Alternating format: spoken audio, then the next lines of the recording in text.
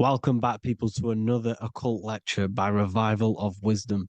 Today, we're going to be talking about magic and how it's being used on us for the New World Order. Magic has the word mag within it, which is magnetism. Magnetism is the force. Magic is influencing forces, natural or supernatural forces, and using it for a certain agenda to gain something out of it. Now, magic is not what everyone's being thought. It's not some sort of fantasy thing. It's actually very common, and we all do it, whether you believe it or not. Magic is all to do with the mind. As I said, always say in my lectures, your mind is what creates matter. Your mind is what creates your external world. So it's all about manipulating and planting seeds within the mind, because your mind is a garden, and thoughts and words are seeds which are being planted in that garden.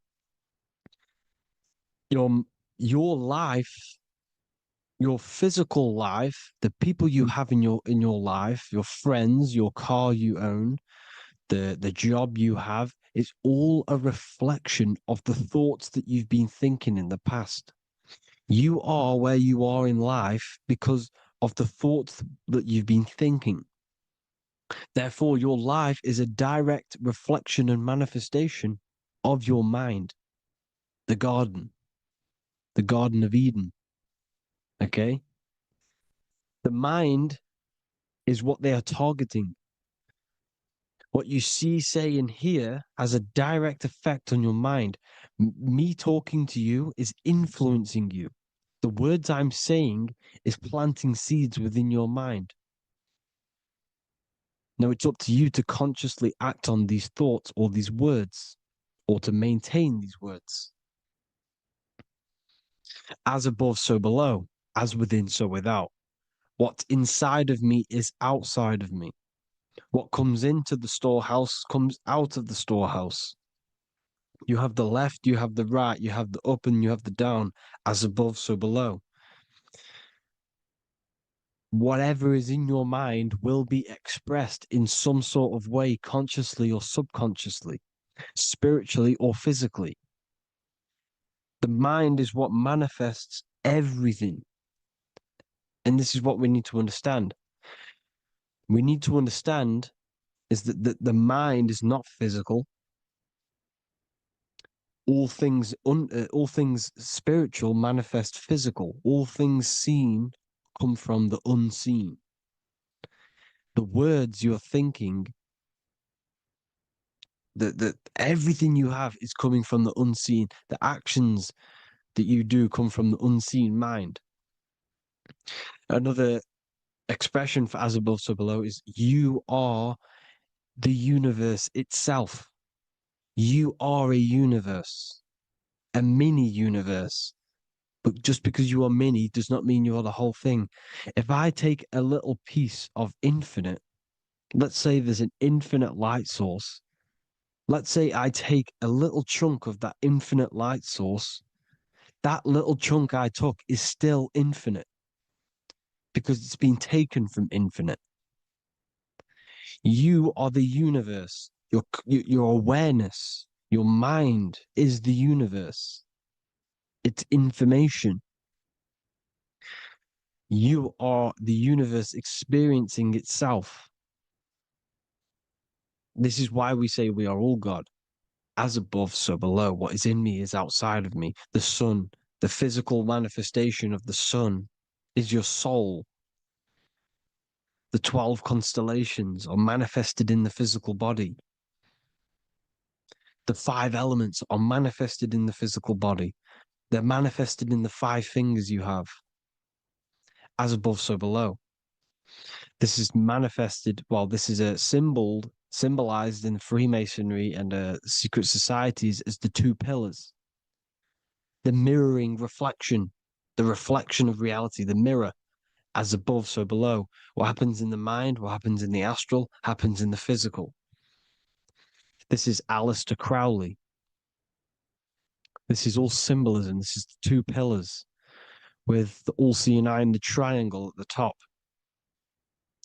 Aleister Crowley was a master magician, very powerful dark magician, black magician. There's two types of magic. You have white and black, just like the checkered board, the Masonic checkered board. You have white and black, you have good and evil.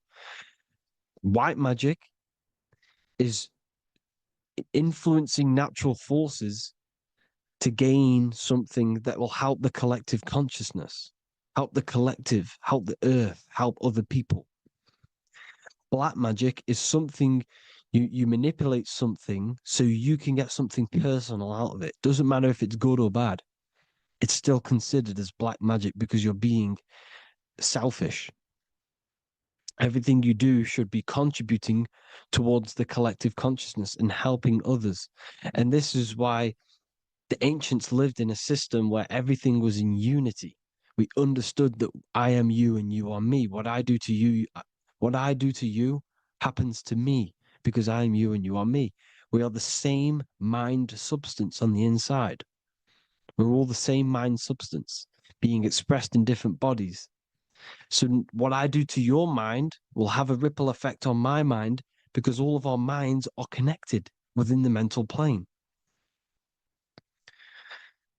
So this is why they know all this knowledge. They know all this knowledge. So yeah, this is the mirroring effect of reality, the two pillars, or symbolizes the number 11. The number 11. We'll go deeper into that. The technology we're using is magic. It's a form of magic. Television is tell a vision. They're telling a vision into your subconscious mind, into your memory. And when you turn on the television, you get a program because they're telling a vision to create a program within your subconscious mind. You see, the conscious mind is only 10% of your mind, which is to do with your, what you're aware of, your five senses. What are you consciously aware of? Well, I'm aware I'm here, I'm talking. I'm aware of what I'm wearing, the five senses, what I can hear, taste, smell, hear. What I'm wearing, I'm aware of what I think of. But the subconscious mind is the 90% of your mind. It's the hidden part of the mind, which is telling your heart to beat, telling your body to breathe. It's storing all of your emotions. It's storing everything you see, storing all the belief systems that you have. It has everything. It stores all of the habits you have, the values. It stores everyone's name that you know. All the words that I'm speaking right now is all coming out of the subconscious. Everything is subconscious. And it literally manipulates 90% of your daily basis behavior. Most people don't know this. What you did yesterday is what you will do today because of these beliefs and mental programs within the subconscious, stored within the subconscious. So the subconscious is what they're aiming at. They're trying to create programs within the subconscious because the subconscious manifests 90% of your thought patterns, 90% of your actions and words. They know all this stuff. So the subconscious mind is the most powerful part of the mind. Another way the subconscious manifests and influences your life is, let's say you were in a car crash years and years ago, 10 years ago. Let's say you're in this car crash, right? And you really hurt yourself.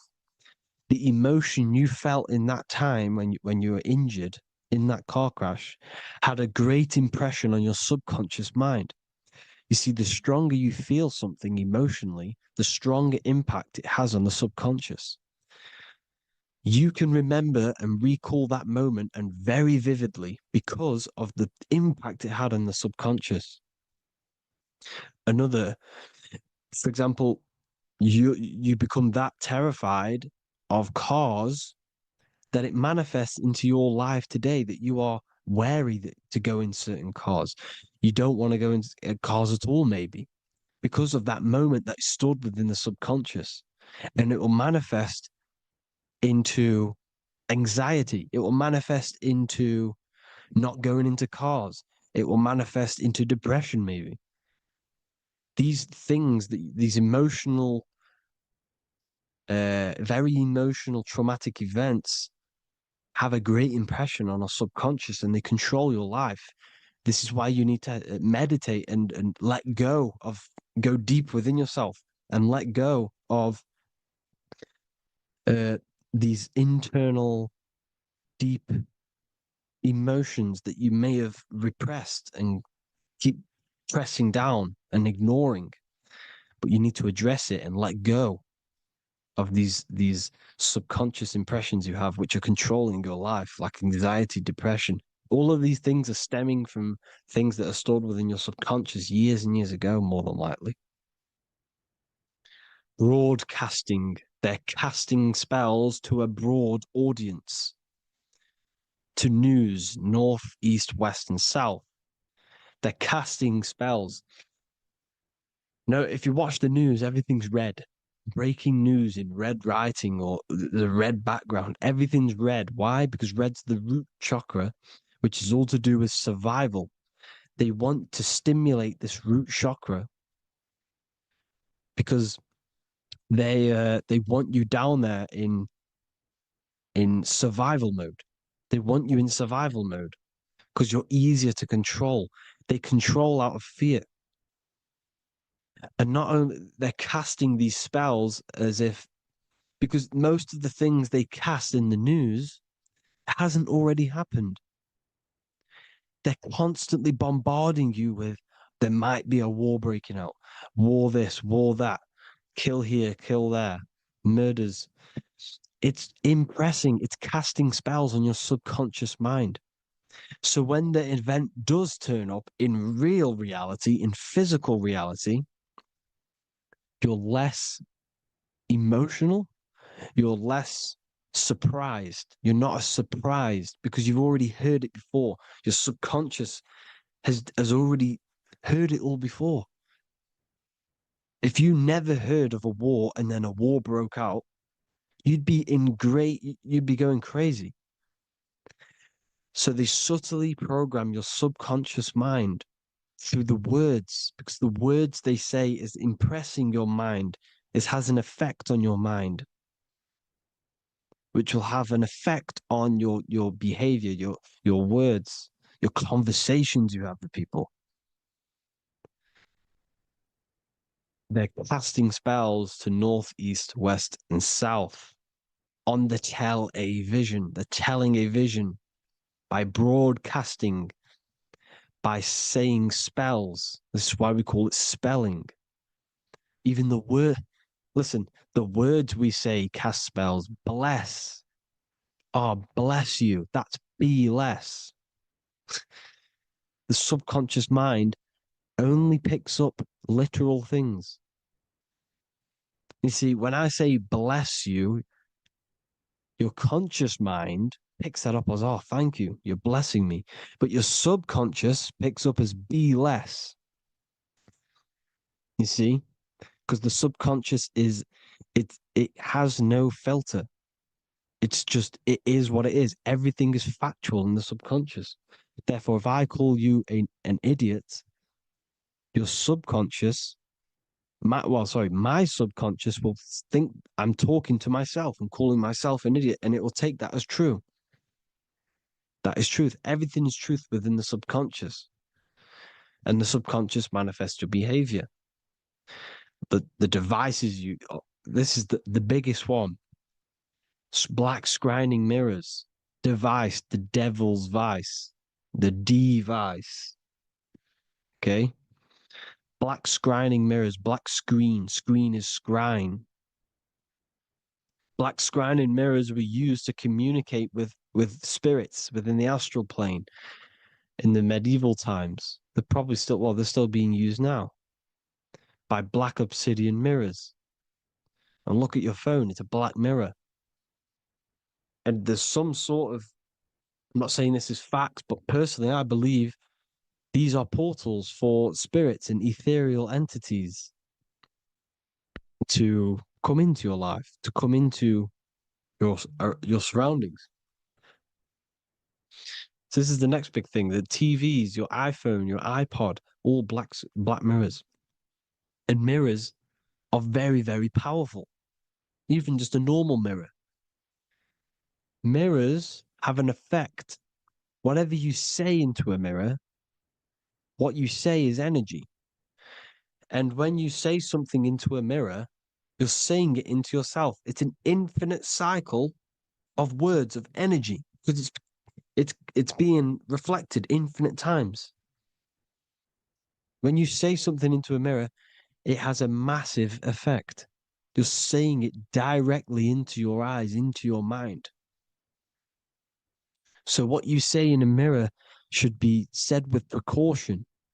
Never say anything negative into a mirror because mirrors are very, very powerful ways for you to reprogram your subconscious mind for the good. You can say very positive things into mirrors and it will reprogram your subconscious mind. Okay?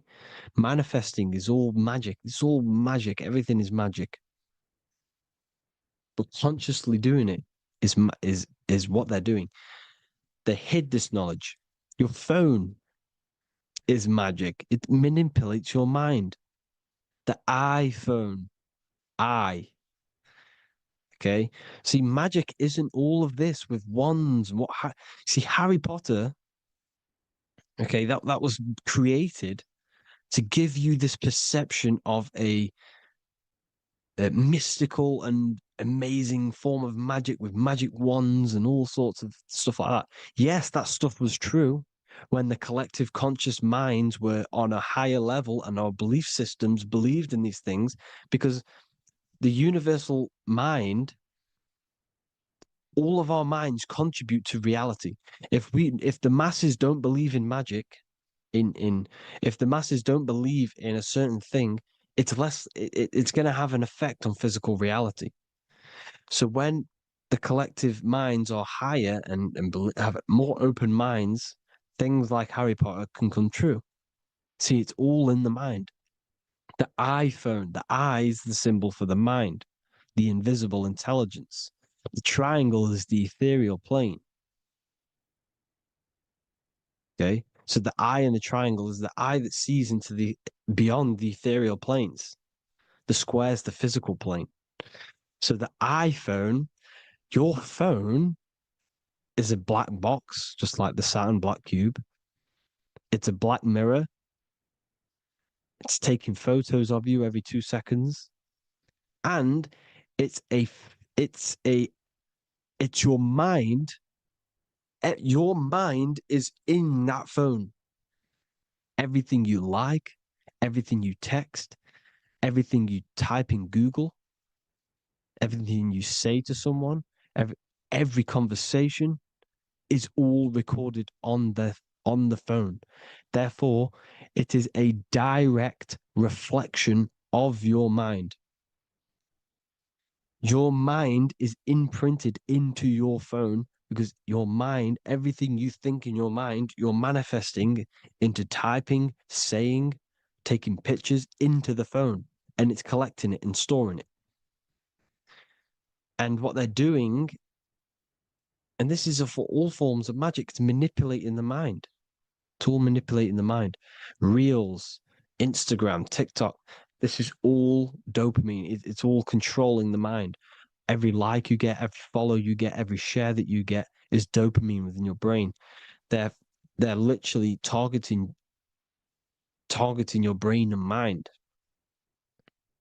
It's all manipulating because what they're pushing through the phones, through the media, through the news, through the televisions is visions and programs. You are the one manifesting the New World Order. They're not manifesting the New World Order.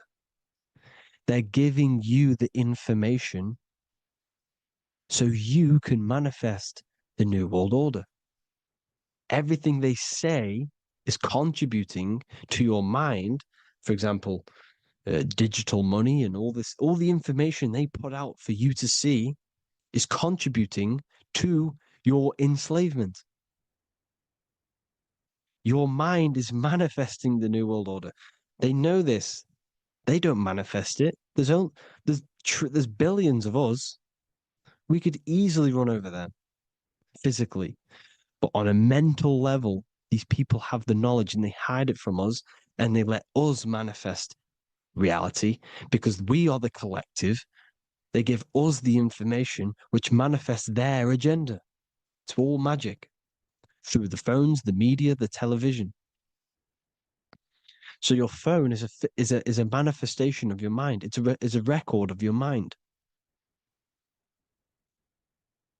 Hollywood, Hollywood, holly tree, holy tree. They used to make wands out of holly trees, holy trees, because it was the most holiest wood, the best for casting and transmitting energy. So they used holly trees to cast spells. That's what Hollywood is. And in Hollywood, they have the red tear, the blood drop next to the Hollywood sign, because it's all satanic. They're all black magicians. They use Hollywood to cast the spells through the music, through the films. You see, music is a form of magic. All of this is magic. Everything they do is a form of magic because they want an agenda behind it. But it's not black magic. They're letting us create our prison. This is what you have to see. Yes, they're evil, but they're not doing anything evil, or else they would face the karma.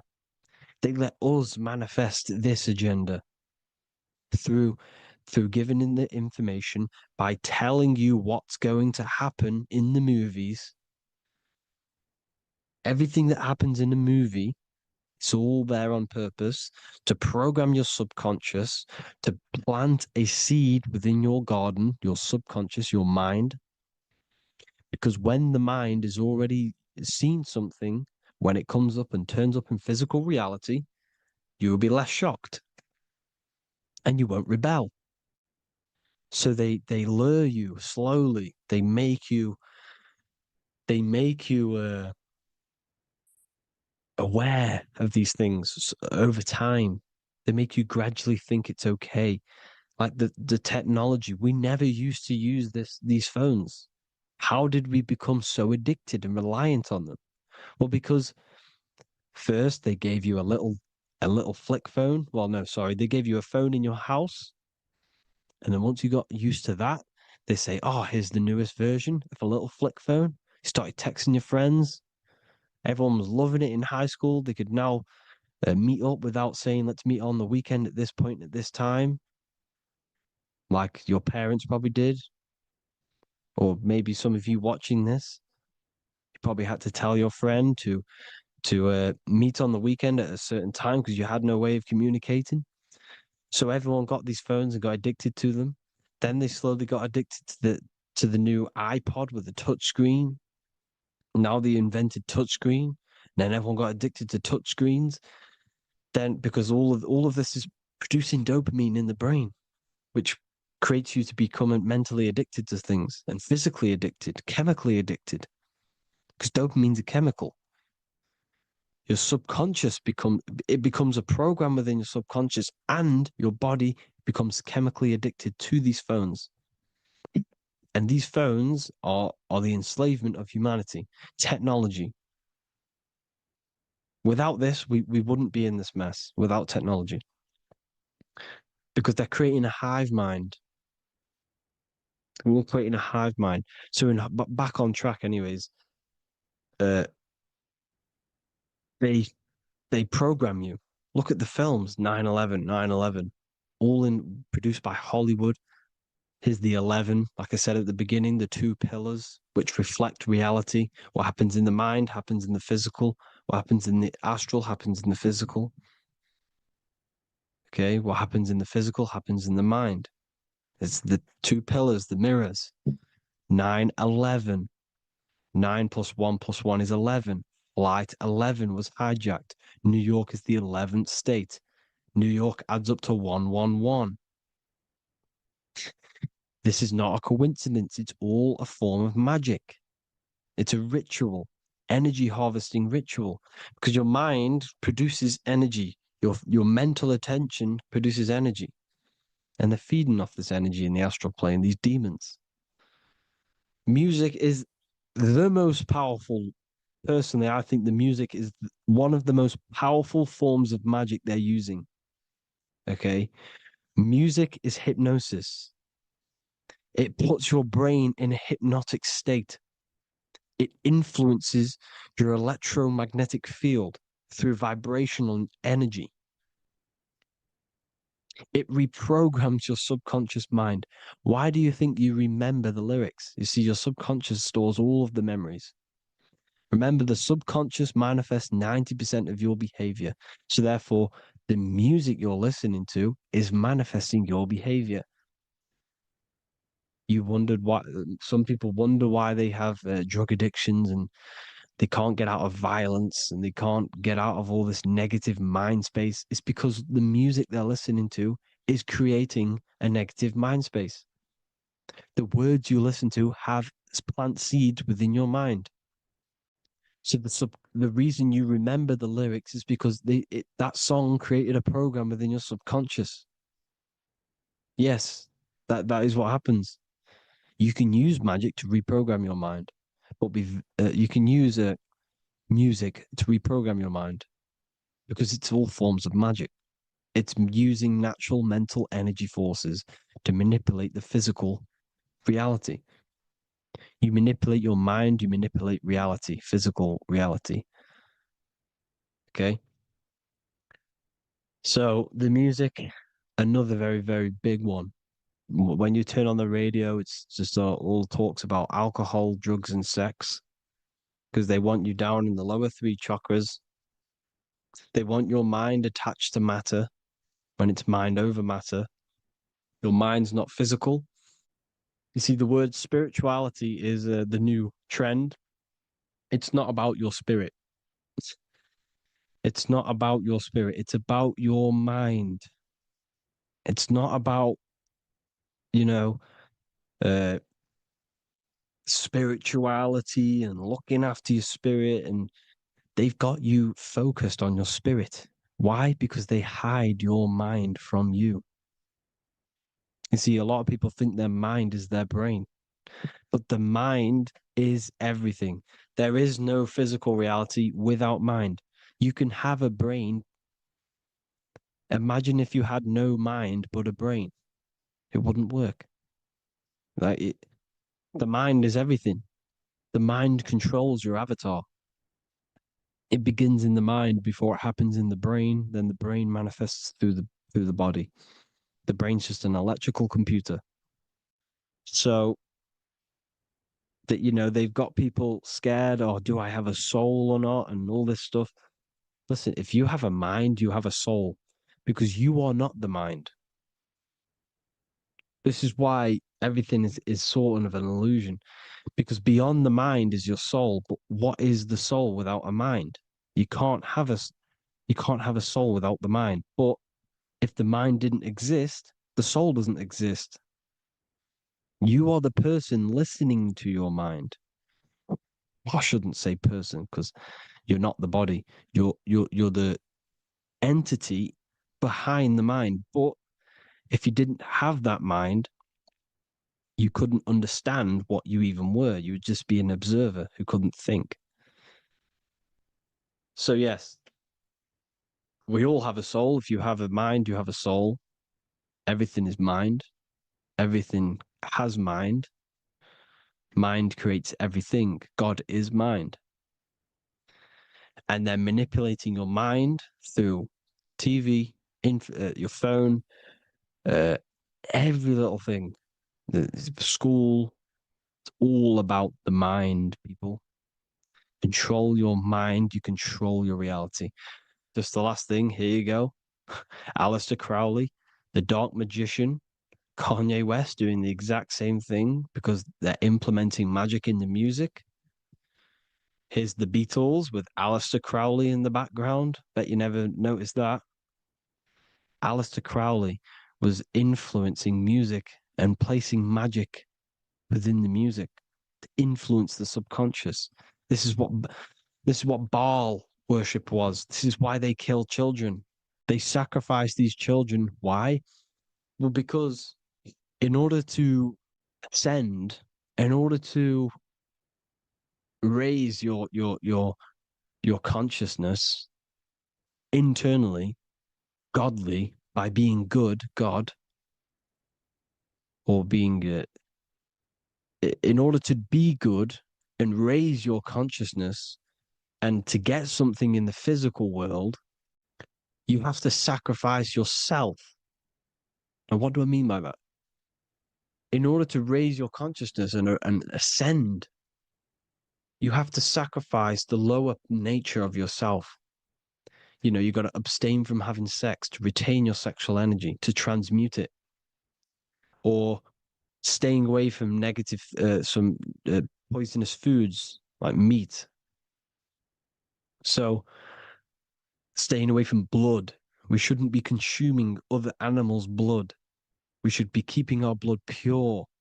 We are humans. We shouldn't consume chicken blood, chicken germs. We are the most divine creatures on this creation. We are the most intellectual creatures in this creation. Therefore, we should keep our temples pure. We are not animals. If you want to associate yourself with an animal, go out in the wild, go and find a wild boar and go and try rip its guts out with your bare teeth, because you can't do it. You're not a cat. You're not a carnivore. Okay? So in order to ascend, you have to kill and sacrifice your lower part of yourself to ascend up to your spirit self, your mind self, the highest version. And the elites don't want to do this. So they sacrifice other things like babies to kill them, to exchange their life over to the astral plane, so these demigods in the astral plane can give them something in return in physical. They don't want to sacrifice their lower self, so they sacrifice other things for exchange, for physical pleasure. But the godly person sacrifices their lower self for their higher self to do good and ascend. So this is what all the Baal worship is, people, and this is why they're doing it. Hope you all had an amazing lecture. If you haven't already, go and get the Book of Wisdom for more information. You know, I don't go into dark stuff in this book, because all I do is enlighten people in this book. You can get it in Spanish, English, German, Italian, and French. Worldwide shipping. You can get the PDF or paperback. Or there is also a new one called the Human Health Guide 2.0. It gives you a list of all the foods, grains, oils, nuts, you know, everything that's alkaline and positive for the body and not man-made and hybrid. It tells you all the products to stay away from, how to fast, how to improve vision, how to improve everything, literally. So the Human Health Guide has been released. If you want that, I'll pull all the links in the bottom of the description.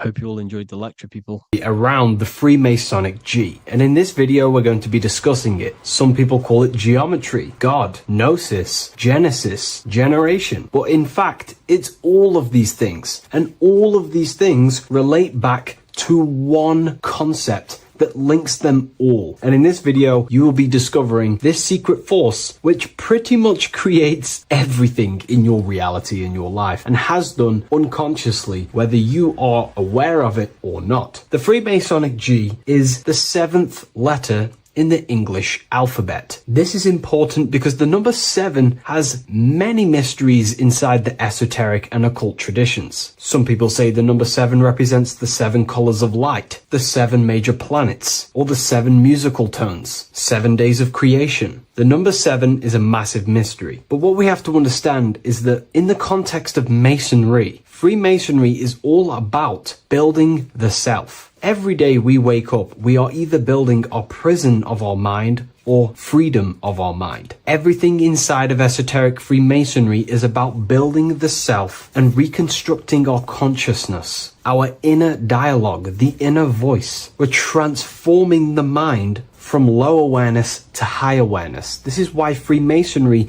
uses the allegory of stonemasonry, stones, chipping away at stones. The stone is in fact you, and we are perfecting the stone, which is your very own mind. Because the universe is a mental construct. Life is happening to us inside our minds. We are all the universal mind expressed and clothed in a different body. Therefore, now we understand that everything is about the internal inside of Masonry. This G relates to something inside of you. Hence why you see the G inside of the square and the compass. It's something internal in you. G is the 7th letter of the English alphabet, and the number 7 symbolizes the 7 cognitions of the mind. In esoteric and initiatory traditions, the 7 psychological cognitions of the mind refer to the 7 distinct modes through which human consciousness perceives, interprets, and transforms reality. Different schools use different names, but across Hermetic, occult, Gnostic, and mystical systems, the same underlying pattern emerges. The mind has 7 functional powers, each representing a layer of awareness and a stage of inner development. Number 1 would be perception. The first cognition is the raw reception of sensory and subtle impressions. It is the gateway where the outer world enters the inner world of our minds. Perception involves learning to see without distortion, to notice the symbolic dimension behind ordinary appearances in an occult interpretation of perception. The second one is interpretation. After perception comes the act of making meaning. The mind organizes impressions into patterns, beliefs, and judgments. Esoterically, this cognition determines whether a person interprets life through the ego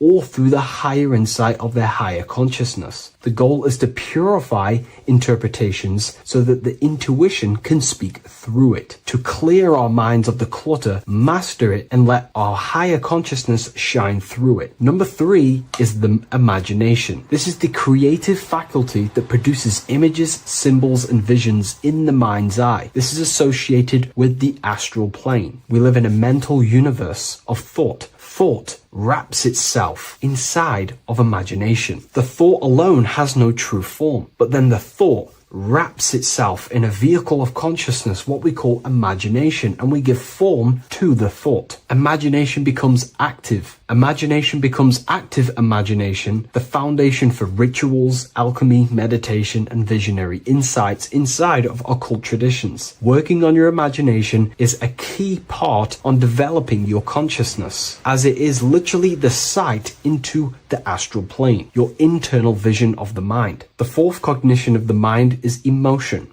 Emotion is energetic response that gives intensity, direction, and magnetism to thoughts. Emotion fuels the magical will. Unrefined emotion binds us to lower impulses. Refined emotions become devotion, compassion, and the inner fire to transform thought into a tangible reality, to become a conscious creator. The fifth cognition is will, the faculty of intention, decision, and directed energy. Will is the power that aligns personality with the higher self. It is the driver of discipline, transformation, and the capacity to act consciously rather than react unconsciously. Most people walk through life as an unconscious zombie, living day to day, running off subconscious programmings, never actually using their conscious mind. We develop our will and try to align our will with the highest will possible so we can align our will with our higher mind. So the higher mind can manifest through us in the material plane. The sixth cognition of the mind is memory, the storehouse of experience, impressions, and archetypes. It shapes identity, determines how one repeats and transcends past patterns. Memory includes not only personal memory, but also a deep strata of the subconscious and the collective subconscious field, what we call the Akashic records. Memory is a massive quality that you must work on inside the Masonic system. You are required to remember certain rituals and certain things so that you can regurgitate them to pass on along the degrees. Based off my research, I myself personally am not a Mason. The seventh cognition of the mind is intuition, the highest cognition possible. It's direct knowing. It bypasses the linear reasoning and reveals truth as the inner illumination. Intuition is the voice of the soul. It is the guiding force, guiding our physical vehicle of consciousness through this physical experience, providing revelations, insights, and even sometimes gnosis and higher understandings.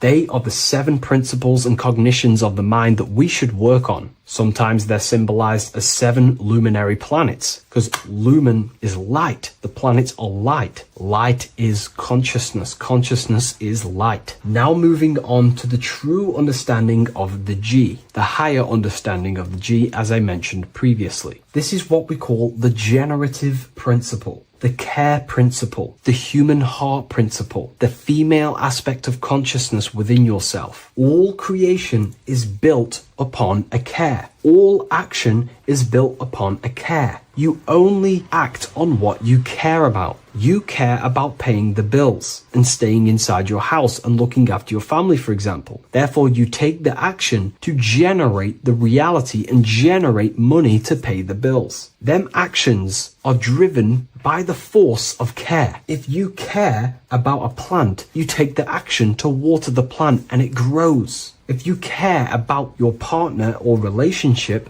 you give them attention and care and love, and you grow the relationship. As soon as you stop providing care, watch the relationship crumble and the reality destroys itself. Care is the generative force of reality. This is the generative principle that generates your experience in this world. We are in a continual state of becoming. Each cause gives birth to an effect, and that effect gives birth to a new cause. The G is the generative principle that drives creation in the present moment. Reality is creating, unfolding in the present moment, and the G is the force inside of you that generates your experience. You're watching this YouTube video right now because you have a care in your heart for the information I have provided in the past, and you have a care about watching this video. As soon as you don't care, you take action to do something else with your time that you actually care about. The G is the generative force of the heart. It is the love energy. You only take action on what you love or care about. The whole world is built upon this principle. This is why we say money makes the world go round, because the whole world has a G or a care for money, and it's making everyone wake up in the morning, take actions, and make the world go round. It is the G, the care for that principle or money object to generate that reality. It is the force that drives you, hence why the G is sometimes surrounding with light rays, because it represents a force, emanation, something that is invisible but driving the physical body. The G is the internal force that focuses thought into an action. We can think many thoughts, but the thoughts you don't care about, you don't take action on. But the thought you care about, that you have a G for, intensifies that thought, focuses and directs it into an action to generate that experience and reality. The whole world is built upon this principle. The sun is a perfect example of the generative principle. The sun gives all of its life, light, never asking for anything back, making everything grow and generate on the earth. Everything in your life is built upon this principle, and gaining control over your care gives you control over your actions and your reality and what you generate. Once you see this, it is truly beautiful that the world is actually built upon love. This is why they say love is the force of God. It is. Truly. This is the reason why God begins with a G. It's about Genesis.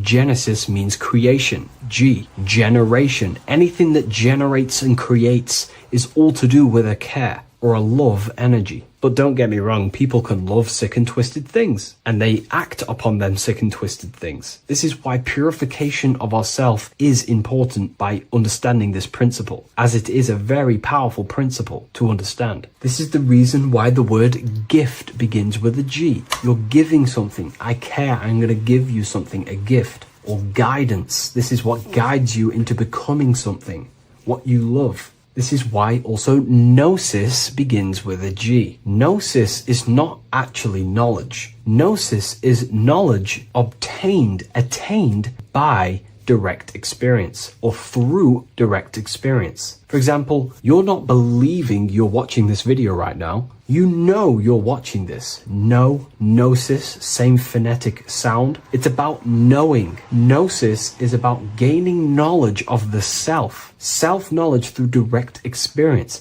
Instead of believing in God, I seek to know God through direct experience by altered states of consciousness, transcendent meditations, understanding human anatomy, understanding the laws that govern my mind, understanding creation. That is direct gnosis, knowing that God exists instead of believing he exists. By going within the self, questioning the self, and gaining a deeper relationship with the inner observer, you start to gain gnosis, self-knowledge through direct experience. And in order to gain gnosis, you have to care, because gnosis requires action. It requires you to meditate and go within yourself. It requires you to study yourself. It requires you to go within yourself. And in order to do that, you have to care. If you don't care about knowing yourself, you won't take the action to generate the gnosis. If we take a look at this piece of Freemasonic artwork, we can see a whole lot going on here. But if we focus down here with the temple with the letter G on, and when you walk through the temple, there is a pathway leading up a hill towards the light. The light reveals things. If something is in darkness, you can't see it, but the light reveals something. It's symbolizing truth, the light of gnosis, knowingness. And in order to walk this path, you have to go through the temple, which means entering in yourself. This is symbolic of the path. The Masonic path is about the self, reconstructing and learning about the self. In order to walk up that hill, it takes a lot of effort.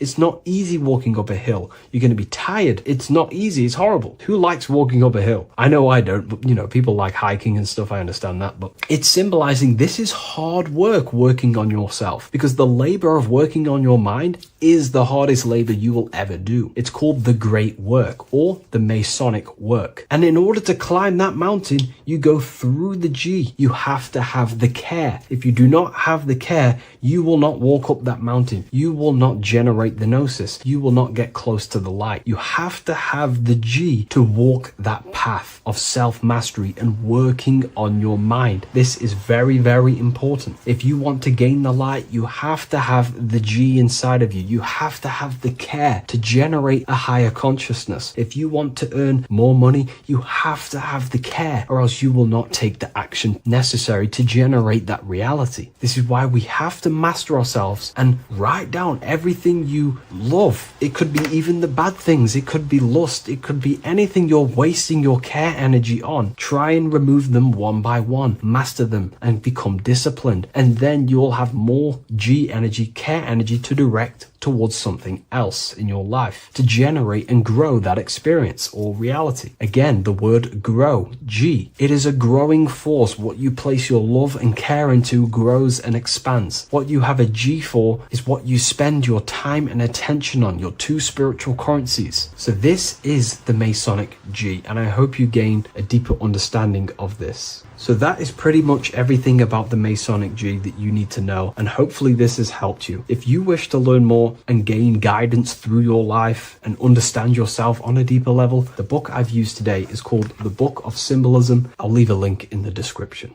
Welcome to Revival of Wisdom. What is good, people? Is Revival of Wisdom. We're back with another video. Today we're going to be talking about the importance of Saturn and the occult. Let's jump straight into this. So Saturn is the god of the earth, right? It's the time of God, change, destruction, physical matter. He creates and destroys, because the energy of Saturn is the key to crystallization. It wraps things in physical matter. Right? He creates everything, all life forms, and he takes things back, because the day that you're born, that's the day that your expiry date is coming. The time is ticking until Saturn takes your life. This is why he's known as the Reaper. Okay? As he's personified as eating his child here in this ancient Roman painting. As you can see, he's eating the child. We are all children of Saturn, right? He creates physical matter, our physical bodies, right? He's the god of time because he's the slowest moving celestial body. He's the Lord of the Rings, as you can see here. He's the last one on the ring. He's the slowest one moving. Okay. So he is the Lord of time, destruction, and creation. Okay. This is why his name is Saturn, Satan. He's the devil. Okay. But I'm not saying Saturn's evil, guys. It's a part of life. Everything lives and dies, right? He's the key to crystallization. Now, as we have the clock here, our god Saturn, or Chronos in Greek, just means time. He's also the god of time, as I've already said. 60 seconds in a minute, 60 minutes in an hour, 24 hours in a day. Add 2 plus 4 equals 6. 60 seconds, 60 minutes, 2 plus 4 equals 6. That's 666. Okay. And as you see on the clock, 6 take away 12 equals 6. 7 take away 1 equals 6. 9 take away 3 equals 6. 6 is the number of Saturn. It's associated with Saturn, right? He's the god of time, of justice. Everything goes back to the Reaper in the end. Everything lives and dies. Now, the artwork of him, he's always got the Reaper staff. You see, it's personifying death. Now, when you see this, the Romans were not saying Saturn was a real person, a real god in human form. No, this is personification. This is what the ancients always did. They personified, just like the Bible. It's all personification. So the personifying Saturn eating its children because it eats, it's the Reaper. No one can escape the Reaper. No one can escape death. Now, Saturn is 666, which is in the Bible, the number of the beast, right? The number of the beast, Satan, 666, right? So on the North Pole of Saturn, you have a hexagon, which makes a cube, right? Now this hexagon, when you join up all the corners, creates the 6-pointed star known as the Star of David, right? In the Jewish religion. Now, as you can see, the 6-pointed star has 6 points, 6 mini triangles, and a 6-sided hexagon. That makes 666. And also, you have Saturday is named after Saturn, the 6th planet, the 6th day of the week, and has a 6-sided polygon on its north pole.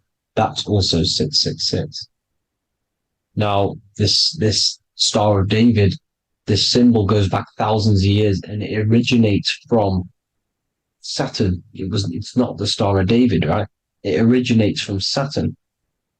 It symbolizes the physical and spiritual aspect combined into one, which makes us humans, right? Also symbolizes the male and female combined into one. These two sacred energies create the human. We consist of both male and female energy, also known as the Seal of Solomon. And we all know if Solomon was a real person, he talks about communicating with 72 demons. He could apparently in the text, he could communicate with 72 demons, and this is sorcery. This is black magic.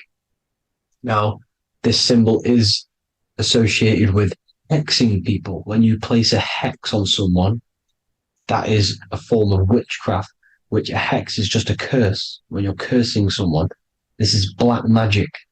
Now, the black magician would stand in the middle of the symbol and cast his spells onto other people. Now, this symbol is obviously on the $1 bill, twice on the $1 bill. And it's very, very ancient symbol. And it originates from Saturn. And let's keep going. So the cube. So I've just said how you see the cube on the North Pole of Saturn, right? The cube is limited. It's a 3D shape. It symbolizes limitations. to the physical 3D dimension, the third dimension, the physical realm which we are in. Now, as you can see, the color associated with Saturn is black, right? Black is infinite potential. Black is the creation of all things. Before there was light. Light is born out of blackness, darkness, okay? Now, black is physical matter. And as you can see, the black cube, black symbolizing physical matter, the cube being limited, as the physical realm that we are in is limited. It's not like the fourth dimension where everything can exist in a thought. The third dimension is limited, right? And this is what Saturn is. It limits you to the 3D 666. Your body limits you to your physical body. Now, these black cubes are placed everywhere. As you can see, Australia, Denmark, Manhattan. There's one in New York. As you can see, the Apple have a cube. The Nintendo GameCube. Trump Tower is a black cube. This is worshipping the energy of Saturn, the god Saturn. Okay, it's not a god, it's a celestial energy. However, it rules over Earth because it pretty much created the physical realm. Now, as you see, when you go to a funeral, you wear black, a black suit symbolizing Saturn, which is the color associated, black. And as you see in Mecca, they walk around the black cube in rings. As you can see here, they're stood around in rings, like the Saturn, the rings of Saturn. The Mercedes symbol. You probably wouldn't notice that, but yes, it's Saturn. And when you graduate from university, you wear a black cube on your head. This is all symbolizing Saturn. Okay. Now, as you can see, the Jews here have a black cube on their third eye whilst they pray. Notice how he's shutting his eyes into blackness, darkness, and he's wrapped around a black strap around his arm.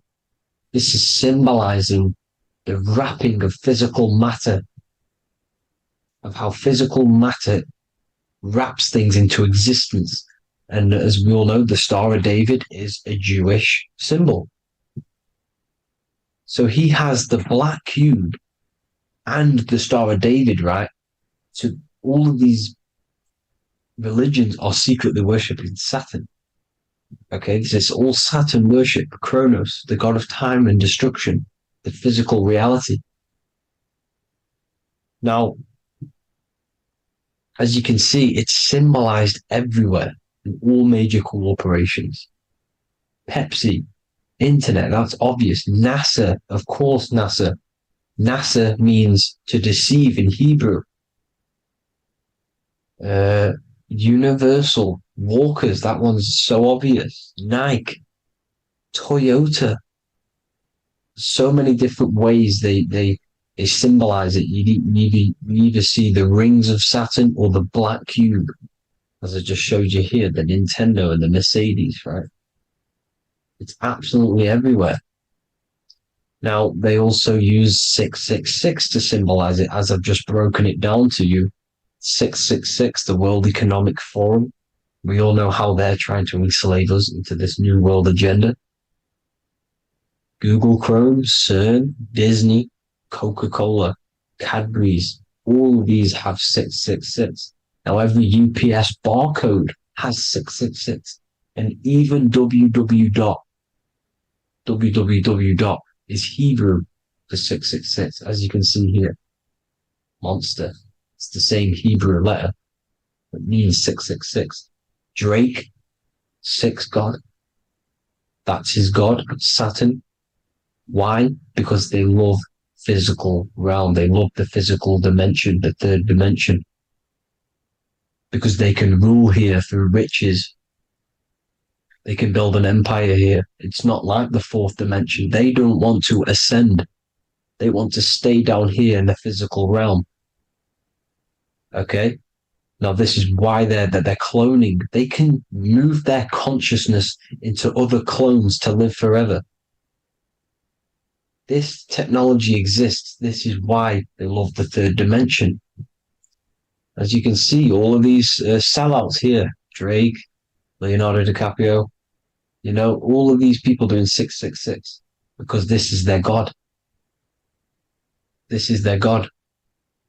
They love the physical realm. They sold their souls for wealth and fame in this physical realm. So why would they leave? You see? Now, this isn't all just evil, okay? So you have 7 chakras, right? You have 7 days of the week, 7 solfeggio scale notes. These are frequencies, the solfeggio scale. Now, it's called the Saturn moon matrix because the moon symbolizes your mind because you're created out of the Holy Trinity, which is body, mind, and spirit, right? That's the triangle, the equal triangle, body, mind, and spirit. Now, the 3 main celestial bodies are Earth, Moon, and Sun. The Earth being your physical body, the Moon being your mind, and the Sun is your soul, hence why it's called solar. It's a solar, soul.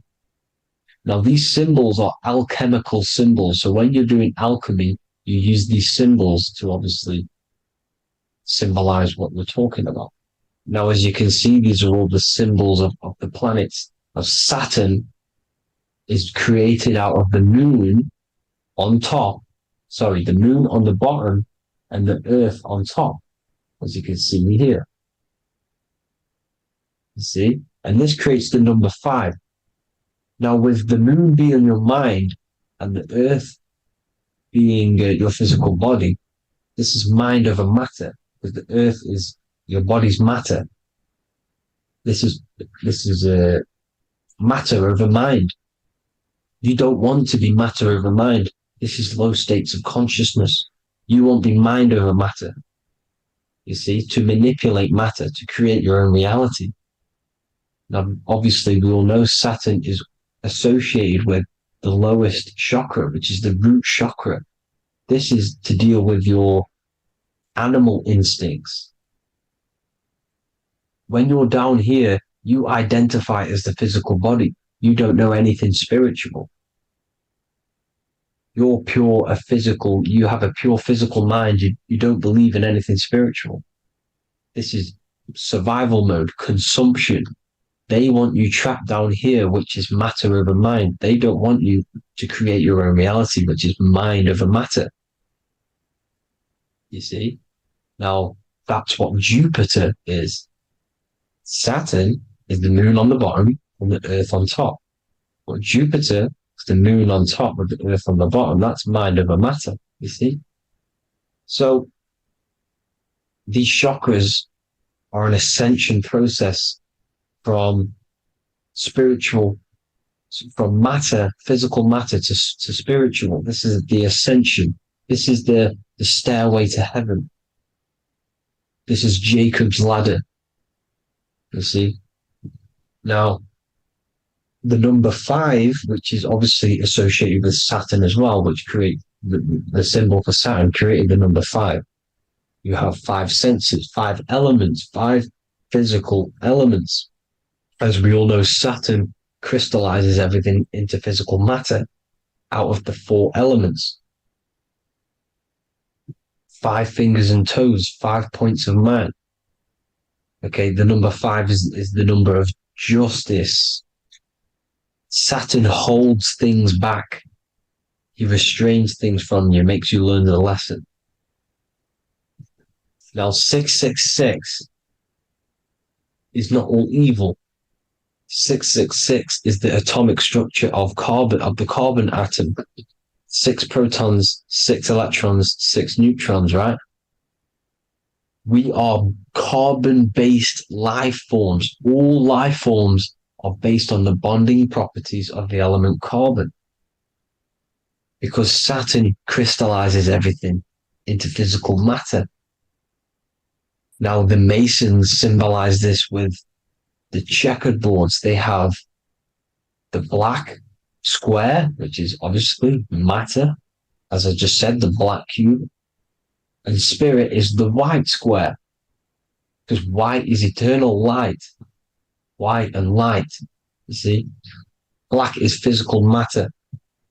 Now, this is what we are. The point of our soul is to transmute from matter to spirit, but these are interchangeable. This is the constant cycle between spirit and matter, spirit and matter. High vibrational matter turns into spirit. Low vibrational spirit turns into physical matter. You see? Now, we are carbon-based life forms. This is what 666 is, the number of the beast. When I say we, the physical body is the beast. It's the animal. It's the carbon suit to operate in this physical dimension, in this physical realm. See? It's the vehicle used to operate in this physical realm. But your mind isn't from this physical realm, you see?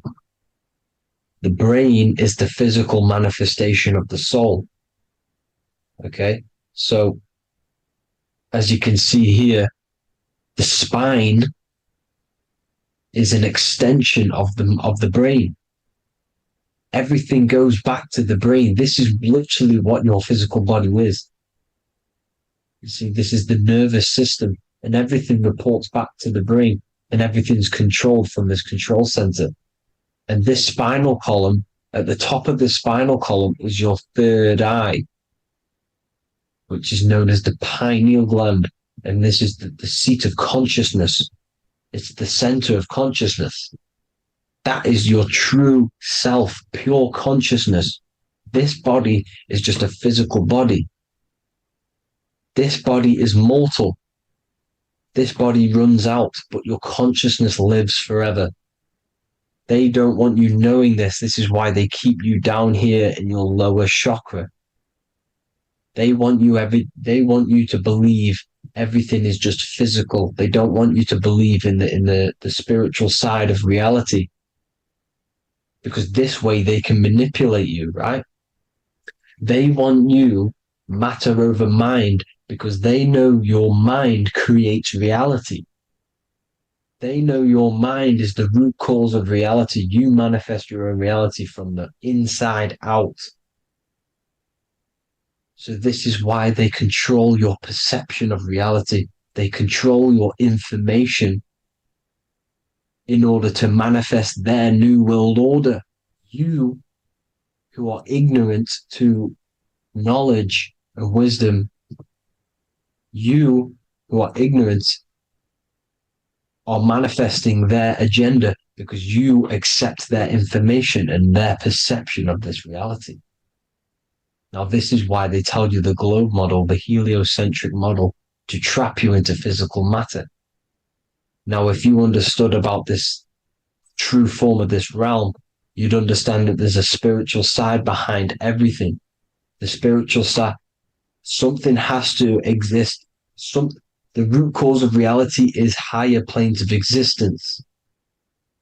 It happens in the mind before it happens on the physical plane. You see? They don't want you knowing this. They want you matter over mind, which is the symbol for Saturn. Moon over Earth. The Holy Trinity.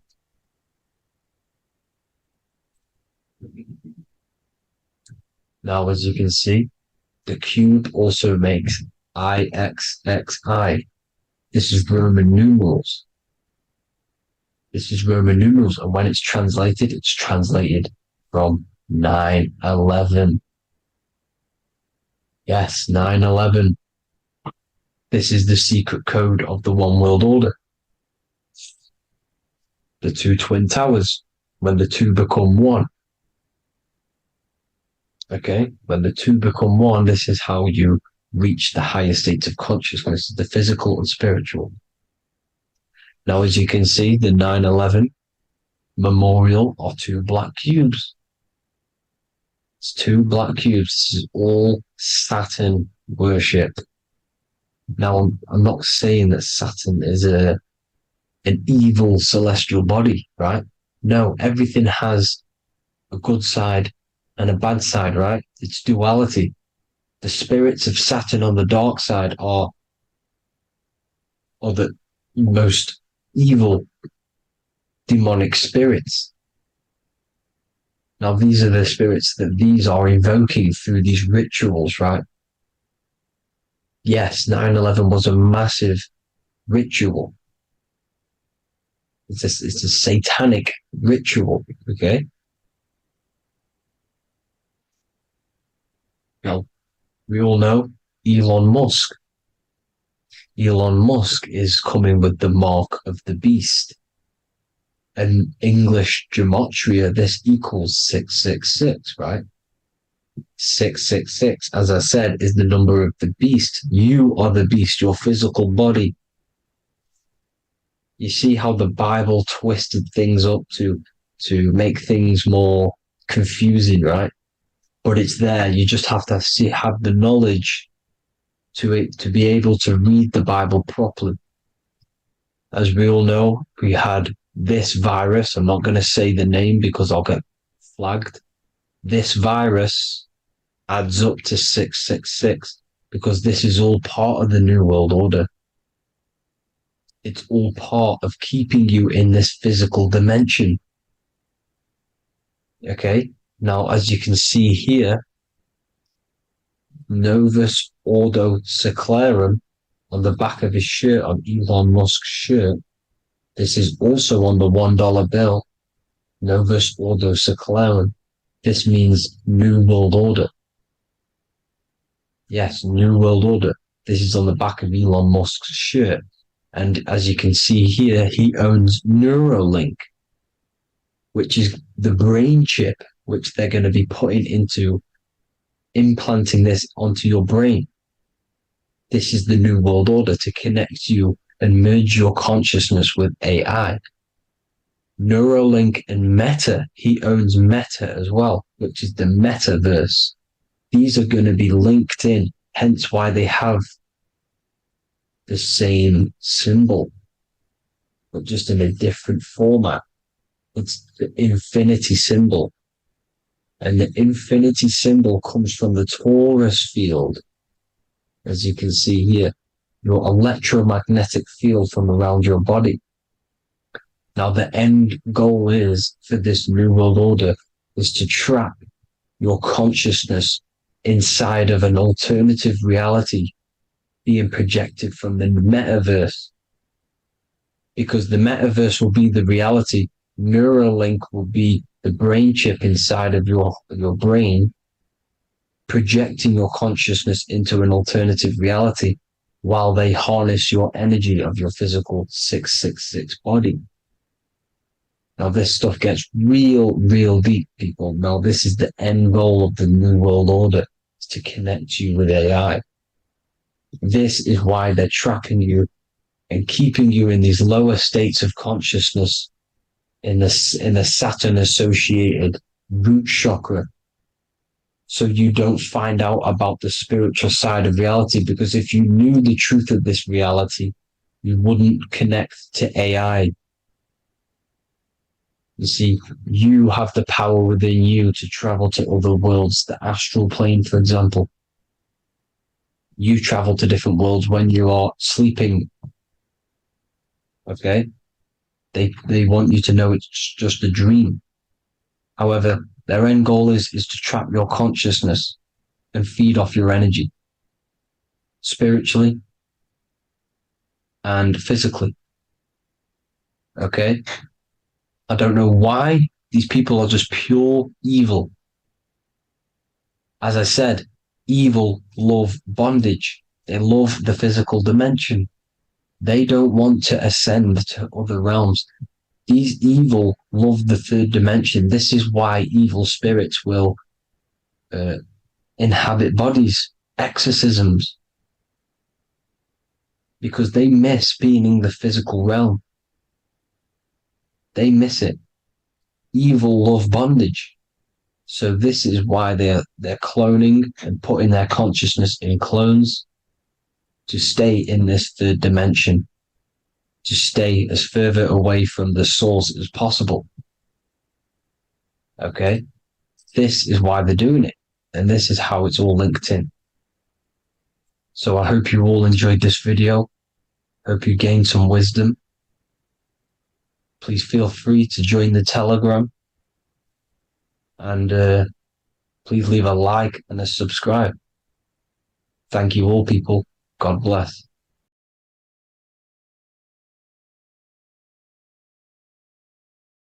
Hello, everyone, and welcome to another lecture inside Ethereal University. In this lecture, you will learn about the death process and how to prepare for it, and why that preparation is so important. So let's get straight into this. You must understand, as a spiritual creature that you are, you have a visible nature and an invisible nature. You never truly die. You are an eternal soul experiencing a temporary physical world. The inner world of thought and emotion is eternal, while the outer world of matter is mortal. Everything that is seen is mortal. Everything that is unseen by the eyes is immortal. When you die, your external physical world will be stripped away, leaving only your pure consciousness in its raw form, drifting within the astral plane. So here you see your physical external body and your internal world. And your internal world is your state of consciousness. It's your state of consciousness. Your thought and emotion is one overall state. Okay? So you must understand these planes. You have the physical body, the etheric double, an astral body, a mental body, and the Buddhic body. When you die, you leave the physical plane. Then you will more than likely leave the etheric plane, because the ether acts as like a portal. Everything comes out of the ether and returns back to the ether. I can break that down in another video in electromagnetism. But electromagnetism is ether, energy coming in and out of the ether. You will, every single day you die, every single day. There's a cycle of life and death occurring all the time. Every single day, you go to sleep, you go back, your consciousness slips back through the ether. And then when you wake up, your consciousness comes back through the ether into the physical plane. Death is just a bigger macrocosm of the microcosm cycle of life and death. So you will return back to the astral, which is the realm of imagination, infinite possibilities. And this is where thought forms start to manifest. Okay, so depending on how advanced you actually are mentally and emotionally, will depend how long you stay in the astral. Now, what we must understand is that there is many different components to the astral. We have the higher astral, the middle astral, and the lower astral. These are all vibrational states. So if your mind and soul is operating in lust, lust, desire, hate, food, physical addiction, smoking addictions, then these are quite heavy. These are quite heavy attachments to your consciousness, and they're quite low level desire, which means they have a low vibration. You will manifest in the lower astral when you're stripped from your physical body. The lower astral is not inherently evil. However, there's just low vibrating things going on there. Low vibration does not mean evil. Okay. So just like bad doesn't mean evil. Okay. In the lower astral, you are going to see lower astral beings. You're going to see spirits, souls with low level desire. Okay. People who are attached to the physical plane, people that lust, people that do these things. Technically, this is hell, but you can escape it by escaping yourself. Now we're going to break all this down. I'll break all this down properly once you understand the full context. So depending on your level of desire, you will manifest in a corresponding layer of the astral plane. If your mind is still attached to the low physical desires, you will find yourself in the lower astral realms. But if you have few desires and have detached from the worldly attachments while you are encased in a body, then you will rise into a higher or middle astral plane, mainly the middle. Okay. The higher astral plane is very formless. So as I broke down here, this is, well, the physical plane is the lowest dimension. This is the most form, the most matter. It's quite heavy. The higher you go, the lighter it becomes, the more fluid, the more formless it becomes. So you see here it says denser down and lucidic up. So this is more lucidic in these higher realms. This is more dense in the lower realms. So this is why the ancient Egyptians were always talking about, I'll show you this. This is showing you death. So first of all, we have Anubis, which represents death. Here you have the heart, which represents the soul. And here you have a feather. And this is a scale. You see how this is a balanced scale? So what this is symbolizing, this represents death. This represents your heart, and this is a feather. So when you die, your heart must be as light as a feather, which means your emotions, your soul, should have no attachments to the world. It should be light. It should be detached. This is why the word light and light are the same. Light is in heavy and light is in very bright. Because when you're less attached to the things, your soul shines. You're authentic. You're light. You're very bright soul. And you have no attachments. Your light is in not heavy. So you must detach from the worldly desires. We have to detach from the smoking, the food. This is why we should fast. Smoking, this is why we should detox. We should also meditate. We should also be able to sit with ourselves for long periods of times. Okay, I'm going to break all this down properly. But that's why the Egyptians show you the symbolism here. Okay.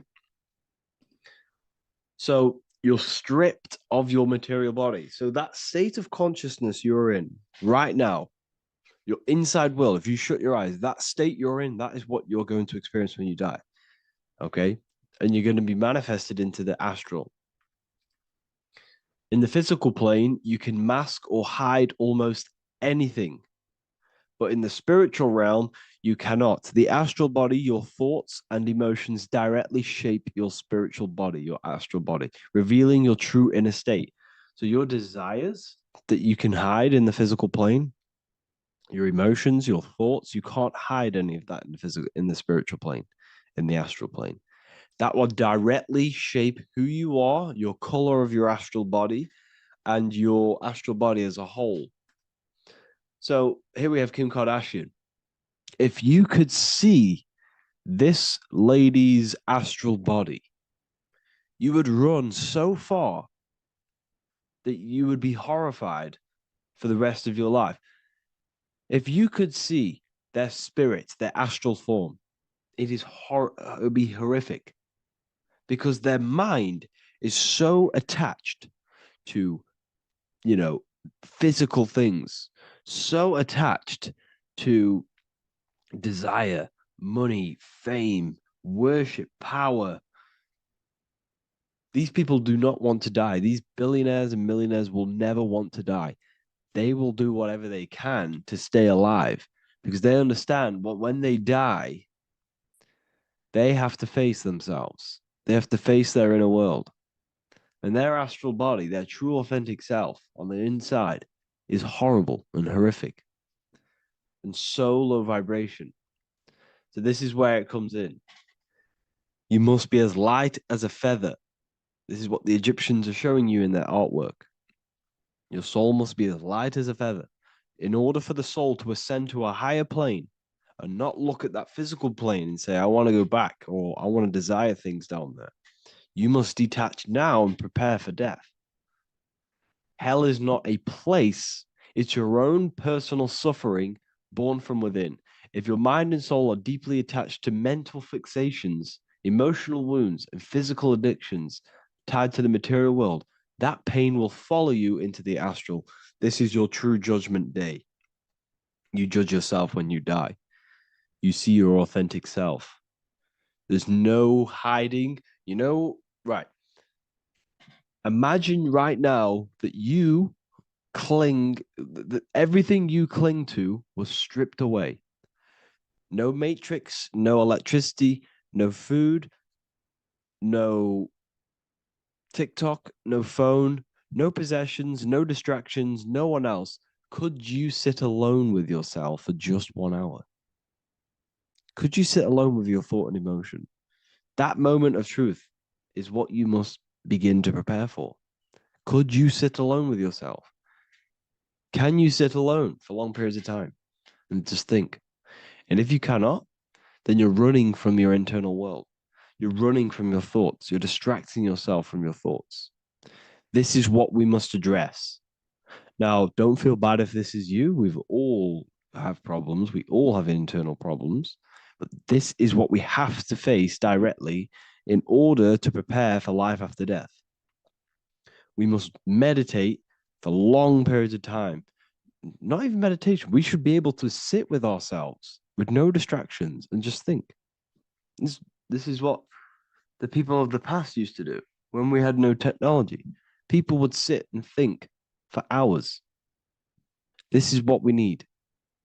Because if you cannot sit with yourself, imagine sitting with yourself with no physical body. That's the level that's going to happen. And we need to prepare for that. The soul and mind must become as light, as weightless, as radiant as a feather to ascend to a higher plane and move beyond the physical life.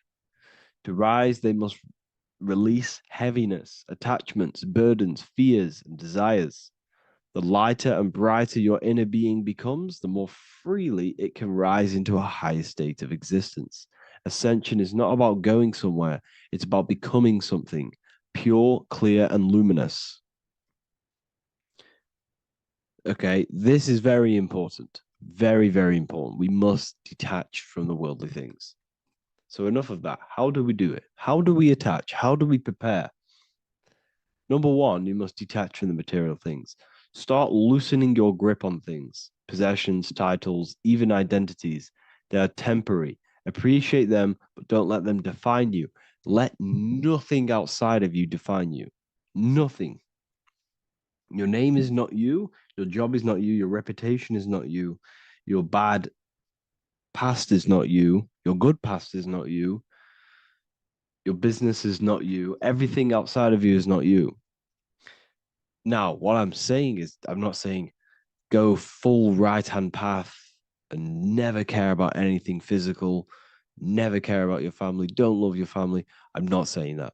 What I am saying, love these things, love these outside things, but do not become attached and do not let them define you. You must be okay with losing anything that is outside of you. You must be okay with that because you must understand the physical plane it's promised that everything is temporary.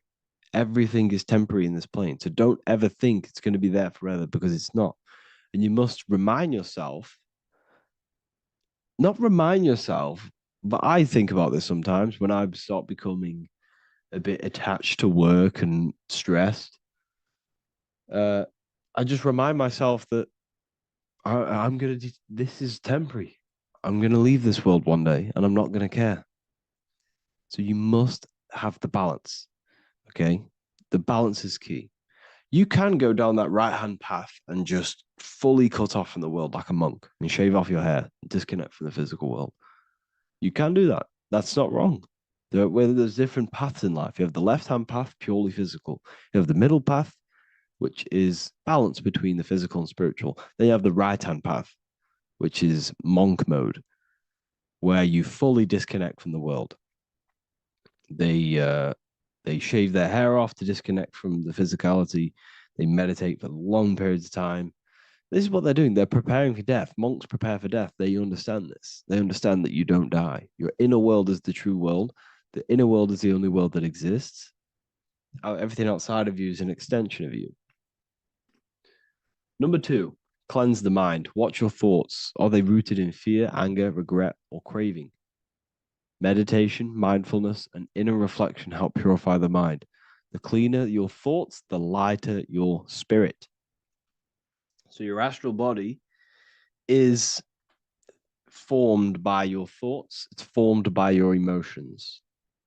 If you sit around thinking about eating all day, you're going to have a very heavy astral body. It's going to manifest in the lower planes. But if your mind is thinking about good things with good intentions, love, knowledge, expansion, you're going to manifest even the middle or the higher. And there are ways to even ascend out of your astral body. Yes, you can ascend out of your astral body and out of the mental body, but that's all very advanced, and I'm not going to teach that yet. I'll make another video on that, but you can ascend from them bodies. The astral plane is not the end. You can keep ascending as a soul until you're left with just the pure essence of the soul. But we're going to, anyways, cleanse the mind, reprogram the limiting belief systems, let go of mental attachments. And the way you do this is by getting a piece of paper and writing down every single attachment that you have. And you're going to realize, dude, there's more than you think. Okay. We have to detach from these. We have to. 4, practice presence. Can you sit in silence with yourself? The more at ease you are with your own inner being, the less you'll feel death. The afterlife is just an extension of your inner world. It's so important. This is so, so important. Can you sit with yourself? If you cannot sit with yourself, you have some inner work to do. You have some thoughts to address, some beliefs to address, and some feelings to address. Okay, so practice sitting in the present, meditation, or just literally sit there and try and be okay with yourself. And if you can't be okay with yourself, then there's something you need to address, whether it's a belief system, whether it's an emotional trauma, or something. This is what we must reshape, refine, and let go of. Live truthfully, speak and act from your soul, not from fear or ego. The more authentic you are, the more aligned you become with your true self, which carries beyond this life. The ego is your mind's perception of itself while being incarnated in this world. It's been shaped by your experiences, your thoughts, your beliefs, and your emotions. So your ego is basically this false thought form that you've created. It's a false layer of yourself that sits on top of your true authentic self. It's basically your physical character. When you were young, you had no ego. You were pure. You had a pure consciousness. But then as you grew older, your ego started to grow, and it still is growing because it was shaped by experiences, things you've gone through, things you said, things you believe, things you think. It's created by you, by your mind. And the ego is close to the word echo. The ego is the echo. It's an echo. It's a layer. It's a false identity. It's a false layer that sits on top of your soul. And if you don't get rid of that ego, if you don't know how, well, not get rid of it, but balance it. If you don't know how to rise above that ego and you die, it's that ego that's going to be pulling down when you die. It's that ego that's going to be your suffering. Okay. 7, connect with the divine, whether through prayer, meditation, tune into something greater than yourself. The connection is the soul's compass beyond this world. If you can meditate and rise above them clouds of thought, that's the soul, that's the observer. We must connect with that. Okay, this will definitely help with just allowing yourself to connect with your true self. Meditation's great because you can just fully detach from the world. And the more you meditate, the more you can prepare for death. A powerful way to cultivate detachment is through daily detachment meditation. done either at night or in the morning or the first breath upon waking. Or do this as many times as possible per day. Start by physically grounding yourself in the present moment. Say out loud, I am here right now, nothing else matters. Let that phrase draw your awareness into the now. Just keep saying it until you're present. Then begin to slowly list everything you identify yourself with, one by one. I am not your body. I am not my body. I am not my name. I am not my possessions. I am not my house. I'm not my children. I'm not my everything. I am not my thoughts. Release each layer gently. Imagine, if you want to, if you have a good imagination, imagine placing these things into a big box. Placing your body, placing your name, placing your possessions, placing your house, your car, your thoughts, your beliefs into a box, and then shut that box. If you have a good imagination, do that. That can help. And you'll be left with yourself. And you're not even that. It goes even deeper.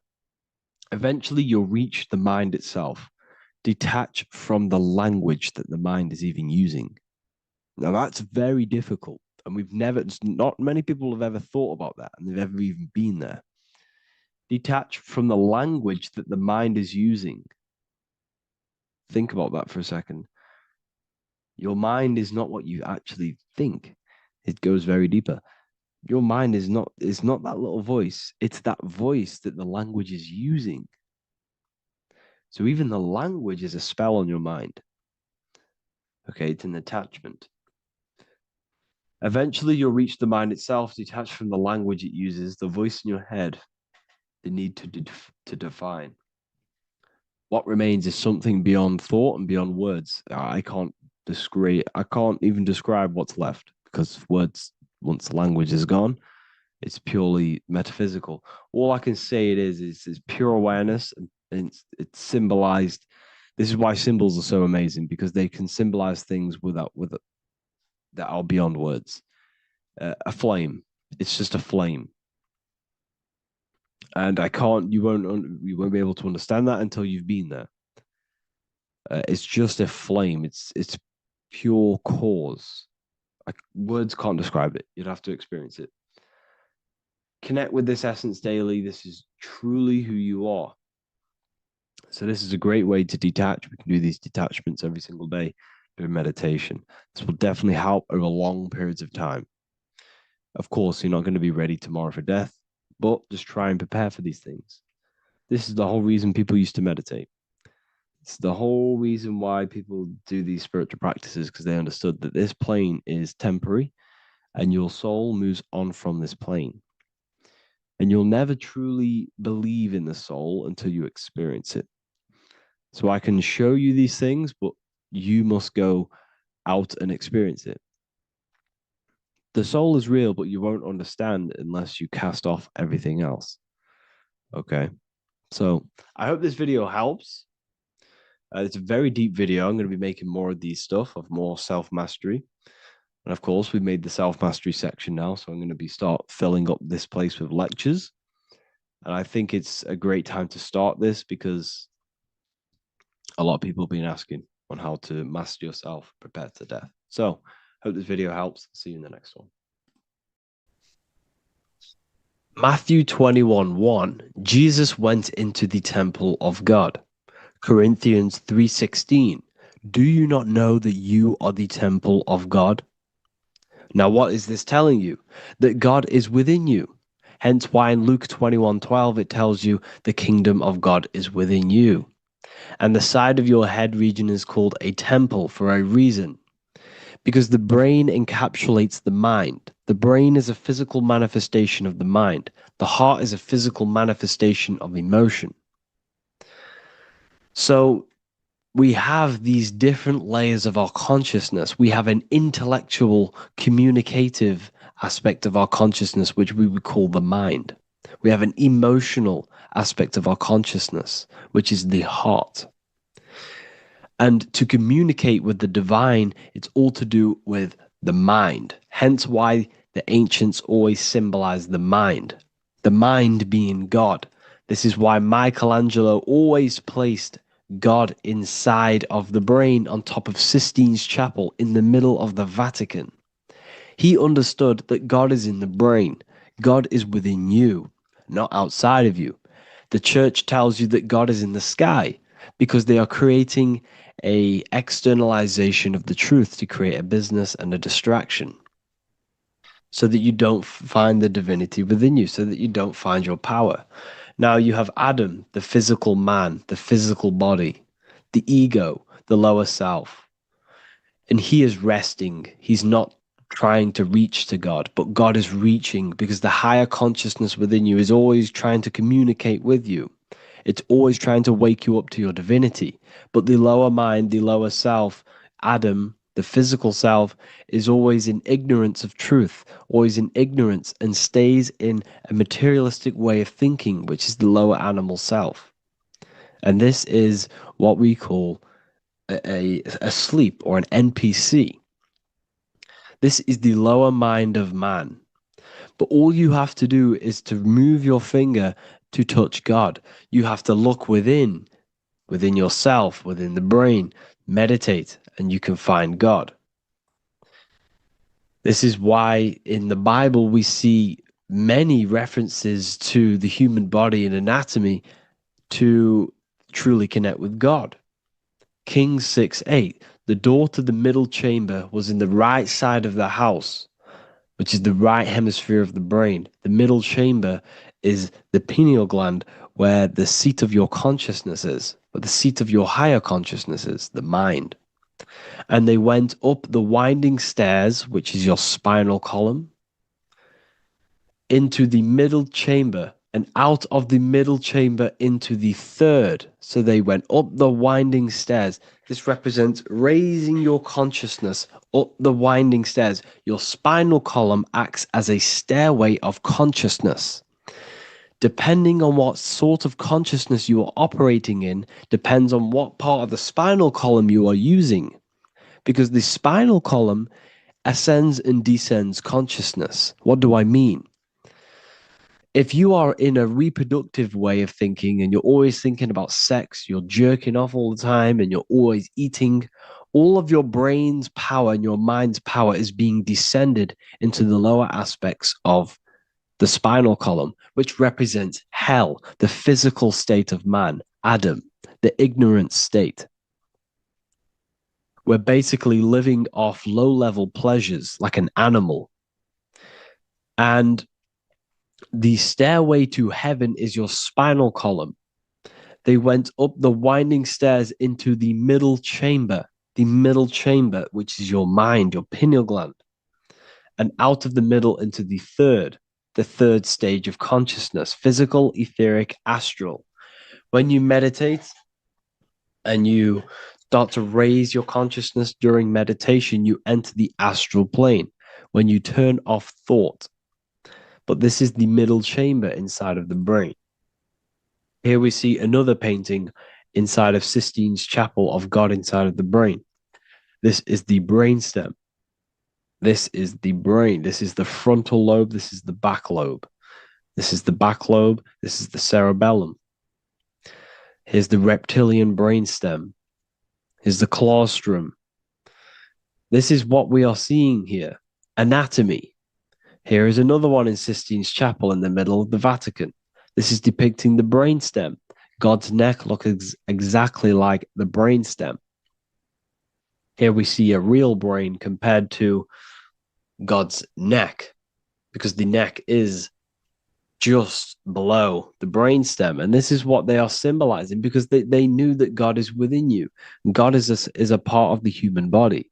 God is inside of the body, because the body is a vessel for consciousness, for universal consciousness.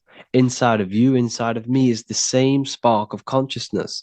And this same consciousness is spread out into every living essence, because everything comes from the one source, the one God, the one consciousness. Matthew 6:22-23. The light of the body is the eye. If therefore thine eye be single, thy whole body shall be full of light. Practicing the single eye. What is this? This is meditation. This is entering within yourself. So the Bible's telling you to practice the single eye. But if thine eye be evil, thy whole body shall be full of darkness. What does this mean? If your consciousness is in an evil way of thinking, if your mind is filled with an evil, negative mind space, then your body shall be filled with darkness, with evil, with negativity. Because negative thoughts destruct the body. Positive thoughts heal and regenerate the body. So he tells you to be, the light of the body is the eye, your consciousness, the inner eye of consciousness, the eye that lets you see. And what do I mean? You look with your two physical eyes, but you see with the inner eye. What you see is perception. You look with the two eyes, and what you see is perception. You are seeing, you are understanding, and that's what consciousness, the mind, gives you. Consciousness, or the mind, is the force that allows you to be a human being, that allows you to understand things and interact with things and make decisions. It's an infinite intelligence. See, the mind is not the brain. This is a big confusion with people.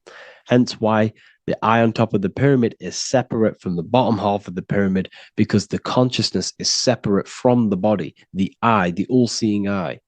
It represents the observer, the eye that sees into this body, into this world, into this. You are the perceiver. You are the invisible spirit within the body. Theologians 4:17. After that, we are still alive, and our left will be caught up together with them in the clouds to meet the Lord in the air. You don't meet the Lord in the physical air. Okay? This symbolism of the ancient Christian artwork is showing you this is symbolic. These things never happened. There's no man in the sky. Moses didn't go on a mountain to meet with God. The air represents the mind. This is why you say you're an airhead when someone's very stupid. Earth is your body. Water is your emotions. Fire is your spirit. Air is your mind, the invisible mind. So Anton Mengs, an ancient Christian art worker, is showing you anatomy of God in the clouds. But this is the anatomy of the human body, raising yourself to the mind and turning the mind inwards on itself during meditation. And that's how you meet the Lord in the air. You meet the Lord in an elevated state of consciousness. The air represents an elevated state of consciousness because the air is up. You have to raise your consciousness to meet the Lord in the air. This is why Moses went on a mountain to meet with God. The mountain represents elevation of consciousness, raising the mind up the spinal column, taking all of the mind's attention away from the reproduction and the physical aspects of self and raising it to the brain and turning off the brain and going inward into the air. It's talking about raising consciousness. It's allegorical. It's a spiritual, metaphorical text.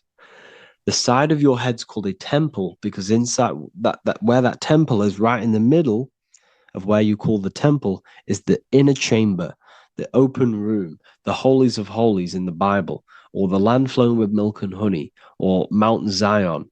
There's so many different names for the brain, or the upper room where Jesus meets his 12 disciples, the 12 cranial nerves in your brain. This is the temple of God. Your body is a temple of consciousness. It encapsulates consciousness. It encapsulates the mind and soul. John 10:30, Jesus states, I and the Father are one. Psalms 46:10, be still and know that I am God. He's talking about the I am within you, not within Jesus. Everyone refers to ourselves as I. I am God. When you say I, you're referring to the highest aspect of yourself, the aspect that is above all thought, above all emotion, and above all things. When you say I, you're referring to your pure awareness, your pure consciousness, the highest aspect of yourself. And anything after I is egotistical. I is God. The letter I is the Roman numerals for one, because there is one God, one consciousness. The letter I is one line, just like the number one. Matthew 6:3-4, take no thought. Therefore, take no thought. Take no thought. He says this 5 times because you must turn off the 5 senses and take no thought to connect with God. Be still. This is telling you to meditate and know that I am God. The I am within you. I and the Father are one. I and God are one. You, who you think you are, is a completely wrong. The body is matter. Your name isn't you. Your job isn't you. Your reputation, your trauma, your memories, your friends, family, worries, bills, interests, dislikes, goals, passions. Anything to do with the thinking mind is not you. Who you think you are is a part of your thinking aspect of consciousness. But once you remove thought, you are no longer your name. You are no longer your body. You're no longer your reputation. You are the I. You are pure awareness, pure consciousness. Pure consciousness. And this pure consciousness has latched on to this name, this job, the body, and your traumas. Your pure consciousness has attached itself to this character who you're playing in the physical world. And this is essentially who you think you are, but you are not. You are the I, you are the self, you are pure awareness. So, in order for you to detach from these things, you must learn how to detach from your name, your job, your reputation. And you do this through meditation by turning off the thinking mind. Turning off the thinking mind allows other aspects of your consciousness to open up. What do I mean? Your whole life you've been thinking, and all of these thoughts has attached you to this physical body. You haven't allowed your consciousness to open up. And you can only do this by taking no thought. That's why Jesus tells you, take no thought. When you turn off the thinking mind, other aspects of your consciousness starts to open up. Other aspects of your being can open up. And this is how you have astral project. This is how you do all these mystical things and things to do with consciousness. It's taking no thought. Imagination, emotions, thought, and memory are all to do with consciousness. These things are not physical. You can't touch thought. You can't touch emotions. You can't touch these things because they are not a physical thing. So you must turn off these things for other aspects of your consciousness to open up. Okay? So essentially, the Bible is a metaphorical, astrological, numerological, metaphysical, spiritual, encoded text that talks about human anatomy, spirituality, and the true nature of the human experience. Everything they teach you in school is to make you think that you are this body. Everything they teach you in church is the externalization of the true teachings of Jesus. Jesus was telling you to meditate. Jesus was telling you to practice the single eye. Jesus was telling you to look within yourself and find God. He wasn't telling you to pray to him. Mark 16:19, he was taken up to heaven and sat at the right hand of God, the right hemisphere of your brain. John 21:6, cast the net onto the right hand side of the boat and you shall find fish. Fish is understanding. The boat is your body, your brain. Cast your awareness into the right side of your brain and you will find understanding, because the right side of your brain is all to do with the creative aspect and the intuition and the spiritual sides of your consciousness. This is why God is here. This is why Michelangelo depicted God in the right hemisphere of your brain, because this is all human anatomy. And I speak about all of this in the brand new Book of Wisdom, Volume 2. which is now available. The start of the revolution has begun. This book is truly going to change the way people see the world. It's got so many more topics than the last one. It's truly a revolution. It's written in so much detail. It's very practical. I cannot wait to share this one with you. I just want to say thank you for the opportunity for me to create this book, because without you, I couldn't have created this. And I just love sharing my work with you. And I thank every single one of you for the support, the watch, like the views and the likes, everything, especially the people who have joined the university and stuff like that. And for people who have joined the university, you do get a free Book of Wisdom paperback if you just go to the general chat and follow the description, follow what the instructions that I gave you in the chat, then you'll be able to order a free Book of Wisdom if you are inside of the university. Plus, you get all of my other books, 2 books, and over 45 occult books on occult and esoteric things. You get lectures, live calls, a community, a manifestation mastery course, and a whole library and reoccurring updates every month, every week. So yeah, I hope you all enjoyed this video. Thank you all. Please leave a comment to help the algorithm, and leave a comment on what videos I should make. And yeah, I'll get to uploading on the YouTube a lot more now the second book is now released. I have a lot more time on my hands. No longer using my energy to create the book. I'm now going to redirect this mental energy into the YouTube. So there will be a lot more content coming. So I need some content ideas. So feel free to comment some ideas, some YouTube videos that I can create. Thank you all, people. Have an amazing day.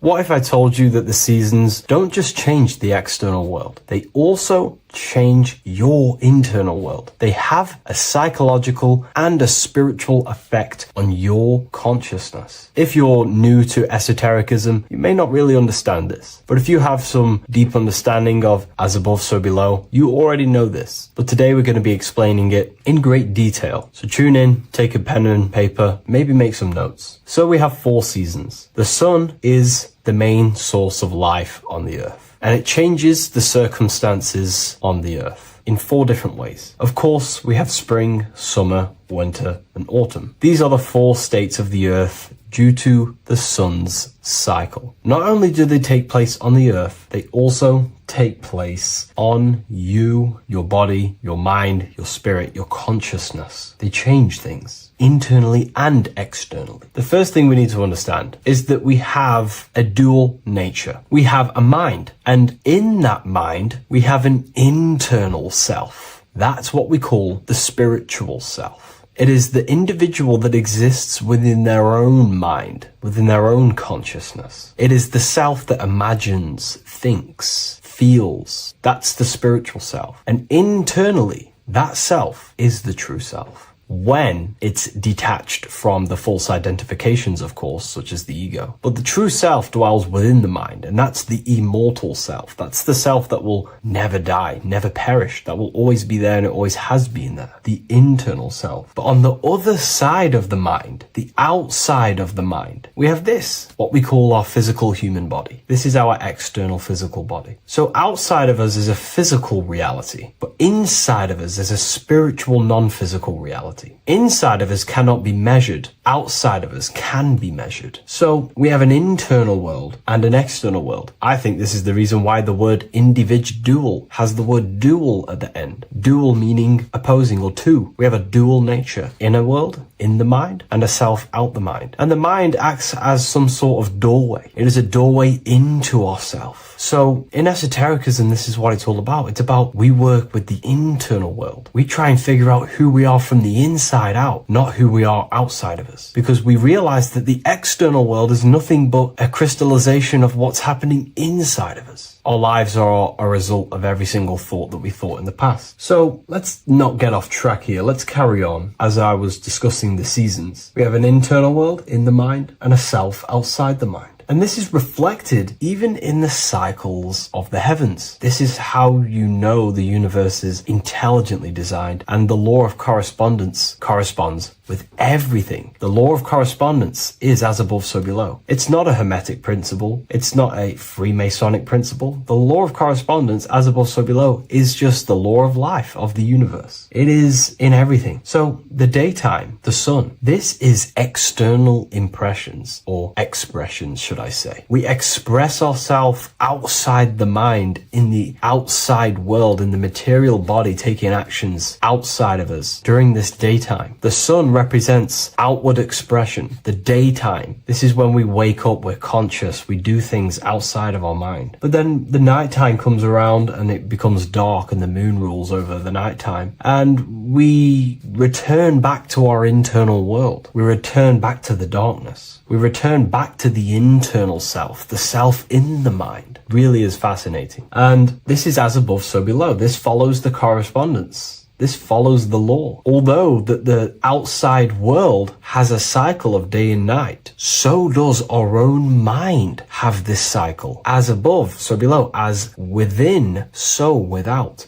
What's happening outside of us is also happening inside of us. The mind is also going in a cycle. Because in the daytime, the mind wakes up and we express things externally. But when the sun goes away and the electromagnetic rays of the sun are not very strong, our brainwave decreases, our body activity decreases. It slows down and we return to the internal self. The body switches off and we return to the internal self in the mind. We enter in the doorway of the mind and return to the internal, the spiritual self. And when the body is less active, this is when we are more connected to the internal world, our spiritual true self. So as above, so below corresponds with the day and night, the sun and the moon. The moon represents our internal world, the world inside our mind, the self inside the mind. And the sun represents the external self in the external world. So not only are these cycles happening in nature, the darkness outside of us when the sun goes away is the same darkness that we go within ourselves when we go to sleep. It's the same cycle. Our bodies are in the cycle of the external world also, as above, so below. But then we can even take this even further. This fractals down even further. If we look at the cycle of the yearly cycle of the sun, which is what we call the 12 zodiac signs, we notice that these 4 seasons also take place in every single cycle of the day. So a yearly cycle can be seen as a big version of a daily cycle, or a daily cycle can be seen as a smaller version of a yearly cycle. For example, if we look at Aries, which is spring, this is when the sun springs everything back to life in the spring. This is when the crops start to spring up and start to grow again. But we could see that at 6 a.m. in the morning, when the sun rises and just cracks over the horizon and starts to bring light into our day. Aries is associated with the morning time also as spring. Morning time is a smaller version of spring. Then we look at the summertime. The summertime is midday, when the sun is at the top of the middle of the sky. This is when the sun is most powerful, most radiant in our day. This could be seen as the summertime. Then when the sun starts to set, this is associated with autumn. Autumn time is the sunset. Then the winter time is associated with the nighttime, the midnight, when everything's very dark. So a daily cycle is basically a smaller version of a yearly cycle. And just how I explained how the cycle of the sun outside of us also happens inside of us with our consciousness falling asleep when the sun goes away, is also happening to us on a yearly cycle also. So the daytime is associated with the summer and the nighttime is associated with the winter. The winter is like the inhale. The summer is like the exhale. It's the breath of the universe, just like how we breathe in and out of our lungs. Everything takes this rhythm and polarity, okay? So winter is associated with the self and the world inside of ourselves, inside of our mind, the spiritual self, the internal. Because the winter is when the sun's rays, electromagnetic rays, are not very powerful. And this decreases brainwave activity, making us more connected to our internal world, inside the mind. But the summer's the complete opposite. The summer is when the sun is very, very powerful.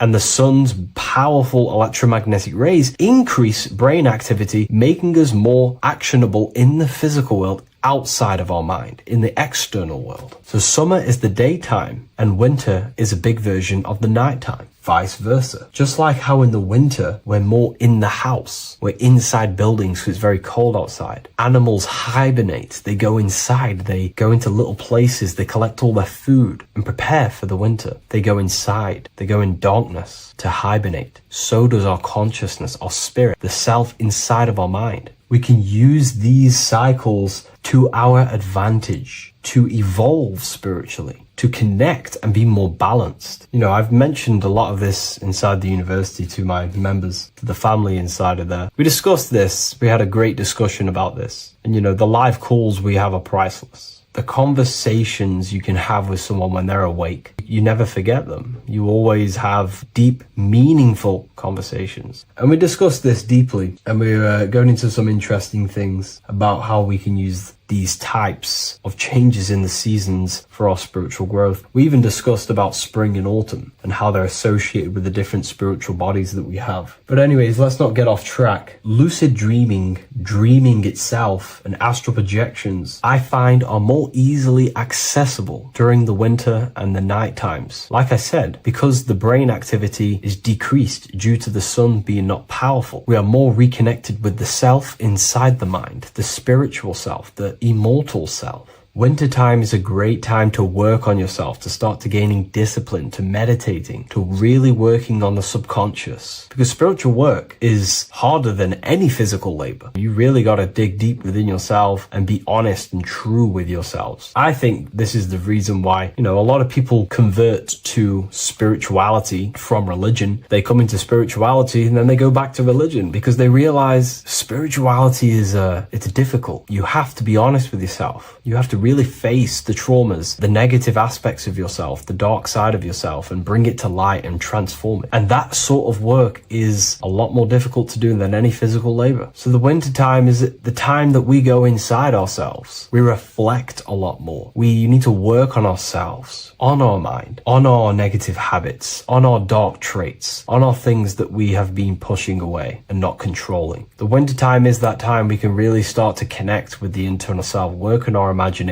work on our mental willpower, work on all of these things like lucid dreaming, astral projections, and purifying ourselves, removing any mental barriers, any negative belief systems that may be subconsciously holding us back. It's easier to access the subconscious in the nighttime and in the winter, especially the winter. That's why I made this video, because we're in autumn now. We're transitioning into the winter. So I thought I'd share this with you all. And it's important to understand that you are a microcosm of God. Like I said, the law of correspondence associates with everything in the universe, people. Everything. And that's the best thing with the law of correspondence. And I've been using this for the past 3 to 4 years, right? The law of correspondence has determined and filtered out so many lies that was given to me, that's given to you, that's given to everyone in the world. The law of correspondence is like a filter. If someone gives you a piece of information, for example, gravity, and it does not apply with the law of correspondence, then you know it's a lie, because it's a universal thing. What happens inside of me also happens outside of me. What happens in my astral world happens in my material world, more than likely. As above, so below corresponds with everything. The same structure in my veins, in my nervous system, is the same structure in the trees, in galaxies, in everything. As above, so below, the universe is a fractal universe. Therefore, the point that I was getting at is that you are a microcosm of God. The same mind that God manifested things through thinking. He thought the stars, the earth, nature, the human body, designed everything with the God mind. He thought everything into existence. And that mind, them powers that God used to manifest everything into physical existence through the power of thought, is the same mind that you possess, but on a smaller scale. God manifested the macrocosm through thought, as the universe is a mental universe. Everything you see around you was thought, then manifested into physical reality. God manifested the macrocosm, the world, through thought, and that same force of thought you use to create the microcosm, to create your own world. You think your life into reality, your world into reality. Your body is a microcosm, a miniature universe. Every thought you think commands 50 trillion cells in your body, and your cells religiously execute on every command that you give it. You're in charge of 50 trillion cells. You're literally commanding a whole civilization inside your body.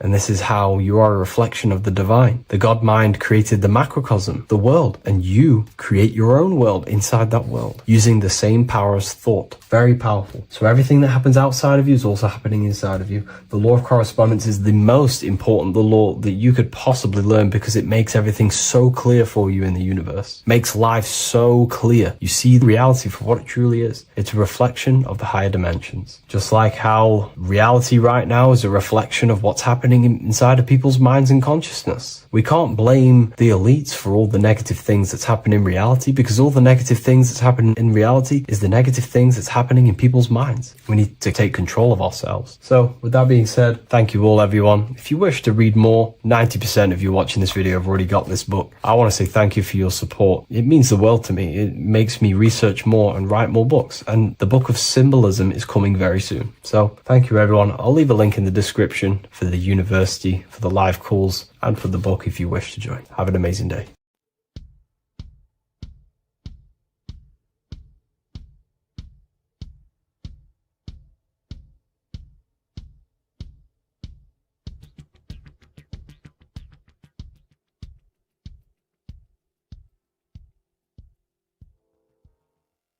Welcome people, we're back with another video. I will now be keeping track of my YouTube and trying to upload every week. In this video, we'll be talking about the chakras. The chakras are the 7 attributes of God, and they are the 7 planets. These are literally vortex portals within us that connect us to these vices and characteristics of God.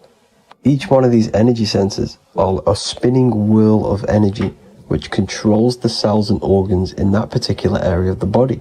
For example, it's literally a mini brain for that area of the body.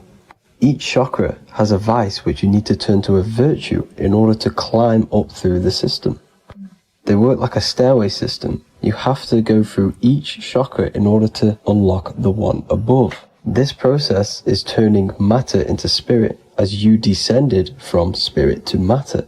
Saturn is Satan, that's why it's the lowest chakra, and that's why the devil is red, because red is the lowest vibrational color. When you are in these lower states of consciousness, you are in your animal nature. This is your physical side of your nature, and you are mainly being driven by your animal instincts, or your ego.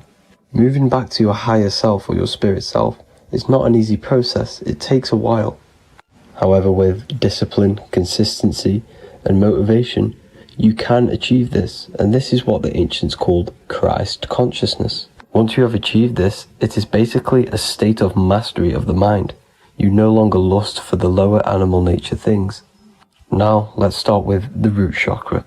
This is located at the base of your spine, and you can feel this chakra by tensing your anus. This energy center is in control of your survival needs, your vitality, stability, and security. Now, if this chakra is unbalanced, you will feel insecure, fear, anxiety, unstable, low self-esteem, anemia, over or underweight, and constipation. In order to balance this chakra, you need to feel grounded, embodied, stable, calm, centered, a sense of safety, and trust in yourself and the world around you. The next chakra is the sacral chakra, which is located around the belly button area. You can feel this chakra just by sucking in your belly. This chakra is to do with relationships, self-worth, creativity, empathy, and most importantly, sexuality. This is the most important one in order to start to raise your vibration overall, is giving up the over-sexualized nature. In order to balance this chakra, you need to come into harmony with all the toxic relationships that you have. Get rid of the fear, the anxiety, the isolation, and 100% get rid of the over-sexualized nature. Lust is one of the most lowest vibrations you could possibly feel. It is literally manifesting hell. In order to work on this chakra, you need to feel self-worth. You need to do creative things, empathy, healthy relationships, and 100% being confident. The next chakra is the solar plexus. This is to do with personal power, will, metabolism, eating, happiness, and your self-esteem and self-identification. You can feel this chakra just above your belly, below your ribs, and you can suck in this area. If this chakra is blocked, you will feel lack of confidence, difficulty in manifesting your desires, low self-esteem, misuse of power, misuse of dominance, weak will, and shame in yourself. Biggest one for this chakra is overeating, as it's to do with metabolism. If you are overeating, you are literally unbalancing a lot of your lower chakras, not just the solar plexus. In order to work on this chakra and balance it, you want to have a positive self-identification. You want to feel happy, a happy self-esteem, effectiveness to people, not overeating, and a strong willpower. Now for the heart chakra, one of the most important chakras. Chakra is to do with love, understanding, trust, hope, openness, compassion, balance, and forgiveness. The most important because your heart is the tree of life in the body. It is the center of the toroidal field. It is the most powerful chakra. Your heart is 5,000 times stronger magnetically than your brain. Once you have hit the heart chakra and you start surpassing the heart chakra, you are now turning matter into spirit, as the lower three chakras are dense and physical, and the above the heart chakra are turning to spirit. As you can see already, this is a hard and long process of working on yourself physically and internally. The symptoms of a blocked heart chakra would be lack of love or too much love, difficulty to accepting or giving love, lack of compassion, loneliness, and lack of emotional fulfillment. Finally, a lack of connection with a divine or to nature. In order to balance this chakra, the most important thing and the most powerful thing you can do is loving people, accepting and giving lots of love. Second most important thing to balance the heart chakra is balance. You need a balanced life. You need balance in all aspects of your life. Now for the throat chakra. This is a very important chakra as it's to do with communication. A symptom of this being unbalanced is a lack of self-expression and putting on a front all the time, acting with the ego. In order to balance this chakra, you need to constantly self-express yourself. You can't be putting on a front. That voice inside your head, you have to let it come outward. Don't just block it off with a wall. Self-expression will lead to you gaining friends who actually like you for being you, and not these fake friends that you have to put on an ego for. In order to balance this chakra, you need to express yourself, express the word that's within you. Don't be lying to people, don't deceive or be deceptive. The next chakra is the third eye chakra. This is starting to get very advanced and you are coming very close to spirit. Just before we head on, I want to announce the PDF is now available, containing all the presentations I've ever made, all into a condensed 38-page PDF. The link will be below this video for you to access. And if you want to learn how to create reality using your mind, how to attract your desires, how to get out of the situation you are in, the link will also be there for the Manifestation Mastery course. Now for the third eye chakra. The third eye chakra controls the pineal gland, which is your first eye. It's to do with your psychic abilities, channeling, telepathy, astral travel, visions, and connection to the higher self. You need all of the chakras aligned to get the full potential out of your third eye or pineal gland chakra. For example, if you're astral traveling and you fear something, you will be instantly shot back to your body. So you need to master all of the chakras before you go on and try and do these higher spiritual activities. Symptoms of the third eye chakra being blocked is lack of imagination, lack of vision, lack of concentration, blocked or clouded intuition, can't see the big picture, and especially overly reliant on logic and intellectual thinking. A good way to work on this chakra is imagining things, vision things, trust your intuition at all times, always follow that inner voice. Cut out the tap water which contains fluoride. Fluoride blocks the pineal gland. and cut out all junk food because all of this is affecting your pineal gland. When in meditation, you want to focus your eyes and your attention to the center of your head between the two eyebrows. This is where the pineal gland is located. This will help and awaken the pineal gland over time when you keep doing these meditations. Finally, for the crown chakra, this is to do with universal consciousness, all-knowing, enlightenment, cosmic connections, the God source. This chakra is blocked by being cut off from spirituality, plagued by the senses, being tricked into the five senses and being tricked into thinking you are the body. In order to work on this chakra, you need to feel grounded. You need to know yourself, your real self, the voice within you. Have common sense, have specific decisions that you're making, be very direct. Now we've got out of the way all of the chakras, I can now introduce methods and meditations which will help you unblock them spiritually. When meditating, you want to get into the present moment in a nice, comfortable position. Bring yourself to the present moment by saying, I am here right now, nothing else matters. Keep repeating this over and over with your eyes open or closed. After a couple minutes of bringing your attention to the present moment, you can now start to breathe in through the nose deeply and breathe out through the mouth slower than you breathed in. Place your attention on the chakra that you want to balance. Think of a high vibrational emotion like love, and think of this while placing your attention on that chakra. You can do this exercise every day for 10 to 20 to 30 minutes. The longer the better. Another practice you can do is by chanting the Bijis for each chakra. They are here starting from the root chakra all the way to the crown chakra. Or you can chant the 7 vowels. There are not 5, there are actually 7. A, I, A, O, U, M. A, I, O. This is the proper way of pronouncing the 7 vowels. These are so powerful because these are the only things that exist. It is literally the sound of God. By pronouncing them right, you can actually create a lot of power within you and align your chakras. That's it for this video, people. I'd appreciate a comment and a like to help the algorithm. I appreciate you all. Love and light.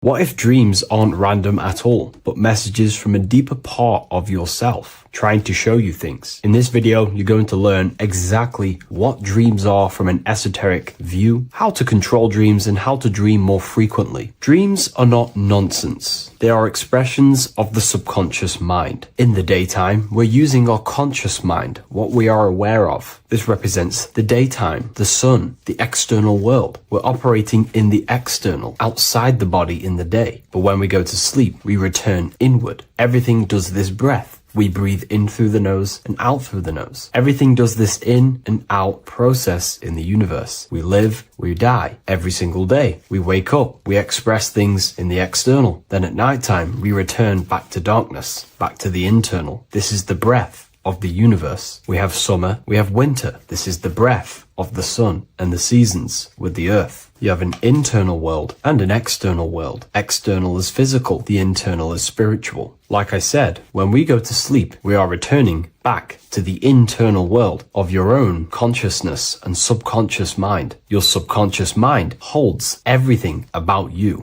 your memories, your traumas, everything you've ever learnt, your language, your name, your job, everything you identify with is stored within this vast network of the subconscious mind. It is your own personal consciousness. Therefore, when we dream, we return back to the subconscious mind, and we are in fact thinking, but in a subconscious way. The subconscious does not speak the same language as the conscious mind. The conscious mind uses language, thoughts, and all things that are very logical and very easy to understand. The subconscious is the complete opposite. It is very indirect, metaphorical, and symbolic. The subconscious communicates and works in symbols. Ultimately, symbolism is the language of consciousness. This is why in occultism and esotericism, it is filled with occult symbols, because symbols are used to communicate directly with the consciousness within, the subconscious mind. And the subconscious mind is ultimately connected to the collective consciousness. We are all connected and tapping into the mental plane, where we receive thoughts, ideas, depending on what we attune our mind to. That's why we call it a mindset. But getting back on topic, the subconscious mind is your own personal network. It is like a net, an interconnected web of your thoughts, memories, traumas, emotional blockages, and all the things you identify with and have experienced in your life is stored within this network. It can be seen as a web. One example of the subconscious mind using symbolism is this next story I can tell you. Let's say I was in a very traumatic car crash as a young child. I experienced a lot of emotional trauma in that car, and that deeply impressed my subconscious mind with that trauma of emotion that I felt. Therefore, every time I see a car in my external world, that car is now a symbol that represents the state of consciousness I was feeling in that particular time of the traumatic car crash. The car is a symbol for a state of consciousness within my subconscious mind. Just like when you see a word, that word triggers what you believe that word to be in your subconscious mind. Symbols are the language of the subconsciousness. Therefore, when we dream, we are basically seeing symbols of our own personal subconscious mind. Our higher mind, which is basically our subconscious, the higher version of you that exists beyond your human thinking mind, communicates using symbolism. The higher mind does not speak human thoughts, human language. It speaks the language of symbolism. Therefore, when we dream, every event, every person, everything that happens, and everything you see is your own personal subconscious mind materializing within the plane of the astral plane. This is a dimension that sits just above the physical world that everything is pulled out of. For example, look around you. Everything you see around you was thought, then imagined. Imagination is the astral plane, and this astral plane sits above the physical world. As above, so below. These objects were thought, imagined within someone's mind, and then pulled into a physical reality. Therefore, the imagination is what you're experiencing within a dream. It is your subconscious mind thinking and materializing within the imaginative plane. For example, let's say you are a Christian, you believe in Jesus your whole life, you have lots of emotion towards Jesus. This deeply impresses your subconscious mind. You believe in him so much, you go to sleep, you have a dream that you meet Jesus. You did not meet directly with Jesus. You met with your own belief. It was your own belief materializing within the imaginative plane and revealing itself to you. Dreams are materializations of your memories, your subconscious beliefs, traumas, and anything that could be inside the subconscious mind. It is your subconsciousness revealing itself to you in a material form. Let's say you have a nightmare. There is a big dark figure chasing you and you are running away in fear, away from this dark figure chasing you. That dark figure is not an external entity. It is not a spirit or a jinn or a demon. It is in fact an aspect of your own mind. It is a symbol that represents maybe a fear, a trauma, or something you are running away from internally, inside your subconscious mind. Something that you are not addressing, but something that is fearful, something that can be controlling you on a subconscious level. Let's say you have a fear to address something in your personal life. You want to address someone who is getting on your nerves at work. You continuously put this off and you fear doing that situation. Over a long period of time, this can slowly control you subconsciously. You start to avoid the person, avoid any contact. It is subconsciously controlling you. This is not the best example, but you can see what I mean. Hidden fears and traumas in the subconscious mind can subconsciously control your actions and ultimately lead you to low states of consciousness, keep you from reaching your higher potential, and ultimately create blockages within your own consciousness. That figure in the dream is a materialization of something that you are fearing and running away from and not addressing. This is why people always have dreams of traumas that they have experienced as a child or when they were younger, or maybe from a year ago or two. It's because that emotion is deeply impressed in the subconscious, and the subconscious is always trying to reveal things to you, communicate to you that you need to change, purify, and maybe heal within your own consciousness. This is how the higher self communicates communicates to you through the language of symbolism. Once you understand this, dreams can become a very powerful tool, not just entertainment at nighttime. Your consciousness never rests. Your consciousness is eternal. It is the very spark of the divine. Your body needs rest. Your consciousness is not physical. It does not need rest. So this is a way you can identify what your dreams are trying to show you is by writing them down. A dream journal. Every single dream that you have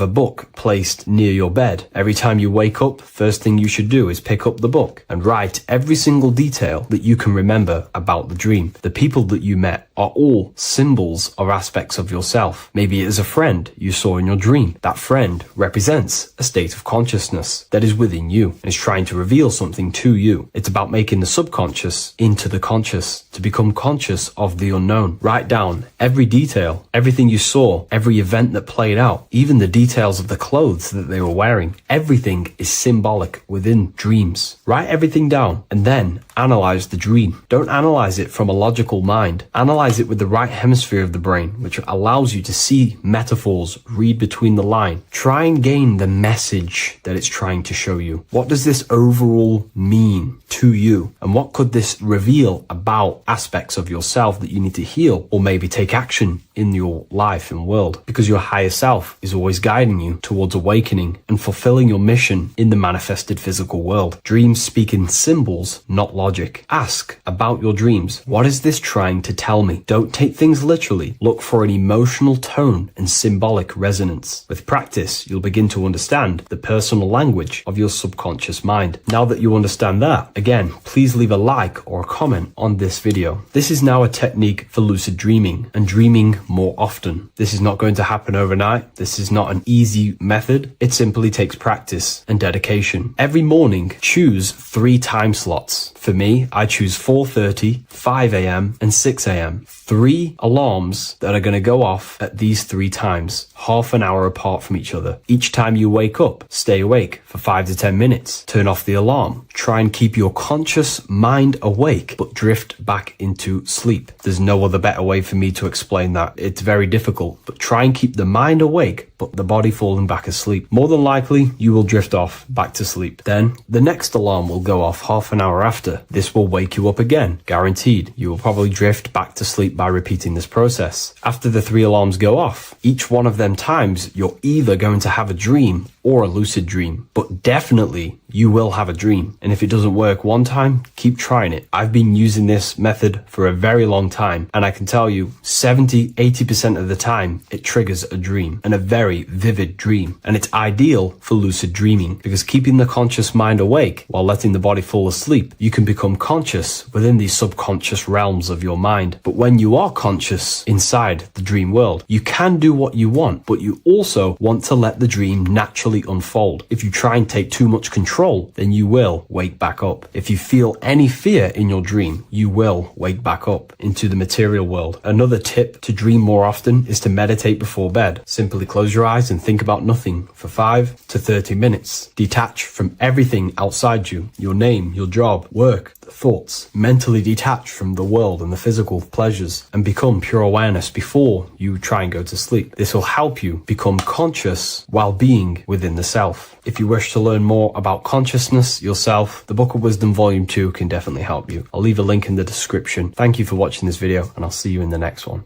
The scariest thing about having your first out-of-body experience and leaving your body is the realization that you have after. You realize everything you've been told about yourself, reality, the earth, what you're doing here on earth is a complete, utter lie. Your self-belief of what reality is and what you are is completely shattered. You now fully understand that you are more than your physical body that you inhabit. My first out-of-body experience happened a few years ago, but before all of that, I remember being a child, going to bed and closing my eyes, and I remember as a child feeling like I was floating above my body and moving. And maybe subconsciously this has led me into knowing intuitively that there is more to reality, and I've gone down this path of esotericism, occultism, consciousness. Maybe that has led me to this, I don't know, but I've always had this subconscious intuition in my mind that there's more to reality than what we've been told. And maybe it came from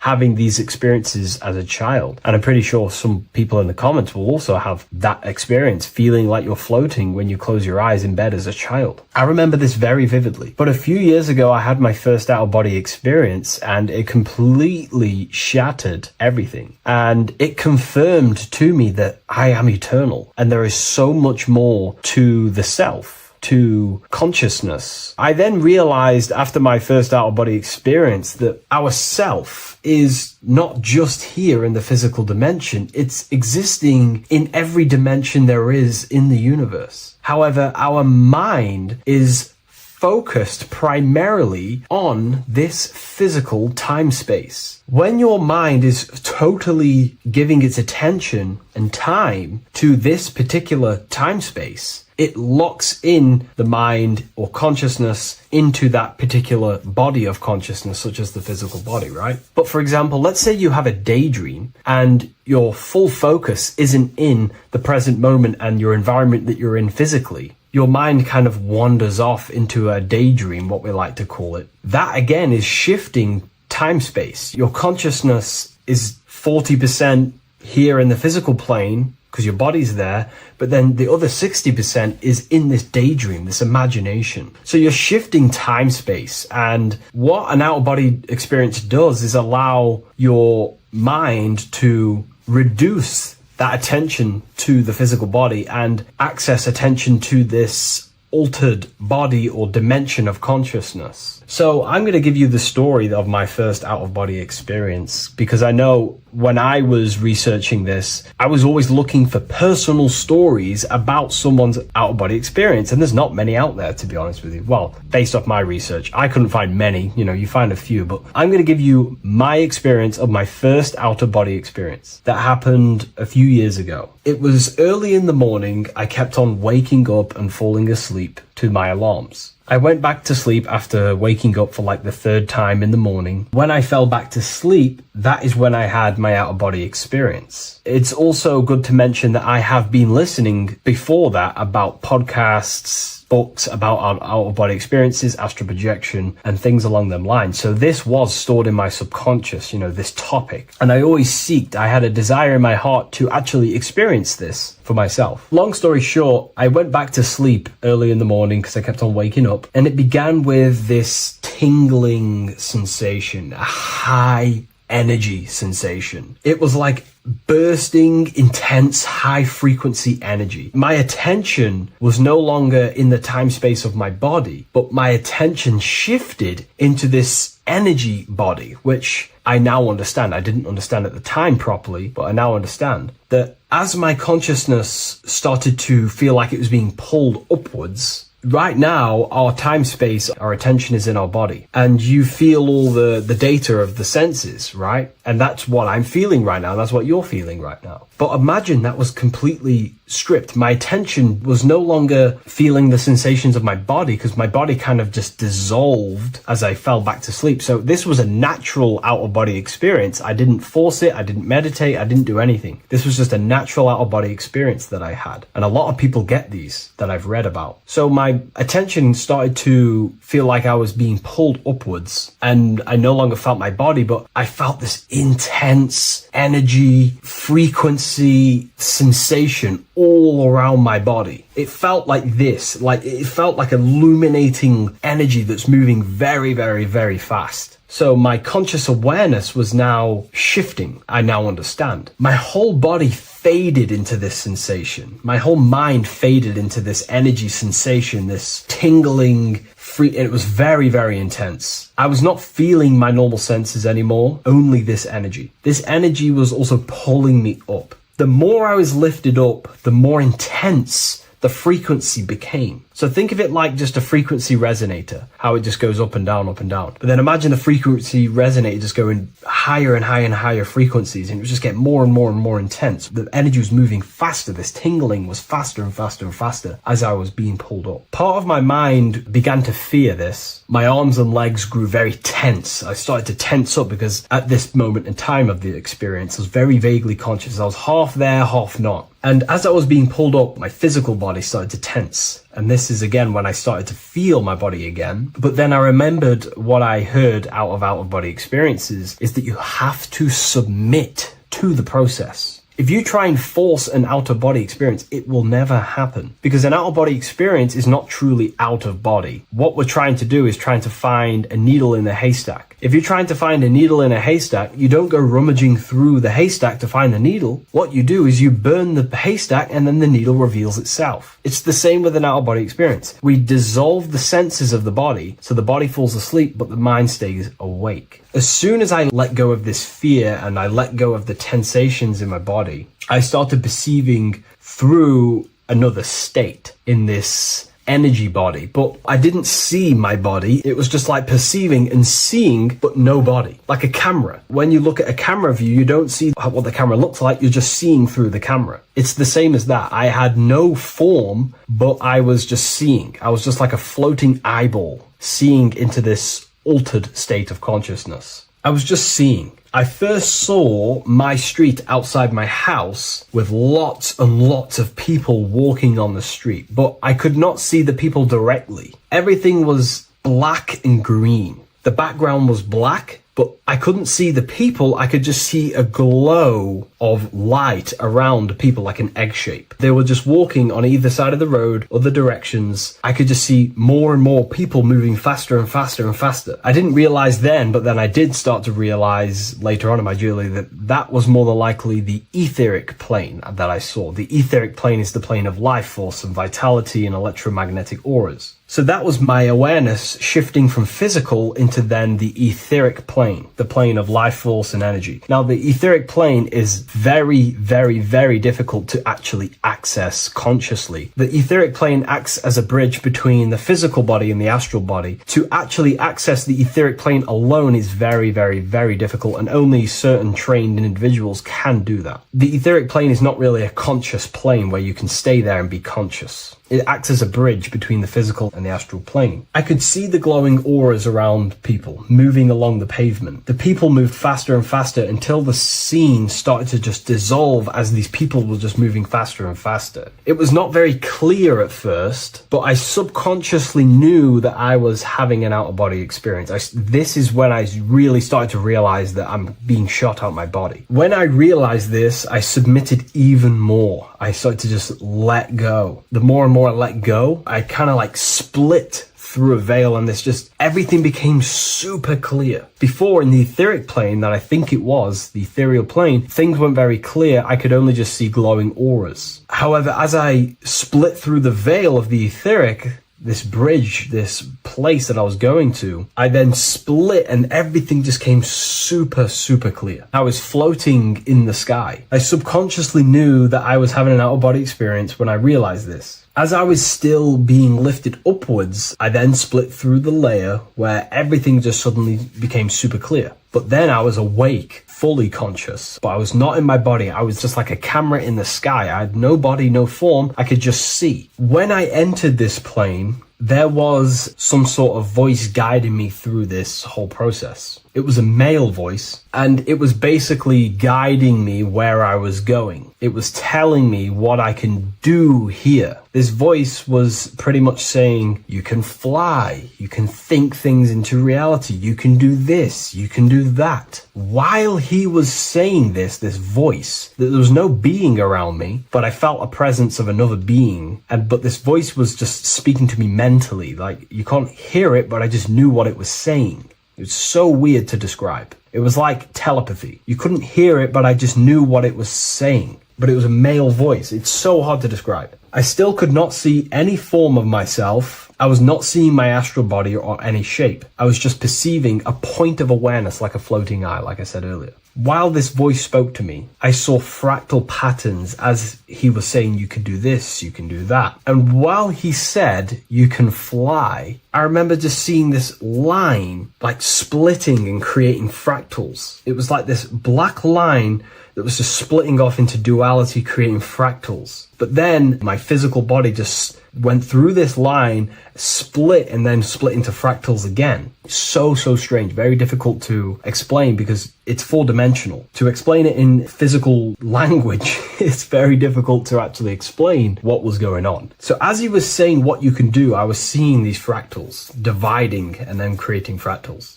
When he says you can think things into reality or something along them lines, my awareness just did a full 360 as if I did a backwards flip. I had no conscious control over this. That's something that you later develop as you keep having these out-of-body experiences. Your first out-of-body experience, you probably won't be able to control what's going on, but you will have an out-of-body experience if you seek them. I could see all around as I rotated. I looked all the way down and then back to my original angle and point of awareness.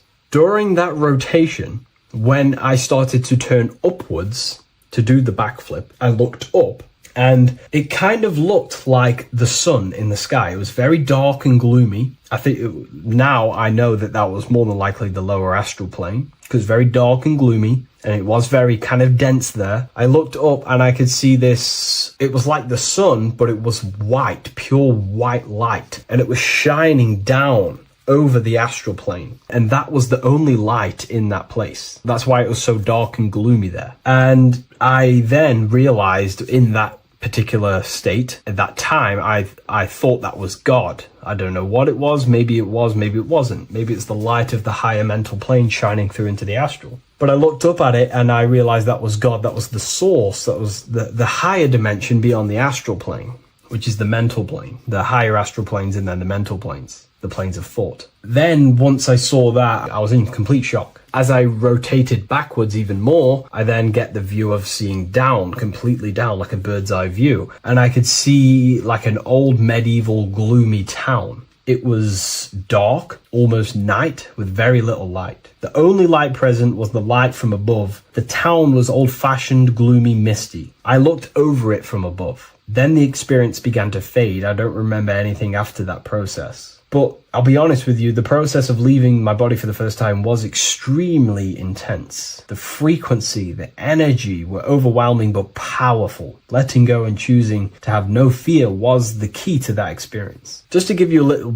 bit more wisdom on what I actually experienced now, what I realized what was happening, I now understand that the voice that I was hearing was not an external being guiding me. It was actually a higher aspect of myself, a part of my own consciousness that is not focused in the time space of the physical world. My physical mind is focused here in this timeline, but once I exited this timeline and focused elsewhere, the higher part of myself guided me towards that experience. This higher version of ourselves that we call the higher self is a higher dimensional being, but we're just unconscious of it. This being exists beyond our ordinary thinking mind. Our self exists everywhere in the universe, and we can unlock higher versions of ourselves as we progress on our journey of awakening and self-realization. Because let's say right now, only 10% of your awareness is actually in the physical plane. Science tells you that 90% of you is actually in your subconscious mind. 10% of your awareness is your conscious mind. So there's 90% of you that your conscious mind is not aware of. But our conscious mind becomes so addicted with the physical world and distracted with the physical world, it just gets totally locked in with the physical. And we never pay attention to the hidden aspects of ourselves, the unconscious aspects of ourselves. And that's why everyone in the esoteric and occult space talks about gnosis, seeking knowledge of self. Gnosis is not knowledge, it's knowledge of self obtained through direct experience. So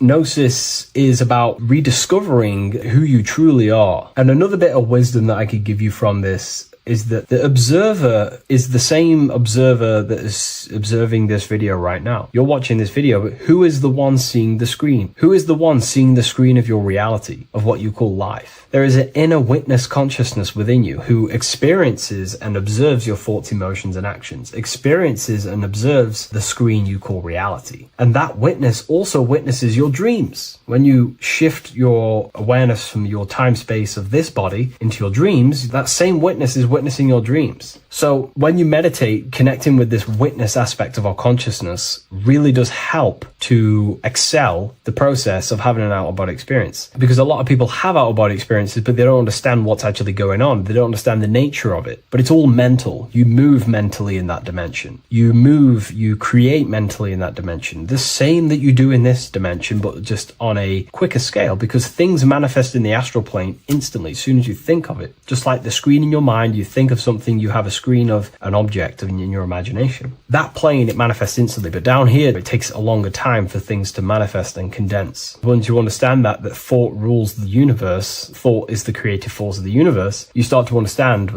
these different dimensions and these experiences that you have. But really connecting with that witness consciousness, that part of yourself that observes everything, really does help with excelling the process of having an out-of-body experience, or mystical experiences, or lucid dreams. Because connecting with that witness consciousness just makes you more conscious. Even in your physical life, staying conscious. Most people aren't conscious. They think, feel, and act unconsciously throughout their day, and they unknowingly create their reality. Connecting with that witness consciousness allows you to actually stay conscious over your thoughts, emotions, and actions, because they are giving birth to realities. That's pretty much my experience, my first out-of-body experience. What that did for me was make me so much more confident and powerful. Most of my fears just disappeared overnight. The fears of death, the fears of unknown, the fears that I had of things shattered, disintegrated, because I understood that I am eternal. No one can use death against me to control me, because I know I am eternal. I now take riskier actions because I know I am eternal. I know that I will never truly disappear or die. So it really, really does help you, and it gives you a lot of internal power, because no one can make you scared of anything. You should not fear someone who can hurt you physically. You should fear someone who can corrupt your soul. That is the worst thing. Who can corrupt your internal world, because that is what truly matters. So I hope this helps you understand out-of-body experiences. Hopefully this can help you move along in your journey. It's good to hear other stories, because this is exactly what I was seeking when I was researching this stuff. Maybe in the future I can share some more stories about my out-of-body experiences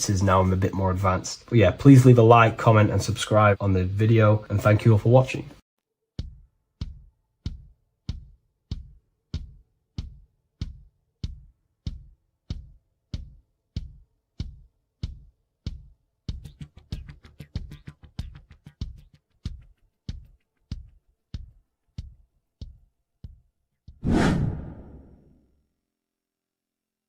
What is good, people? How are we all doing? Today we're going to be talking about the different planes of existence, the occult side of the world, the things they don't teach you in school. And of course, you can only find that on this channel, so welcome. So you need to understand is that your consciousness moves through these different planes of existence, these different states of consciousness, which make up all of you. Okay? They are all interlocked planes. They are all interpenetrated into each other. They are all one. They melt into the plane above and below. You see, each plane is a product of each plane. As above, so below. Now, the higher you go, the more fluid, the more dreamy, the less dense it becomes. The lower you go, the more denser it becomes, the more solid it becomes. The lowest plane is the physical plane, which you are obviously aware of. You are inside of the physical plane now. But while you are in this inside of this physical plane, you are indeed inside of all these other bodies which you have not awakened yet. You have to awaken these different bodies. You have these bodies. Okay? It's like a ripple effect. And the center is the most dense, the most solid. This is Earth, heart, the heart of the ripple. And the lower you, the further you go out from the center, the more dreamy, the less fluid, the more fluid, the more less dense it gets until you're one with the all. You see?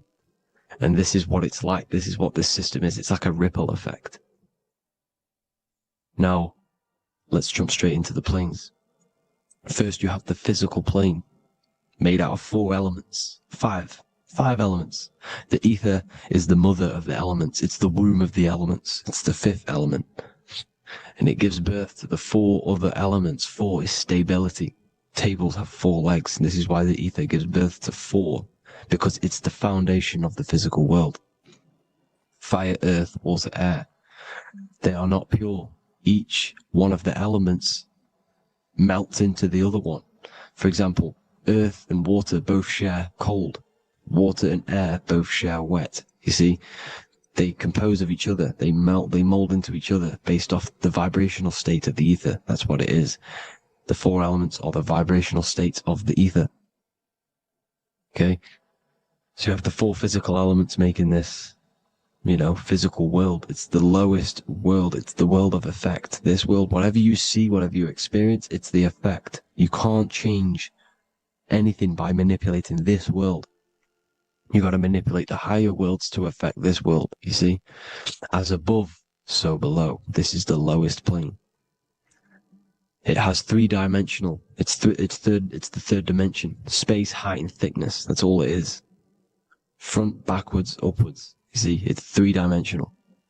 We cannot perceive the hidden side, which is the interior of this existence. We cannot perceive the interior from our exterior view. We are looking into this world. Okay? This is the exterior view. We can't see what's inside of that. That's the fourth dimension, which is the next one. It's the most gross and dense plane. Four states of matter, the most slowest vibrational molecules exist in this plane. Above this plane, you have the ether. Okay? The word ether and either are the same thing, because either connects two scenarios in languages. I either support Manchester United or Liverpool. Either is connecting them two scenarios. The ether is doing the exact same, as you can see here on the planes of existence. It connects the astral world, which is very important, to the physical world. It's connecting these two worlds. So it's the ether. It's the ether. The ether is pure potential. Energy flows through the ether. It is pure energy, pure potential. Okay? The physical body is an exact copy of the etheric counterpart body. So every physical object has an etheric energy double. It's like a blueprint of that object. Every single object has an energy double, and that's the etheric double. Okay? The etheric body determines the shape of our physical body through its lines of force.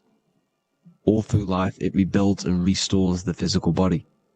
Physical problems show up first in the etheric body, because as above, so below. You manipulate the higher planes, it will manipulate this plane. And this is why sorcery works. Contact with astral plane entities. We'll get into that a bit later. So the reason why we can't see this plane, this energy world, which is all around us, which we are inside of right now as we speak, is that the molecules that compose it are further apart than those of the physical plane, making it invisible to the two eyes. That we can't perceive it. Our eyes cannot physically suck in that sort of information, and our brain cannot decode it. This is why, they brainwash us with all these programs to keep us asleep, to keep these other bodies we have asleep, so we don't find out about these other bodies, and is to make you believe that everything's just a material. Only the material world exists. They don't want you to know is that everything that you see is a result of something you cannot see. As above, so below. There are realities within this reality. This is what I'm breaking down now, these different planes, on how this reality works. So your etheric double is your energy body. You can see here the physical, etheric, astral. Astral is your spirit. The ether is a part of the physical plane. It's like just above the physical plane, but it's still part. But then the astral plane is completely separate. It's another plane, but they're all interlocked. Don't think they're apart. They're all interlocked. They're all one. They all melt into each other. The chakras that we have are inside of our etheric body. They are our sense of organs which tune us to the fourth dimension. These 7 chakras connect us to the astral world, the fourth dimension. Okay? They are points for the flow of energy from the universe / 7 planets, because the 7 chakras are your 7 planets, and the 7 planets are connected to the astral world. They are feeding these 7 centers in our body. They connect us to the universe, to our etheric counterpart, and then to us, supplying the physical body. Because the energy comes from above. As above, so below.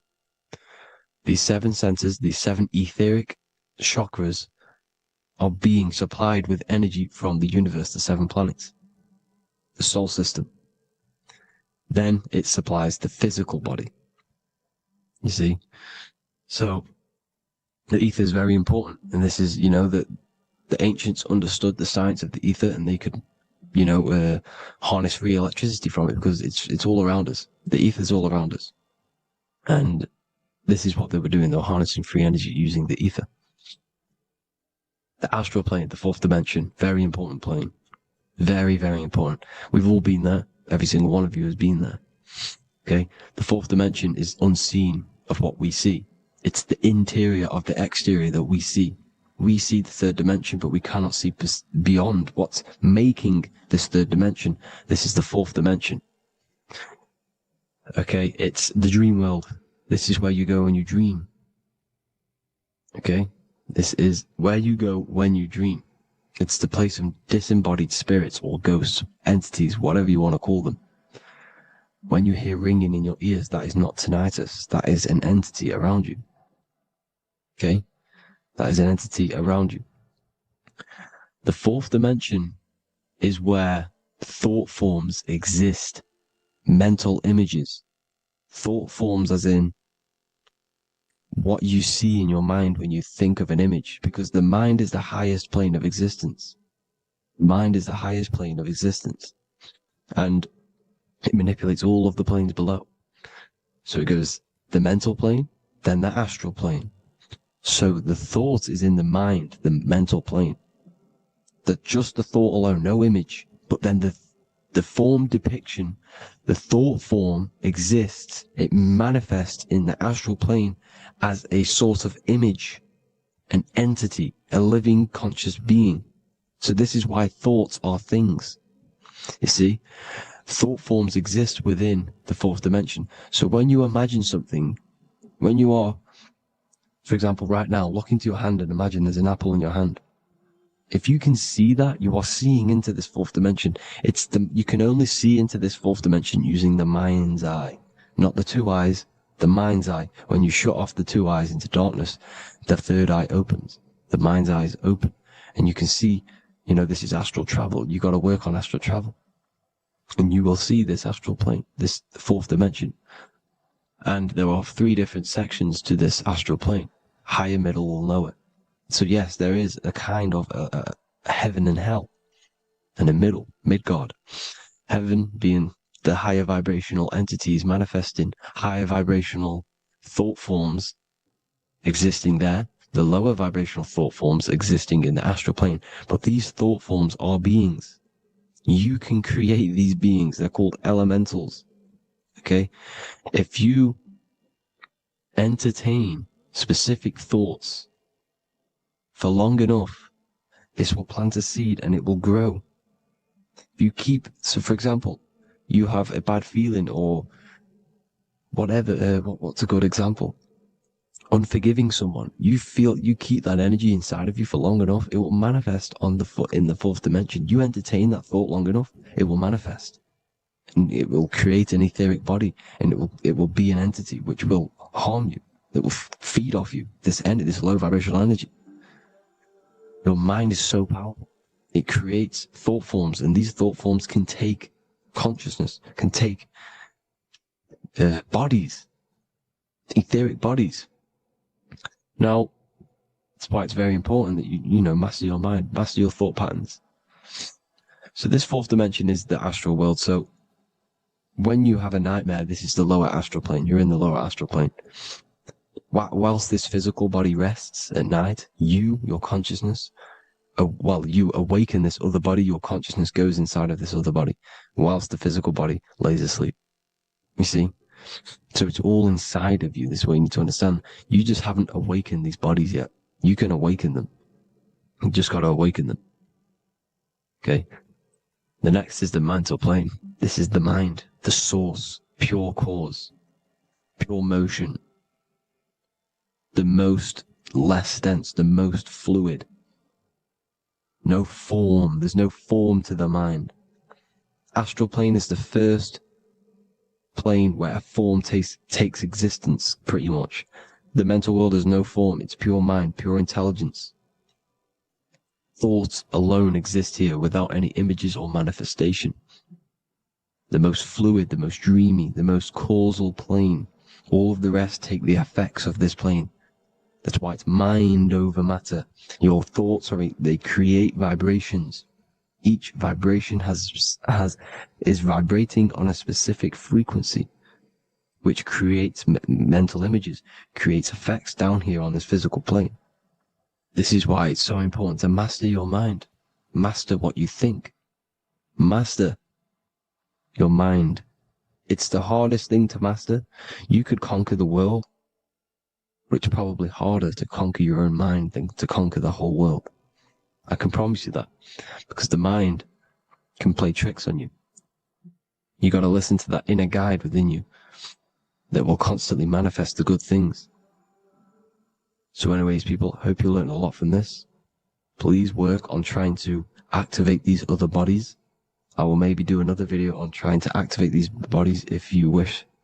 Please comment down below if you would like to see that. And have an amazing day. Please like, subscribe, comment down below any video ideas you want me to do, any information you want me to spit. Thank you all. Have an amazing day.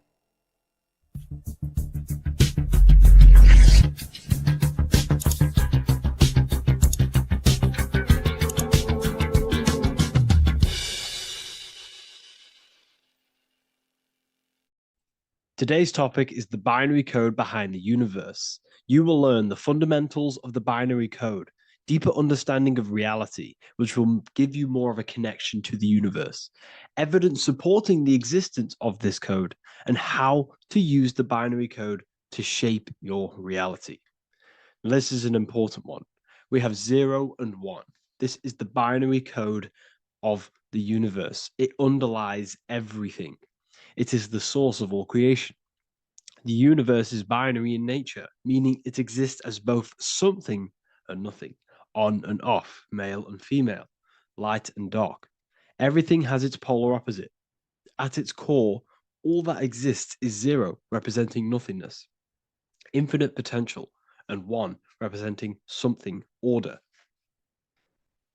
0 represents the feminine, vast, formless, and infinite potential. It is the space from which all things emerge, the womb of creation, the receptive and expansive force. 1 represents the masculine, structure, form, and order.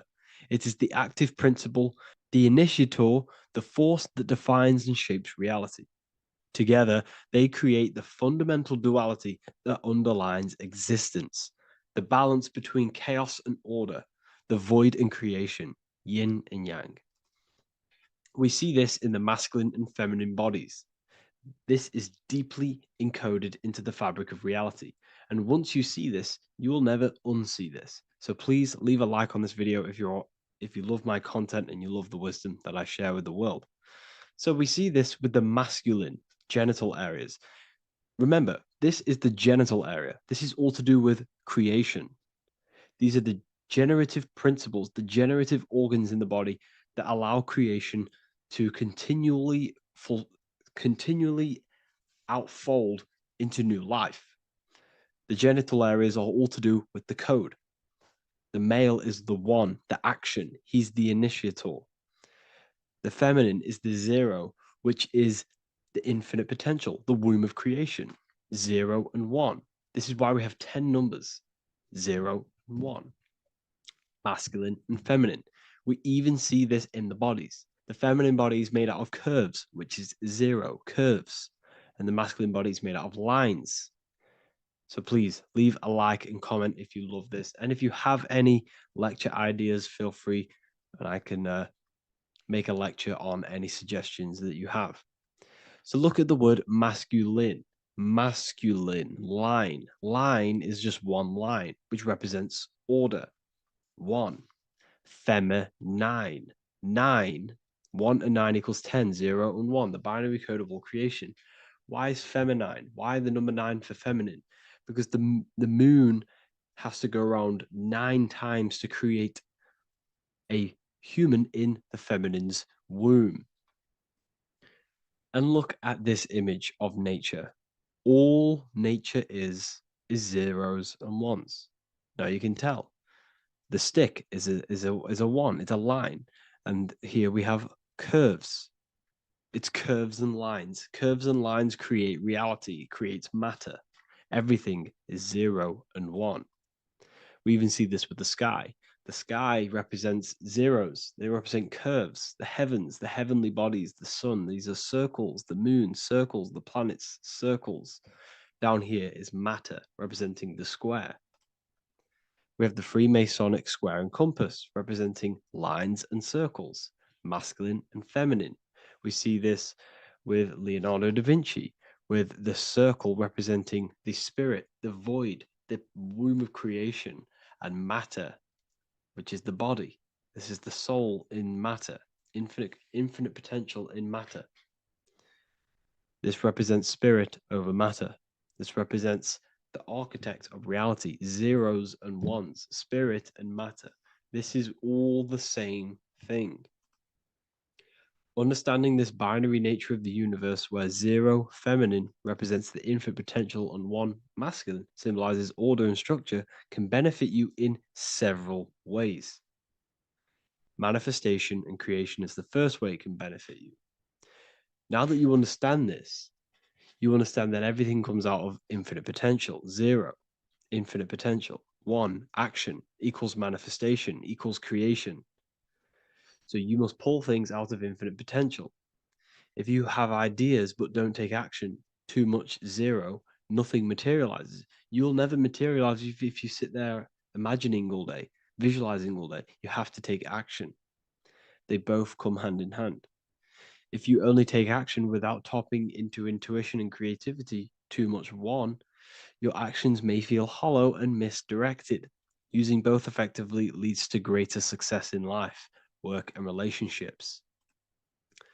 This is the 33rd degree motto, or this is on the 33rd degree of Freemasonry Scottish Rite logo, and it's called Order ab Chaos, order out of chaos. Chaos is the 0, infinite potential. Chaos is the dimension of the imagination. This is where this all ties in now. Imagination is the dimension of infinite potential, pure potential, formless creativity, and the realm of infinite possibilities. It is the void, the unmanifested energy that contains all that could ever be. That is the imagination. The imagination is the dimension that you are connected to, and you can pull any idea out of and materialize it into a reality.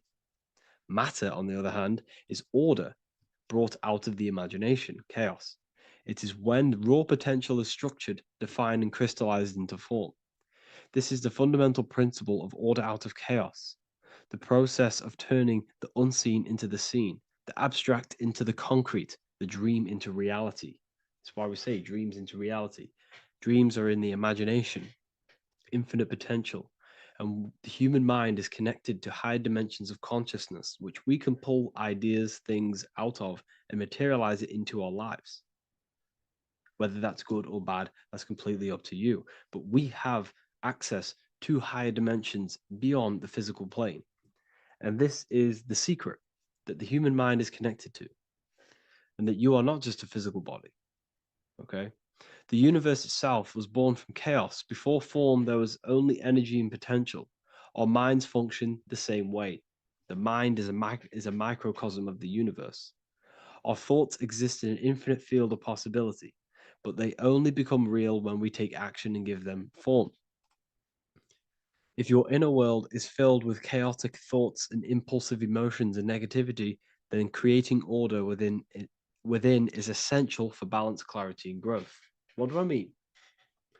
Order out of chaos, 0 and 1. All creation comes out of infinite potential. The mind, the imagination, is the infinite potential. The material world is the order. It's the effect. Therefore, if your material world has chaos, if your room is messy, if your body is out of shape, if you do not look after yourself, everything in the physical world is just a reflection of what's going on inside of you, what's going on inside of you. So if you have a messy room in a messy house, this reflects as a messy mind, a chaotic mind, and we must create order in our mind. So this applies to all realms of your life. This applies with your mind, it applies with your emotions, it applies with your manifestation, it applies with the physical world, with the masculine and feminine. Zero and one is heaven and earth. It's everything. It's duality. It's on and off. It's everything. So it applies to all realms of your life. Okay. So in order for this to benefit our lives, we must, one, have awareness and observe the chaos. Step back and observe your thoughts and emotions without reacting to them. Recognize that you are not your thoughts. You are the observer of them. You are the soul. You are in between them. You are the midpoint between the left and the right, the zero and the one. You are the soul. Journaling or meditation can help you identify patterns and negativity and impulsivity. So it's important that we recognize these patterns, we recognize the chaos within us, and we transmute it. 2, implement structure, mental discipline, mindful practices, meditation, breath work, and slowing down your reactions. Cognitive reframing, replace destructive thoughts with constructive ones. This is so important. For every negative thought that you place attention to, place your attention onto 5 more positive. Never think about something that you don't want to manifest, because whatever you're placing attention on inside that mental field of consciousness, you're giving attention to, which then can manifest into your action, and that will materialize into your world. Routine and ritual. Create daily habits that anchor you. Morning routines, exercise, or creative outlets bring stability. We must master the inner world of thought and emotion. We must bring chaos into order. In order to create anything in your life, you're turning chaos into order. Order out of chaos. You're turning 0 into 1. This is the binary code. All things underlie it. 0 and 1. So it's so important that we master our minds, we master our emotions, we master our inner world so we can produce effect in the outer world.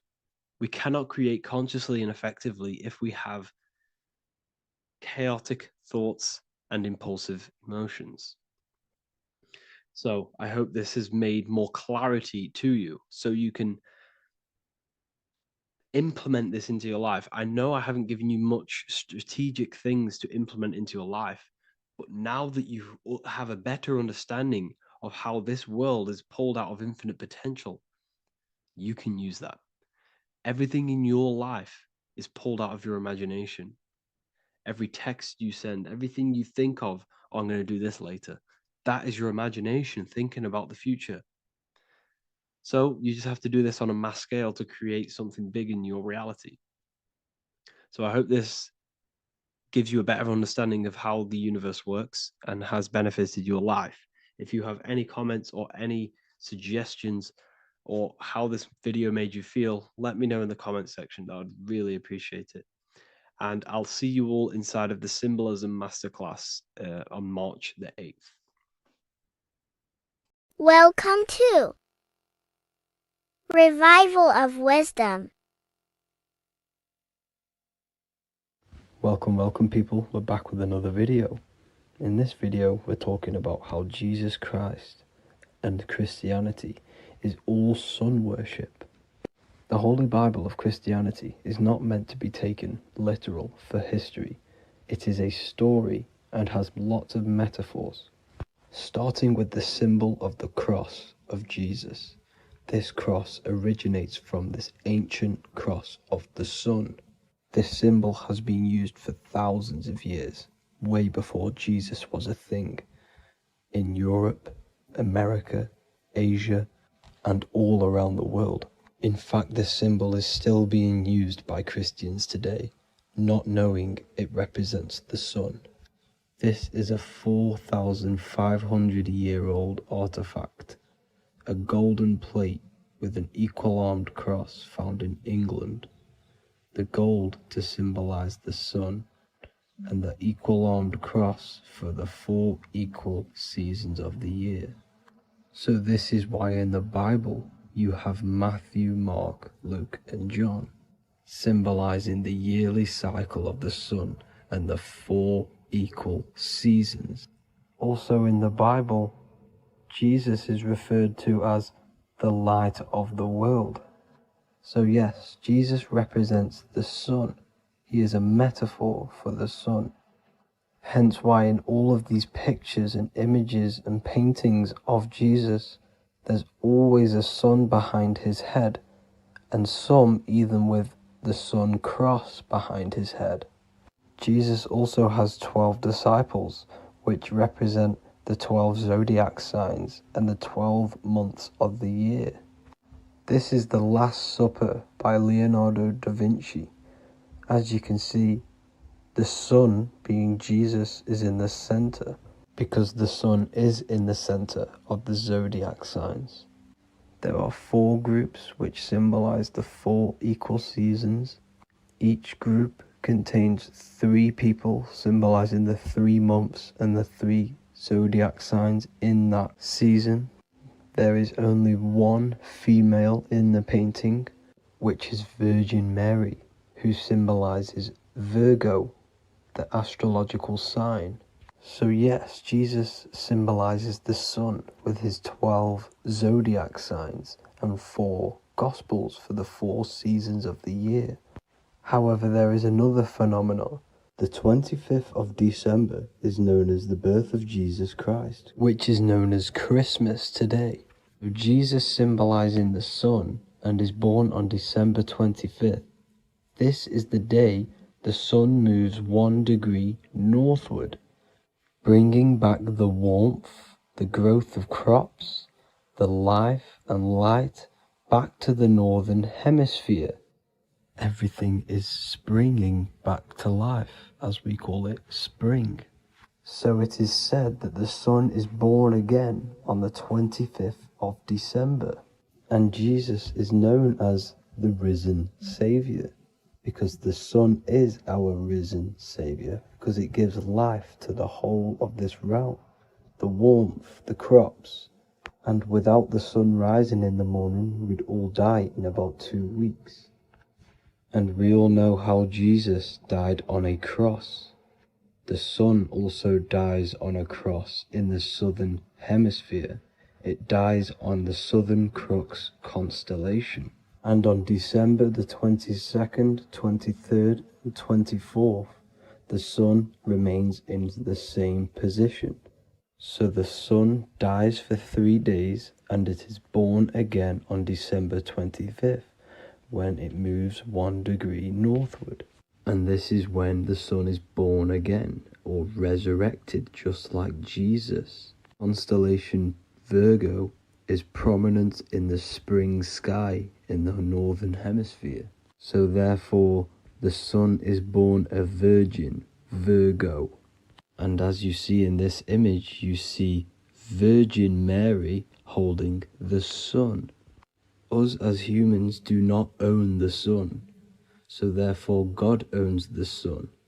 So yes, the sun is the Son of God, and this is what Jesus is symbolizing. And just how Jesus sacrifices himself for humanity, that's what the sun does. The sun gives out all of its energy so we can live. There are many other Bible verses which represent Jesus as the sun.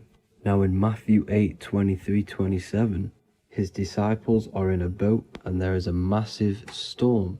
Jesus is asleep, meaning the sun has not arose. And the disciples say, "Save us, Lord, we are perishing." Quote, "Then he rose and rebuked the winds and the sea, and there was a great calm." End quote. Now this is a metaphor for the sun rising and calming the storm, because in the ocean, when the sun is down, that's when there are great storms. The worship of celestial bodies go back thousands of years, and it's called astrotheology, and it can pretty much be traced back to all ancient civilizations. Now going back to the ancient Egyptians, the god Horus, the god of war, and he symbolized the sun in the morning. Ancients used to say that he walked over the sky in 12 steps. Yes, this could symbolize the 12 zodiac signs. It also symbolizes the 12 hours of daylight. So we have 12 hours of Horus, but now they've rearranged the word to hours. Horus and hours. And when the sun rises, Horus rises, we say horizon, which is Horus is rising. That's the etymology of horizon. Another Egyptian god called Amun-Ra was known as the god of all creation. He was the first god of them all. Amun was also a sun god. Therefore, after every Christian's prayer, they say Amen, sending their prayer through the sun to God. So this all goes back to the worshipping of the sun. Sun worship was around way before the Romans. However, in the Roman times, their sun god was called Mithra. Mithraism was the main religion before Christianity came into play. Mithra was the son of God. He died on a cross, and he was dead for 3 days and resurrected, just like Jesus. So the Catholic Church was not made in heaven. It was made by the Roman Empire.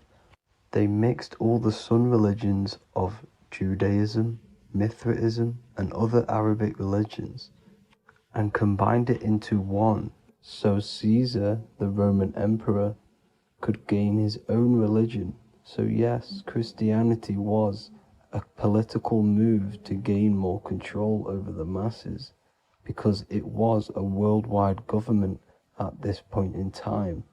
So here is a Sumerian helmet with the rising sun symbol. And then the Romans also used this rising sun symbol on their armor. So sun worship has been going on for thousands of years, and it still goes on today. However, with all the programming and the low IQs, today we do not get the full interpretation of the Bible and these stories from the past. And Christians and other religions are all brainwashed to not question their religion and not realize their true origins and where they come from. I do advise you all to do your own research and come to your own conclusions. However, I'm just pointing out the facts and connecting dots for you all to see. That's it for this video, guys and girls. Thank you all for tapping in. God bless.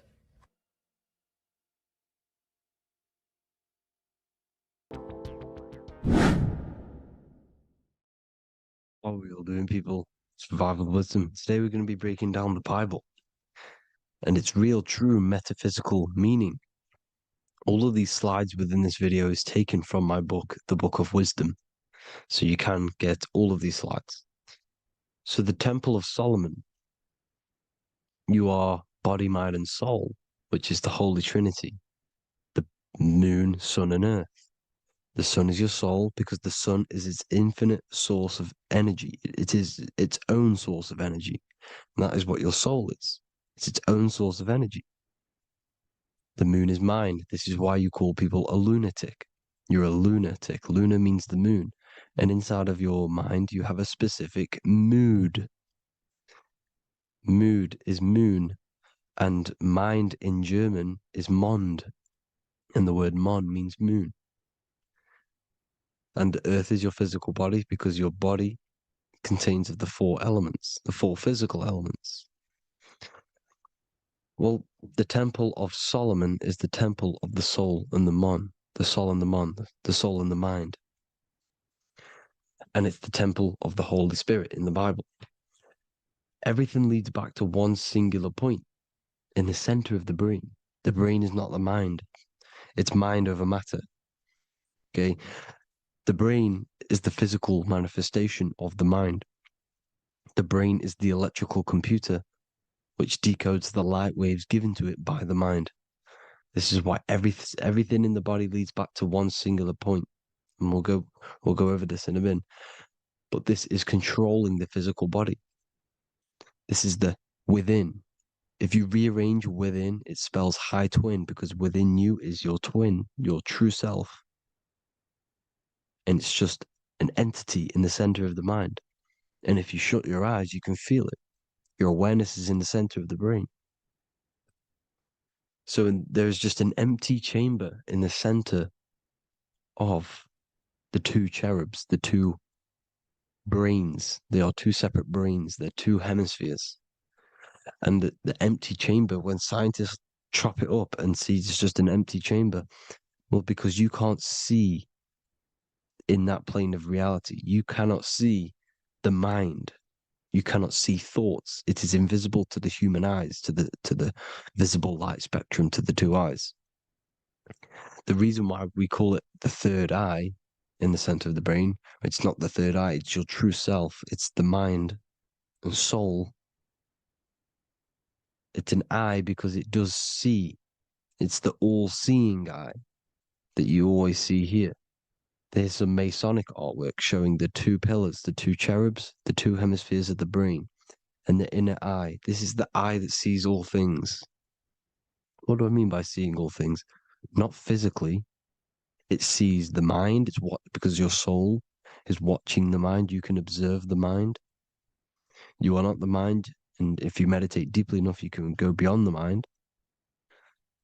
It's the all-seeing eye. It sees the mind. It sees what emotions you're feeling. It sees what you're thinking. It sees what you're seeing with the two eyes. It's the all-seeing eye. It sees all things. It's omnipresent. It's everywhere. Because the mind can be anywhere. The mind can switch itself into any place it wants. There is no limitations with the mind. So there is two hemispheres in the brain. And in the Bible, there is a quote saying the most holy place between the two cherubs. The two cherubs is the two hemispheres of the brain, and the most holy place is between them, which is what the Masonic artwork is showing. This is the all-seeing eye, the soul and the mind in the center of the brain. And you will not see this with the two eyes. So when scientists come to seeing the empty chamber in the center of the brain, they wonder because they do not understand the occult side of the world. They do not understand the layers of reality. How the two eyes, everything physical comes from the unseen. Everything seen comes from the unseen. Now, the two hemispheres of the brain play a major role in our lives. The right hemisphere is the artist. The left hemisphere is the scientist. The right hemisphere controls the left side of the body. The left hemisphere controls the right side. So there's a crossover.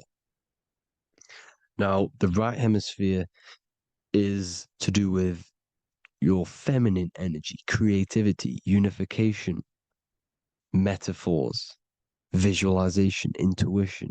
The left hemisphere is to do with sequencing, facts, materialistic details, language, and logic. So they keep us normally trapped within the male aspect of our mind, which is the left hemisphere. You know, if you listen to Spotify, Apple Music, and radio, they're all tuned to 440 hertz, which shuts down the right side of the brain, makes you left brain dominant. And we learn, well, 90% of people learn to write with their right hand. They're taught to learn with their right hand, which is to do with the left brain. You see, so we are being trapped within this left side of the brain, which is all to do with logic, thinking logical, not creative. You know, very analytic. But the right side of the brain is to do with your creativity. So the right side of the brain is perceiving reality as a holistic perception. Now, what do I mean? If you're riding through a woods, for example, if you're riding through a woods, your right hemisphere is seeing the whole woods as one unified woods. The left hemisphere's job is to break down the perception given to it by the right hemisphere and break it down into individual trees. So what am I saying? The right hemisphere is seeing humans and everything in creation as one unified consciousness. The left hemisphere is seeing individual egos. This is why the left hemisphere is the place of the ego, the right hemisphere is to do with the higher self. They're both needed, though. I'm not saying one's better than the other. It's balance. Now,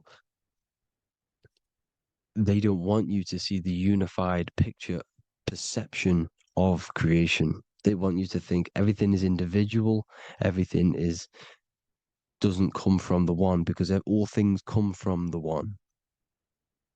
And we experience the two in this reality, dualism. In order to understand the one, we have to experience the two to advance. So, anyways, let's get away from the two hemispheres. The right hemisphere, like I said, is to do with the higher self. And this is why in John 21:6, it says, cast the net onto the right-hand side of the boat and you will find fish. Meaning, cast your energy, cast your perception into the right hemisphere of the brain, and you will find God, unification, and higher self. You will see things from a unified perspective. How we are all one. Because we are all the same consciousness. The same spark that is in me is in you. This is why I am you and you are me. We are all the all-seeing eyes of God, just split up into individual bodies. We are all made up of the same essence, consciousness. And that consciousness, that mind and soul, is in the center of the brain. You are just in different avatars. And until we see this, we'll forever be divided and conquered. Until we figure this out as a collective consciousness, we will forever be divided and conquered and ruled over. This is why the Bible says, ye are gods. You are the sons of the Most High, because we are. We are the Word made flesh. We are God made flesh. Mark 16:19. So then after the Lord had spoken unto them, he was received up into heaven. Head is heaven, H-E-A, and sat on the right hand of God. God is the consciousness in the center of the brain. Heaven is the head, and the right hand of God is the right hemisphere of the brain, meaning he sees things in unification, creativity, intuition, the higher mind, the higher brain. When Moses crosses the Red Sea is the corpus callosum, moving from the left to the right hemisphere of the brain to see unified perception of reality. Head, H-E-A, heaven, same root word. This is why the ancients always depict God in the center of the brain. Here you see ancient Christian artwork showing God in the center of the brain, the light. Here you see it here. Here you see Ganesh, an Indian god, which is the brain. Here you see the Father, the Son, and the Holy Spirit in the dome, the brain. This is the brain, because you are God made flesh. That's what consciousness is. The upper room where Jesus meets the 12 disciples. It's the upper brain on the upper room. The upper room is the chamber, the empty chamber in the center of the brain. That's the room.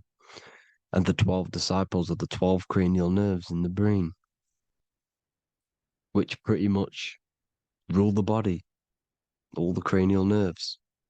The tree of life, the cardiovascular system. This is why in Genesis it says the tree of life was in the midst of the garden. Midst meaning middle, because the middle of the body is the cardiovascular system, which is controlling all of the systems in the body.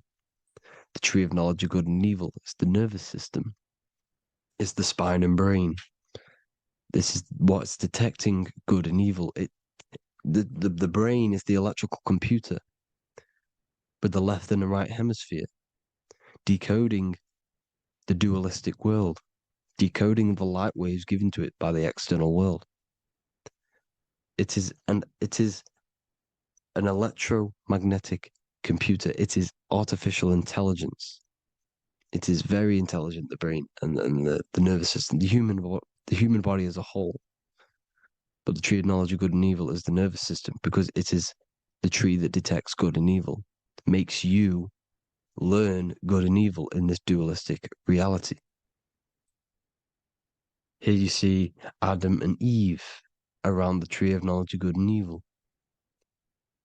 Adam and Eve, male and female energies, with the serpent in the tree and the tree of knowledge of good and evil. Well, this is the spine, the brain, and the serpent is the kundalini of the spine. The serpent is the S. That's why S, serpent, S, the letter S is the serpent. Sex and serpents make an S noise. You know, the Bible cursed the serpent. So we don't figure out the true religion. The true religion is raising the kundalini and becoming God-man and reaching our higher states, our true God self. Because once the kundalini is saved and hits the pineal gland, it activates 100% of the brain when we're only using around 20 to 10% as of right now without the kundalini awakening. So when you use it, you're activating 100% of the brain. You're activating all the dormant brain cells. You're regenerating the body. And this is the serpent in the tree of knowledge of good and evil. This is the spine, brain. This is Adam, Eve, the male and female energies. The light of the body is the eye. Therefore, if thine eye be single, thy whole body should be full of light. Matthew 6:22. This is the single eye in the center of the brain. It is not the pineal gland. It is what's inside the pineal gland. You have to go beyond the physical world, and there are no words to describe things that are not physical, metaphysics. And the whole body should be full of light. Well, this light is the same pyramid that you see. You are the pyramid with the all-seeing eye on top. This is why the ancients built the pyramids with the stairs in the middle symbolizing the spine, because once you open all the chakras and balance them and raise the kundalini, you activate all of the brain, which gives enlightenment. The word enlight in ment. Ment means mind, light in the mind. Enlighten the mind. And this is enlightenment. We are the temple. And Jacob called the name of the place Peniel, for I have seen God face to face. Within spells high twin. Within you is the God self, which you need to manifest into the external world. And he's seen God in Peniel, the consciousness. He's seen his true self, consciousness in the pineal gland. Genesis 28:10, Jacob's ladder. Jacob, he took a rock there and laid his head on it to sleep. Jacob had a dream. He dreamed there was a ladder that was on the ground and reached up into heaven. Head is heaven. The rock he fell asleep on is the sacrum bone, because he's symbolizing the oil that comes down the spine, hits the sacrum bone and rests there, falls asleep, and it looks up and it sees the ladder to heaven. Because when you raise this oil, you become God-man. You become God in heaven. You can leave the body at will. Do you not know that your body is the temple, that your body is the temple of the Holy Spirit? Corinthians 16:19-20. Or do you not know that your body is the temple of the Holy Spirit within you? Your body is the temple of the Holy Spirit, the soul and the mind within the center of the brain, the temple of Solomon, temple of the soul and the mind. Romans 8:10. Christ is in you. It's not external. When you give where attention goes, energy flows. When you give your energy to external things, your attention, your worship to external things, you're giving energy, meaning it's draining you, and you're feeding something within the astral plane, a mental thought within the astral plane. So with you realizing that the Christ is in you, that you don't have to worship anything outside of you, this means that you're internalizing your energy. You're not giving your energy, because where attention goes, energy flows, which means you become more present. You become healthier because you're not giving off all of your special electromagnetic energy that's charging you. This is why the religions run by the Vatican is all external. They're exoteric.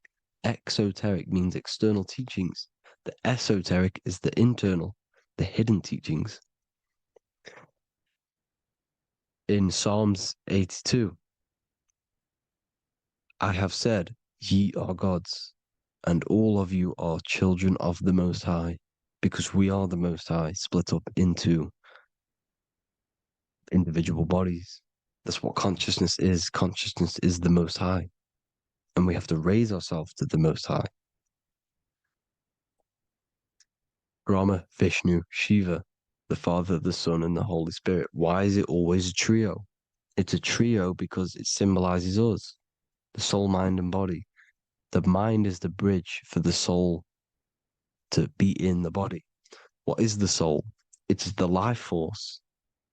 It's the watcher. It's the all-seeing eye. The soul sees into different realities, and it gives life to the body of every reality it goes in.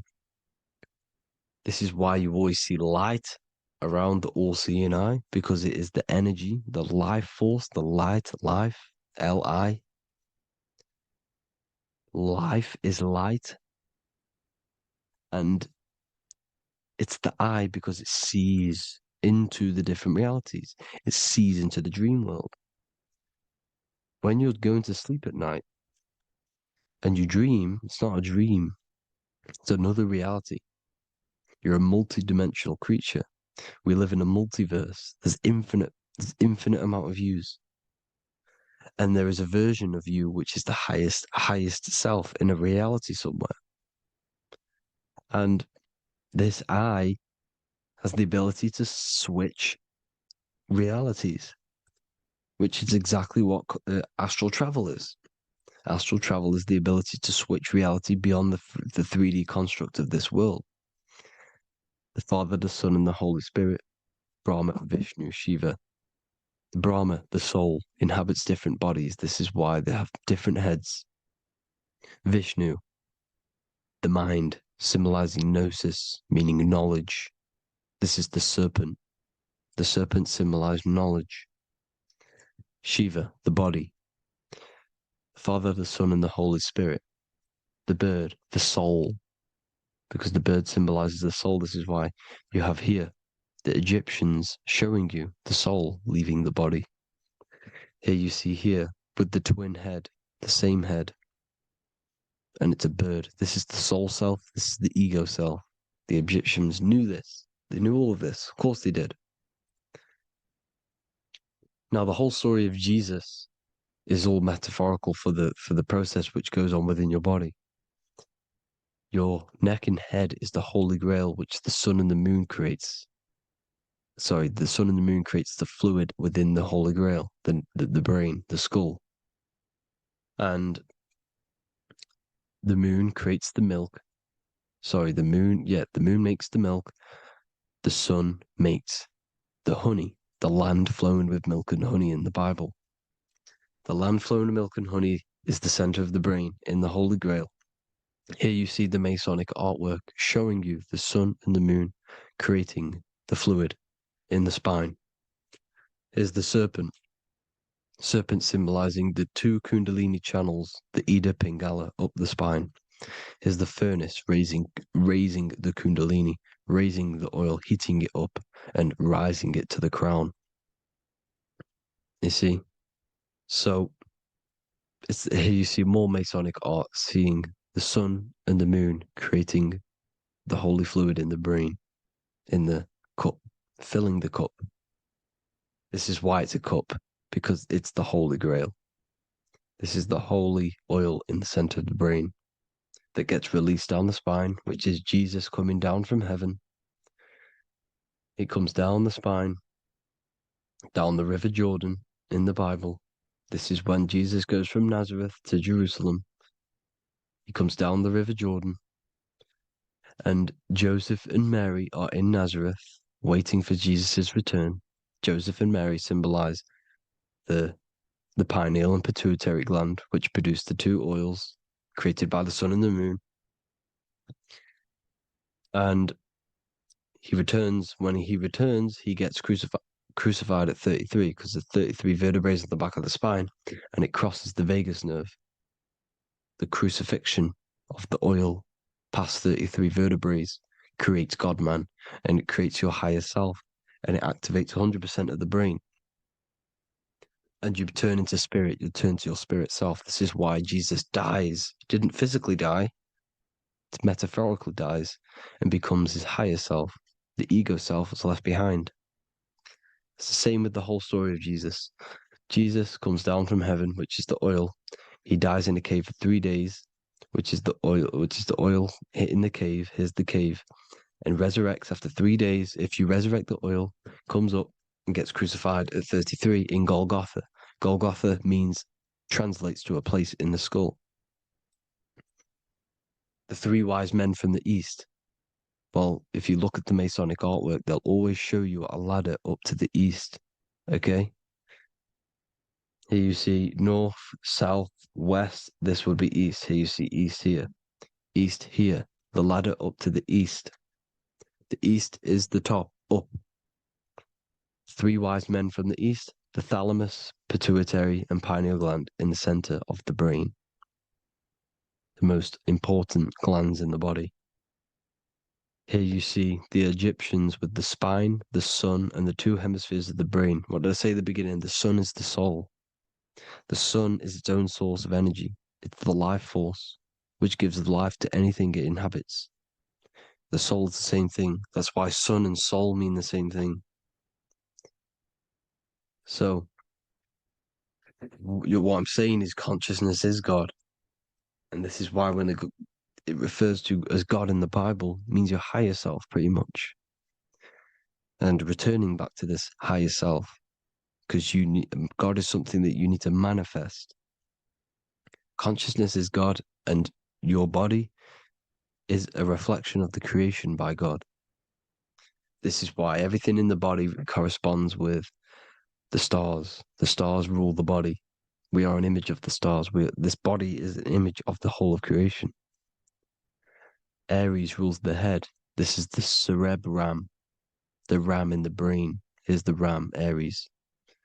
And we have something called the cerebrum, Aries, the ram. This is the Lamb of God moving to the higher mind. Taurus, which is the lower brain and neck, the cerebellum, the bull Taurus, the lower mind, and the cerebrum and the cerebellum, the ram and the bull, is what makes you ramble on. Ramble meaning walking. The higher mind and the lower mind working together makes the body ramble. Ramble is what makes you walk along. Thank you to Santos Bonacci. Gemini, the two twins, rules the two arms, the hands, and the lungs. These are the two twins of the body. Sagittarius, the horse, which rules the hips. Hips means hippo. Hippo means horse. Hippopotamus means water horse.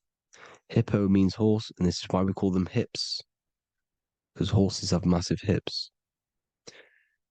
Capricorn, the kneecaps. Pisces, the two fish, the 2 feet. Then they make us swim. We are an image of the stars, people. Well, the body is anyway. Consciousness is God, and the body is the image of the whole of creation. It's a reflection of the whole creation, as above, so below. 12 systems in the body, 12 cranial nerves for the 12 constellations, 12 cell salts. The body's made out of 12 cell salts.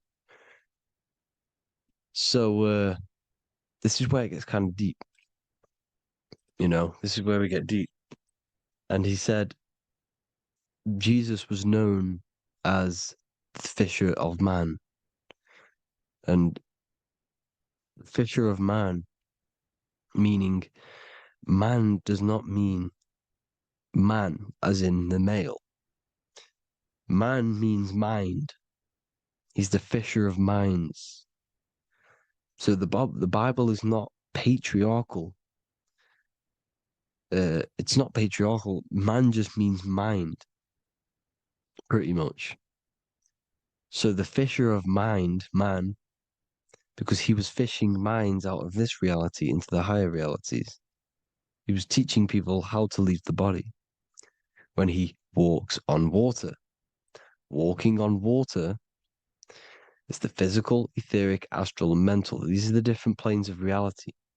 The ether is the either, because the ether is the substance that's on either side, astral and physical. It's the fifth element, is ether. And the fifth element is the water, the same water at the beginning of the Bible when it says, let the firmament divide from the waters above from below. The water symbolizes the ether. It's the base of all physical matter. And the ether symbolized is known as the water. So when you're walking on water, you're walking on the ether, meaning you're leaving the physical body. So when Jesus walks on water and he's teaching Paul to walk on water, Paul becomes scared and falls back into the water. Well, when you astral travel and you become scared when you're projecting, you'll fall back into your body. So he's pretty much saying walking on water is leaving the body, and walking on the ether, because the ether is the veil between the astral, and that's what devil means. Devil has the word veil in it, because the devil is trapping you between one veil, which is this world. They're trapping you in this world, this thin layer of reality. Your dreams are different veils. The ether, the astral, the mental are different veils. Devil is deveil. Deveil. You need to escape being stuck in one reality and live in between realities. And this is when you truly become a multi-dimensional being, because your soul is just the eye. That's what you are. You're just an eye, and you see into different worlds. And it also, when Jesus means the fisher of man, the fisher of minds, I truly believe, because of my research, that there is other worlds. It's not just this one. There's higher worlds. There's an infinite amount of you, and you've been in them dreams you call dreams. Them dreams are other realities that you are in. That's why when you're there, you don't feel like you're in a dream. You feel like it's 100% real, because it is real. So this is why the ancients always depicted the many different heads, because there's many different versions of you. And this I, the soul, the watcher, is switching itself into different bodies at all times. Well, when you sleep, when you astral project. And this is what the ancients were doing. They understood the multiverse, and they could switch bodies at will. And this is what the 7 seals are in the Bible, also known as the 7 chakras. These are literally portals within us to these different worlds. We're in the heart at the moment. Earth, rearranged, spells heart, meaning middle. This is where good and evil exist. It's the middle point, the midpoint of realities. So I hope you all enjoyed the video. All of this knowledge that I've give you in this video is inside of my book, the Book of Wisdom. The Book of Wisdom gets updated every single month with new pages.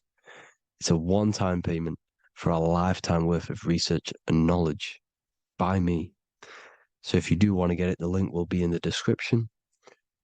But I hope you will gain some amazing insight. Please like, comment, and share to help the algorithm, and drop a subscription. And for more lectures, every 2 days, I drop lectures and knowledge within the Patreon. If you want to support the channel, join the Patreon. Everything's in the description because we are not monetized on YouTube. Thank you all. Have an amazing day. How are we all doing today, people? It's Revival of Wisdom. And today we're going to get real deep. This video is going to get real deep. A lot of people are not going to be ready for this sort of knowledge. Okay, you really have to do is to really deprogram the mind, because everything we've been taught is a complete lie, is to keep us trapped. Okay, this is really advanced knowledge. Now, let's get straight into this. All of the ancients depicted other worlds, and they called this place Midgard. Midgard is the mid garden, the middle garden. This is why the Masonic symbolism on the floor is always a black and white checkered board, symbolizing the polarity here, the good and bad, because we're in the middle garden, the heart. Earth rearranged spells heart, because we're in the heart of this system, or whatever it is, a super quantum computer, whatever you want to call it, simulation. Now, in the Quran, it talks about the 7 layers of heaven. All of these ancient artworks are depicting these different layers of reality. Okay, and look at the Egyptians here with the boat outside of the firmament. Boats travel on water, and this is exactly what the Masons are doing. So they're still using the same symbols. Why? Because it's the same knowledge, just hidden. The Egyptians have the same knowledge as the Freemasons. It's just hidden. Now, this cosmology that they're showing here, which is probably made maybe 100 years ago, this painting or artwork, is the exact same as the one we see here with the arch, the boat. You know, it's similar because the boat is symbolizing traveling these other worlds, because the ether is also symbolized as water, because if you look up at the stars through a telescope, it looks like it's water. It's shining through water, because this ether, whatever this substance is outside of this world, was symbolized as water. Okay, and look at all these ancient depictions showing these different layers of reality. Now, we are being trapped within this 3D dimensional world, which is the cube, the Saturn cube, because there are 6 sides to everything in this world: front, back, left, right, up and down. 6, which is the cube, because we're in the Saturn, Saturn's world. Okay, now, always been depicted as a tree of life, the tree of the universe has always been depicted as this tree. Because let's get a bit deeper. Now, the cosmology of this reality is the sun, the moon, and Polaris, always in the Masonic art. The sun, the moon, and Polaris, the all-seeing eye. If you go inside of the temples, of the Masonic temples, they always have this star in the middle, shining light beams. Okay? Look here. The light beams coming from the big star in the middle, which is Polaris.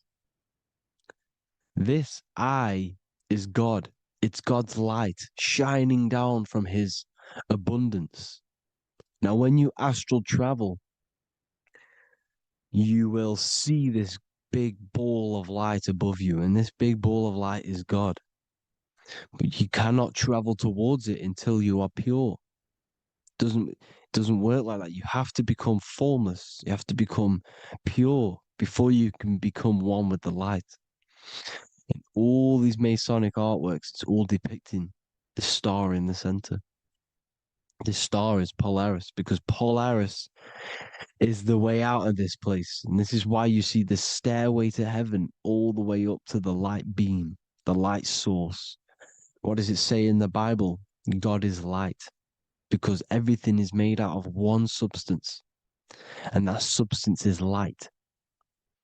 And it symbolizes the eye because God is an eye. All things that are alive have an eye. And we all say, I am. We all see these realities through eyes. God is an eye. He's the all-seeing eye. He sees all things at all times. And he is projecting this light. And this light comes down to create all the different levels of the worlds. And this is what the two pillars symbolize the number 11. 11, the number 1, is just a vertical line. It's the one. It's a 1 point. 11 symbolizes the mirror nature of reality. Everything's mirrored, as above, so below. Now, the 11 also symbolizes openings, doorways. And as you can see here, an opening to the all-seeing eye. And you see here again, an opening to the stairway all the way up to the light. This light is the light of God in the astral worlds, beyond this world. Now, Polaris has also been symbolized as the UFO. They put the truth in plain sight. So, you know, in the films, how the UFOs suck people up. That's what Polaris is doing. If you ascend beyond this world, if you do not ascend beyond this world, you will be reincarnated in this world. The whole thing is to outgrow this consciousness to the plane above. And I'm not just making this up. I'm going to be bringing in scriptures after this. But you can see with the Christmas tree, we always put a high, big star at the center, at the top, which is the star of Polaris, which is exactly what the Masons are doing here. The star at the top. And it's on top of our Christmas trees. And all of these symbolize the other stars, because Polaris is the most high star. And all the other stars are wrapped around the firmament lower than Polaris. And that's exactly what the Christmas tree is. And it's a triangle.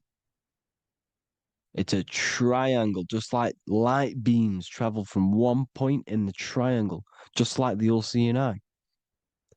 It's a triangle. The light is coming from one point and sending its rays downward. You see, it's kind of like you see here with the water. And the lower you go, the darker it gets, the more evil it becomes. And this is what the ancients would call hell. Now, this all-seeing eye is Polaris. And below Polaris is Mount Meru, the North Pole, the magnetic North Pole. The Tower of Babel, which is in the Bible.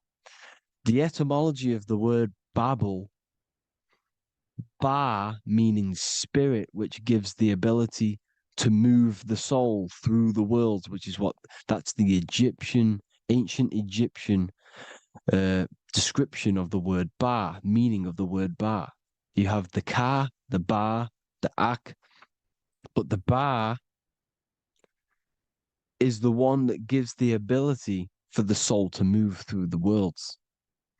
Your soul can't speak into a world without incarnating into it. Now, the Tower of Babel symbolizes Mount Meru because it's the word Ba is the spirit which gives the ability for the soul to move through the worlds. The Tower of Babel is the magnetic North Pole, Mount Meru, which gives the ability to move through these different worlds. And you can see the ancient Tibetans always showing this depiction of these different worlds coming from the center. Because we have to ascend our consciousness. It's not about how good you are to reach heaven. It's about how you expand your consciousness, you expand your mind. So they teach now that you have to be good in order to reach to heaven. It's about expanding the mind, expanding your consciousness to these different planes, these different realms. So that's what it's about. And Jesus was known as the fisher of man. Now, Jesus is a massive part of this. He was known as the fisher of man because he was fishing. He could have been fishing. He could have been one of these deities that had come down from these different higher realities and pull people up. So they would so they called Jesus the fisher of man. And he says unto them, follow me and I will make you fishers of men. So these deities that we see in the past, like Buddha, Krishna, Hermes, Thoth, Jesus, could all be these entities who were coming down to pick up the minds that were worthy enough to see the higher planes of reality. And this is why they called him the fisher of man. Now, when Jesus walks on water, there is a parable with Paul. And he says, but Jesus immediately said unto them, take courage, it is I, don't be afraid. He's talking about astral travel here. He's talking about leaving the body. Because when you leave the body in astral travel to see these alternative realities, you can't be afraid because fear is a bondage, which is what the Emerald Tablets talks about.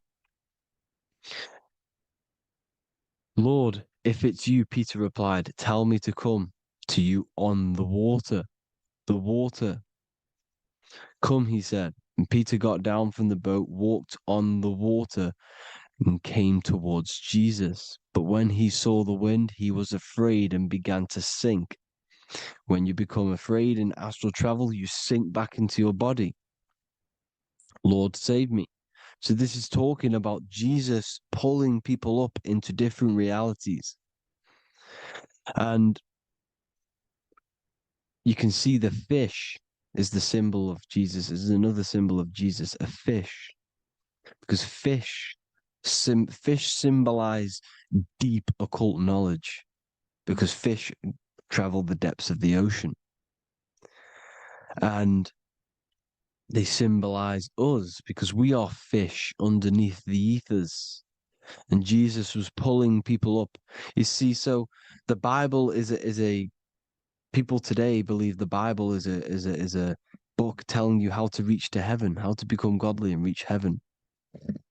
But you've got to become the Jesus Christ to see these alternative realities. Now look at the Emerald Tablets is a massive part, and it speaks so much about these different realities. Look what it says here. This is in Emerald Tablet 3. Then in my heart grew a great longing to conquer the pathway that led to the stars, which is exactly what the Masons depict in all of their art. Look, the ladder to the stars. And then he goes on to say, years after years, I sought after wisdom, seeking new knowledge, following the way, until at last my soul, in great travail, broke from its bondage and bounded away, broke from the bondage of the body. Free was I from the bondage of earth men. Free from the body, I flashed through the night. The stars. The stars are a massive part in the astral world. Each star is a different reality. And the true astrology is the star that you came from. You came through a star to reach this, to reach here. There is a reason why you are here.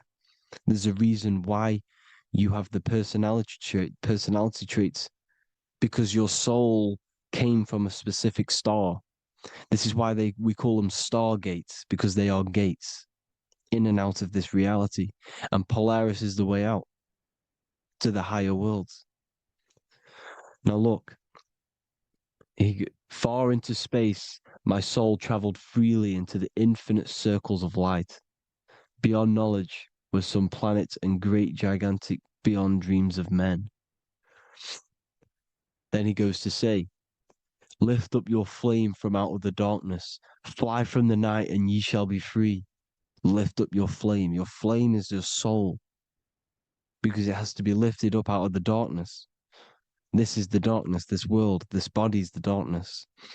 Because it's a bondage. You need to break free. You need to learn how to astral travel, people. You have to learn this. If you want to get out of this world, you have to learn how to astral travel and see the other realities. Traveled I through space-time, knowing my soul at last was set free, knowing that now I must pursue wisdom until at last I pass to a plane hidden from knowledge, known not to wisdom, extension beyond all that we know. So he's talking about he went to a place where we cannot even comprehend here, a place that is not even known to Earthmen. He's telling you he's ascended out of this world to the planes that are beyond. And it says here in the Emerald Tablets, man is in process of changing to forms that are not of this world. Grows he in time to the formless, a plane on the cycle above. Know ye must be one, ye must become formless before ye are one with the light. The light, the same light that I was talking about, the Masonic light, with the triangle, God, the one source. Ye must become formless before ye are with the light. Formless, you have to leave the body. You have to leave the body. You have to gain the ability to leave this body and travel to these other worlds. Now, it says here, not as man am I, for free have I become of dimensions and planes. In each I take on a new body. In each I change my form. Know I now that the formless is all there is of form. You see, all things created come from the things that, all things that you see come from the things that you cannot see. All of us have the same spark of consciousness, the same I am. Every dog, every animal, every human has this same I, this same thing which sees through the eye. It's formless. It takes this formless entity is the same entity of us. We are all the same entity in different bodies. And this entity it was represented as the flame, the cosmic flame, which is inside of all of us. And this is why the Masons depicted your spine as a candle or the Holy Grail.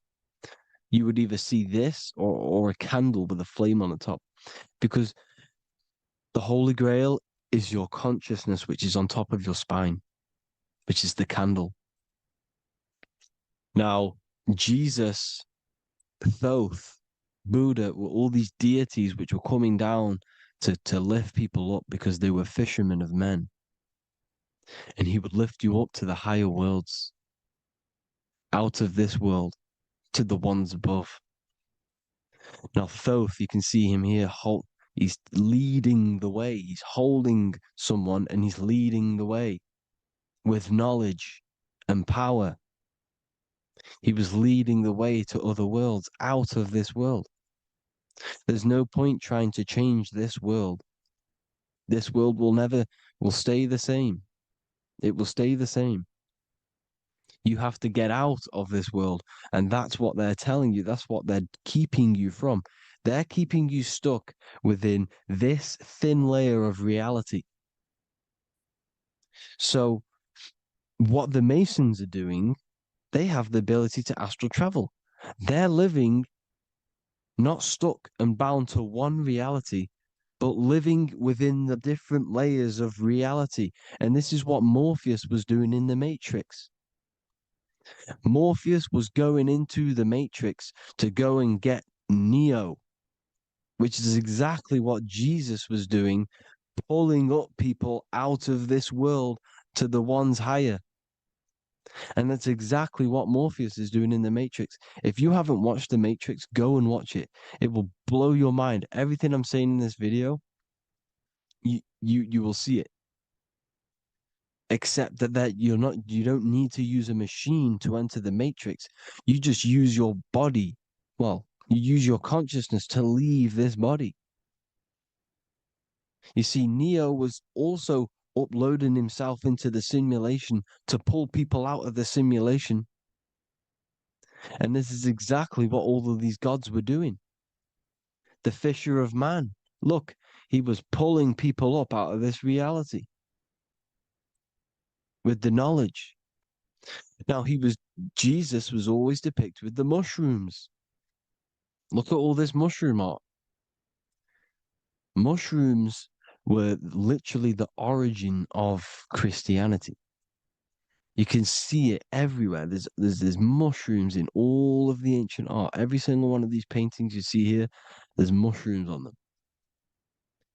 Mushrooms have the ability to see alternative states of consciousness. Now, if you go and do them and you go to sleep, if you pop mushrooms, you go to sleep and you will wake up in another reality. You will wake up in another reality. Don't try it if you don't want to do it. But if you've got the heart to do it, do it. Eat them and go to sleep. You'll wake up in another reality. And Jesus was handing out mushrooms to the bright minds, to the minds that he wanted to fish out and pull up to the higher realities. He was giving them mushrooms to see themselves in an alternative state, in an alternative reality. This is why there was so much mushroom art, and it's not just ancient Christians. It's Sumerians, it's the Mayans, the Celtics, the Egyptians. All used mushrooms. All of them. Look at all this art. It's on stones. It's everywhere because mushrooms. See, everything in nature is a micro macro. Look at the form of a mushroom. It's literally your spine and brain because they alter your consciousness. Your body is just a radio receiver. Everything that you're experiencing is a program being ran by the central nervous system, and your consciousness is experiencing this program, these electrical impulses of the nervous system, because it's all feeding back to one point, which is the pineal gland. And this is the candle with the light on it. Type in Masonic candle and you'll see it. It's your spine with your spark of consciousness on top of the spine. And it's a mushroom because this sends you to alternative states of consciousness, alternative realities. Now, they were all doing this, the Egyptians, the Mayans. Now, there's more symbolism which goes into this. Look at the Christmas trees we use. The Christmas tree with the presents underneath them. Magic mushrooms grow under trees. And these are the presents under the trees that we symbolize today with Christmas. Santa's red and yellow for the red and yellow mushrooms. The same mushrooms Mario has to collect. And when he gets enough mushrooms, he levels up. And then what does he do when he go past the world? When you win that world in Mario, you go to another reality. You go inside of another world. It's truth in plain sight. And it's using mushrooms. It's using mushrooms. Everything, all of the characters in Mario, well, a lot of them are mushrooms. Look at this one. The presents, black, yellow, and red and white. Red and white mushrooms. And the bow on the top is the mushroom head. That's a bit of a reach, but you know. The symbolism never lies, is what you need to understand. And it's as above, so below. Now look at the Sumerians. The Sumerians were also multi-dimensional beings. Okay, look at how they have the double faces. They had 1 foot in this reality and 1 foot in another reality. And look at this one, a double-headed god inside of like a portal. You see? Because and look at these with the wings, the astral travel. Birds, ancient birds symbolize the soul, because the soul is a bird. It flies to different worlds. It flies around the cosmos. And mushrooms gave you the ability to see these alternative states of consciousness, these alternate realities, because you exist in infinite realities. You exist in infinite realities. Now look at the 33rd degree Ordo Ab Chao badge. You get this badge when you become a 33rd degree Freemason, and it's a double-headed eagle. A double-headed eagle. And you can see this in Sumeria first. Sumeria have the same symbol, a double-headed, bird. You can see it here as well. And the Masons are still using this symbol today. And when you become a 33rd degree, 33 vertebrae on the back of your spine, above the vertebrae is your consciousness, and it's a double-headed eagle. One reality in one.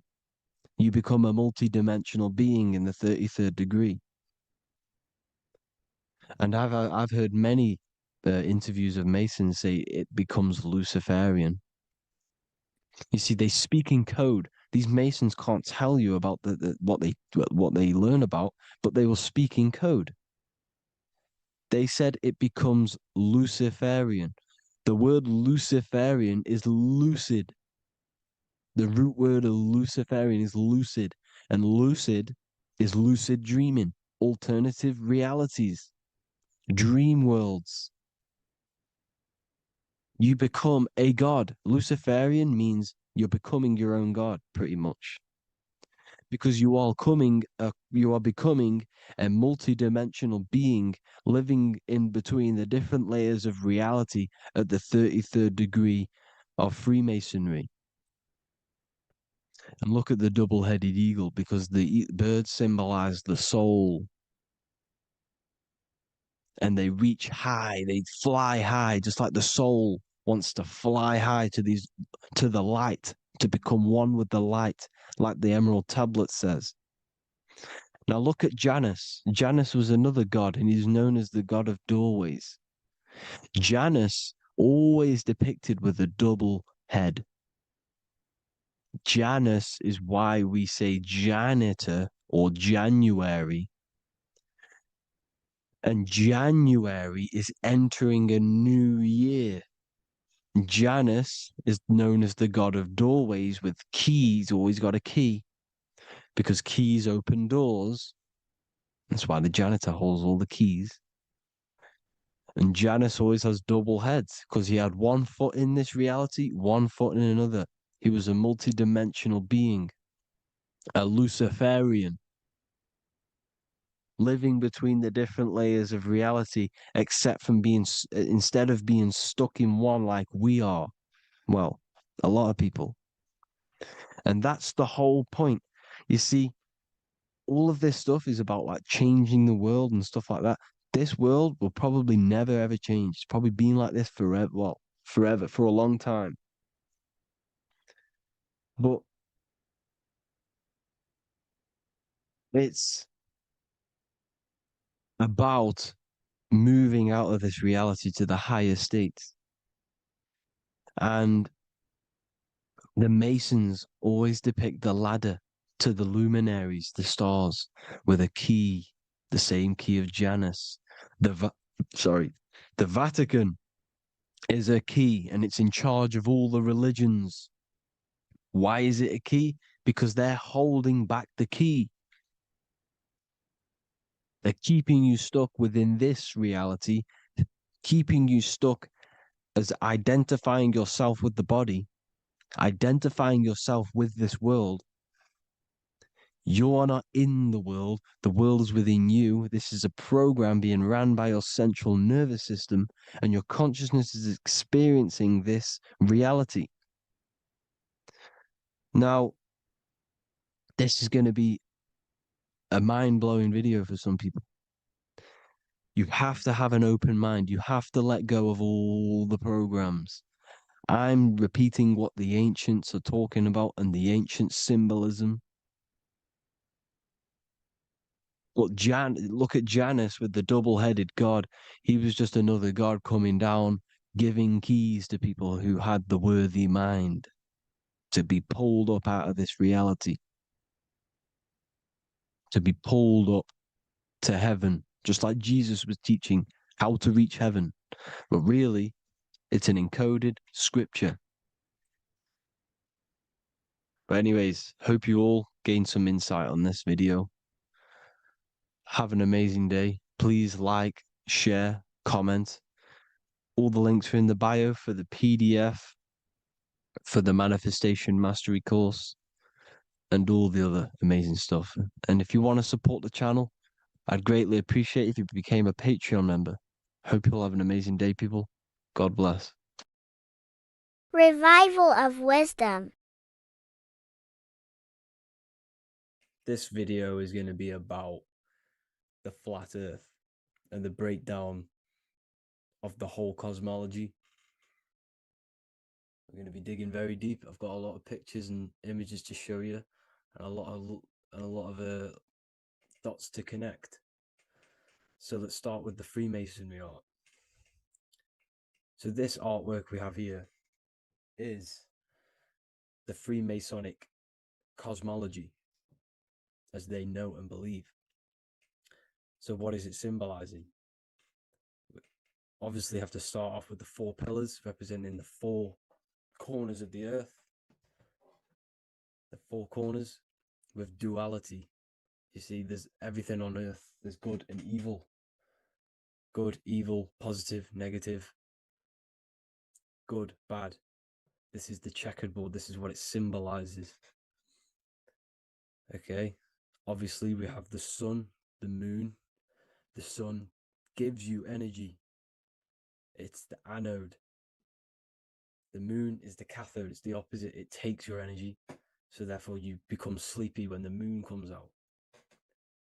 You see, everything on Earth, everything in the universe is balanced. There's complete balance, symbolized by duality. There's always 2 opposites. We have the all-seeing eye,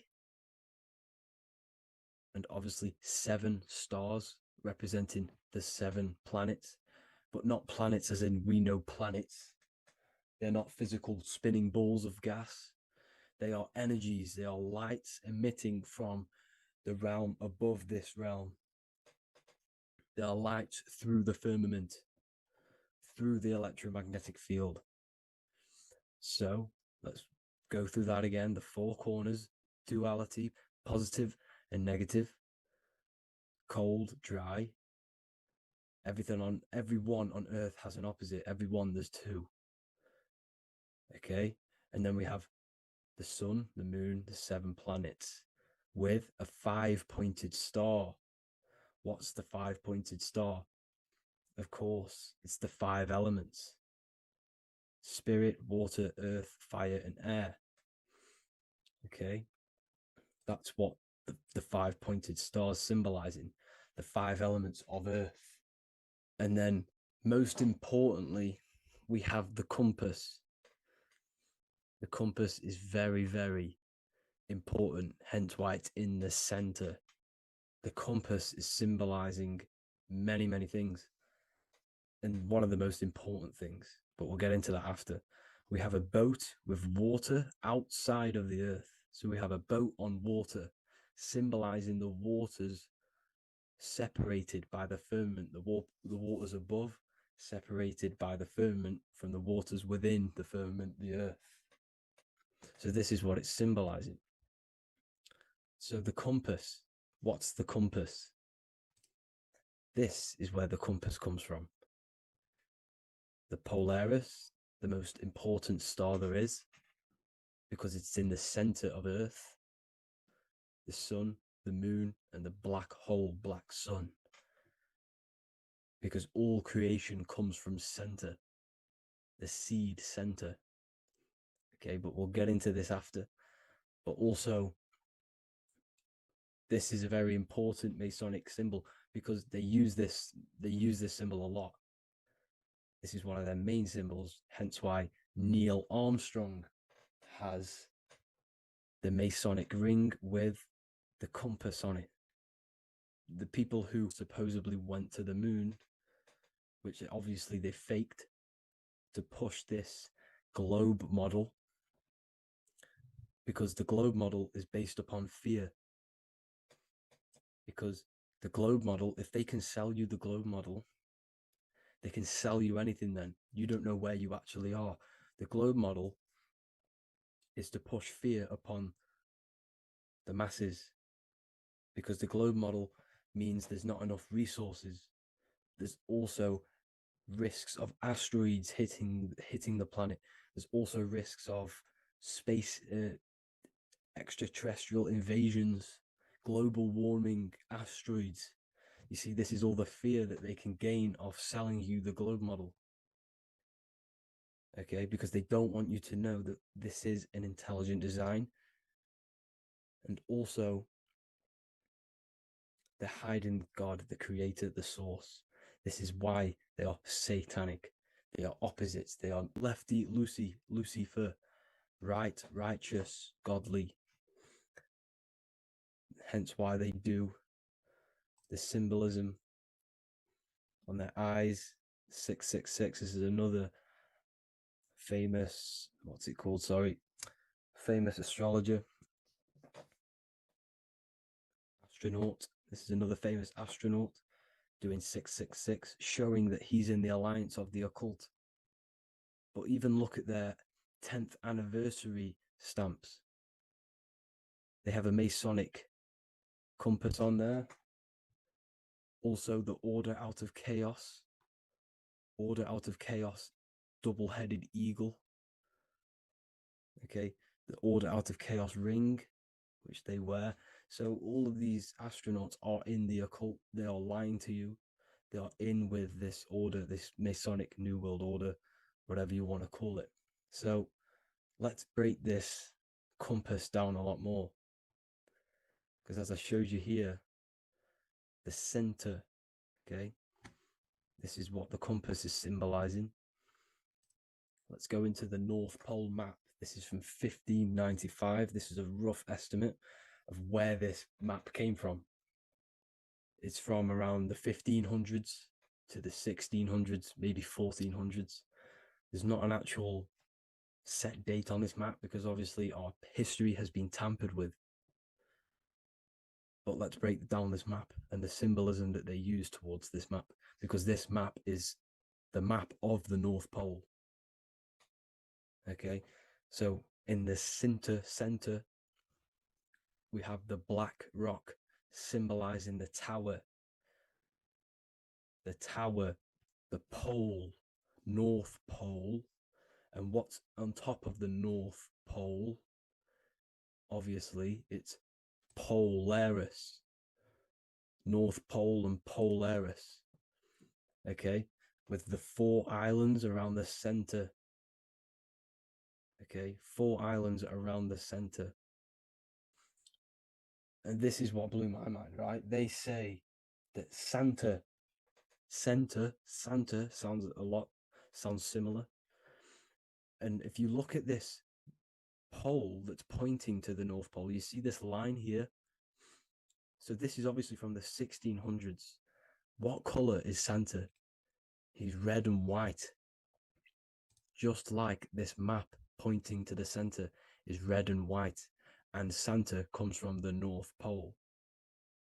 So it's not a coincidence that they use red and white. They're mocking this map because obviously they took over after the 1500s, 1600s. They took over around the 1800s. So they're mocking this map with Santa coming from the North Pole with this red and white line to the North Pole. Notice the 4 islands, okay, like windows, their symbol. They obviously, in the occult, they're part of the New World Order, is symbolizing these 4 islands with the blue behind it for the water. Okay, so this is another occult logo. They're symbolizing this center, because the center is so important. Okay, we'll get into that. Also, we have the Mayan cosmology. This is the Mayan cosmology. This is what they created. This is their artwork, with also 4 major lands around the center. You see this 4 with green in between them all. 4 major lands with the underworld. You see this underworld is also symbolized by the Masons with the coffin of the skull and bones, the deceased, the dead. Okay, so this is also mentioned in the book of Enoch. Okay, and it's called Sheol. Sheol, the underworld. Okay, and in the book of Enoch, it says all spirits of the dead go to these hollow places, that they are wait until their appointed time of judgment. And it also says in the book of Enoch, there are 4 hollow places underneath. 4 as above, so below, representing the 4 islands. As above, so below. That's where that could link in. Okay. The book of Enoch is very important because it was found in a cave thousands of years ago, and has a lot of truths about this realm and about this world we live in. So let's go back to the Mayan cosmology. So the ancient cosmology, they all must have had some sort of communication. They must all be at peace with each other, because all of their cosmologies link together. See, the Greek, Babylonian, Indian, the Celtic. Okay, they're all linked in together. They all knew that they were in an enclosed system with an underworld and obviously a firmament. Okay, so this is what they all knew. They all must have had some sort of communication. They were a lot more advanced than us. They knew the center of the realm. Okay, and obviously the United Nations flag also symbolizes their center. You see how it has like a grid with a circle around the center.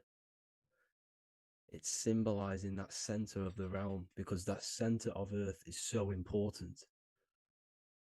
The United Nations flag, all have it.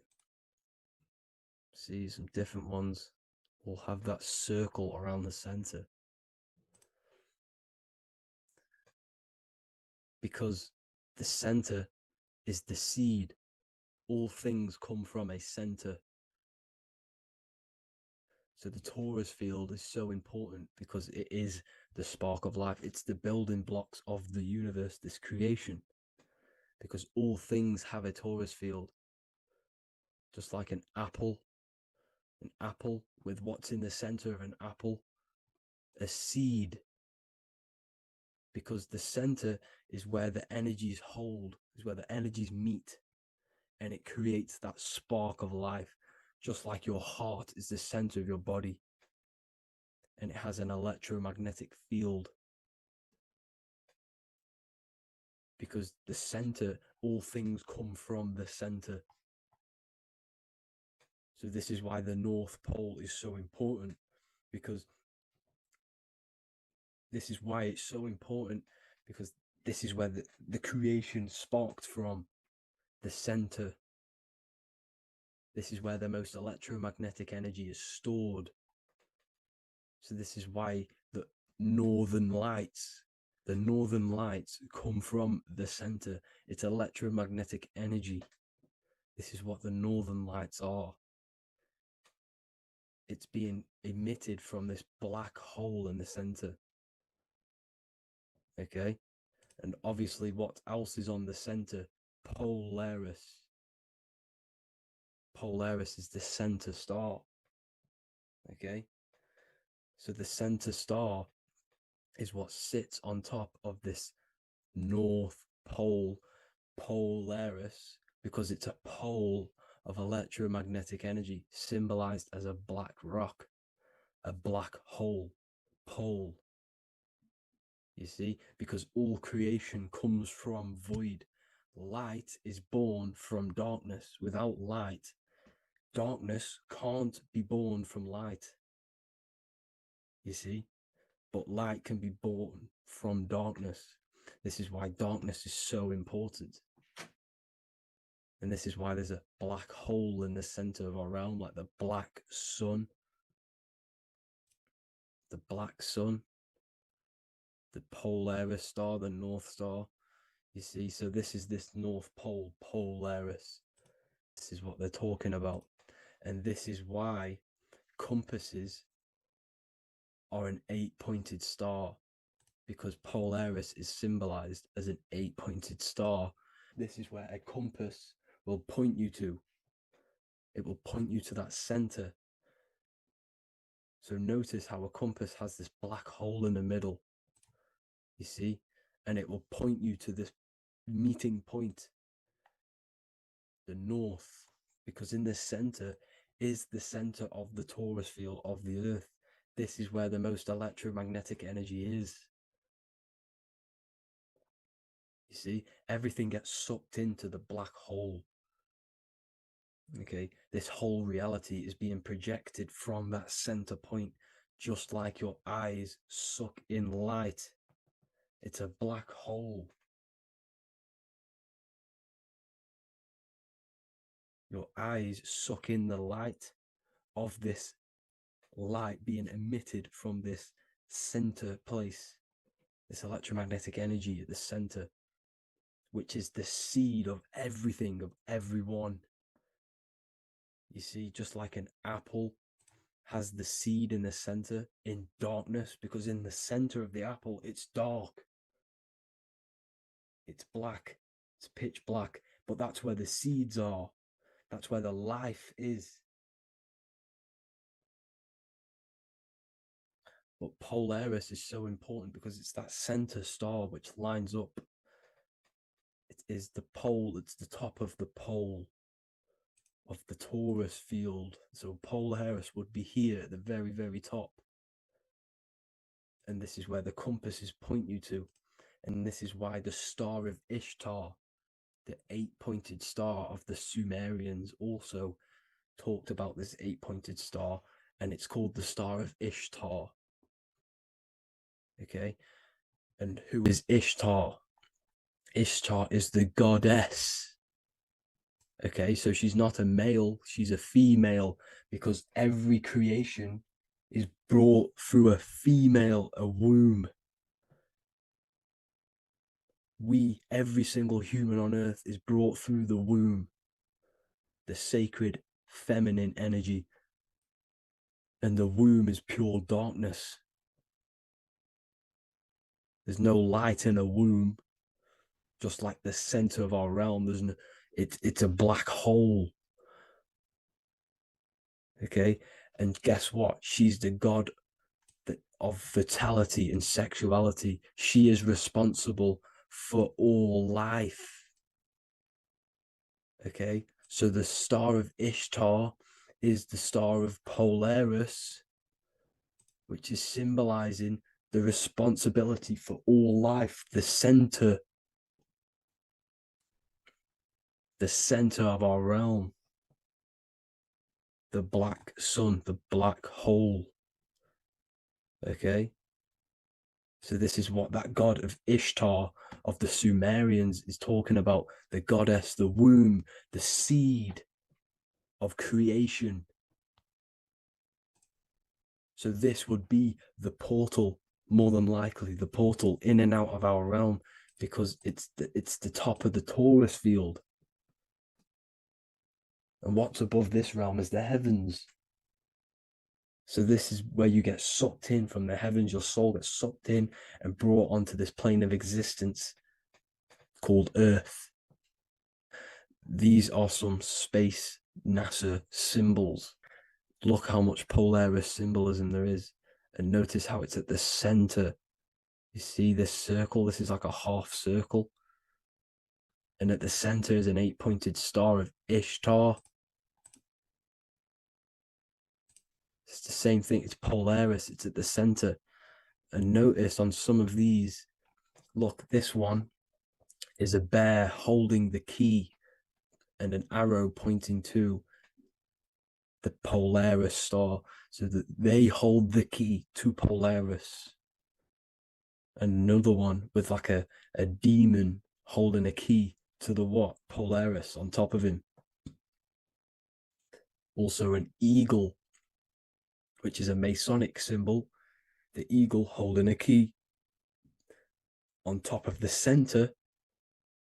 You see, and notice how there's an arrow going up to the Polaris and an arrow down, as above, so below, to Earth. So you can go out to Earth, out of Earth, and into Earth through Polaris. And the eagle holds the key.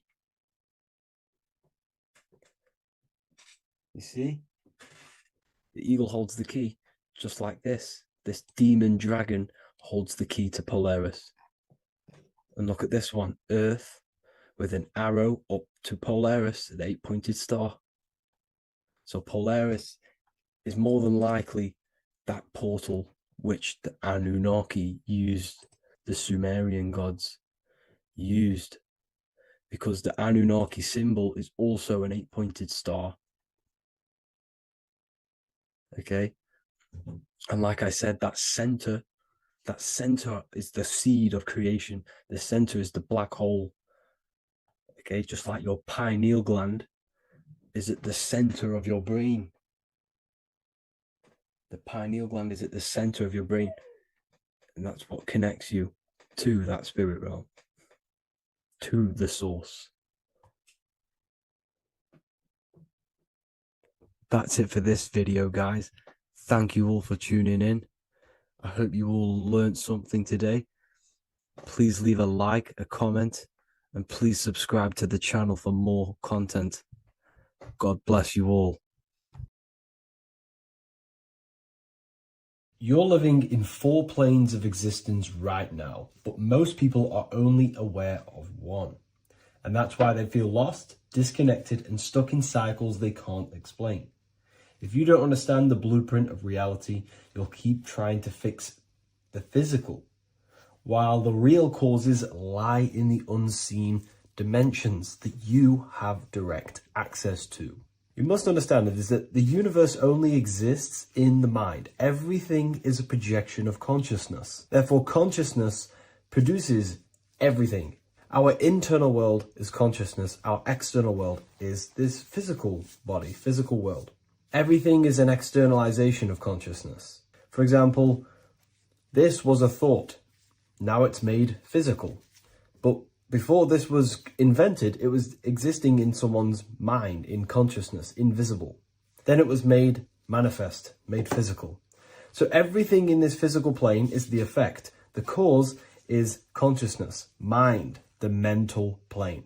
So now I'm going to explain these different dimensions of consciousness. You don't just exist in this physical plane. The physical plane, in fact, is the lowest plane there is. It's the illusionary plane. So first of all, we have the Buddhic plane. This is the nothingness. So think of it like this. Absolute nothingness. If you turn off thoughts, there is nothingness. This is the void. And out of the void springs infinite potential, which is the mental plane. Now, your mind has no limitation. It can think anything, be anywhere, anytime, any place. In the whole world, there is no limitation with the mind. This is the realm of infinite possibilities. This is the realm of thought. Thought is a dimension, information and thought. To go a little bit deeper on this, there are pockets of thoughts, what we call in the occult fields of thoughts. Your mind does not think thoughts, it receives them. Your mind is like a radio. Whatever the mind is tuning into, setting its mindset, setting your frequency or setting your mind, you will receive thoughts based on that set, whatever you set your mind to. So there are pockets of thoughts that we penetrate in the mental plane. The mind is the mental plane, the infinite possibilities.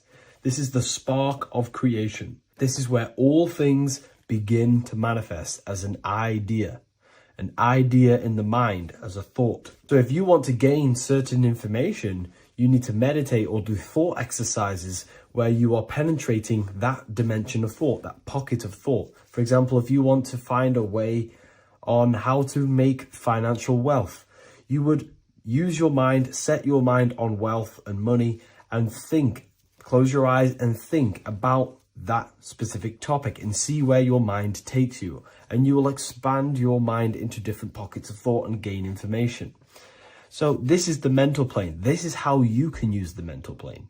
You can use the mental plane to do this. Then we have the astral plane. We have higher, middle, and lower astral plane. The astral plane is the body for thought. So every dimension, physical, etheric, astral, mental, Buddhic, is a body for a dimension above. Each dimension below is a product of the dimension above. So for example, the astral plane is imagination. This is the lucidic realm of imagination. This is where thoughts begin to manifest into some sort of form. It's not a physical form because this is physical, but imagination is a lucidic form. It's not really physical, but it's there. It's a projection of light. It's astral matter condensed by the willpower of the mind. So depending on the vibration of that thought will depend whether it manifests in the higher astral plane, middle astral plane, and lower astral plane. If you think about more material things and visualize material things, this will manifest on the lower astral plane because material matter is low vibration. Now, that does not mean it's evil. That does not mean it's bad. Okay?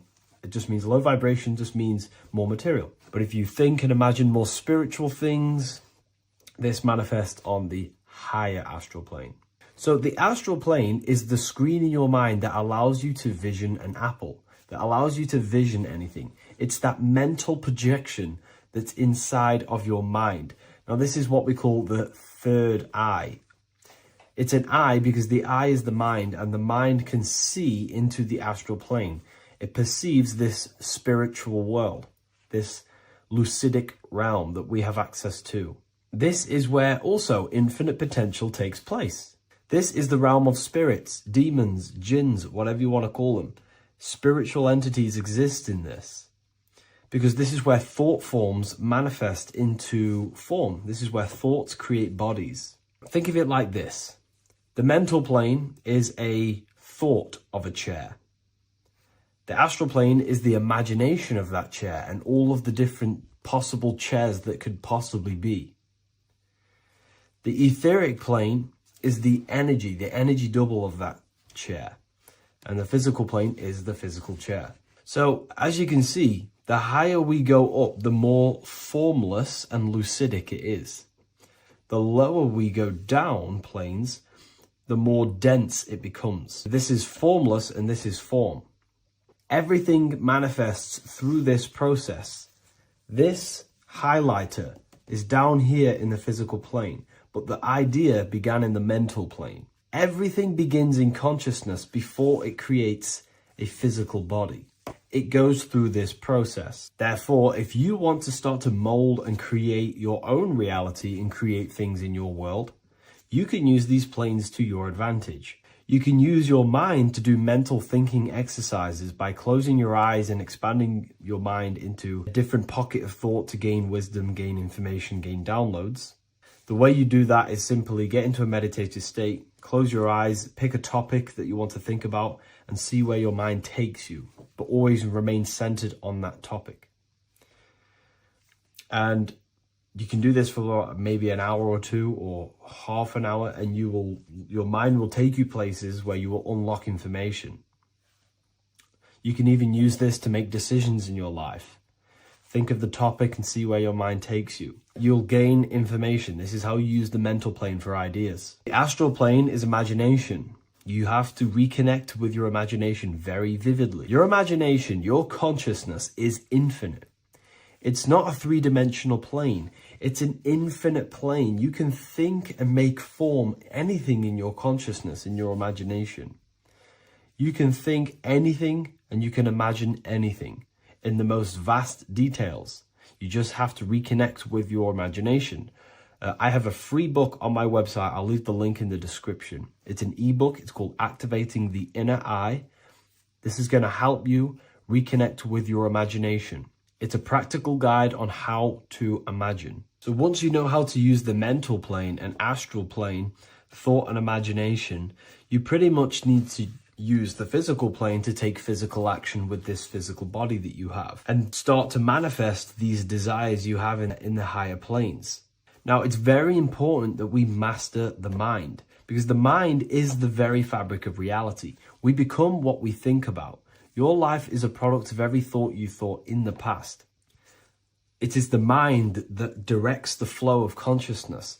And wherever this consciousness is flowing is what you will create in your life. Consciousness is the most potent force in the universe, and the mind is pretty much the universe in a microcosm form.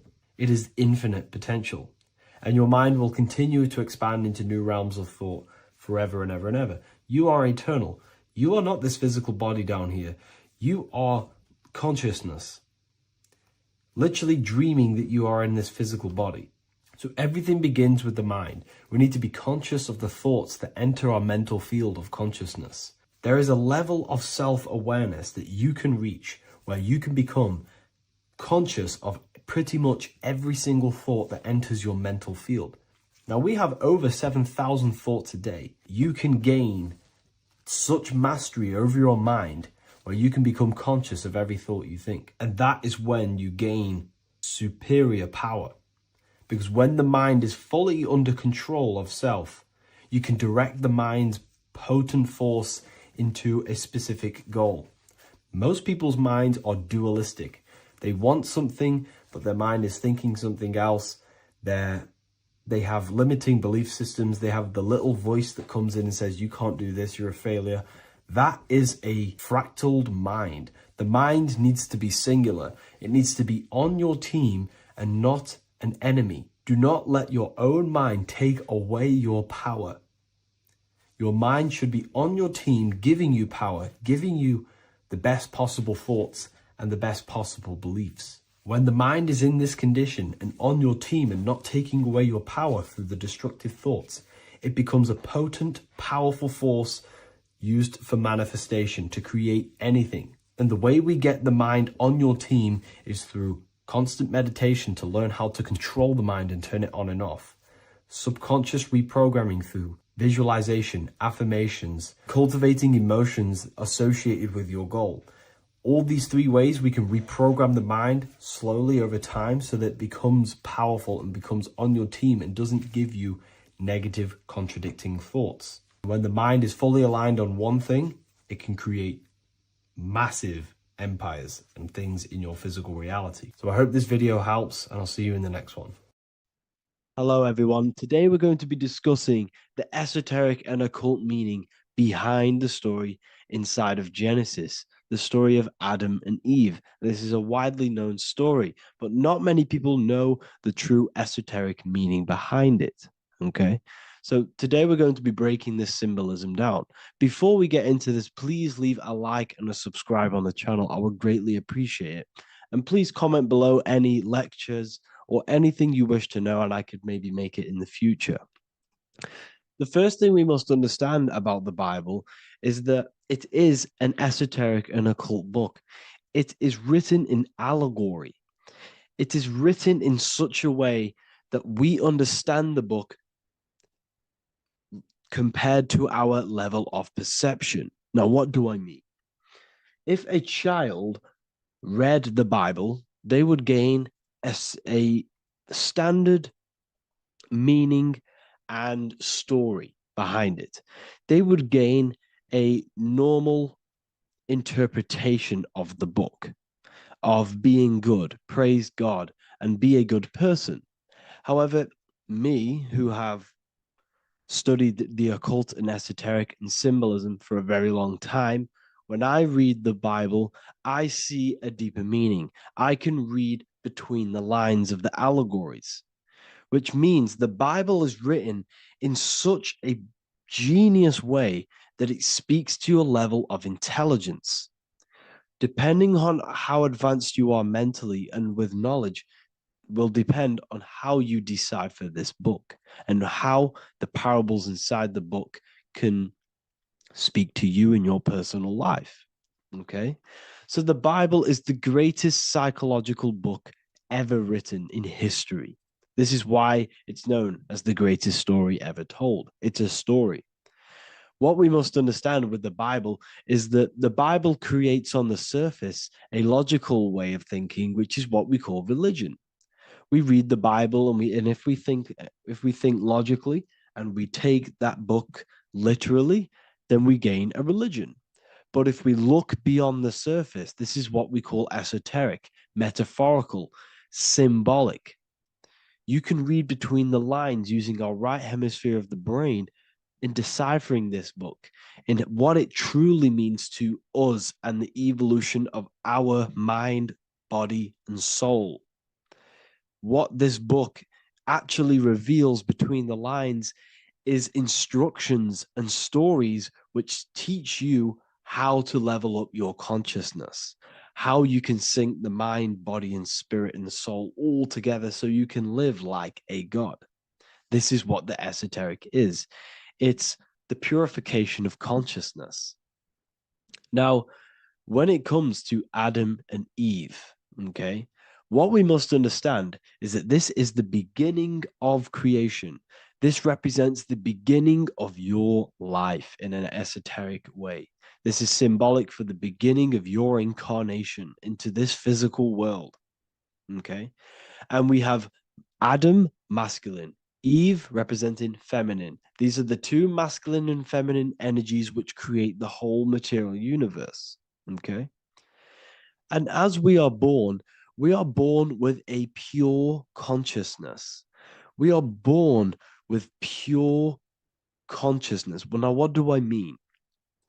As a baby, we have no knowledge. We are pure essence of the soul. You know, we don't gain the knowledge of good and evil. We are pure. Yes, we're not happy all the time as a baby, and we're not sad all the time, but we have no ego. This is what I mean. Our consciousness is not split. As a baby, you are whole. You have a whole consciousness. You are yourself. You have no false identifications, no limiting belief systems, nothing. You are pure awareness and the pure soul and the pure mind. Now, this is what Genesis is representing. As we grow older, the more experiences we gain, the more thoughts we start to think, the more knowledge we gain of this world, the more impure our mind, our heart, our soul, our spirit becomes, the more impure our body becomes. As we grow older, we're infected with negative beliefs, negative thoughts, and society norms. This is a big one. As we grow older, we are molded by society. We shut off areas of ourself and we push them away so that we fit in with society. We all know this. We all did this in school. We pushed away parts of ourselves to act cool or to fit in, whatever it may be. Whatever type of person you were in school, we all went through this because society and culture is programmed. So as we grow older, our consciousness splits. We gain a persona, an ego, and we gain a shadow self, the subconscious, and we gain an ego. Now, the ego is what you show to people. It's that character that you show, that you put on to your culture, to your family, to your friends. This is a false identification. And we also gain a shadow self. The shadow self is gained through experience. This is the subconscious. Our ego is created through experience. And so is the subconscious and the shadow self. Okay. So as we gain age in this material body, we fall from the Garden of Eden. We gain the knowledge of good and evil.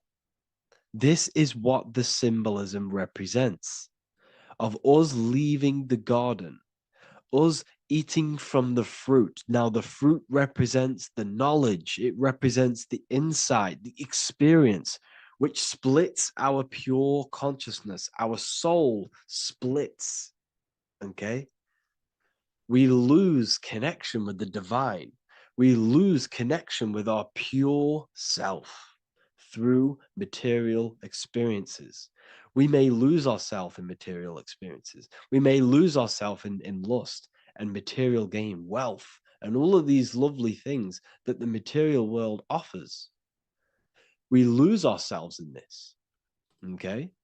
And not only that, there's another symbolic thing that we're missing with being a child. There's another symbolic meaning behind this tree in this story of Adam and Eve.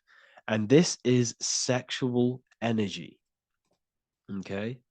As we are a baby, we have no ability to create another human life. We have no sexual urges. We have no desire for the material things as a baby. Nothing. As we grow older, our sexual energy cultivates around the age of, it's like 10, maybe earlier for some people or later for some people. This is what we call puberty, when our sexual energy activates. This is when the masculine and feminine energies are present within the body. And we are now given the ability to create human life. We're now given the ability to bring in a soul into the material world. Now, this is what we believe and know in the esoteric world. That is what sex is. You're bringing a soul from the astral into the physical. Okay? So as you grow older, you gain this ability to use the power of creation. You gain this force within you that allows you to open a portal in the astral and bring in a soul to the material. Now, this power can be misused. This power is very powerful and should not be misused. In occult and esoteric teachings, we teach and learn sexual transmutation, how we transmute sexual energy into different areas of our life so we can grow and create. Because sexual energy is creative energy. It creates a whole new human being. So if we retain it, we can transmute it into creativity. So this energy is kind of corrupting us as well. And now I'm not saying growing up is evil, all this thing is evil. This is a natural cycle that we must go through. The soul of us must go through this cycle so that we learn, so that we overcome it, so that we gain mastery over ourselves, so that we expand ourselves. I recommend you watch the Evolution of Consciousness lecture that I did on my YouTube. An amazing lecture. Talks about the evolution of consciousness and how we're on a never-ending cycle of life and death and expansion. So leaving the Garden of Eden is symbolic. You see, Eve represents emotion. She's feminine. Adam represents action. That's why he bit the apple. You see, Eve takes the apple and tempts Adam because she's the emotion. She's the sexual desire. And Adam eats it. He releases. He misuses the power of his creation. He misuses his consciousness because of material illusions and material desires. This is natural. Okay? As we grow older in this life, our soul has to experience sin. We have to experience negativity. We have to experience evil. Okay? And we have to misuse this power within us to learn about it so we can overcome it and gain control over it. Now, this is why the Bible says in Genesis 3:6, for God doth know that in the day ye eat thereof, then your eyes shall be opened. Ye shall be as gods, knowing good and evil. This is very, very, very symbolic. We come into this world to experience a dualistic way of reality. We come into this world to challenge ourselves so the soul can grow, because the soul comes from pure love from God. But we come into this world so the soul may know what it's like to be evil. You see, we are like a seed. Our soul's like a seed. And when that seed grows, okay, and it's planted, them roots must grow to hell in order for the top of the tree and the roots to grow to heaven. In order for the soul to reach the highest states, it must descend down into the lowest states. Good and evil. This is the story of good and evil, okay? And this is the story, a psychological story of how the human mind has functioned in this life. This is what this story is representing, of how our soul and mind is functioning, how our consciousness is splitting and growing up and evoluting. Okay. Like I said, snakes represent sexual energy. They represent, snake, when you've been snaked. This is why we say you've been snaked, because it represents a temptation of sexual energy. This is why the Kundalini is symbolized as a snake. This is the serpent within us that we can rise to activate dormant brain cells in our brain. Now that's called the Kundalini awakening. I'm not going to get into that into this video, but this is what it symbolizes: the tree and the knowledge of good and evil, because our body is the tree. Our central nervous system is the tree. The snake is our sexual urges and this false temptation that tempts us to interact with sin, the material world, okay, and go against our higher divine self. This is what it represents. Now, it's very, very symbolic. Not everyone is going to agree with this, but this is my interpretation of Genesis based on my research of occultism, symbolism, metaphors, and me studying the Bible. This is my interpretation, and I hope it resonates with you. It might not resonate with you, but this is what makes sense to me, and this is what has made sense to many other occult researchers who are in this space as well. Okay. So please leave a like, leave a comment, leave a subscribe. I'd greatly appreciate if you could, just give me some support on this channel. We're nearly at 100,000 subscribers, which is insane. I just want to say thank you all. And yeah, I will see you inside the university. If you join, I'll look forward to mentoring you, connecting with you on the live calls. There's a new symbolism course which is going to be available very, very soon. And yeah, if you join the university, you also get a 30% discount on all of my products, astrology readings, one-on-one calls, all of my books. Yeah, so I hope you gain some insight on this video, and I'll see you in the next video, and I'll see you inside the university. Have an amazing day. Neo is plugged in on the back of the neck, which is the reptilian brain stem. The reptilian brain is all to do with survival mode, survival state. It's always scanning the environment for safety, whether that's physically, emotionally, or mentally. It does not think. It is instant. For example, do I smack the guy or run off? If something happens to you, like a car's coming really quick to you, you do not think about this. The reptilian brain is the animal instinct that will instantly move your body and the instant reactions. Hence why it's the closest brain to the rest of the body. It has instant access to the electrical nervous system to control the body at instant reactions. Now, Neo is plugged in on the back of the neck, which is the reptilian brain. Therefore, the matrix is the body itself. It is the lowest state of consciousness. This is what it represents. The word matrix means womb. It translates to womb because your body is a womb. Your body is a vessel for universal consciousness, for God consciousness. And the body is also a womb where you can be born again outside of this body by raising your consciousness, by awakening the neocortex. This is why Neo is called Neo, because it represents the neocortex. This is the higher aspect of our brain. This is all to do with new things, higher reasoning, higher thinking, new learning. You see, the brain is a receiver for universal consciousness. Now, what do I mean? It is a radio receiver.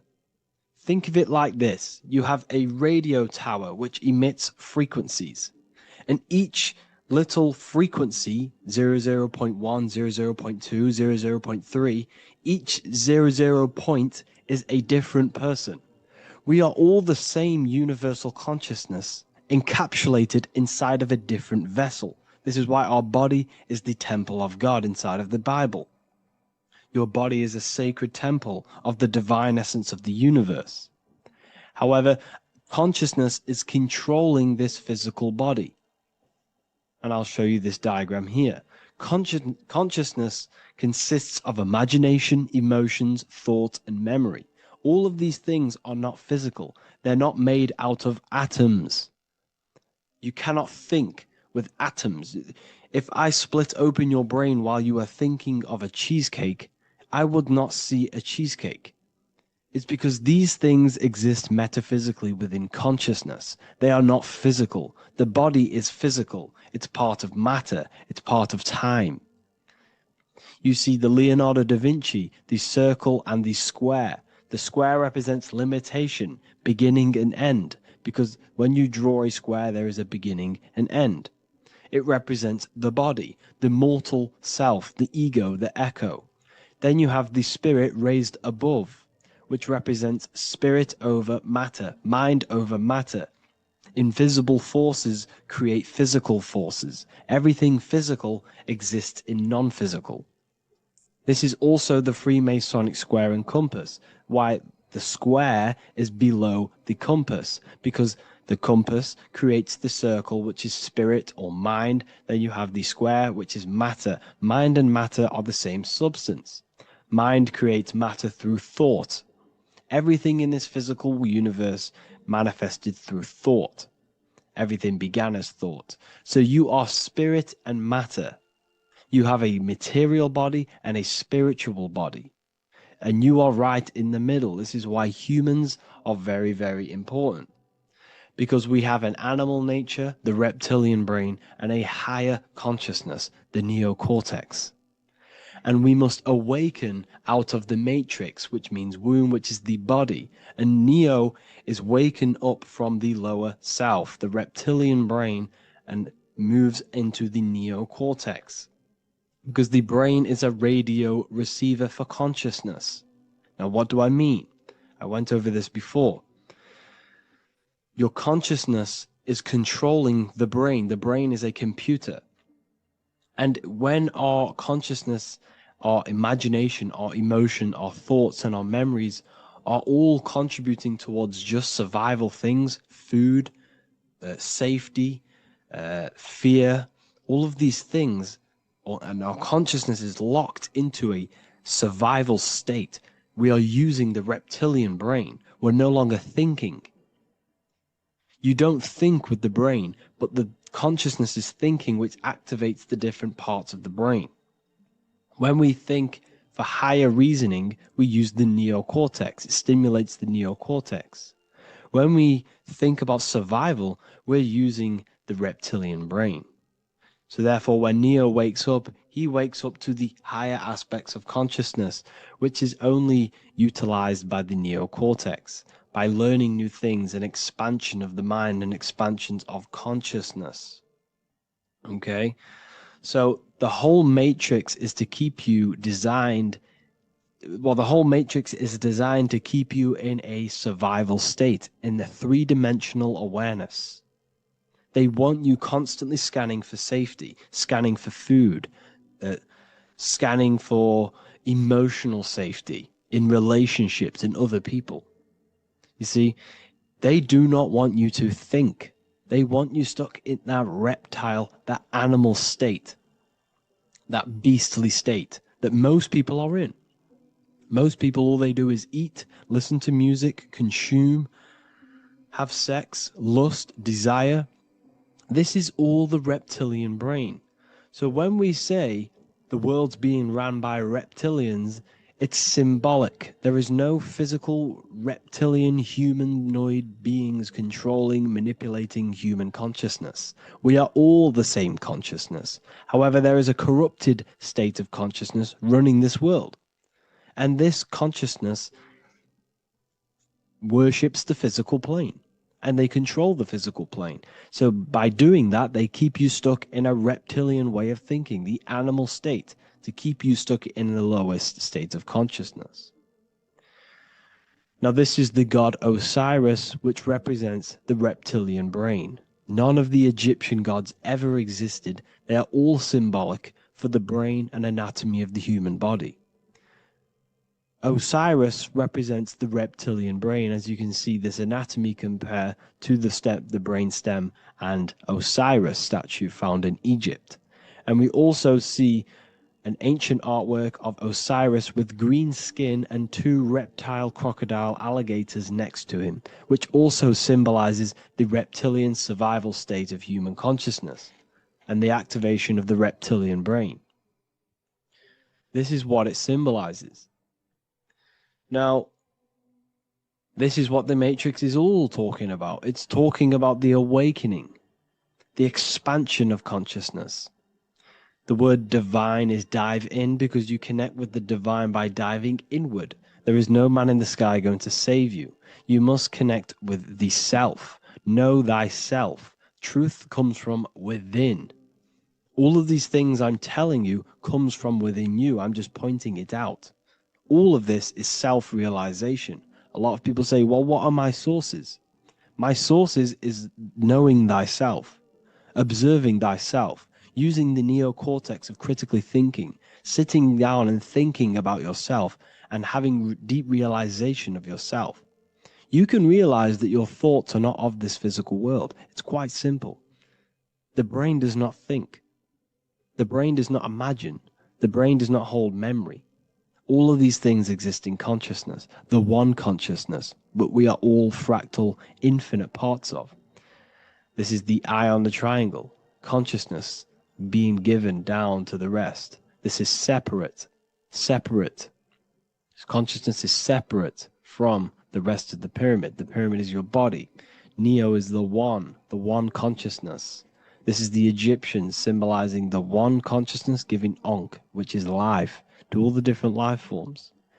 However, you can see that the central sphere is giving a big Ankh to the humans, because humans, like I said, possess the advanced consciousness, an advanced brain that allows us to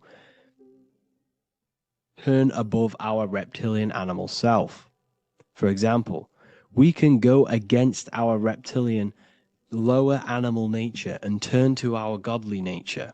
Animals cannot do that. They are stuck in instinct. They are stuck in a reptilian animal way of thinking and operating. Everything they create is to survive. We can turn against our lower nature and create for amazing things like buildings, architecture, technology. We can use our creative consciousness for anything we wish, not just survival needs. And it's the same with your spiritual journey. You can raise your consciousness beyond this animal state that they try to keep you in through fear, consumption, food, and the reptilian brain. We must awaken, start to think critically, and awaken to our divinity. Because the mind, the consciousness within you has infinite potential to expand. There are infinite fields of knowledge that you can explore. The mind can never be filled. It can never ever be full of knowledge. It always expands, and that's why you are alive. That's why you are part of this universe. That's why the science always says the universe is always expanding, because the universe exists in your mind, and the mind is always expanding into new fields of thought, new fields of knowledge and information. And that is your whole sole purpose of expansion of mind and expansion of consciousness and the exploration of the mind of God. We are living in the mind of God. You are a thought in the mind of God. You must awaken out of this body. This is why Jesus says you must be born again to see the kingdom of God. You must be born again. You must raise your consciousness beyond physical limitation and awaken to your divinity. And this is pretty much it for this video. I hope you all understand this, that this is all symbolic for consciousness.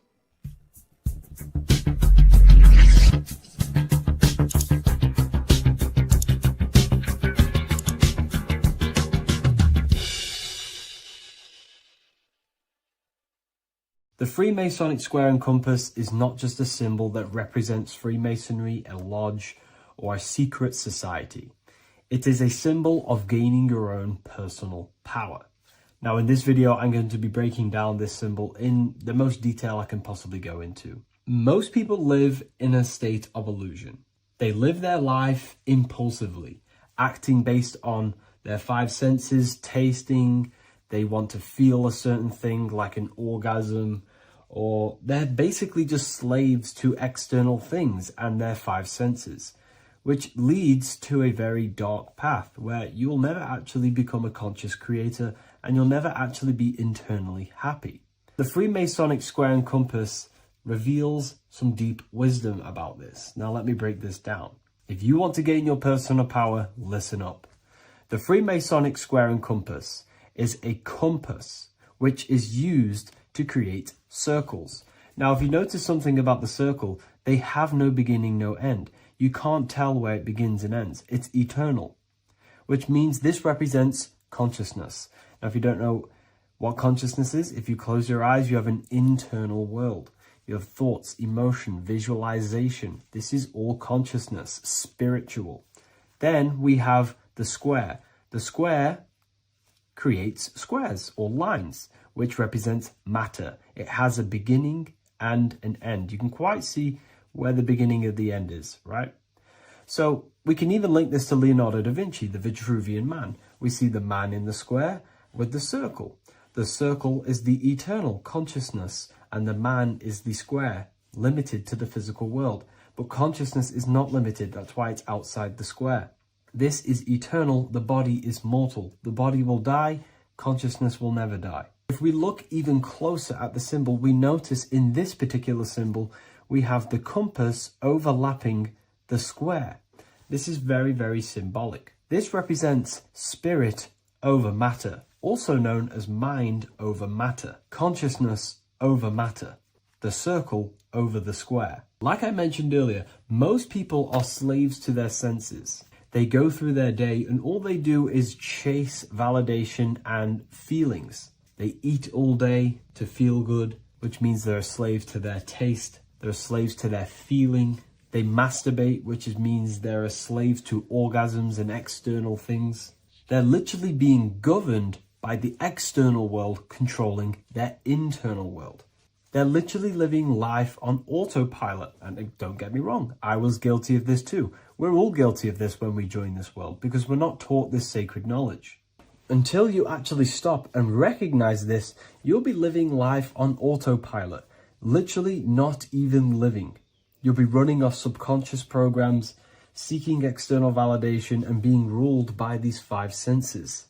The square underneath the compass represents consciousness on top of matter, which means the internal world is controlling the external world.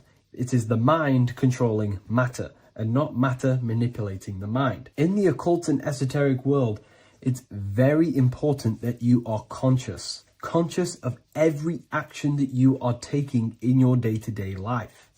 Never act subconsciously. Always be conscious. What are you thinking? What are you acting? What are you giving your attention? All of this is contributing towards creating, because you are a creator. Consciousness is a creative force. You need to make sure that the compass is on top of the square, that your inner world is controlling the outer world and not the outer world controlling the inner. As I've mentioned in many videos before, the internal world of consciousness is what's producing the external world. Your life is just a result of every thought and emotion that you felt in the past. Everything you own, everything you possess, your friends, are all reflections of your consciousness. They're all reflections of what you are thinking about. When you change your thinking, your external world starts to rearrange itself. On a basic level, this symbol represents the combination of spirit and matter. You are a spiritual being and a material being.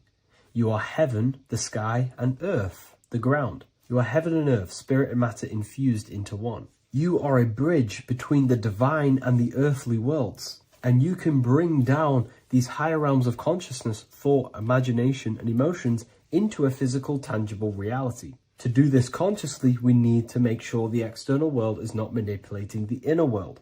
Because if your internal world is being controlled by external circumstances, for example, you have a circumstance happen in your reality, an emotion triggers inside of you, and that emotion is a command to create more of that. And the thoughts that you think are creating more of that negativity. So it's a constant cycle of negative manifestation if you let the external world control your internal world of consciousness. So we need to make sure the compass is on top of the square, that the internal world are commands and not reactions to create your external reality. And not only just to create, but to actually enjoy life. If we let the external world bother our internal world, this means that we have some sort of mental or emotional attachment to the external world.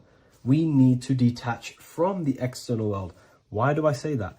Because it's temporary. It's an illusion. We are going to die one day, and none of this will matter. You need to understand that everything in this world is temporary. You have to be okay with losing things, losing family, losing things in this world, because it's guaranteed to be temporary. We need to make sure the internal world is order and not chaos, commands and not reactions. Now, at the back of the Book of Wisdom, Volume 2, the book that I've wrote here, I go over the different meanings of the different arrangements of the square and compass. Sometimes we see the square overlapping the compass, which is the opposite of what we've just broken down.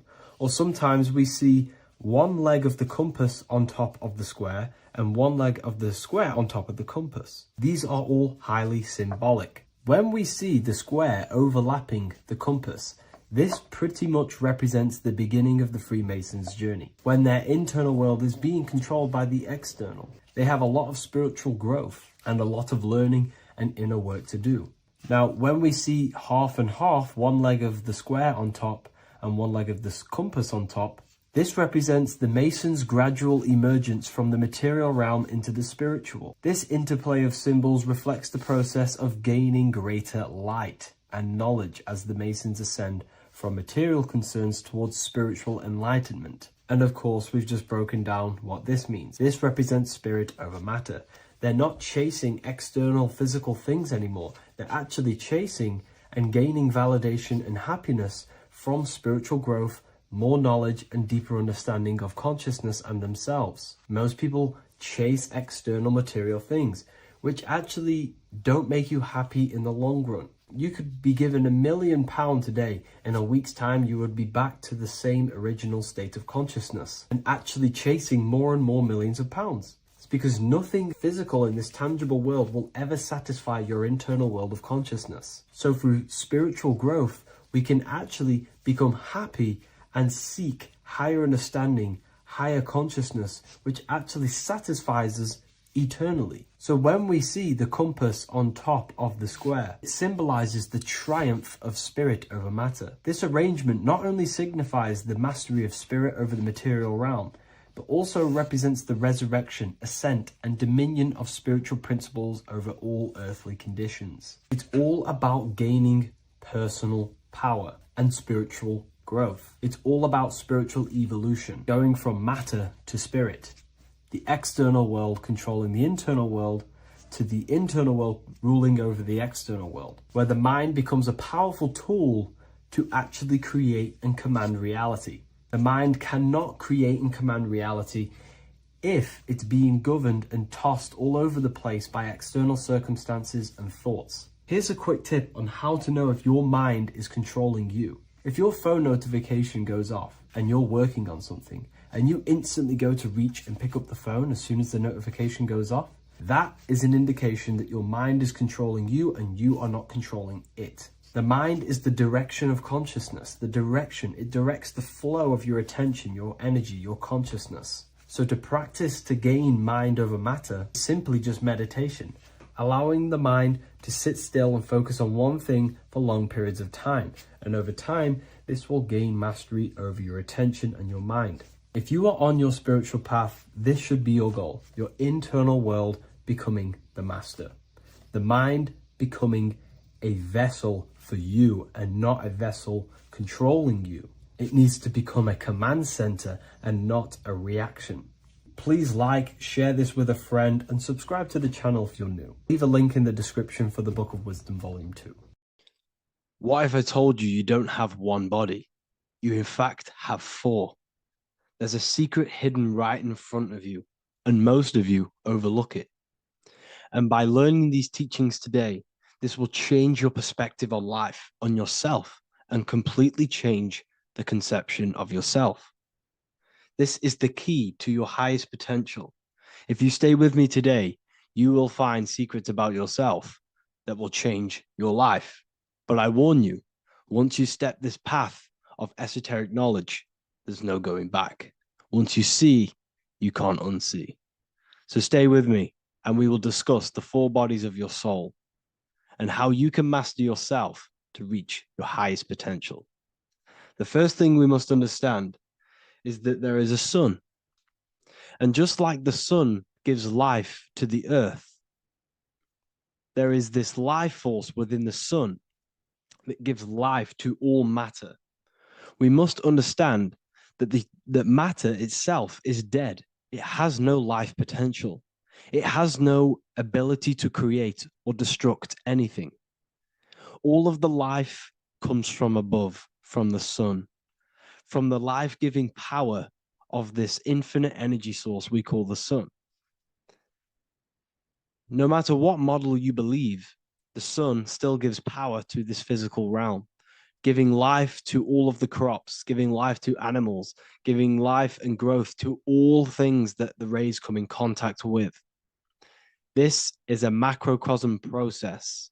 We must understand the teachings of as above, so below. This means that the macrocosm repeats itself in a microcosm form. Now, what do I mean? Humans are made in the image and likeness of God. You are a miniature version of God, a spark of the divine consciousness made in human form, in physical form. Just like the sun gives life to all physical matter and growth to all crops on the earth, your soul is a miniature sun. And your soul is giving life to the body. Your body is a miniature earth, which also goes through the cycles of the 4 seasons of the sun. We feel different in each one of these seasons. It's because our body does not only go through these cycles externally, but these cycles happen within ourselves, within consciousness. Your soul is the sun. The sun you see in the sky is an externalization of your soul. Your soul is the life force. You are the soul, not the body. And like the sun gives power to the earth, the soul gives power to your body. So first, let's look at the etymology of the word sun. The word sun comes from it's a Latin word solis or sol, which means the sun. Sol then became soul, sun, soul. And in fact, S-O-N and S-U-N in the old etymology dictionary mean the exact same thing. They are interchangeable. So when we look at the symbol of the sun, we look at a circle and a cross, which represent the 4 aspects of the sun, the 4 seasons of the sun: summer, winter, spring, and autumn. These are the 4 states of the sun. Like we said, this is why we get this symbol. You have the 4 states of the sun, which represent the 4 bodies of the soul. Now, this is where we get deep. Like I said, the sun you see in the sky is a macrocosm of your soul, an externalization of your soul. Just like your sun has 4 seasons, the 4 seasons within us are the 4 bodies. Our soul is incarnated and split into 4 sections. We have a mind, we have a physical body, emotions, and spirit. These are all interchangeable and they are all linked. In ancient alchemy, we have the exact same symbolism of the 4 stages of alchemy. But in this case, they're symbolized as the 4 elements: earth, water, air, fire. In this ancient alchemical symbol, we have the pentagram with the top one representing the soul, ether. Our soul then has the 4 bodies with the human here. We have the man, the eagle, the bull, and the lion. We see this on the tarot card, the Wheel of Fortune. The man, the eagle, the bull, the lion. We see this in Matthew, Mark, Luke, and John. The lion, the bull, the man, and the eagle.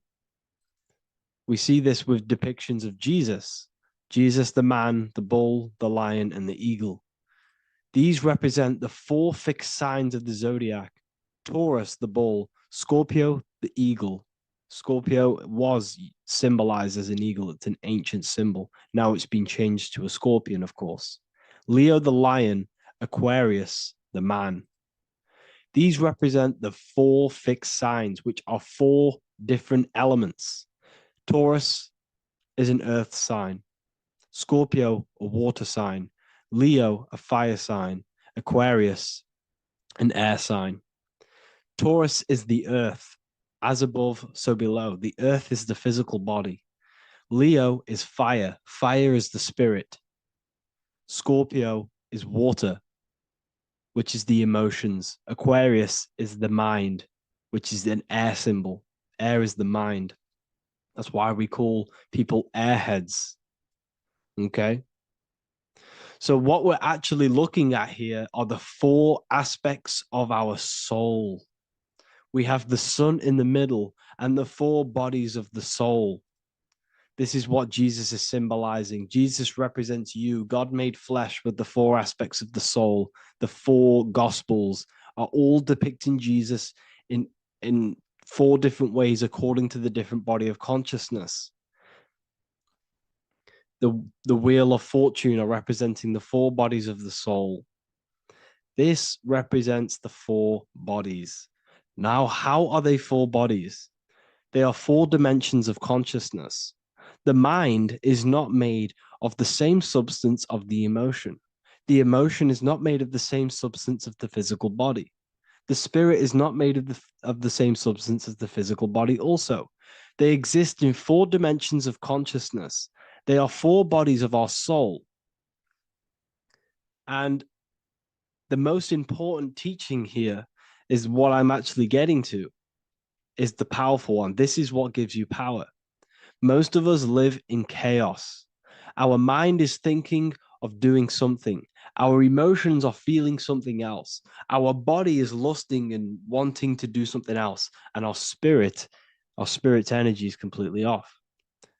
Most people live in unbalance. None of these 4 bodies are working together. This is why we produce chaos in our lives. When these bodies are in balance, are not working together. So in alchemy, they symbolize the 4 elements, which are the 4 bodies of consciousness. These are the furnaces with the fire. They represent transmutation of each body. We have to sync these bodies. We have to sync the mind with our emotions, and our emotions with our actions, the physical body, and with our spirit. These 4 key bodies need to be in line in order for us to create consciously in our life. Because each one of us is a creator, a miniature version of God, creating our own earth, creating our own material reality. And in order for us to create consciously and with effect and power, we must have these bodies unified. so that we can create consciously and not create chaos.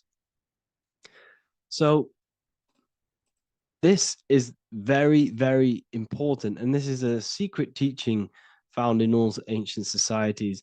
But this is what the hidden symbolism of astrology actually is. The sun is our soul, and the 12 zodiacs are 12 aspects of our soul. And we have the 4 aspects of the 4 main bodies. This is what we're looking at. We're not looking at the sky. We're actually looking at aspects of ourselves, aspects of our soul that we must master and transmute in order to become our highest potential. So I hope this makes sense. And it may take a while for you to fully understand this, but the key knowledge in order for you to understand any of these teachings that I've gone through today is the major, major teaching of as above, so below. What is above is below. What is within is without. Your inner reality projects the outer reality. What is inside of you is outside of you in some form or way. Whatever trees, whatever roots that go down will always shoot up. When you throw a bouncing ball, you shoot it down, it will go up. As above, so below. As within, so without. God did not make a creation separate from himself. We are all extensions of the divine made in physical form. And we are incarnated into 4 sections. Our soul is separated into 4 sections. These are the 4 corners of reality. These are the 4 pillars of reality that we must control. So in order to access our soul in meditation, we must turn off these 4 things. Turn off the mind, the emotion, the spirit, and the body. And then we access the soul. So I hope this video helps today. And you can learn all about this in the Book of Wisdom, Volume 2. This book is a revolution in consciousness. I do not recommend everyone reads this book. This book is only for people who are serious and want to transform their lives. This book is a book that will change the scope you see reality. It will change your perspective on yourself because you will resonate with this. This book does not just give you information. It gives you a sense of well-being. It gives you truth, and you will find your power from this information. This information is not just information, it's a key to your path of enlightenment and transformation. So you can find this book in the description of this video. And if you are part of the university, I will see you on the live calls. Thank you, everyone. Please leave a like, subscribe, and a comment, and let me know whatever videos you want me to make next. Anything that you fail to understand or have any confusion with, I can make a video on it. So let me know in the comment section any reviews or anything I should do. Thank you all, people. Have a great day. In this video, we're going to be talking about the evolution of consciousness. You are born human. However, you possess consciousness, which is the awareness behind your being, the awareness behind your thoughts, the experiencer behind your 5 senses, the experiencer, the observer behind your thought, emotions, and senses. You are an eye, an invisible consciousness looking through a lens, which is your body. Your body produces this physical world that you experience. Your brain produces this world. Your brain and body is a technological computer. However, you are an infinite, ever-expanding consciousness behind this physical body. And there is an evolution of consciousness, a cosmic journey of expansion. And this is why we see so much pyramid symbolism in the occult and esoteric world, and especially within Freemasonry. Because the pyramid represents climbing, an evolution, a raising state of consciousness, a journey. Steps symbolize a journey upwards. This is the raising and the evolution of consciousness, our inner world. The transmutation of our inner selves, of our souls and consciousness and our minds. So when we see this pyramid, we're seeing a evolution, a way up to source consciousness, And the eye in the pyramid represents your source consciousness. It represents illumination. It represents divine guidance through this evolution of consciousness.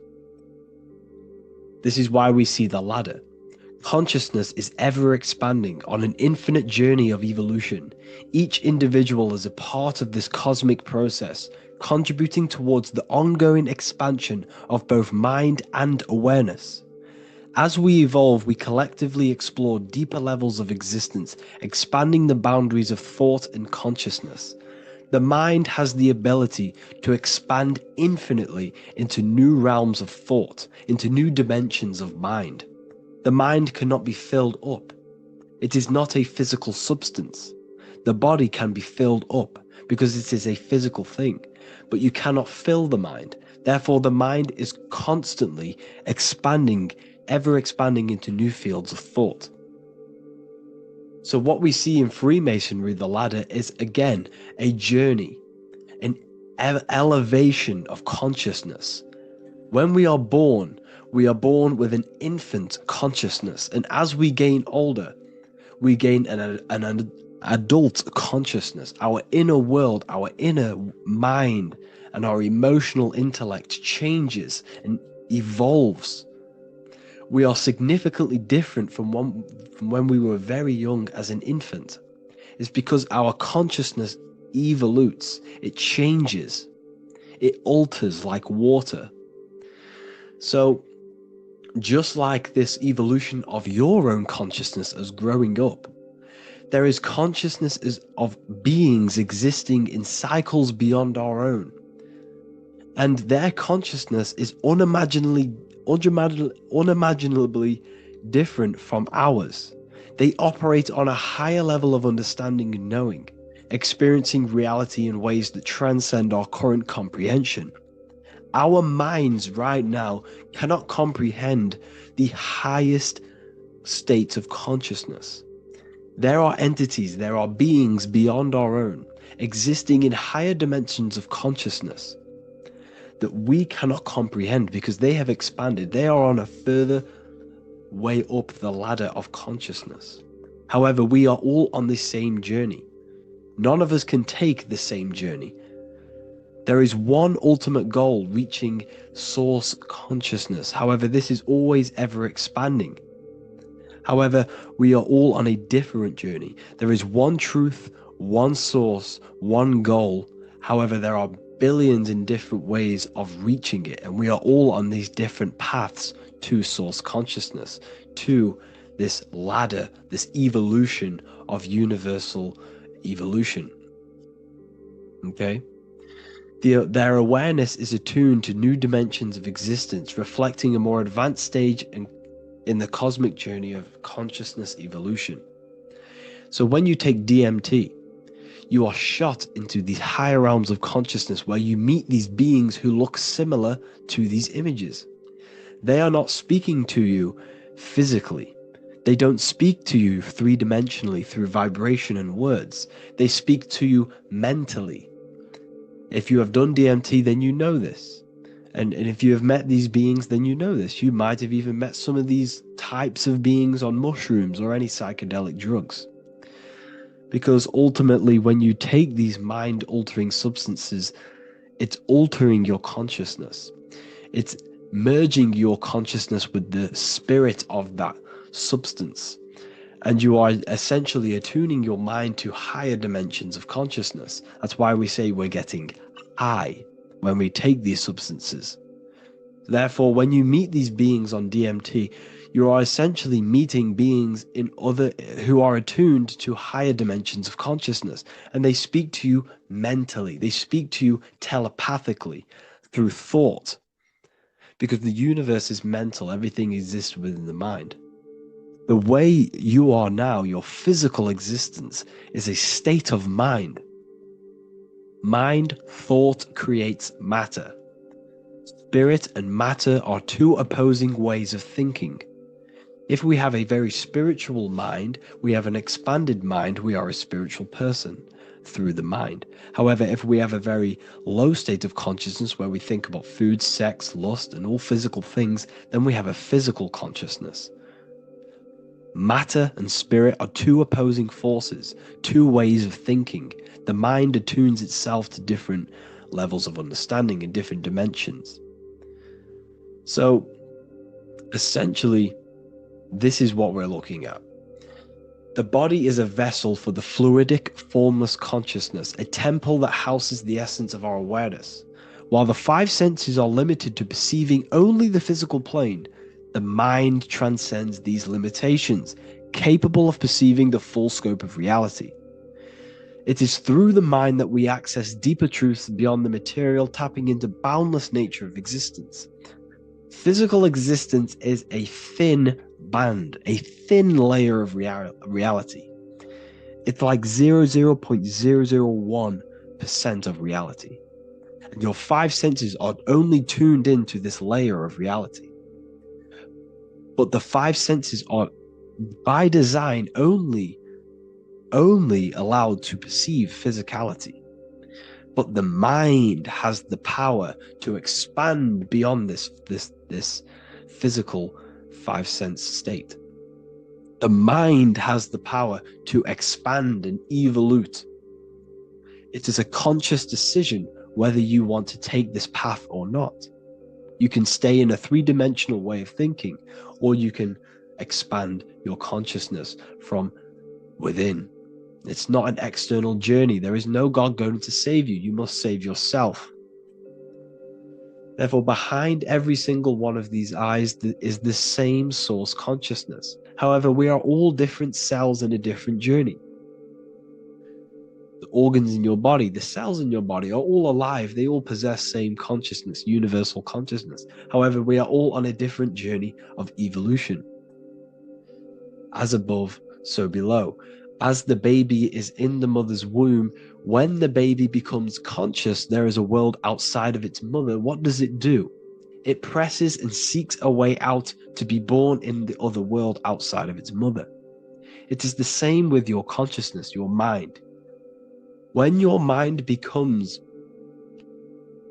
aware that there is realities beyond the immediate surroundings, it seeks a way out. And this is exactly what I'm doing to you now. I am now expanding your mind and telling you there is other ways of reality. There is other dimensions of consciousness which you can access through inner transmutation, through different ways of thinking, spiritualism, and meditating and connecting with yourself and detaching from external things. We can upgrade our consciousness. Your body is a womb. Why Jesus says you must be born again to see the kingdom of God, because you are born physically and then you must be born again spiritually, awakening your inner consciousness. So like I said, as the baby is in the womb, it's the same principle. As above, so below. You were a baby, you were in your mother's womb, and you figured out there is a world outside of your mother, so you seek to way out your mother to be born in another world. It's the same now.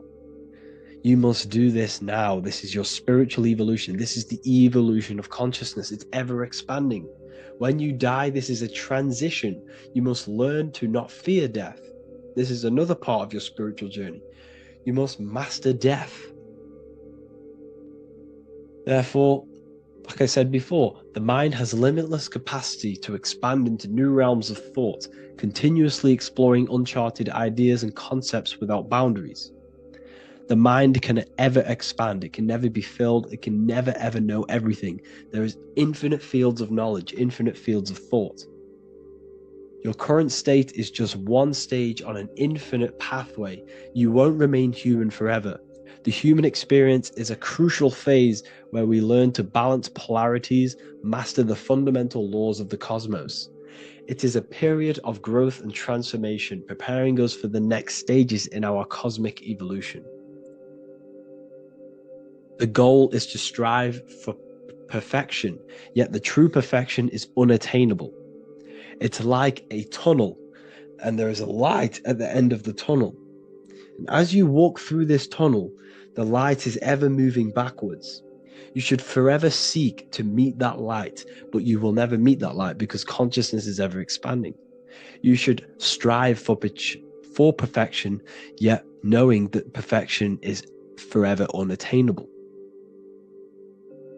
The journey is endless, with each step revealing deeper layers of understanding and experience. The pursuit of growth and expansion is itself the essence of our evolution.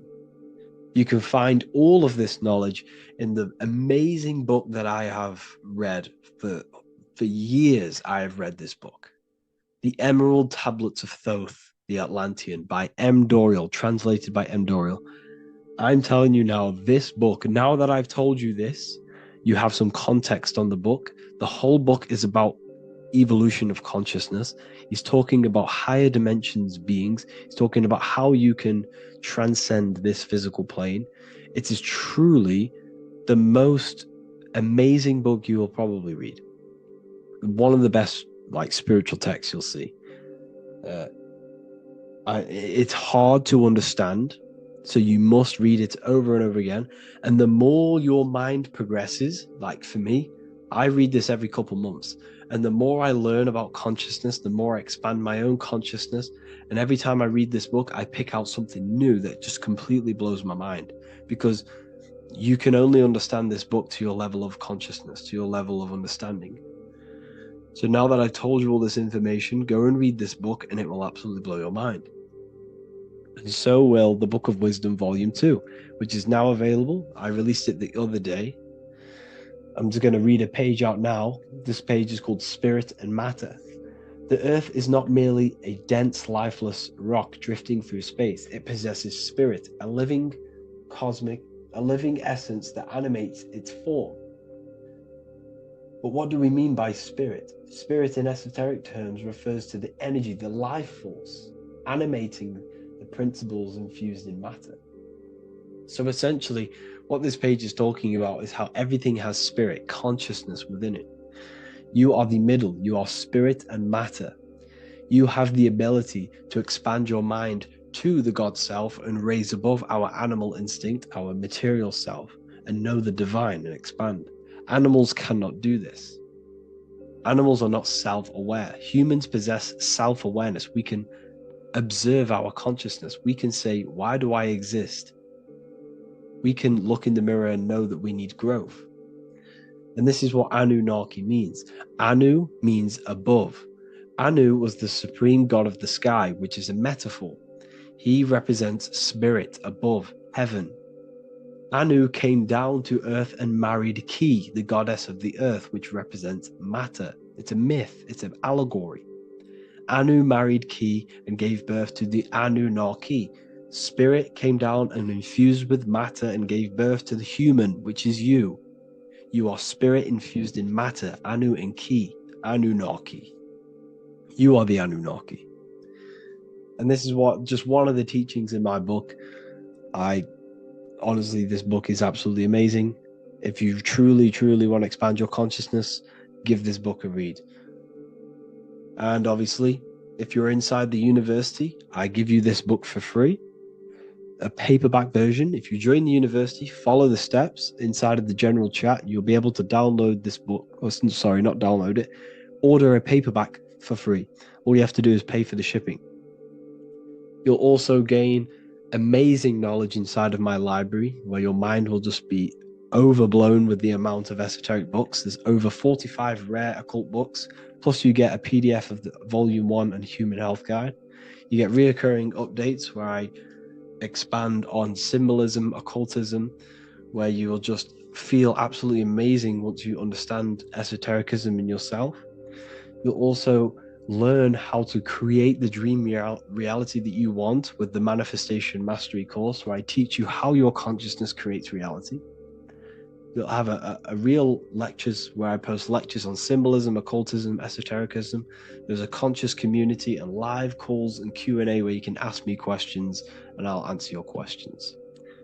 I just want to say thank you to everyone who has joined the university. Thank you for even liking and watching this video.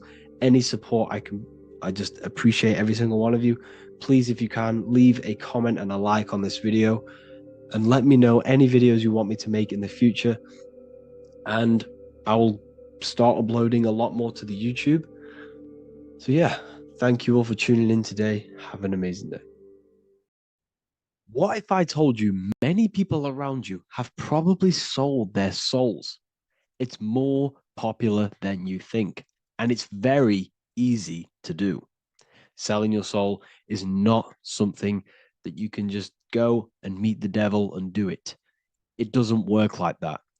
But before I tell you exactly how you can sell your soul and how not to sell your soul, what is the soul?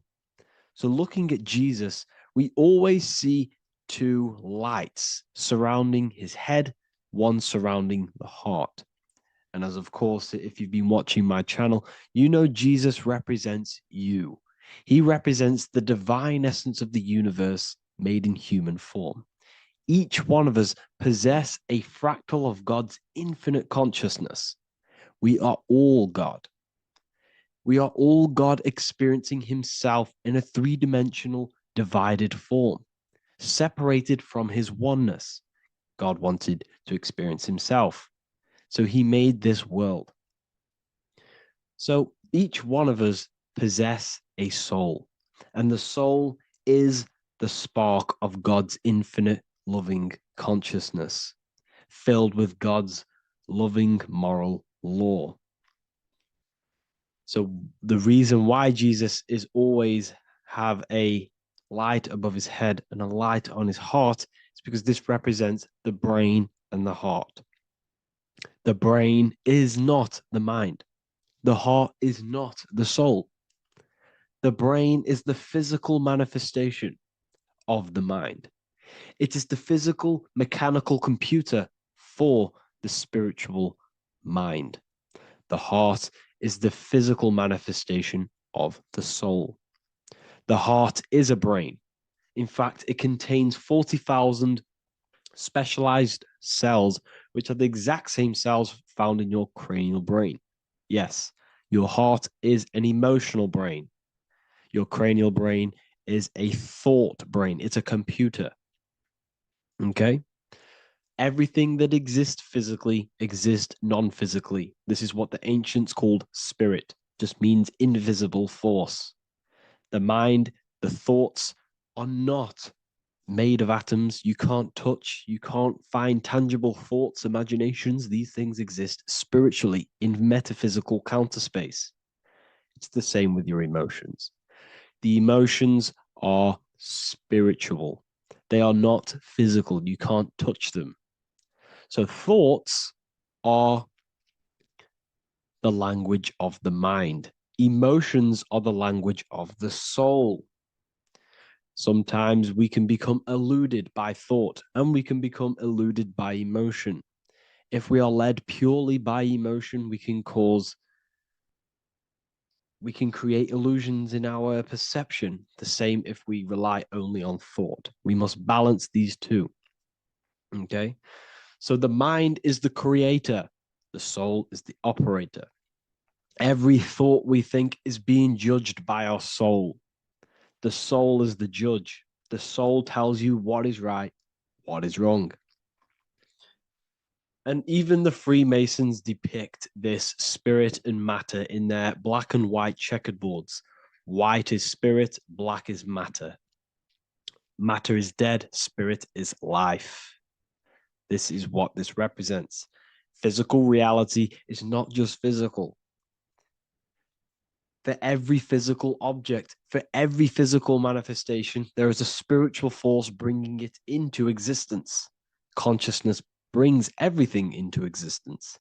Before you kick a football, there is a change in your inner consciousness before you take that action of kicking the football. Everything exists in spirit before matter. You existed in spirit before you were physical. We also see this in alchemical Freemasonic artwork. This represents the clouds. This is the mind. This is the heavens. And then coming down into the heart, which represents the earth. The light entering the mind into the heart, because every thought we think is being judged by the heart.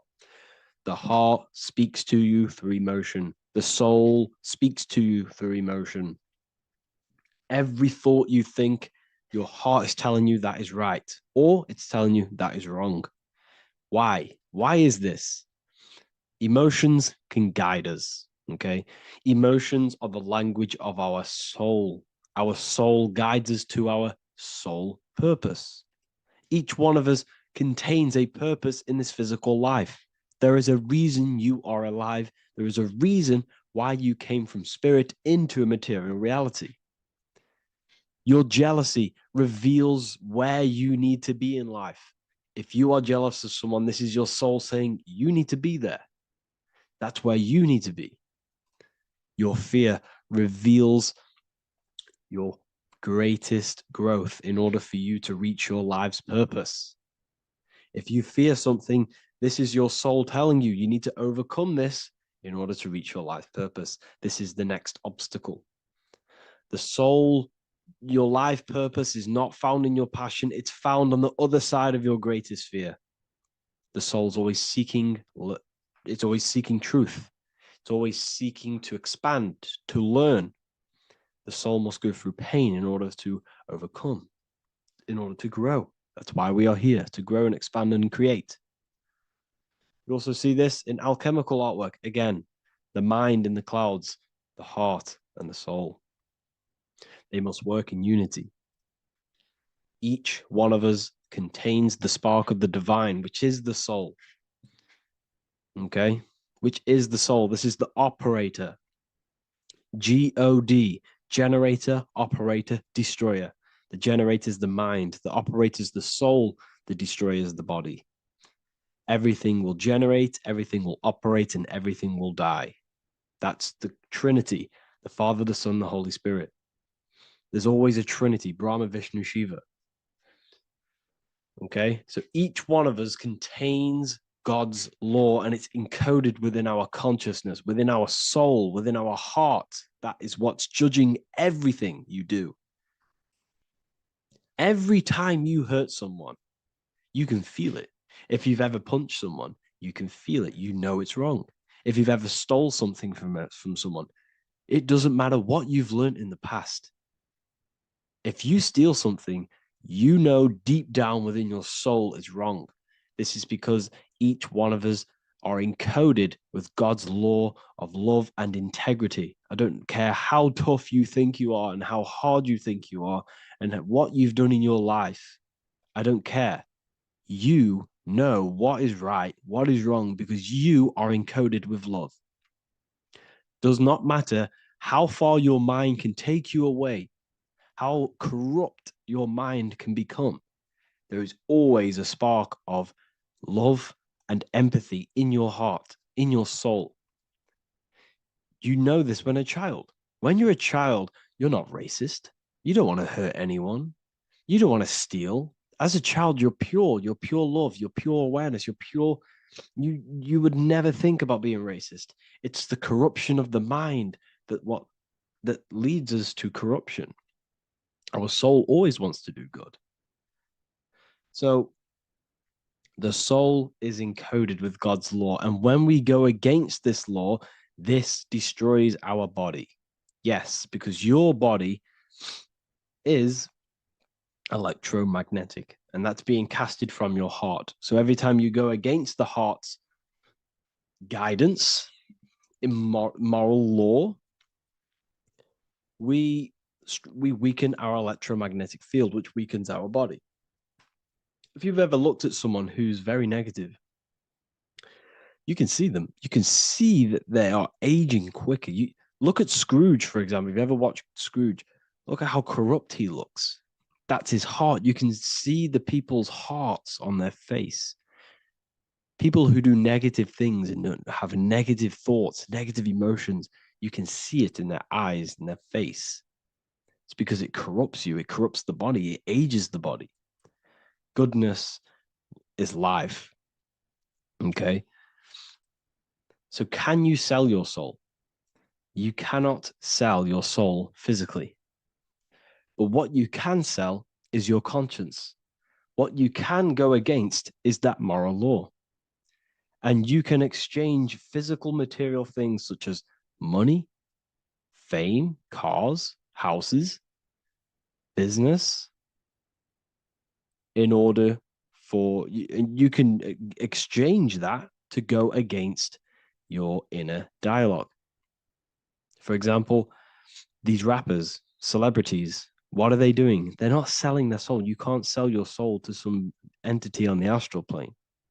But what you can do, you can take money to say, I'm going to go against my heart. I'm going to go against my inner moral law. I'm going to take that money and I'm going to do something wrong. It's basically going against your soul. It's selling your soul's guidance of moral law. That's what selling your soul is. And that's what these rappers are doing. That's why they're so sad. You know, this is why all these rappers are on drugs, doing all sorts of things to escape, to short-term escape what they've done. They're going against their inner guidance for money. And yes, short-term pleasure may be happy for now, but in the long run, it will leave you feeling voidless because nothing material can ever satisfy your soul. Nothing. You could gain £1 million tomorrow, guaranteed within 2 weeks, you'd be back to the exact same position mentally, emotionally as before, because nothing physical can ever satisfy you. Guaranteed, if you received $1 million in, yes, if you received $1 million now, in a week's time, you'd be hunting for the next million because it does not satisfy you. There's a reason why these billionaires don't stop working, because they're so addicted to earning and earning and earning. It doesn't satisfy you. The only way you can satisfy yourself is through Christ consciousness, is through self-love, is through loving thyself, knowing thyself, and becoming balanced internally in consciousness instead of seeking external validation through material things, which end up leaving you feeling voidless, empty inside, and sad and depressed and anxiety. Everyone's looking outside of themselves for validation, when true validation comes from within. True satisfaction, true happiness comes from within, reaching Christ. Christ is a state of being, a state of consciousness that we must cultivate within ourselves so we can live a happy, balanced life. You can have all these material things when you're satisfied inside, but don't rely on them. Me, I enjoy material things, but I don't desire them. I don't chase them. I don't rely on them for happiness, for validation. You can have big cars. You could have your favorite watches. You could have Lamborghinis. Yes, it's fun, but don't let it give you your happiness. As long as you're happy on the inside, it's okay to have these things. You should seek balance with your inner world and outer world. Okay, so this is what they are doing. Rappers, celebrities, actors, Hollywood. This is what they've done. They've exchanged their inner integrity, their inner law, their inner moral compass for exchange for material wealth, fame, money, and cars. That's what they've done. And power. It corrupts you. They slowly corrupt you. So yes, you cannot sell your soul.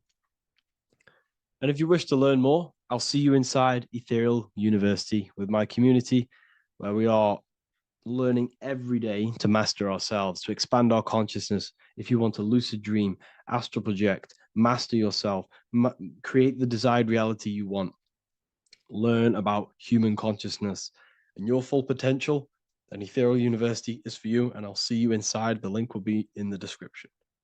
Thank you for watching. Greetings everyone, it's Revival of Wisdom. I facilitate human enlightenment through occult and esoteric teachings. I hope this video expands your mind into a new field of thought. In this video, we're going to be discovering the true esoteric meaning of the 7 planetary energies. So let's jump straight into this. In order to fully understand this, you must understand that esoteric teaching is as above, so below, and as within, so without. Our inner world is mirrored into our external material reality. We have a physical voice, which you are hearing right now, and I also have an inner voice, which no one else can hear.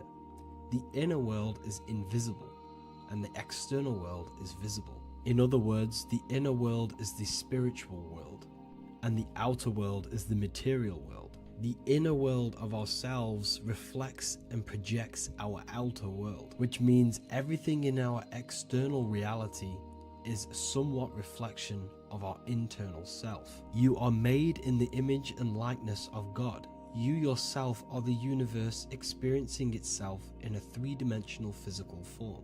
The Newtonian science has programmed you to believe that you are a physical being inside of a physical universe. They did this to limit your mind to only believing there is a physical universe and that you are separate from the universe or God. But you yourself are the divine essence of the universe, experiencing itself in a physical plane, which means everything you see is inside of you, including the stars, the planets, and the elements. As above, so below. As within, so without. An example of this is the four physical elements: fire, earth, water, and air. In the external world, these are physical elements. In our internal world, they represent the four bodies of consciousness. We have four different bodies. We have a material body, we have a spiritual body, an emotional body, and a mental body. The mind is not made out of the same substance as the body. The emotions is not made out of the same substance of the mind and the body. These bodies exist in four different dimensions, four layers of consciousness. With that being said, the four physical elements are inside of us. The earth is our material physical body. Fire represents our spiritual astral light body. Water represents our transformative and emotional body. Air represents the mental body, the communicative and thinking body. This is the teaching as above, so below. If that resonates with you and you can comprehend it, please leave a like and a subscribe to this channel to see more content. And feel free to leave a comment on any video suggestions. Okay, so now we've gone over the four physical elements and how they correspond with your inner world of consciousness. This is going to make it easier for you to understand what the planets actually are. The planets are a bit more in-depth and more detailed aspects of our consciousness. The four physical elements are generic, but the 7 planets go deeper. They are deeper aspects of ourselves. On a macrocosmic scale, the 7 planets rule the material realm. Every object, every animal, every plant, every stone, everything we see in this plane is governed and created under one of the 7 planets. I don't really like calling them planets. They are energies. They are spiritual forces that drive things into existence. An example of this is if we look at a tree. The roots of the tree are governed by Saturn. The stem of the tree is governed by the sun. The leaves of the tree are governed by the moon. Any offspring or fruit of the tree is governed by Jupiter. Any defense mechanisms of the tree is governed by Mars. The communication and networking of the tree is governed by Mercury. The smell and the look of the tree is governed by Venus. Everything we see in this material plane is governed by one of these specific energies. Everything material has a spiritual force that brings it into physical existence. This is the reason why we have 7 days of creation in the Bible. The 7 days of the week, all governed by the planetary energies. Monday is moon day for the moon. Mars governs Tuesday. Mercury is Wednesday. Jupiter is Thursday. Venus is Friday. Saturn is Saturn day. And Sunday is for the sun. This is the reason why there are so many 7s in this physical plane. 7 days of the week, the 7 colors, the 7 chakras, the 7 diatonic musical notes, the 7 lamps on the Jewish candlestick, the G inside of the Masonic square and compass. G is the 7th letter. Now let's go a little bit deeper into every planetary energy. Saturn in the external material plane governs the foundational and enduring aspects of existence, such as roots of plants, the bones of our body, and even the insects that dwell beneath the ground. Saturn represents the dull, hard, and unyielding forces of life, symbolizing structure, limitation, and conditioning. Under Saturn's influence, things become rigid, bound by restrictions and boundaries. This is the reason why Saturn is known as Father Time. because Saturn rules anything that is a restriction and a limitation, which is time. The whole of this material plane is governed by time. You will be born and you will die. This explains why there is so much Saturn symbology in this material plane. Saturn is one of the most important planetary energies. You are a spiritual being in a physical body. Your light, your consciousness is bound to the physical body until you learn how to escape the physical body. The body is a limitation for our infinite minds and spiritual bodies. Our infinite mind is stuck in this material body, governed by Saturn's limitation of time, matter, and space. Now let's dive into what Saturn means to our consciousness within our internal world. We've gone over what Saturn means in the external world. What does it mean to our consciousness? Internally, Saturn embodies the conditioning within our consciousness. When the Saturnian aspect of our consciousness dominates, we become overly rigid, fixated, and restricted in our thinking and actions. For example, Saturn's influence is strongly felt in today's world, where many people's minds are confined to societal norms and conditioned responses. Saturn is the aspect of our consciousness, our minds, such as limiting belief systems and limiting thoughts and emotions. This is the negative thought that you can't get rid of, that's holding you back.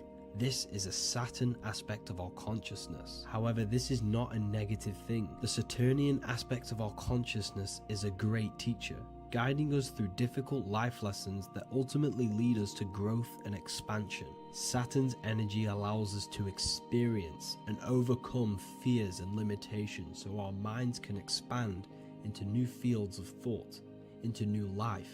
Although Saturn's energy is harsh and often challenging, it helps us develop resilience, discipline, and wisdom.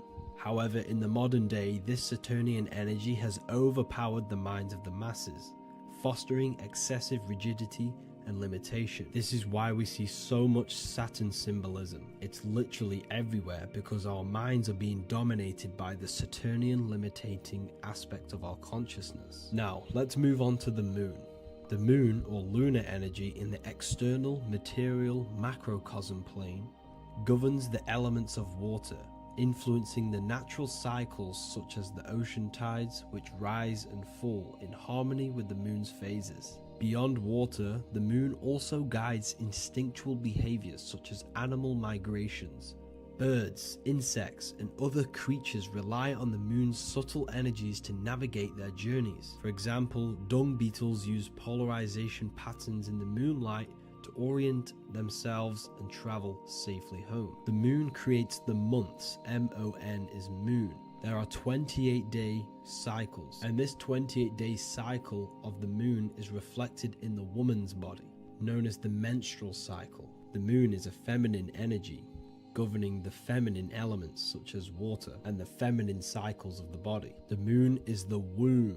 This is why eggs have the same color as the moon, because eggs are ruled by the moon's energy. Now that's the external world. The internal world, the moon symbolizes the emotion aspect of our consciousness. It represents the subconscious mind, the seat of intuition and psychic abilities. Just like in the external world, things are born out of the moon, such as eggs and the womb. The subconscious mind acts as a womb for our conscious mind. Our deep subconscious emotions and programs are born into light into the conscious mind and controls the conscious mind. The moon represents our hidden psyche, our shadow self. Now let's go on to the sun. The sun represents the life force. In the material external world, the sun is ruling over pretty much all life. The sun gives life to all things. Without the sun, animals could not exist, the human body could not work, and plants would not grow. The sun is the life force. It's the soul of the world. Now, in our internal world of consciousness, the sun represents our passion, our drive, our conscious mind. The aspect of our internal world that wants to drive things and give life to physical manifestation. Now we go on to Mars energy. Mars is well known for being the god of war. Mars energy manifests into the material plane through anything that seeks to protect or defend itself. For example, the holly tree. The holly tree leaves are very sharp and they defend itself. Anything that is protective in the material world has Mars energy and is governed by this specific aspect of consciousness. For example, any predators or animals such as hedgehogs with spines on their backs for protection. Mars represents all things that is driven by conflict, aggression and defense. Now internally, inside of our inner world, Mars symbolizes the aspect of our consciousness that is focused on self-preservation and protection. Mars governs our ego, the instinctual urges of anger or maintaining reputation. Mars is not evil.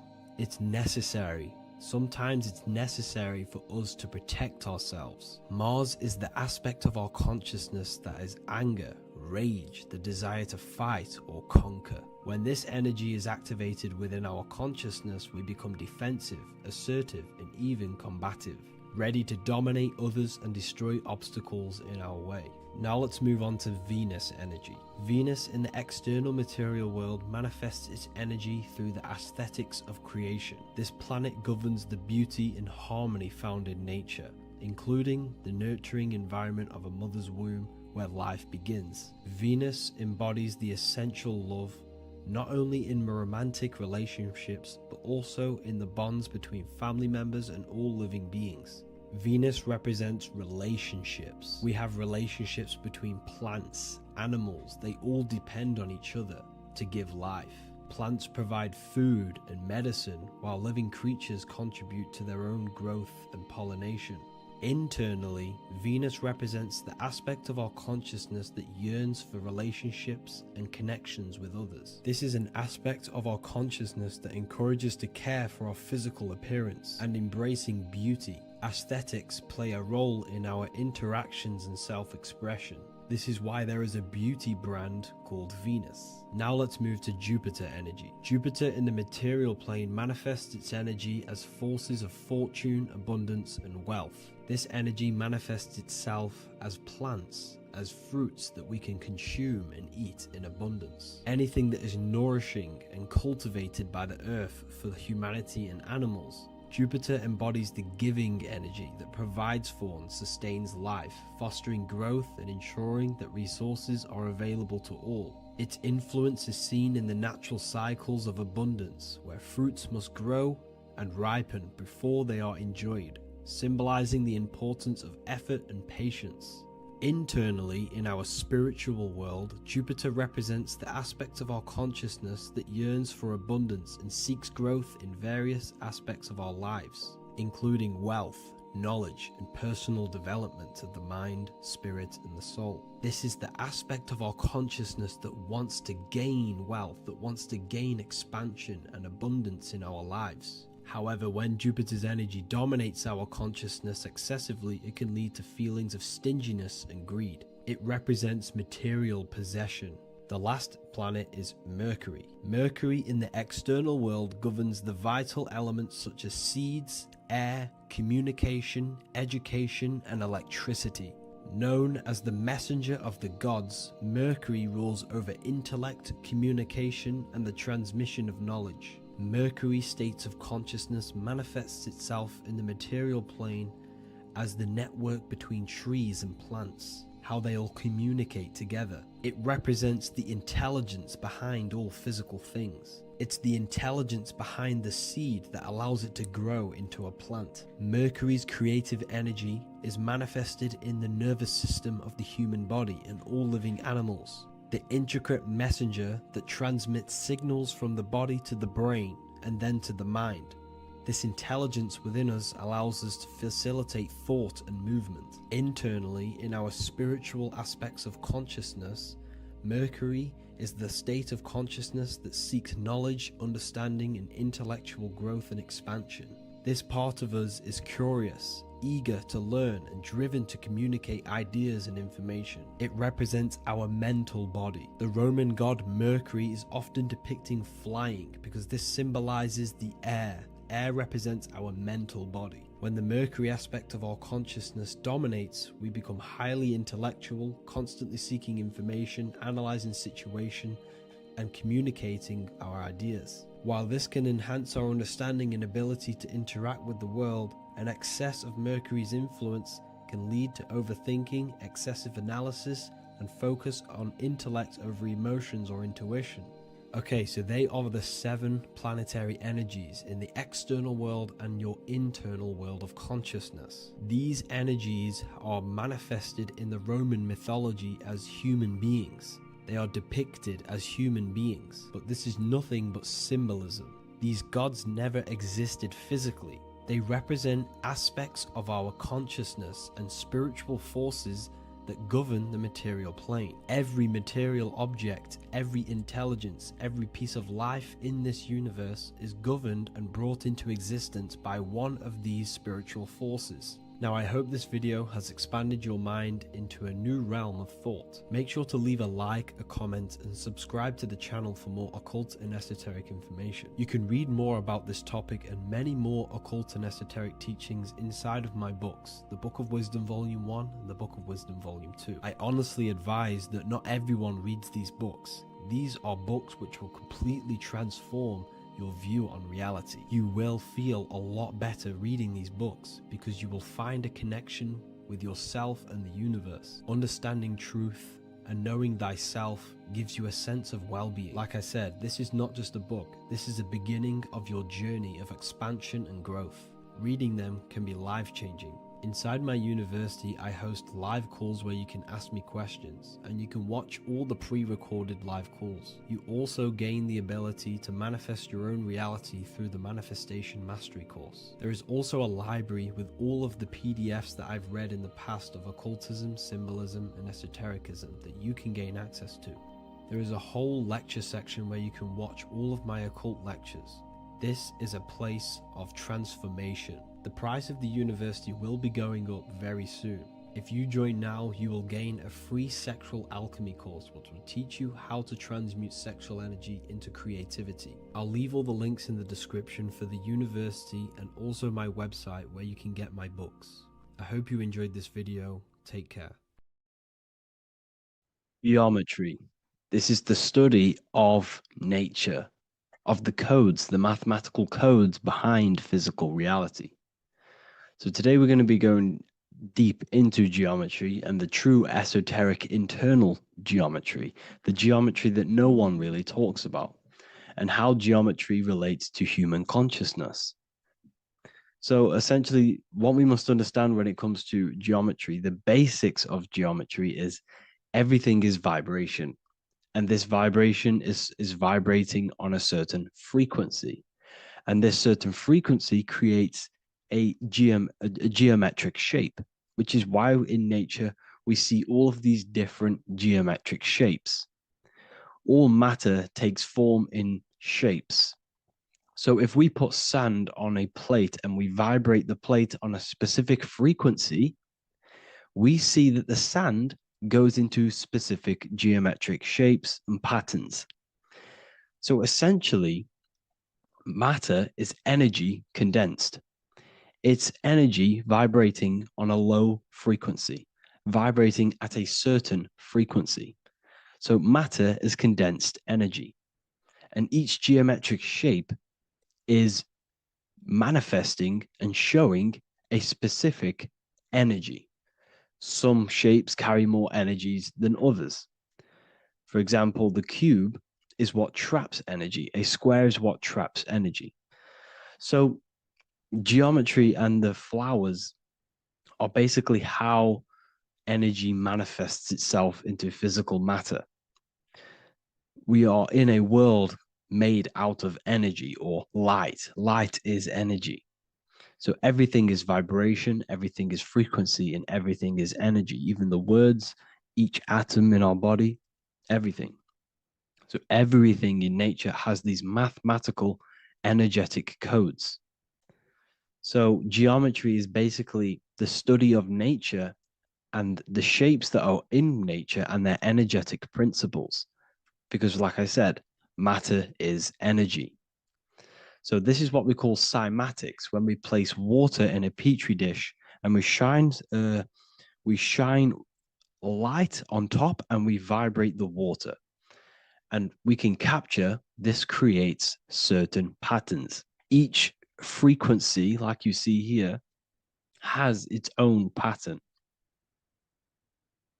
So what we are seeing here in the physical plane is essentially energy condensed into physical reality.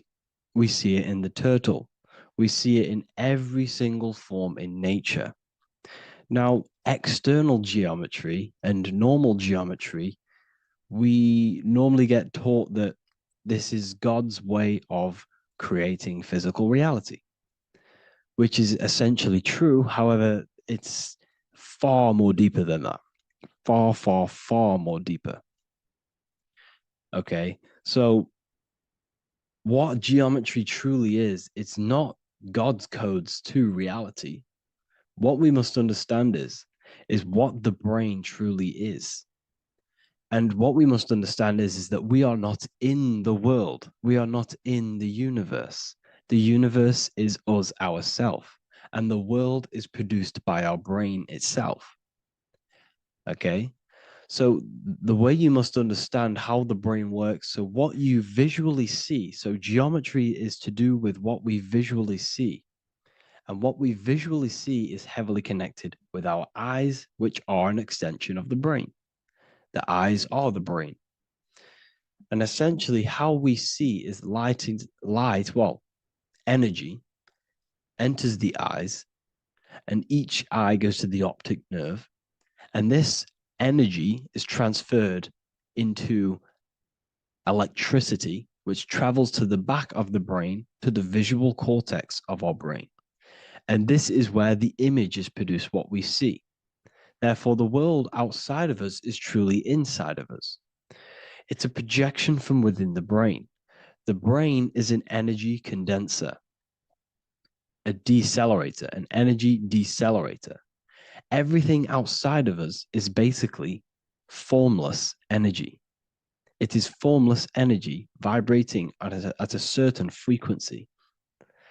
So what the brain is, it's sucking in this energy, this light, and turning that frequency, that code, that light code, into a physical reality. It's condensing the energy and turning it into a visual image inside of the brain. Therefore, everything outside of you is not what it looks like. Everything outside of you is basically energy, infinite energy. And our brain is condensing this into a physical reality and projecting it outwardly, which you experience your visual field. Okay? And the ancients knew this. So this is basically called the sigil of Lucifer. Lucifer is known as the light bringer. Lucifer in Latin means to bring the light. This is the sigil of Lucifer, which shows the visual field and the brain. We also see this in the Google Play symbol. It's a powerful symbol showing you the visual field, which is basically a symbol that tells you that reality is inside of the brain. The brain is what produces reality, but consciousness is not produced in the brain. The brain is essentially a consciousness downloader. It's a computer, and it's a reality simulator. The body is a simulation of physical reality. You are inside of the body experiencing the body simulation. The body produces this reality. It's a piece of technology. So Lucifer is to bring the light. Lucifer is the light being produced in our brains. Okay? So this is why they say Lucifer can tempt you. Lucifer can be the devil because it represents physicality. It represents the false light. Lucifer can trick you because it represents the physical world can trick who you truly are. So now that you understand how the brain is basically an energy decelerator and it creates and simulates a reality to your consciousness, you are no longer a person in a universe. You are the universe itself experiencing itself. Therefore, geometry is heavily linked in with the brain. Geometry is essentially how your brain and how your eyes decode energy. So what you are seeing is the mathematical codes of your brain creating reality. So what they teach you is the external is that geometry is God's way of creating this world, and these are the mathematical codes God's created. But now I'm telling you the internal. This is the truth. Geometry is how your brain mathematically condenses energy and light into a physical reality. So therefore, your brain is a computer program. So now geometry is nothing outside of you. Geometry is not something created by something else. It's created by your brain. Your brain produces these patterns through mathematical codes by breaking down energy into physical reality. And this is why you see geometry in everything around you. This completely changes your view on geometry. It's in your ear, it's in your face, it's in everything. Geometry is everything. Okay? So now that you understand this, now, as we were talking about the visual field earlier, the ancients knew about this. The ancient Egyptians knew about this. We can see this symbolism inside of the casket, the Egyptian casket. See, this crossover represents the visual field. This represents the back of the brain. This is the left hemisphere, the right hemisphere. And now some of the most simplest teachings in geometry is that straight lines are masculine and curved lines are feminine. And we even see this in the human body. The feminine human body is curvy and the masculine human body is liney. And even with the genital reproductive area, we have a line and a curve, 0 and 1, the binary code of all creation, 0 and 1, because that's basically all that exists. Nothingness and one, nothingness and God, nothingness and consciousness. That's all that exists. Now that I've told you that, the basics of geometry and the line and the curve and the feminine and the masculine, what do we have here? You see this stick here? This is a curve. And what's the right hemisphere? The right hemisphere is the feminine, the feminine energy, the feminine aspect of our brain. Then we have a straight line. This is straight lines. Now this represents the left brain. So the Egyptians are showing you the left masculine brain and the right feminine brain because of the curve and the straight line. And this is the visual field, the crossover. So there's a crossover in the brain. The left eye is connected to the right brain. The right eye is connected to the left brain. Okay, so the left eye is connected to the right brain. The right eye is connected to the left brain. The solar and the lunar. So, like I said, everything outside of you is basically energy. Your body is basically a holographic avatar, condensed energy produced by your brain. There's nothing actually outside of you. Your 5 senses are electrical threads of light. And when you touch something, this is basically electrical signals in your nervous system, which are reporting back to the brain.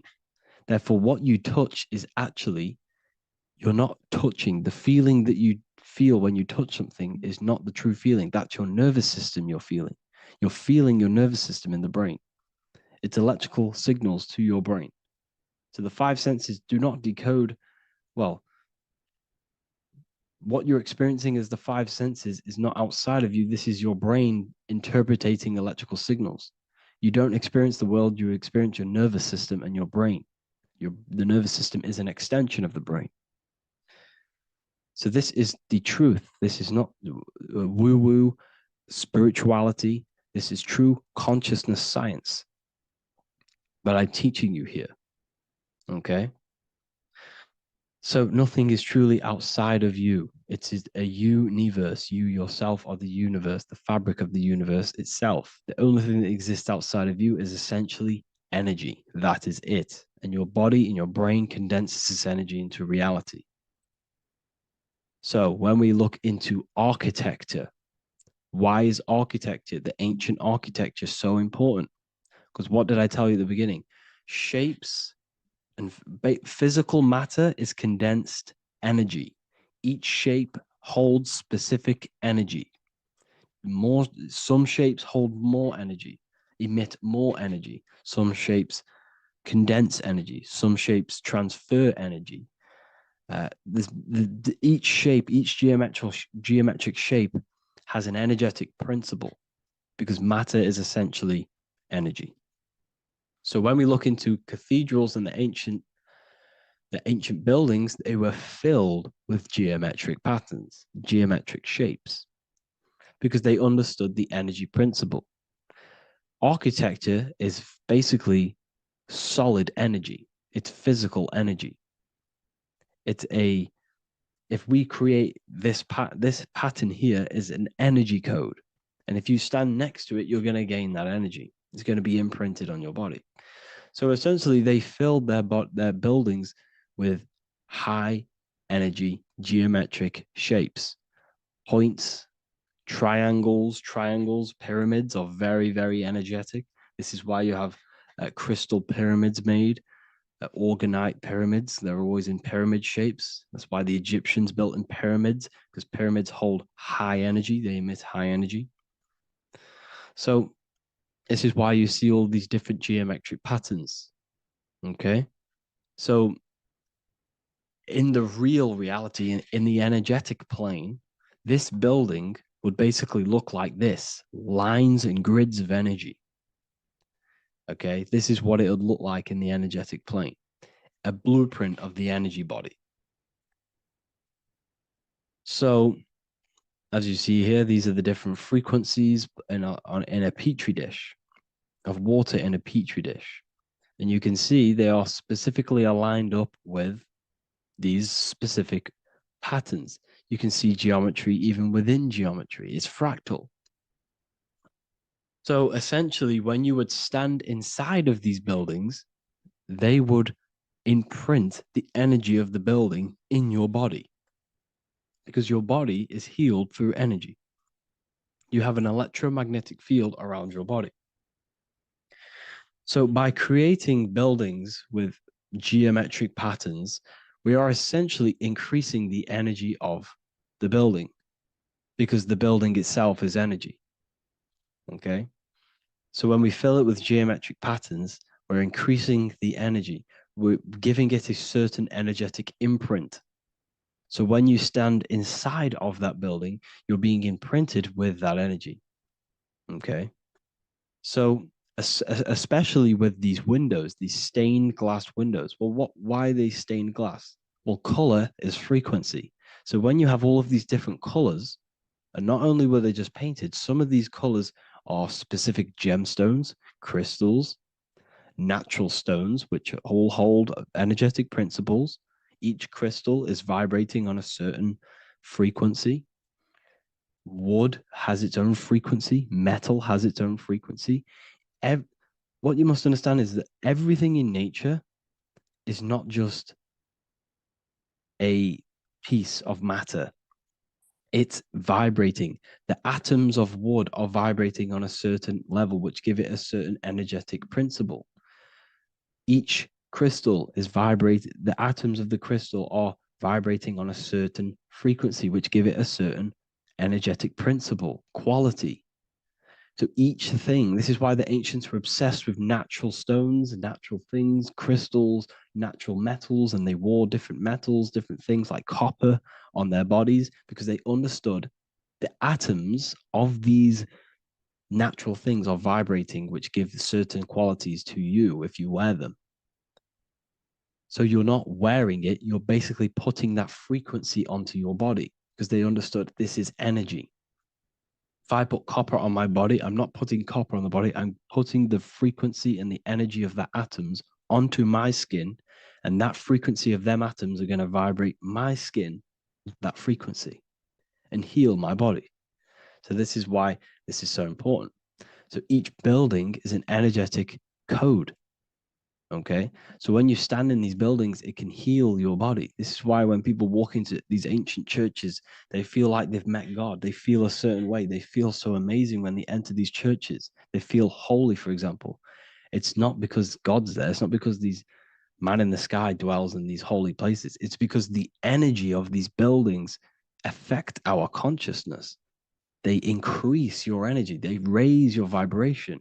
They heal your body. They heal your cells. They imprint the water in your body, especially with these stained glass windows. Like I went a bit on a tangent there, but these stained glass windows were encoded. Well, they use different gemstones, different lights, different colors. And when the sun would shine through this window, well, what's the sun? The sun is light. Light is energy. The sun's light would go through this filter of the window of the crystals and the different gemstones and the different colors, and the sun's light would be encoded, imprinted with these crystals, with these colors and these natural glasses, which have healing energetic principles.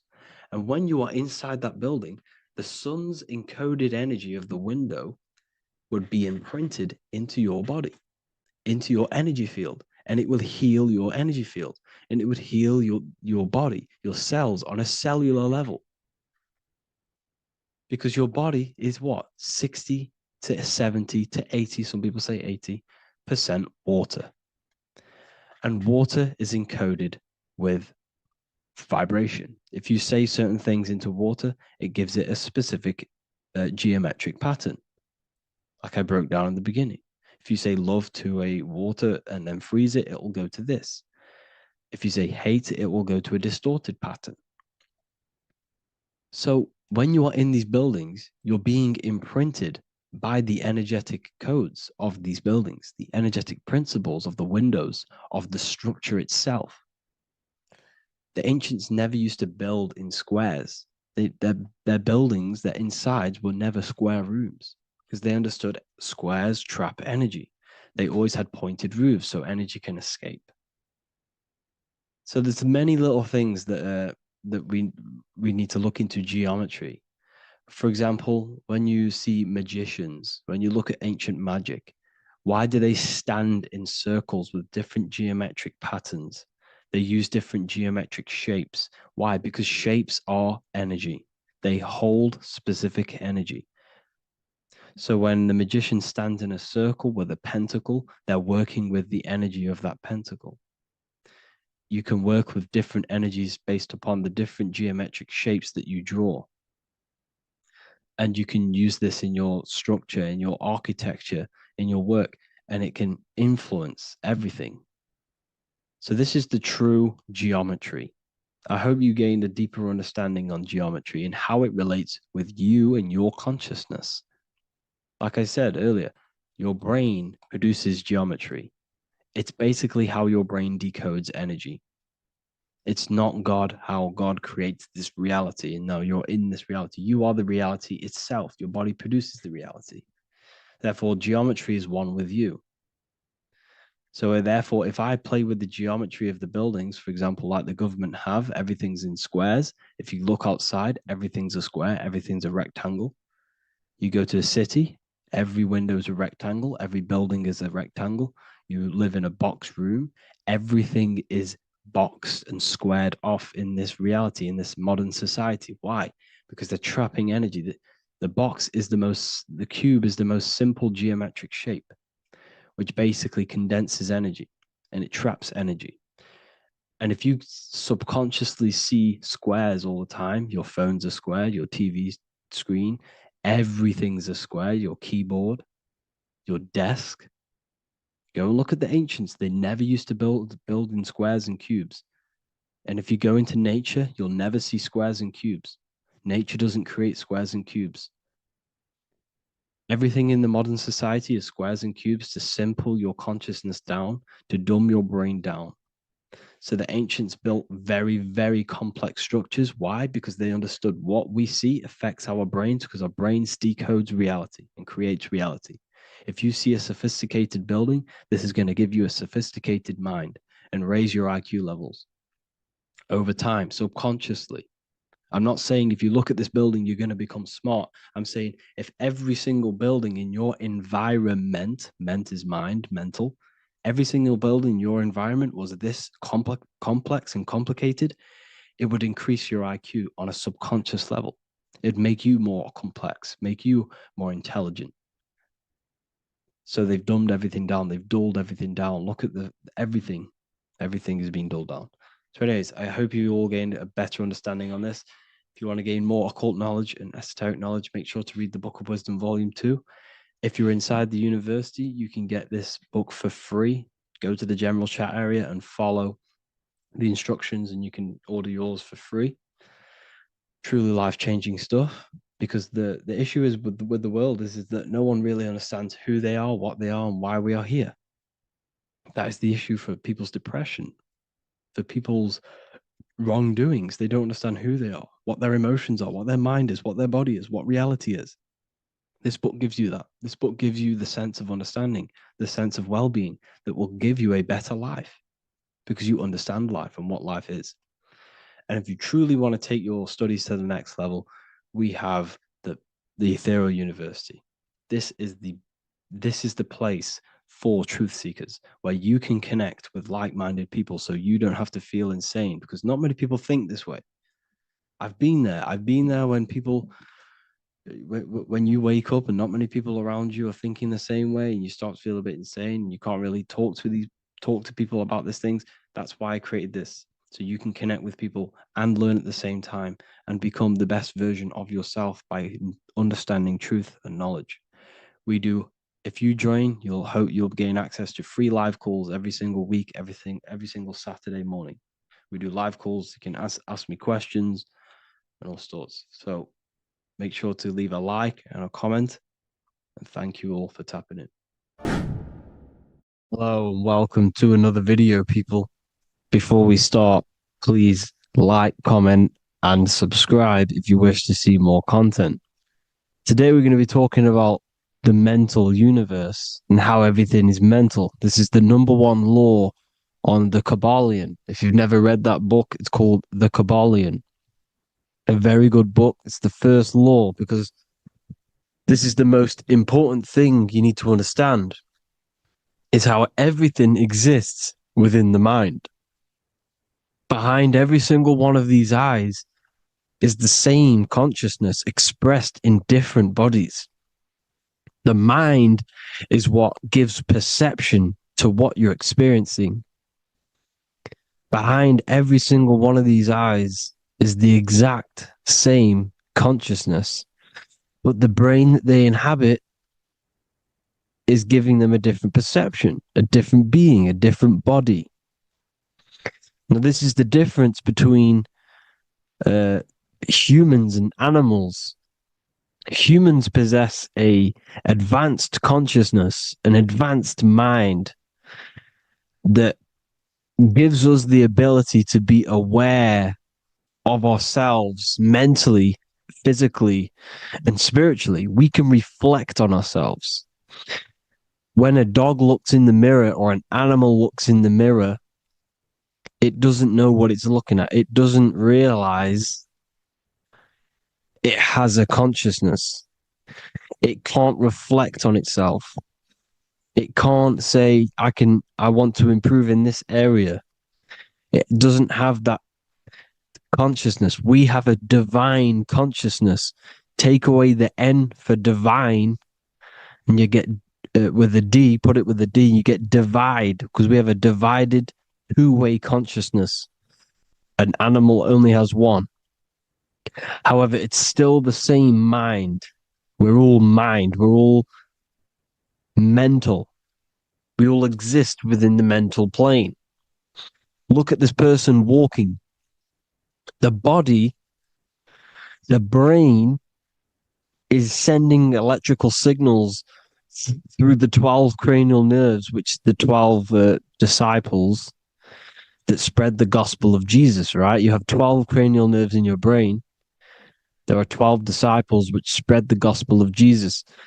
Jesus represents the mind, the intelligence, the invisible intelligence that we all are, the same intelligence, the same exact consciousness, which then sends a command into the brain. Then the brain sends these 12 electrical signals through the 12 cranial nerves to control the rest of the body through the nervous system. This person walking is not, the body is not walking. The mind is telling it to walk. And the brain is it's a supercomputer which is decoding these demands given to it by the mind. Because the pineal gland will have something to do with the ether, because the ether is physical and non-physical. The mind is sending the commands through the ether to the pineal gland, which is then getting broken down into electrical codes within the brain and sent throughout the nervous system to control the body.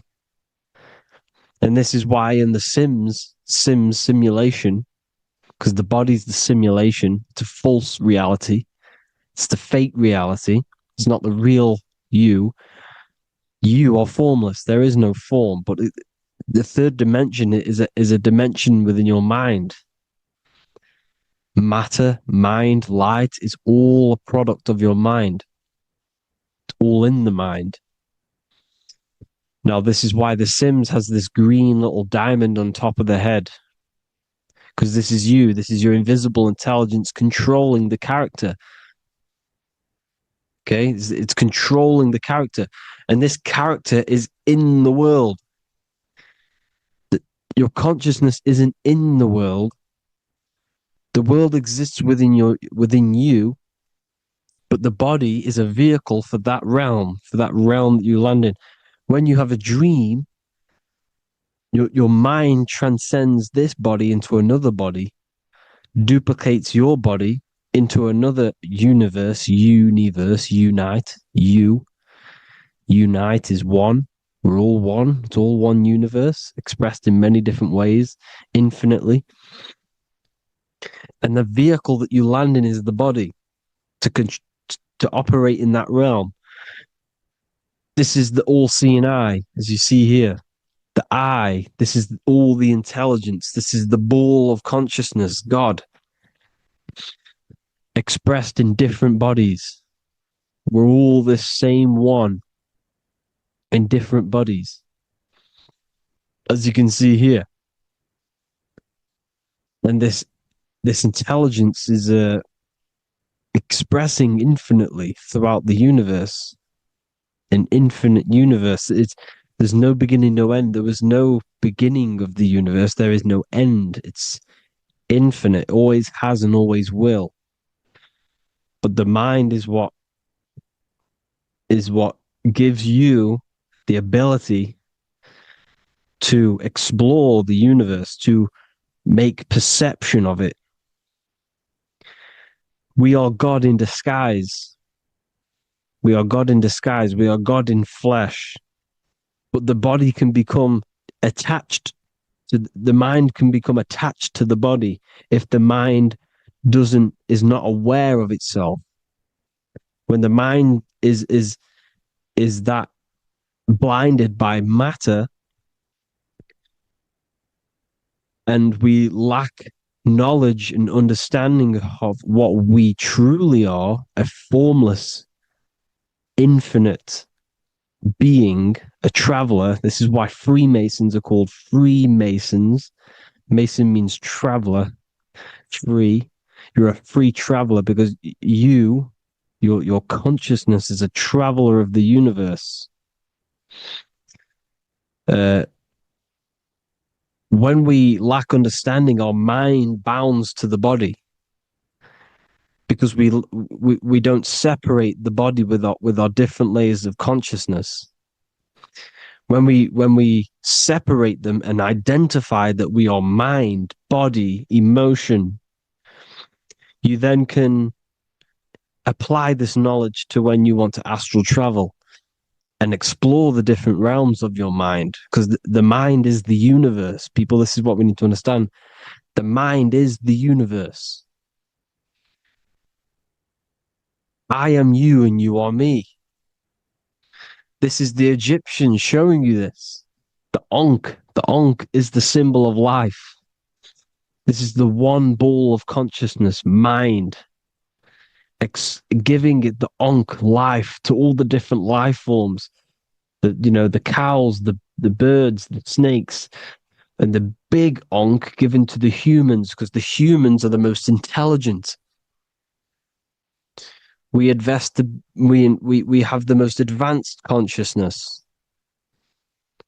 We have the most advanced consciousness.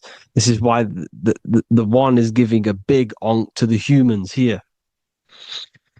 Here you see again, this is not the sun.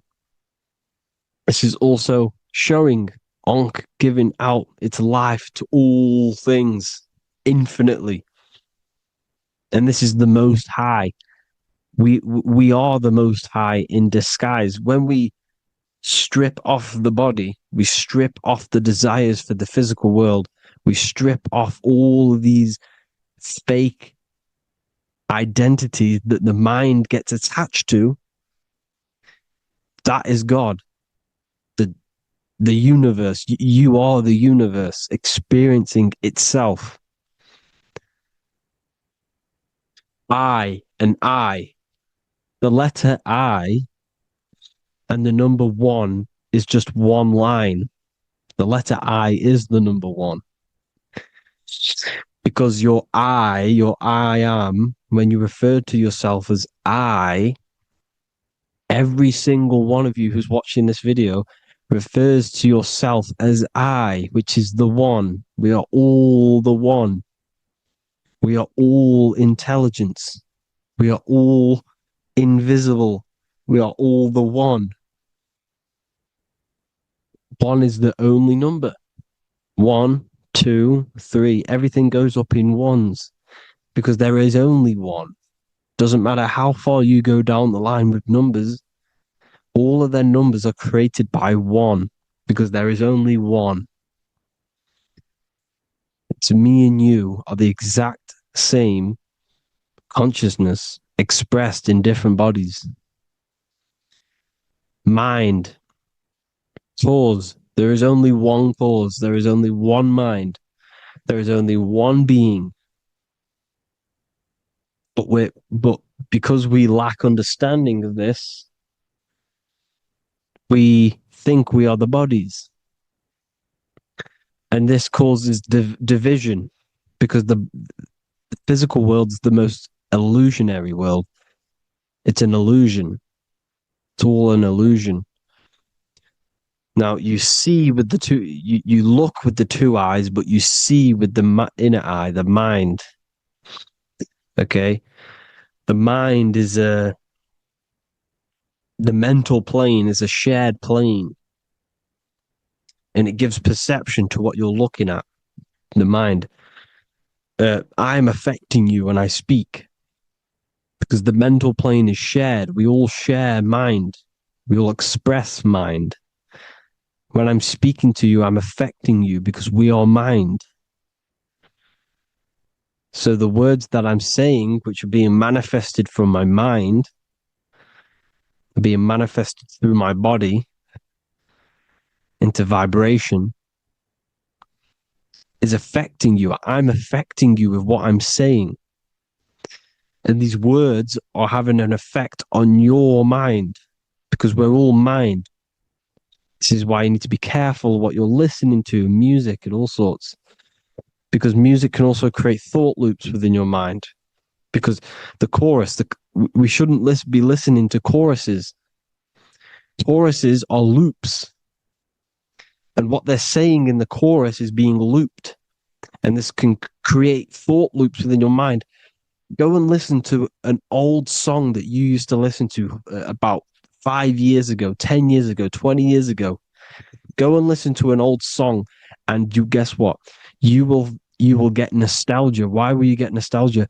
Because that song will trigger the thoughts that you were thinking in that time of listening to that song. So songs with choruses create thought loops and they reprogram your subconscious mind. It's important why music is very powerful. Mine and mind, same word. See, language is the truth, people. This is why I use language in all of my presentations, especially the English language. It's riddled with occult truth. I is my me. I, you, and me, or I, one. We are not the name. We are I. Every single one of you is I, because we are all the one, all mind. Now, the only thing that is truly mine is my mind.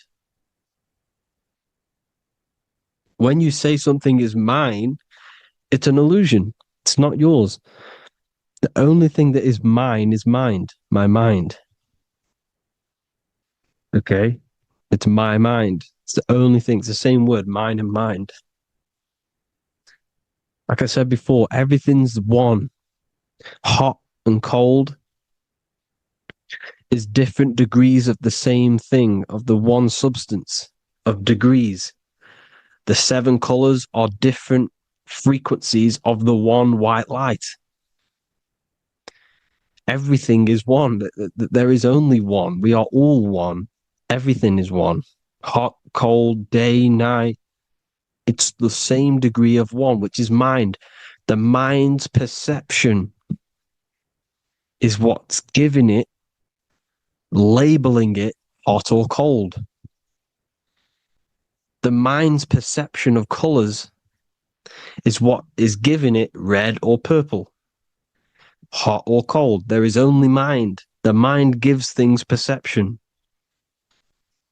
There is only one, that is mind. The conscious and the subconscious mind. The male and the female, these are married. The subconscious mind is your hidden part of the mind. Okay, it's hidden. You can't really, you can access it through different meditations and Reiki teachings, and dreams or manifestations of your subconscious. This is how you know mind and matter are one, because your mind creates matter in dreams. Your subconscious manifests everything in a dream, in the astral realms. The conscious is what you're conscious of, what you're consciously thinking of. So me, I am conscious that I am speaking into this mic and creating this video. My subconscious mind is the hidden part of the mind, which is speaking to my heart, telling it to beat. It's telling my food to digest. It's regulating all my blood. It's doing everything in my body without me being conscious of it. Without me being conscious. The subconscious is the feminine. The conscious is the male. The Bible, of course. Proverbs 12:4. Helpful, not helpful, an excellent wife is the crown of her husband, but she who brings shame is like rottenness in his bones. In the same way, husbands should love their wives as their own bodies. He who loves his wife loves himself. You can take that physically, you can take that literally, or you can take it metaphysically. See, the Bible's written in such a way where you can take it as your level of realization. He who loves his wife loves himself. If you love your subconscious, if you love yourself, you speak good about yourself, because your subconscious takes everything literally. If you say, I hate you to someone, your subconscious does not know the difference between me and someone else. It only thinks me, me, me. Why? Because mind is the only thing that exists.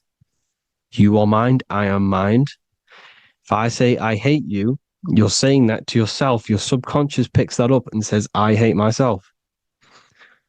And that's telling your subconscious that's what you want. Because your subconscious manifests 90% of your behavior. The programs within your subconscious. Tying your shoelace is a program. You don't need to be conscious of it. You can just do it because it's a program. It's deeply interwoven in the subconscious.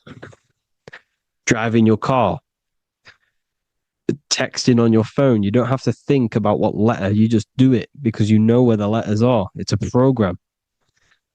Therefore, if you look after your subconscious, they are a married couple. It's your wife. Your subconscious is your wife. And it manifests 90% of your daily basis thought patterns actions, behaviors, emotions, all the things that all the trauma that you've experienced is stored within your subconscious, which is affecting you. So let's say you were in a car crash 10 years ago and you had a really traumatic event, you really hurt yourself, and you had a very, very, very strong emotion that you felt of pain. That will still affect you today. And why? Because it will manifest into your behavior. How? Well, you'll be cautious of what cars to go in and who. You'll be cautious because of that event that stored within your subconscious, because of that feeling you felt was so painful and so strong. It's still manifesting into your behavior today. For example, you won't go in certain cars, you won't go with certain drivers. The subconscious stores everything, all your memories, the programs, and everything. So if you trick your subconscious, that's how you manifest your life. If you trick the subconscious, you already have something. And therefore it will manifest into your life, into your behavior, thoughts, and actions. This is why the golden rule is to treat others like you want to be treated. Because I am you and you are me. We are all subconscious. We all have subconscious. Whatever I do to you, I do to me. Because my subconscious picks that up and thinks I'm speaking to me. Mind is very powerful. Whatever I do to you, I do to me. Treat others like you want to be treated. The golden rule. That is the only rule we need in this realm, in the universe. If everyone understood this rule and how the subconscious works and how karma works, we'd live in heaven on earth, the Garden of Eden, the golden age. As the man thinketh in his heart, so is he. Proverbs 23:7. Where your heart is, there will be your treasure. Your heart's the emotions. The storehouse of emotions is where you feel emotions. You have to let your emotions move through you, not become you. You can't let your emotions become you. Or accept, be like the sky and let them pass through you. Be like the clouds and the stars passing over. Let them pass through you. Do not let them become you. And this is how emotions can take over your mind. We are driven by, when a man is driven by emotions, he has no self to control. You must control the mind because the mind can be corrupted. Because your thoughts are electrical in the brain. Your thoughts come from the mental plane. So how the mind works is that you place your attentions on something in the mind and infinite information just flows in. Think about it. When you think of a certain topic,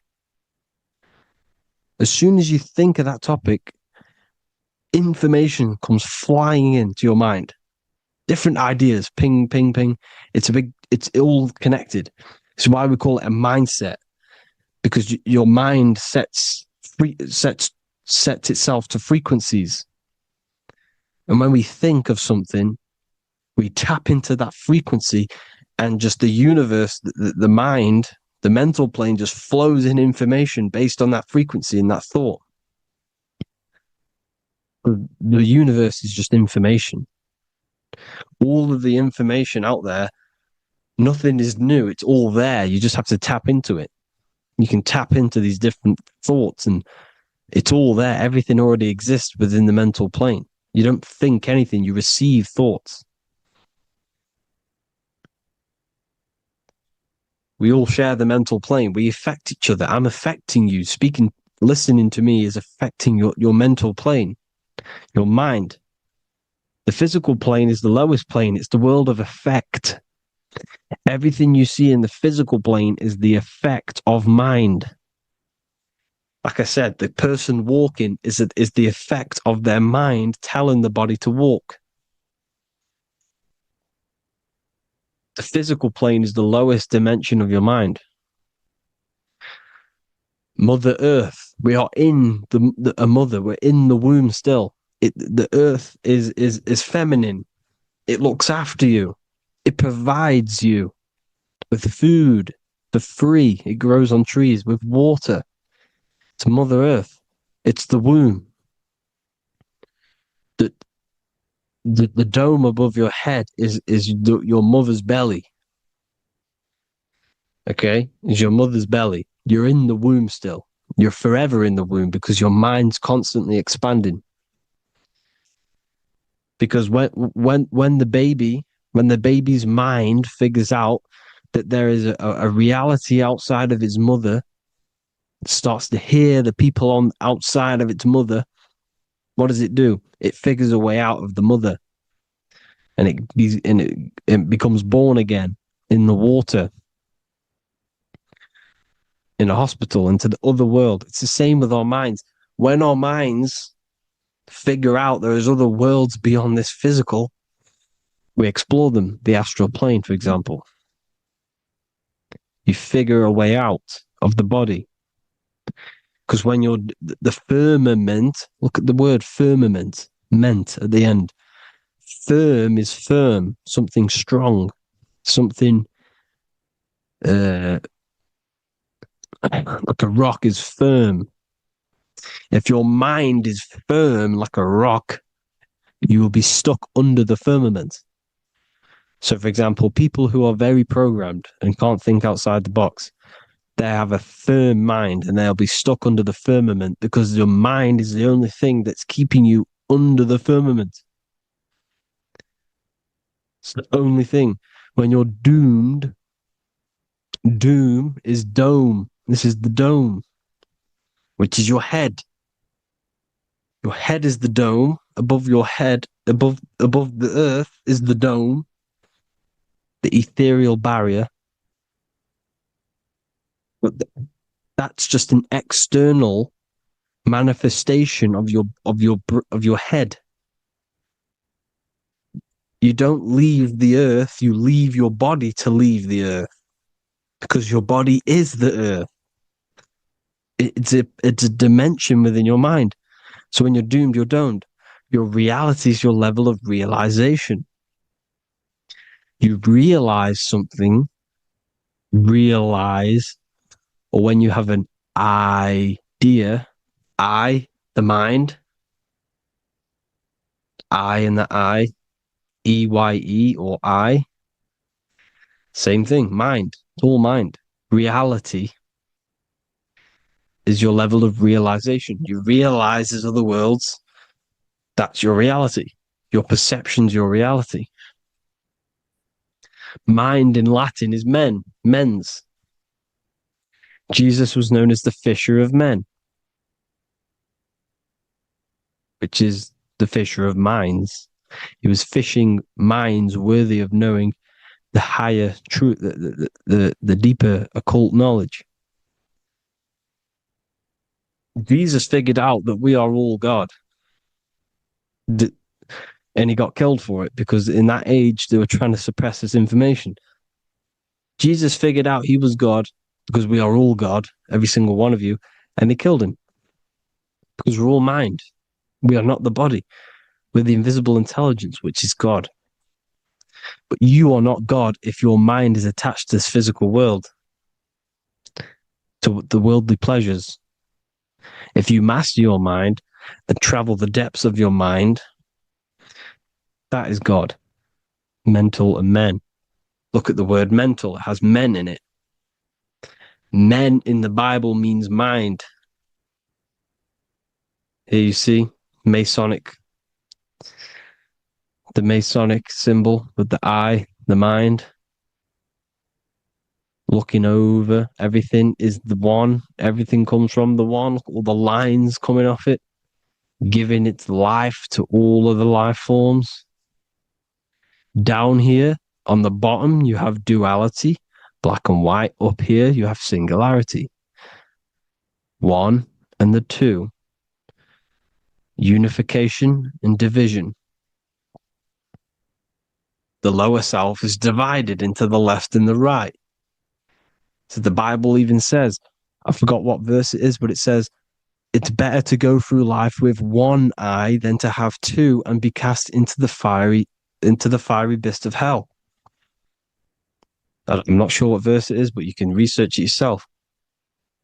It's better to go through life with one eye, to be unified consciousness, dimension. No brainer. The language tells you the truth, people. Dimension. The dimensions are in your mind. Entertainment. Entertain the mind. Disappointment. It's all in the mind. Environment. The environment that you are in is a product of your mind. Within, rearrange spells high twin. Within is your mind, and your external world is mirrored from the decisions you make in your mind.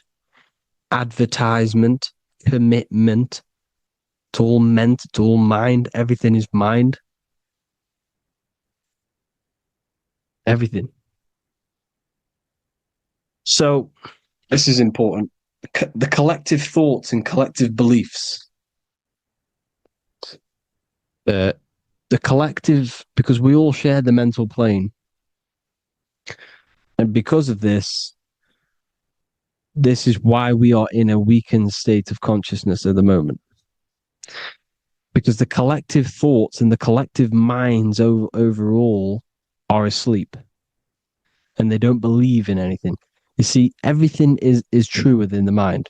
You think of something, it is there instantly. You think of a chair, it's there in your mind. You think of anything, it's there instantly. So everything's true within the mind. Anything can happen in the mind. Anything can happen on the physical plane if the collective consciousness, the collective minds, believe it to be true. This is why back in the days, in the ancient days, you look at all the old world stuff, you see all this crazy technology, and it's because as a collective, as humanity back then, they believed that they had much more open minds. Therefore, the things manifested in the physical world were a lot more out of the box, so to say, compared to today. For example, magic is not as powerful today because the masses don't believe in it. It's still powerful, don't get me wrong. But if the masses believed, or if everyone knew magic could be real, because it is, anything's real in the mind, it would be a lot more powerful. You see? So and what they're trying to do is create a hive mind worldwide. They're trying to make one religion, an external God. What happens when you worship something external? You give energy to it, because where attention goes, energy flows. Where your mind gives attention to, energy goes there. And when we all believe in external gods and give our worship and our power to these external things, we all give energy to it, which will manifest as a demon in the astral planes. It's a hive mind. They're trying to make a hive mind to summon our energy. Trying to summon our energy. And it through mind, through collective thoughts. The hive mind. They want one religion, one government, one currency, one belief system. And that will create a hive mind, which will limit our consciousness, which will limit what we can do in the physical world. Because if everyone doesn't believe in certain things, it cannot happen, because it's all in mind. Mind is so powerful. I am you and you are me. I hope you all enjoyed this video, people. If you haven't already, join the Wisdom Academy. The Wisdom Academy, we have many occult lectures just like this one. Also, we have just launched Mindwave Hub. If you want genuine frequencies genuine binaural beats, because the ones on YouTube, the ones on Spotify, Apple Music, they're all tuned to A440 hertz, which shuts down the right hemisphere of the brain. If you want to gain access to your true consciousness, your mind, you need to balance the two hemispheres and balance the chakras. You can do that externally by listening to binaural beats. If you want true frequencies, true binaural beats to hemisync the chakras, hemisync the brain, to gain access to the different dimensions of your mind, well, you can gain access anyway, but it's going to help you if you're trying to learn this. Join Mindwave Hub. The link will be in the description. Listen to the binaural beats, meditate to them, listen to when you go to sleep. They'll massively benefit you. Thank you all, people. Hope you had an amazing, lesson. Hope you learned a lot. And please subscribe. God bless you all. Left and right hemisphere. And what are they doing? How does it contribute towards your perception in this world? And this is what we're going to be talking about in today's video. We're going to be breaking down the two hemispheres of the brain and how they function in your life. So first, we have the left hemisphere. This is the logical hemisphere. This is the analytical, divided, scientific, or verbal hemisphere. The right hemisphere is creative, wholeness, artistic, symbolic, and metaphorical. The right hemisphere does with non-verbal things. It produces a holistic perception. It is more to do with creativity. Because what you must understand is that we are not in the external world. The world is produced by our brain. We see with our brain. Our eyes are a part of the brain. What we touch is the brain's interpretation of electrical signals on the nervous system. What we smell is the brain's interpretation of smell through the nose.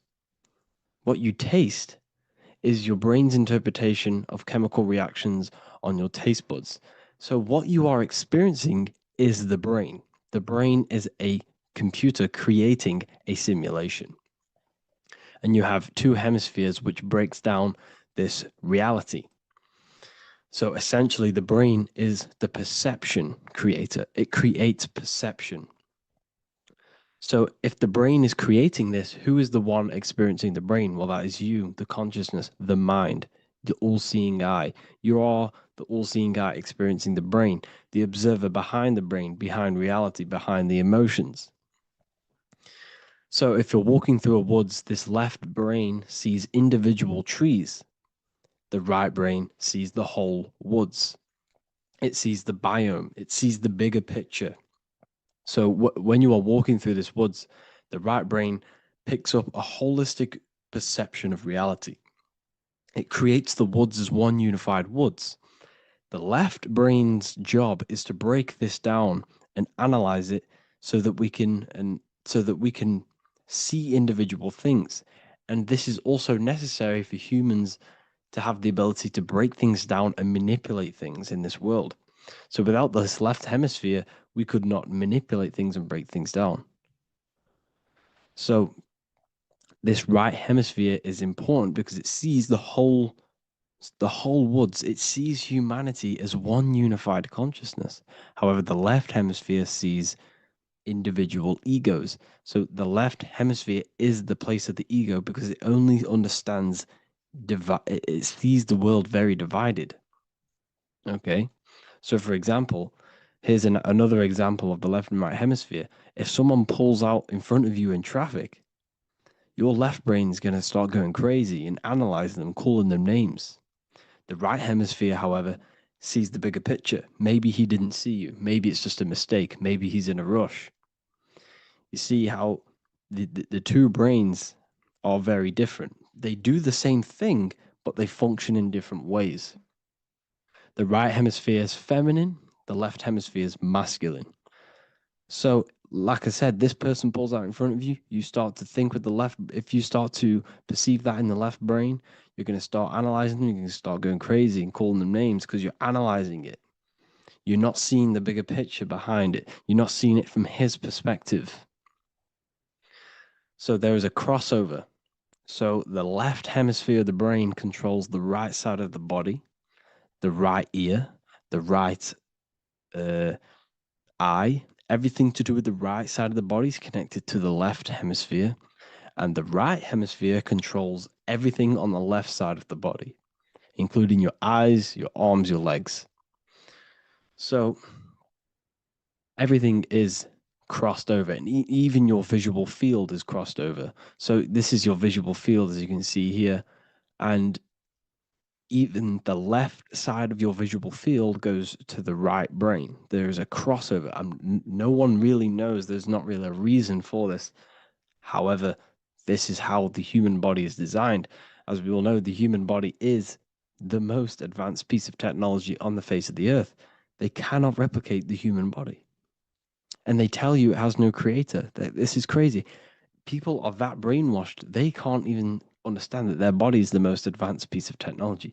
Your body is so advanced, the computers that you use are mimicked of the body. Everything they create is mimicking nature, but they don't show you how intelligent nature is because they don't want you to understand you're in an intelligent design.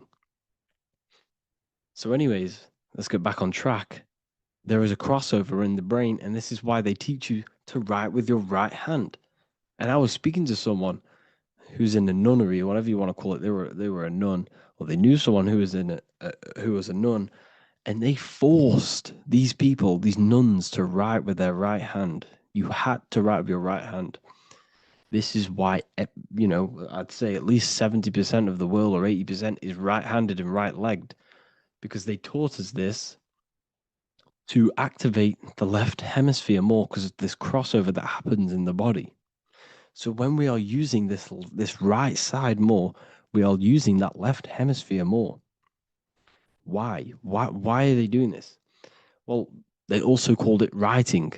Writing is a spell, to cast a spell on you to use that right side of the body so that you use this left hemisphere, because they want you to see the world as a divided perception. They don't want you using the right hemisphere, using that left side of the body to activate the right hemisphere to see the bigger picture and see how everything is all one and everything is created.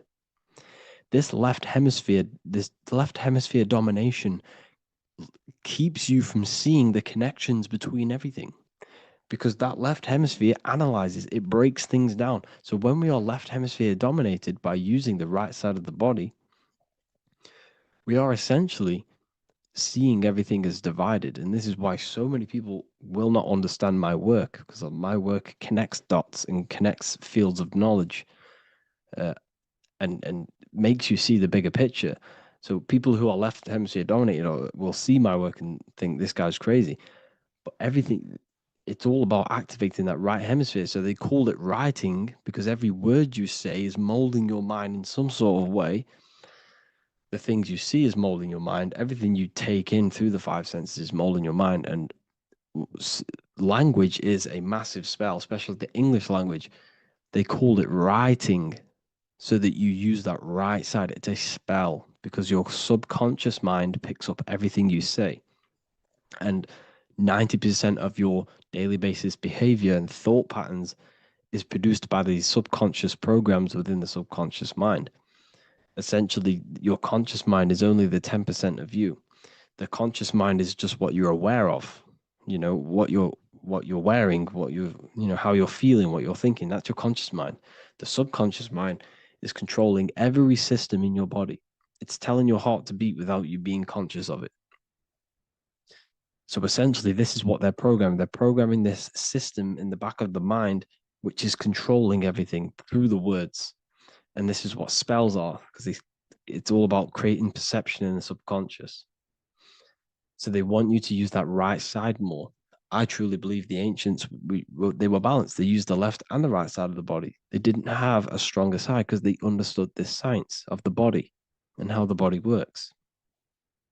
So this is actually called phonetics. It's not etymology. Etymology is the study of root words.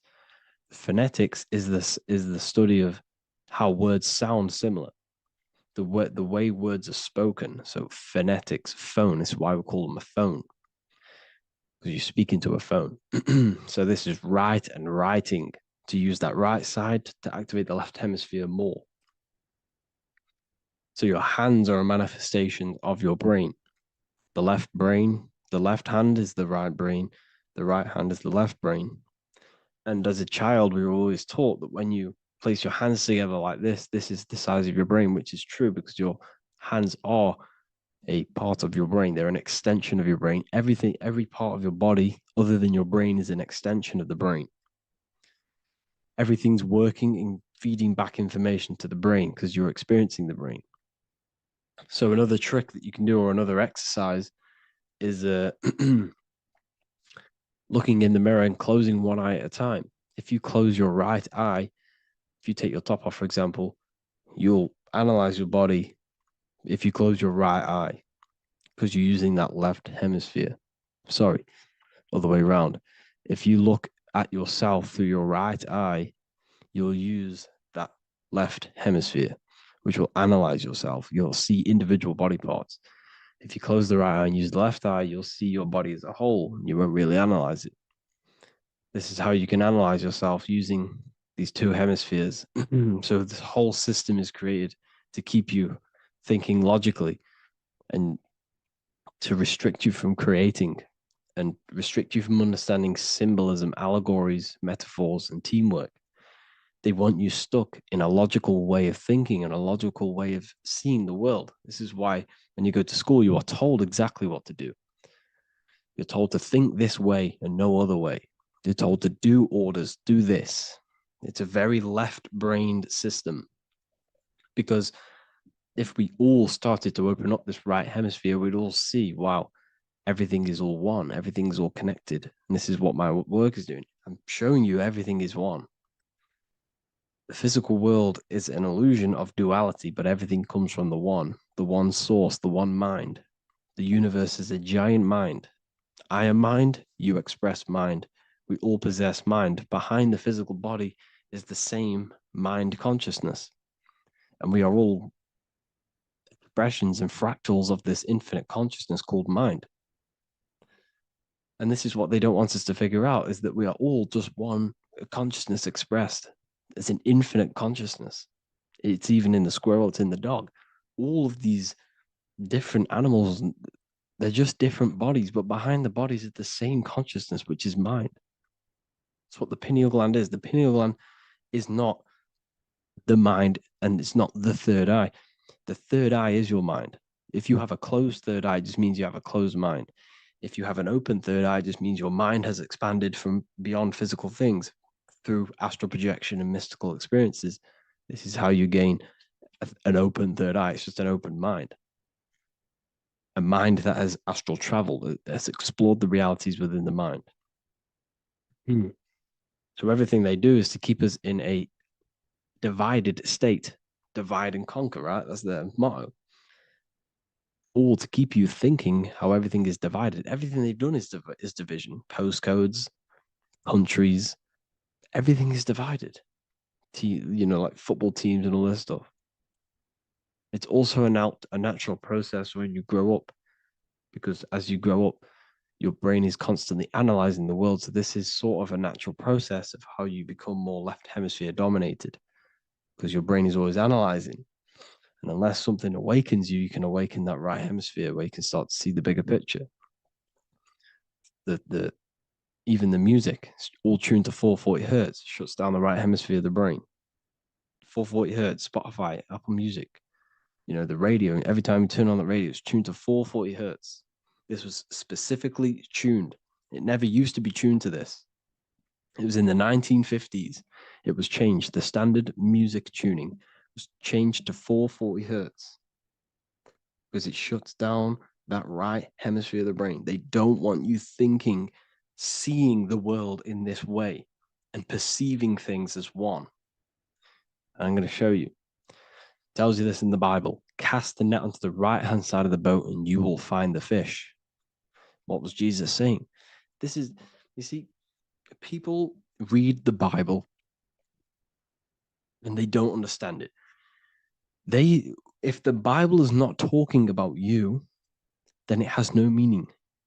The Bible, everything you read in the Bible is about you and how it can better your life. It occurs to you. So if Jesus says, cast the net onto the right hand side of the boat, this is an allegory. The boat is your body. Cast the net, it's the awareness, the perception, onto the right hemisphere of the brain, and you will find the fish. What's fish? What do fish do? They swim deep in the ocean. It represents the knowledge, deep knowledge.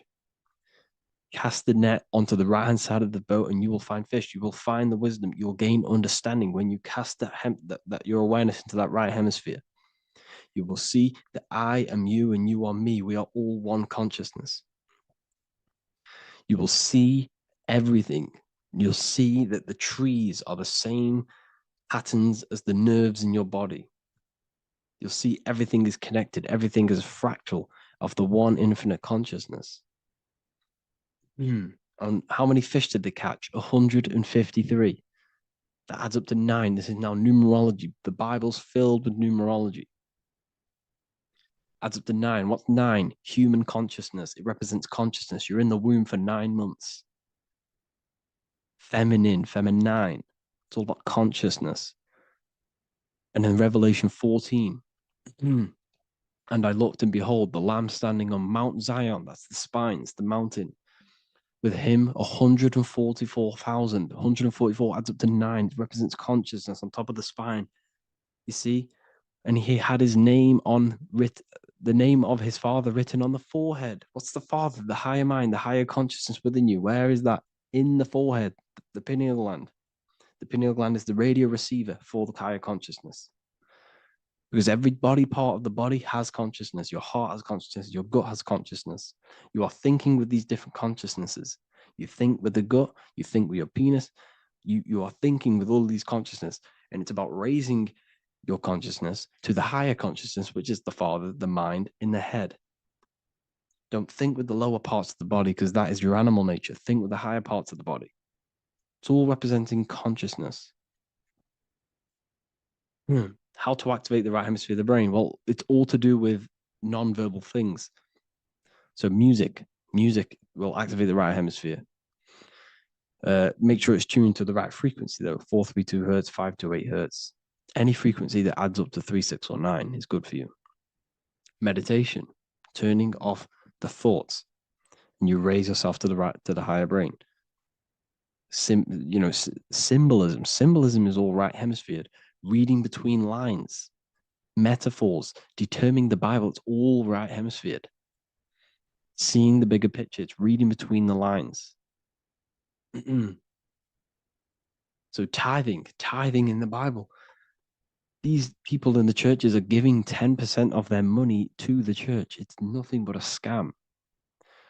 What these people have done is they have externalized the Bible. They have taken the Bible and literalized it, so that they can make a business out of it. So what they're doing is 1/10 of the produce of what it says in the Bible, 1/10 of the produce of the land, whether grain or fruit, is the Lord's and is holy. So what's that saying? The 1/10 of it's basically saying give the 10% to the Lord, to God. What does that mean? Well, what's the land and the fruit? This represents physical things, the physical things that you have. The 1/10 of the physical things that you have. What's that? That's your ego. All the physical things that you have is all to do with your ego. That's the lower self. The ego, what is the ego? It's the mind's perception of the physical self. You had no ego when you were a child. Okay, when you were a child, you had no ego. As you grew older, you created the ego. But the ego is the full self. It's the echo. Ego, echo. It's the echo of the full self. So it's saying, give the ego over. Take away the animal self. In that left hemisphere, that's all to do with the left hemisphere. That left hemisphere sees the ego. It sees individuality. It's divided. So it's saying, give that 10%. Give that 10% of you over to the right hemisphere. The 90%. The 90% of you is in that right hemisphere. The higher self. Now, I'm not saying the left hemisphere is bad. Okay, I'm not saying that at all. But it sees it sees things divided. It's like I said, the left, the hands are manifestations of the brain. So when these Christians are praying, they're putting their hands together. What are they doing? That They're syncing the brain hemispheres, what you're doing, because everything's an extension of your brain. So if you put your hands together, you're putting the two hemispheres together. And what's happening when you place the hands together? All the electricity in the body is now running in a circuit. So once you connect these two hands, the electrical energy is now running in a circuit. And energy can move around the body quicker and more efficiently. So when you pray, when these people are praying, they don't realize that they're engaging in ancient forms of meditation, of balancing the two hemispheres. So now we're talking about balancing the hemispheres, not the right hemisphere. This is what Israel is. Look at the symbol for Israel, the up triangle and the downward triangle. What's that? The up triangle represents male. The downward triangle represents female. Okay? This is talking about the brains. Israel is Ra. Isis, which is female, the Egyptian god. Ra, El. El means God. El, electricity. That's the force of the physical world. It's the force that runs this world, electricity. It's the force of God. El, consciousness. It means God. Is Ra, El. Isis, Ra, and El. It's the two hemispheres of the brain, the holy land of Israel. It's the holy land, it's the brain. Once these two hemispheres are synced, this is how you unlock your consciousness. This is the easiest way of astral projecting. Hemisphering, I forgot the word for it. Hemisphere syncretization, something like that. It's about syncing the hemispheres. This is how you unlock your consciousness. Once the brain is running as one electrical system, this is how you balance the two masculine and male opposing energies. Once these opposing energies are no longer in war with each other, the brain, they come together to work as one. You unlock your consciousness. You are born again. What happens when a male and female have sex? It creates a new child. It becomes one. You are born again. Once the two hemispheres of the brain, you are born again. You can then have an out-of-body experiences. So this is why the symbol of the Holy Land, Israel, is the up and down triangle back combined together, because it represents unification of the male and female, unification of the hemispheres. You're born again. You unlock consciousness. And you can get this for free. It's called the Gateway Tapes on my website. Basically, it's a audio track from the government, and they did this in the Gateway Experience. It's a CIA document, and what they do is there are different forms of meditations you go through. I think there's about 5 waves of meditations you do, half an hour each one, and it will teach you. It will sync your hemisphere, because what does it do? They understood that playing one frequency into one ear and another frequency into the other, they understood that the right ear is connected to the left hemisphere, the left ear is connected to the right hemisphere. So when you play 2 different frequencies into both ears, what happens? The brain picks this up, the 2 hemispheres of the brain picks this up, and it syncs it. It syncs these 2 hemispheres, these 2 frequencies together. So now the brain is working as one to sync this frequency. So this is how you can sync your hemispheres, through listening to these frequencies. Okay, you can get them for free and do the meditations yourself. This will definitely help you. This is an easy way to astral project. So it's all about syncing the hemisphere and seeing reality from a unified perception. We should all aim to get out of that left hemisphere. I'm not saying don't use it, but we should now start to see we should not start to read between the lines of the Bible, read between the lines of the symbolism they're showing, study symbolism, study allegories and myths. What are they trying to tell us through these allegories? And, this is how we start seeing things in a better way. Once we understand that we are all microcosms of an infinite consciousness, we can all come to one, because love is the unifying force of this infinite consciousness. We are all divided. We are all disconnected from our hearts. Once we all connect with our hearts and see that everything is one, we can all start to love and come together as one. Because love is the unifying force of consciousness. So if you haven't already seen, I now have launched the Ethereal University. I will be doing lectures like this one, but even better, deeper, and even releasing knowledge that I can't talk about online as they are censored. I'll be doing lectures every single week. I'll be doing live calls every single week. You also gain access to my library, which is filled with over 45 occult books, filled with knowledge. Okay, I'll show you now.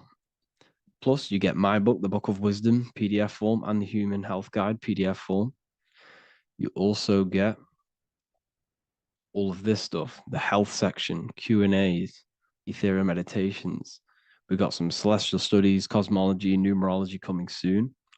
You also get the brand new Manifestation Mastery course, plus the library. And there'll be new books, new lectures, new live calls every single week.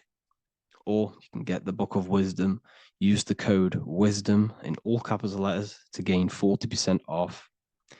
This sale will be ending very, very soon. So if you're watching this, be very quick to get yourself a physical version or a PDF of my book. You can get it in all these languages. Hope you enjoyed this video, people. I'll see you inside the Ethereal University, the real university. Have an amazing day. And in this video, I'm going to show you how depression is actually a choice. And I'm going to give you some solutions on how to deal with it. And this is probably going to change your life forever just by doing this alone. Okay, so the first thing you need to understand about depression is that it exists in your conscious mind. It exists in your thinking mind. So what is inside your thinking mind? You have your body, your name, your reputation, your trauma, your memories, your family, your worries, your interests, your bills, your passion, dislikes, goals, right? Most people identify their lives with this. They identify their lives with their thinking mind. They think they're their name, their job, their reputation, their memories. But this is not who you actually are. Who you actually are is the observer of that. What happens if you stop thinking? What is left? You're left with unconditioned consciousness. You're left with the self, which is what we refer to as I. We are the consciousness, not the thinking consciousness.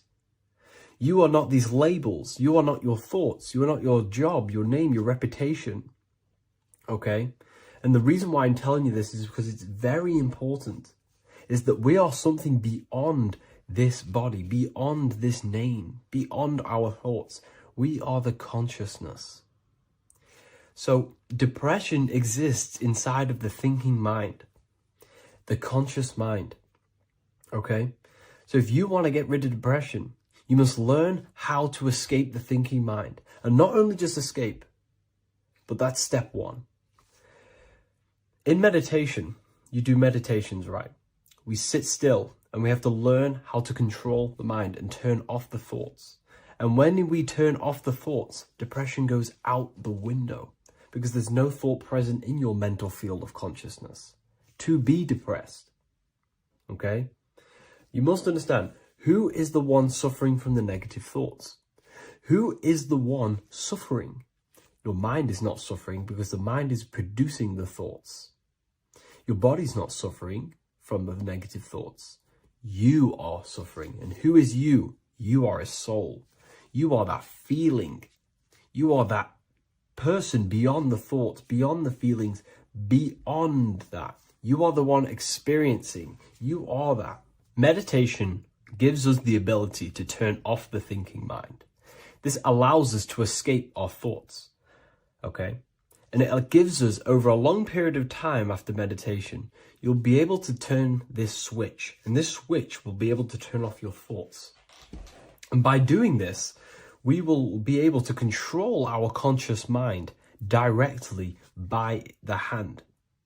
So when you notice yourself gaining them negative thoughts, we can then turn off the switch of turning off the conscious mind and rising to our authentic self and knowing the thoughts are just illusions.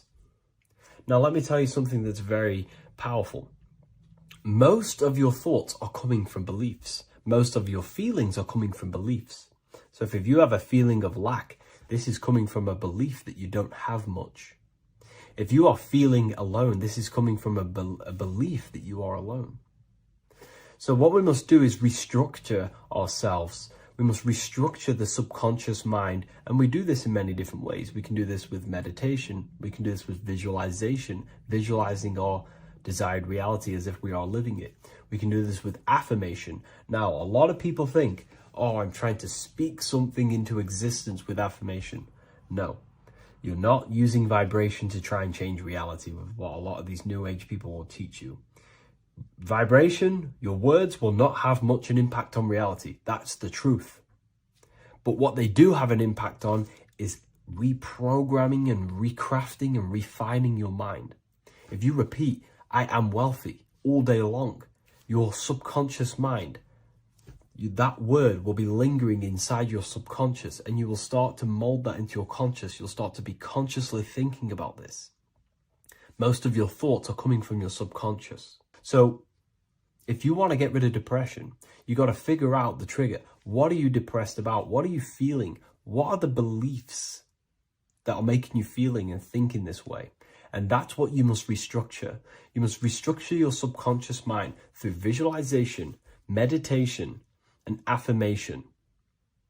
You do these all the time. You do these every single day, and you will slowly, if not surely, restructure your subconscious mind. While by doing the practice of meditation, you'll gain the off switch as well. Sometimes depression comes from not living in your authentic self. You're not doing the things that your soul is telling you to do. We all know what we should be doing at all times. I don't care what you have on. We all know we should be doing something. We all know that we have there's a higher aspect of our mind that tells us, oh, we need to be doing this, but I'm actually sat here on my phone. Oh, I shouldn't be eating this, but I'm doing it anyway. There's always that higher voice. And that is the voice that has to be connected to. And when your body's not acting out the voice of the soul, then the soul becomes sadder, and suffers more and more and more. There has to be a connection between the soul, the mind, and the body. They have to work in unity. Okay? So I hope this video helps with depression, with whatever you're going through mentally. So this is known as the bag of the gods.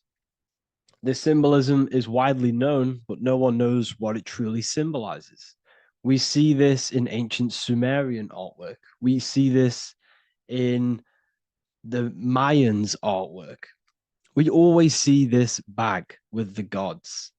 What does this actually represent? Okay, so the bag itself represents carrying. Carrying what? It represents information. It represents knowledge. Your mind is the carrier of the information. So this is why in his left hand, he carries the bag. And the right hand has the pine cone. This represents carrying of information. Why is it a bag? A bag can be passed on to someone else. The information can be taught to someone else. This is the information of activation of the pineal gland or higher consciousness of humans. Because as humans, we all possess an animal nature, the nature that tells us to eat, to steal, to gain material wealth, to survive, to hate. This is our animal self. This is our animal behavior. But we also have a divine nature of consciousness, which we have access to, the higher planes of consciousness, the planes that manipulate this material world and create all things in this material world. The human mind has access to. The animal does not. The animal has no idea he exists. The animal has no inner dialogue, but humans have the inner dialogue. Humans can create infinitely. We can expand our minds infinitely into new realms of thought. So we have this higher divine nature and a lower nature. This bag of the gods is basically just representing the knowledge they possess of higher consciousness, of the higher aspect of life, okay, which is the activation of the pineal. The pine cone. The pine cone is in his right hand. The right represents wisdom. The left represents intellect, knowledge. Knowledge and wisdom are two separate things. Wisdom is applied knowledge. It's a feminine aspect. Knowledge is just gained information that you know, which is masculine. So in his right hand, he holds the pine cone. The pine cone can be opened and shut. The shut pine cone represents the asleep human being, the human being that exists in his lower nature, that just basically survives, lives on eating, consumption, material lust, living in chaos with his emotions, living in a place of hell. This is the animal nature. Then we have the awakened human, the one who has consciousness of himself, the one who looks within himself, the one who knows there is more to him when he looks in the mirror. He is far more than just the physical body. He is a divine spiritual being, a divine being who has limitless potential of creation into the material plane. So this represents the awakened. This represents the asleep. This is why he carries the pine cone in his right hand. It represents applied knowledge. This is the information. This is the intellect he possesses. And this is the applied knowledge of the awakening, of activation of the pineal gland. Because remember, the pineal gland is not your consciousness. The pine, pin, pineals, the same root word. Pine cones were always symbolizing the state of consciousness one was living in, whether he was asleep or awake. We see this at the Vatican. We see the pine cone over the two pillars. This is the two pillars of Freemasonry, and the dome. This is the Royal Arch of Freemasonry. This represents your head. This is the two pillars, the two hemispheres, and the pine cone in the middle, which is the pineal gland. What is the pineal gland? The pineal gland is not your consciousness. It is not the third eye, and it is not the mind. It's not the mind's eye. The pineal gland is a radio receiver. This is your body. Your body is an antenna. Most people think they are this body. This body is nothing but a receiver and a downloader of consciousness. Your brain does not produce consciousness. You are not this brain in your head. This brain is a downloader of consciousness. Consciousness comes from a way higher divine plane, which is what this image is showing here with the clouds. The mind is light. Consciousness is light. And this light is coming down into the material plane, and your body is basically a crystal antenna which is receiving and downloading this consciousness. So you can experience a three-dimensional reality. So God can experience himself in a divided, separate state. This is what this represents. Now, the pineal gland can be activated, okay, and stimulated, because the pineal gland has phytoluminescent crystallized jagged-shaped cells on it. And obviously, these are crystals. Crystals are on your pineal gland. And what do crystals do? Radios use crystals. Your phone uses crystals. They tell you that crystals are woo-woo and pseudoscience because they don't want you to know the power of crystals. Your body is basically a giant crystal. Your pineal gland is a radio receiver for your consciousness. So if they can ruin your pineal gland and damage it, this will damage your connection to the divine, to your true self, to consciousness, to God, whatever you want to call it, the source. There is all one source consciousness, and we're all collectively connected to it. And this is our connection. This is our antenna. So what a radio does, a radio has an antenna And the frequencies are all around us because all the radios are playing in your ear right now. But what the antenna of a radio does is tune into a specific frequency to pick up that frequency and play that frequency. It's the same with your consciousness. You're all a fraction of God's consciousness. So that is essentially what we are looking at here. We're seeing knowledge, intellect in the left hand, and applied knowledge, activation of waking up to higher consciousness, to the higher human form. Because we can reach beyond our physical form. We can turn our animal self into a divine being, into one of these so-called gods. These gods are nothing but human beings. The Anunnaki were not gods. They didn't come from the sky. These are normal, regular human beings who activated their higher consciousness. This is what we have here. This represents spirit. Birds represent spirit. So do we have any questions? I'll take some questions now. That was just a short lecture on what that symbol truly means. Okay. So if we have any questions, feel free to go ahead and ask some questions.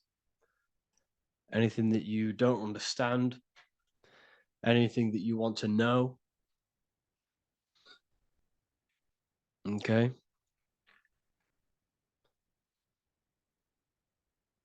So base reality would be where source resides. Yes, the base reality is your consciousness. Are these lectures available in the university? There's a whole section, basically inside the university, there's a whole section with like over 30 long form lectures like this.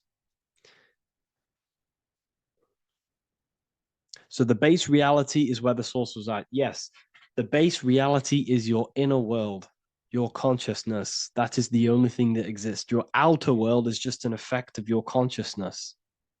Your consciousness, everything that has gone on within the mind and emotion is pushed outwards into your reality. You have thought and felt your way into your external circumstances. Your life is a direct correlation of every thought you thought in the past. Therefore, your inner world of consciousness is creating and molding your outer world.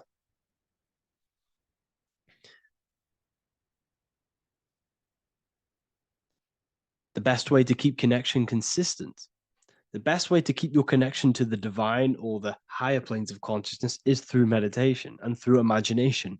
Imagination is the fourth dimension. It is the astral plane. That screen that you have in your mind is not a physical screen.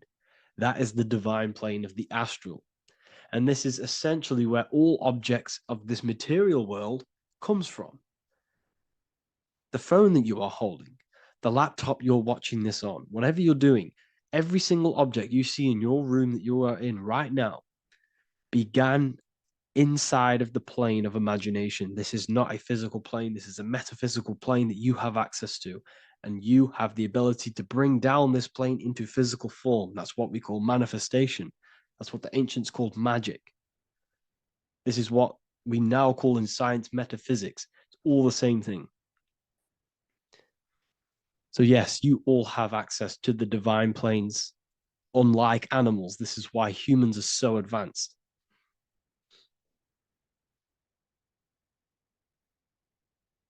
Okay. Is the pineal able to constantly activated, or is it just a temporary experience? I don't fully understand that question, unfortunately. Maybe you could word it in a different way. The real meditations on the university, legit, y'all, yes. In order to connect to consciousness, you need to sit in meditation and turn off your feelings, and the feeling of unity will come. Do I understand correctly? Yes, that is correct. So when you sit in silence and in stillness, I highlight the word stillness because stillness, when you are still, no information from your nervous system is being decoded by the brain. So when your body is still and does not move, your nervous system starts to relax and comes to a balanced state. Your brain starts to relax, it comes to a balanced state. The left and the right brain stop working. The nervous system stops working. Then, once the body, the material body is shut down, you then have access to consciousness. You can't access consciousness if the body's in such a busy state. If electricity is being fired every 2 seconds, your whole body's electrical. When you move your foot, that's electricity being fired from the brain to the foot instantly through the nervous system. Your brain, your whole body is a technological machine. So you must shut down the technological machine to access the divine that exists beyond the technological machine. Do you understand that?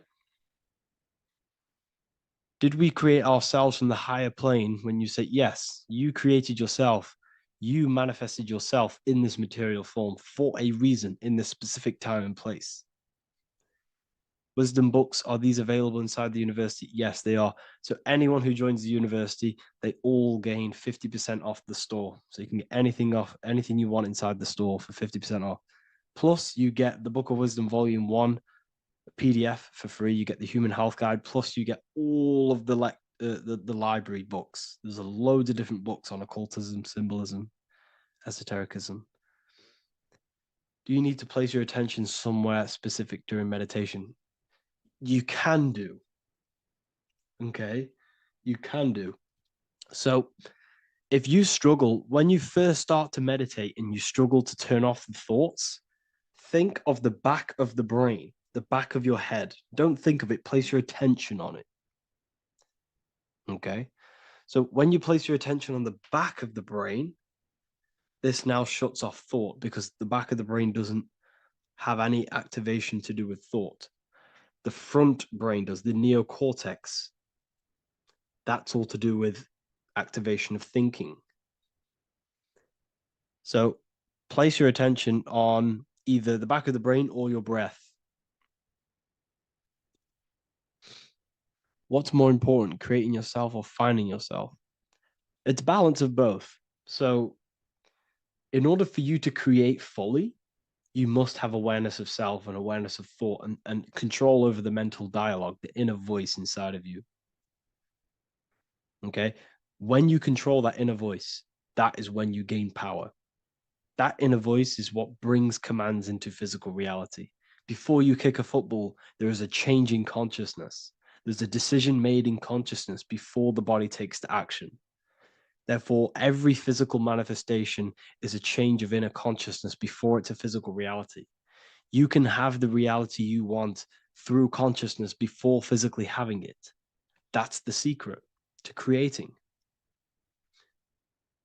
But you must believe it like you know the sun is going to rise in the morning. That's how much you should know that you have that reality in consciousness through feeling and thought and imagination. And that's how you can truly create in your reality. Shrooms help with consciousness or ego. I can't really talk about that because I'm maybe uploading this to YouTube, unfortunately. But we need to clean our pineal gland first from calcification. Yes, definitely. You should go on a detox the body. Because you can't really connect with consciousness if your body is in such a dirty state. Because the brain is, your nervous system is in a state of fight or flight, trying to fight off all these toxins. So when you meditate, you're probably going to be having thoughts all the time because your brain's firing, your nervous system's being attacked through toxins. So you must detox to have a true connection with the divine. Your diet plays a big role in your spirituality and mentality. What is the most optimal food for pure consciousness? Fruits and vegetables. They possess consciousness. So when you place them inside of you, they're syncing with your consciousness. How to check the cleanliness of your body, your skin, your teeth, your tongue, your mouth. If your skin has spots, different colors on it, you're not clean because your skin is a reflection of your inner organs. Coffee's not the best for you. Coffee gives you fake energy. Okay. So what coffee does, that buzz you get off coffee is actually the toxic effect of the chemicals reacting with your body. If I'm inside the university and wanted to buy your book, you said it would be 50% off because we are your student. Is that automatic or we need to have a code? You will have a code. Yes, I'm going to releasing a code for all the students after this. Caffeine equals neurotoxin. Yes, it fries your brain. It fries your nervous system. It fries your dopamine receptors. Will the Q&A last week about money symbolism be posted? Oh, I didn't post that. That's my bad. I totally forgot. I will post that after this. Thank you for reminding me. How to detox the body. The best way to detox the body is going through a week cleanse of fruit. So only consume fruit, sea moss, and cayenne pepper, and lots of freshly pressed juice. Do that for a week or 2 weeks, depending on how you feel, and then start to fast. You will lose weight, but you're not losing weight. You're losing impurities. It's good to do this every couple months, to just go on a raw fruit diet, cleanse the body, push everything out, and then start to fast while consuming sea moss and having lots of freshly squeezed juices. What is an alternative for coffee? Something with high energy levels. Okay. We're not taught the most simplest thing about the human body. It is an electromagnetic machine. It's electrical. It runs off electricity. The only energy you need is electricity, and that is found in fruits, vegetables. If you want energy, drink pure, fresh, pressed juice. That will give you more energy, more electricity than coffee. Can we cleanse ourselves through oil pulling? Do you recommend it? I do oil pulling every day with coconut oil in my mouth. Celery juice is a good one, very good one. Yes, celery juice.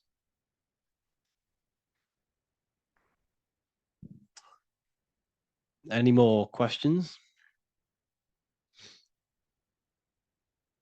What kind of music do you listen to when lifting? For me, rap, hip hop push me work harder, but I know it's terrible for my subconscious. Yes, very. At least you're aware of it. You should be definitely try and stay away from the hip hop music. Try and stay away from anything that's talking about anything negative, because it's all programming your subconscious. And your belief system is your reality, people. Your belief system is your reality. Okay? So look after your subconscious. That's what's controlling your actions. 90% of your actions on a daily basis are controlled through your subconscious beliefs. Okay? I listen to a lot of Pastel Ghost. I listen to a lot of let me get my playlist up. It's all like background music for TikTok. Do you know what I mean? Like Pastel Ghost. That's mainly what I listen to. That sort of music. I don't know what it's kind of called. I don't know what that genre is called.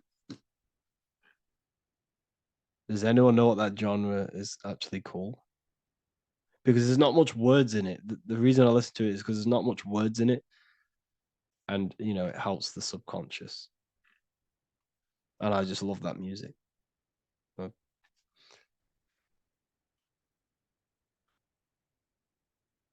Like Lofi, yeah, a bit of Lofi.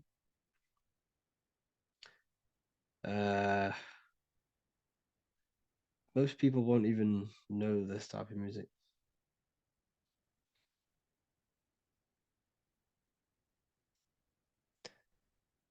Can you tell us how you use cayenne pepper?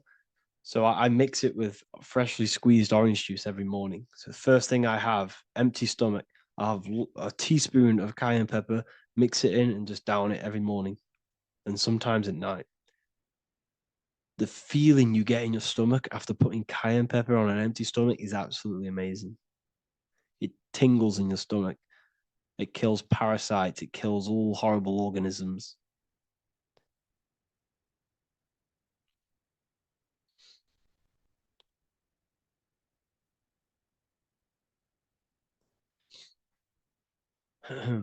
Mix it with hot water. Yes, hot water and key lime water. That I bet that's powerful. If you mixed warm water with key lime with cayenne pepper in first thing in the morning, I can imagine how powerful that is. I've never done that, but I'm going to try that. Do you use sea salt? I don't know what to think about sea salt, to be honest. I try and stay away from it. I don't know whether it's good, don't know whether it's bad. I'm kind of mixed on it. Mixed information. I've heard people have benefits. I've heard other people say stay away from it. So I don't know. I just stay away from it. I'm not too sure on it.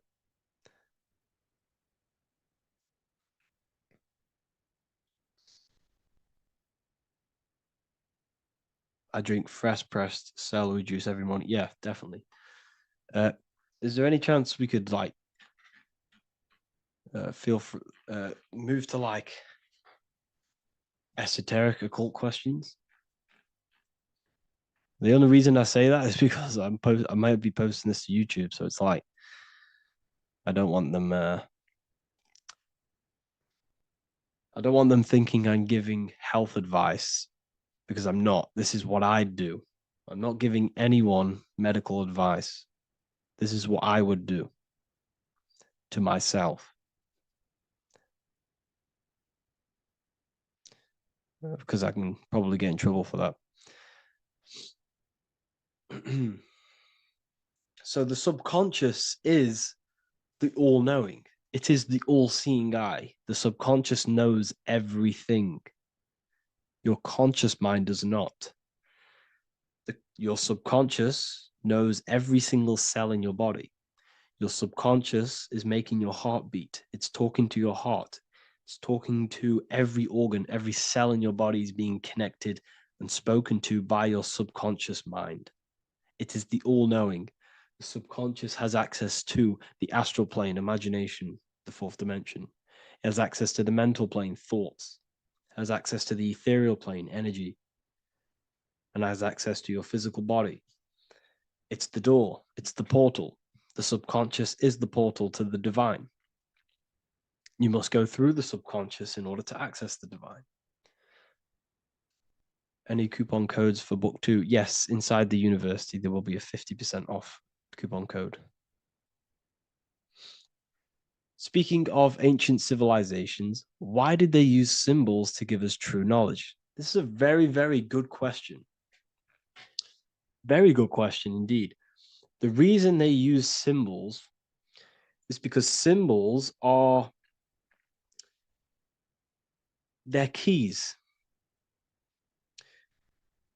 They hide meanings. They hide things. For example, if it was written down, if all of this sacred knowledge that I'm speaking now was written down, it can be easily taken. It can be easily misused. Someone can take it, read it, and steal it and misuse it and abuse the world and create horrible things. The reason they use symbols is because they're hidden. They hide the teachings. Only the ones who possess the key, that possess the knowledge, can read the symbol. So the symbols act as a guard towards this higher wisdom, this higher knowledge, which gives you power. All of the knowledge I teach you gives you power. And you can misuse it.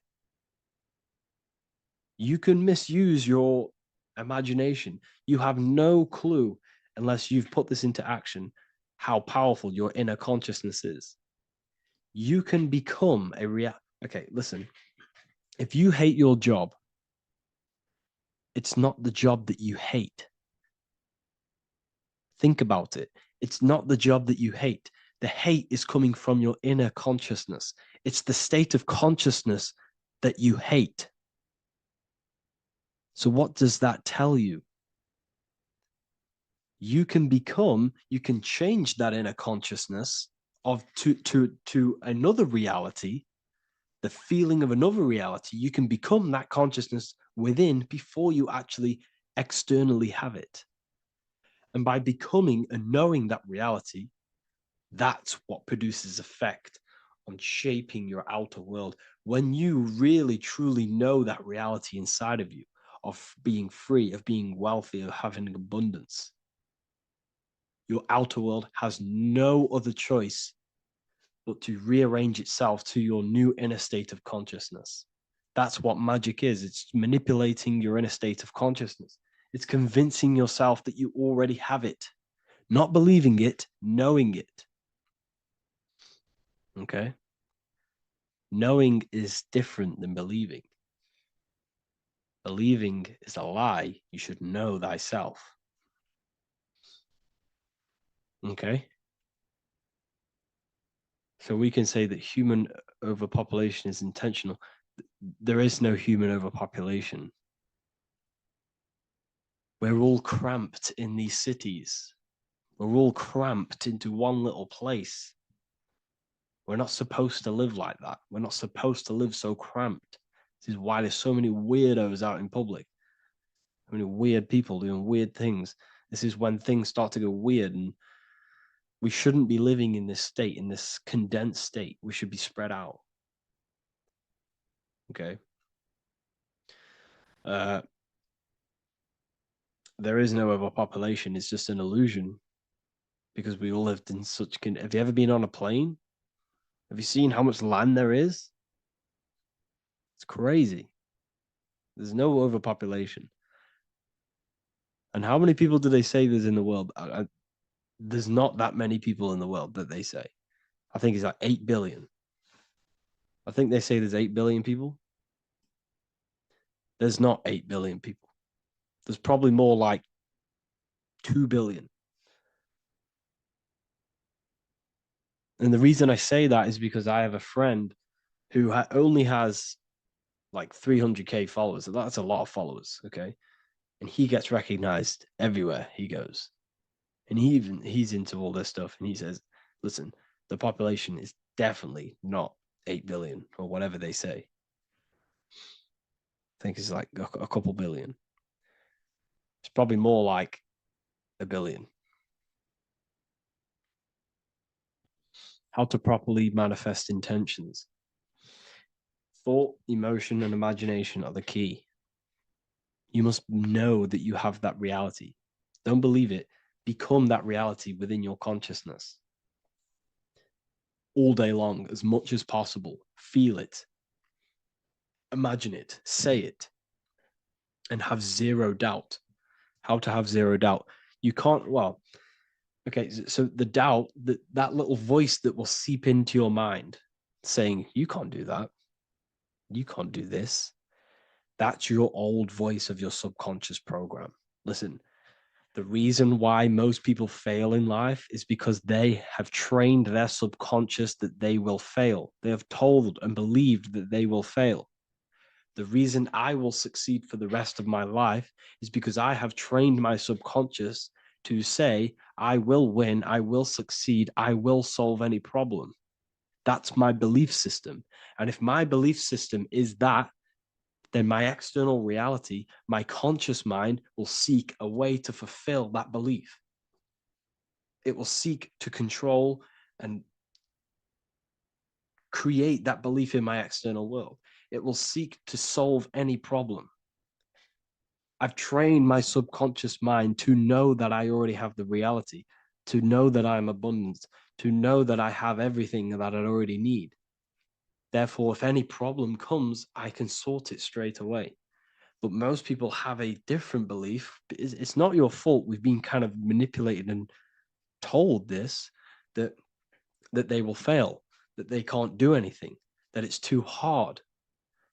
And that basically casts a spell on the conscious mind, where your conscious mind is just like, no, I can't do that, because of this subconscious belief that you hold. So you must reprogram your subconscious that you can do it, that you will solve any problem, and that you are abundant. That's the reason why successful people succeed. It's because they have a complete different mind state, a complete different belief system in their subconscious.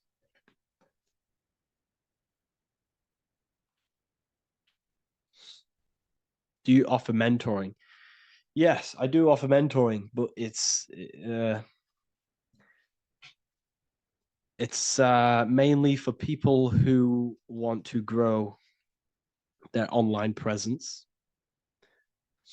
and for the amount of value and transformation that I can place into your life, and the time that, well, the price of my time, it will be a higher price tag. But your life will completely change if you join my mentoring. Because I will transmute your life. I will transmute your mind, and I will transmute your whole reality. Because I could tell you exactly what you need to do. How to have super genius power pulling information from the source. Okay, so you can do this. I talked about this in Book of Wisdom, Volume 2, if you've read it. This is a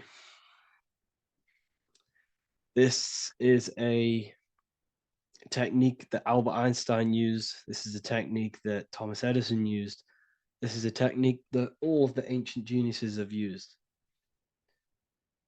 So you get on a chair, you place metal below you or plates, and you hold a metal ball in your hand, and you fall asleep. And every time you fall asleep on the chair, you're going to drop the ball because your body will become unconscious. And you will basically drop the ball, and it will wake you up because it's going to hit and make a loud bang on the plate. And every time you go to sleep, basically what this is actually doing is shifting your consciousness from conscious into the subconscious. So from physical into the astral. Your consciousness is shifting between these two planes. And as you do this, you can bring down great ideas from these higher planes. So when you fall asleep, have an intention. And when you fall asleep, you'll drop the ball.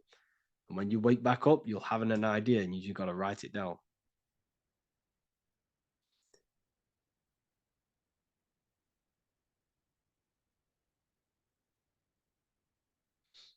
How to balance chakras. Don't focus on balancing your chakras. Focus on the mind. The mind is the cause of the chakras being blocked. If you have a blocked throat chakra, this is a problem in your mind, not the chakra. You see, the chakras are a result of the mind. You transmute the mind, you can transmute the chakras and cleanse them.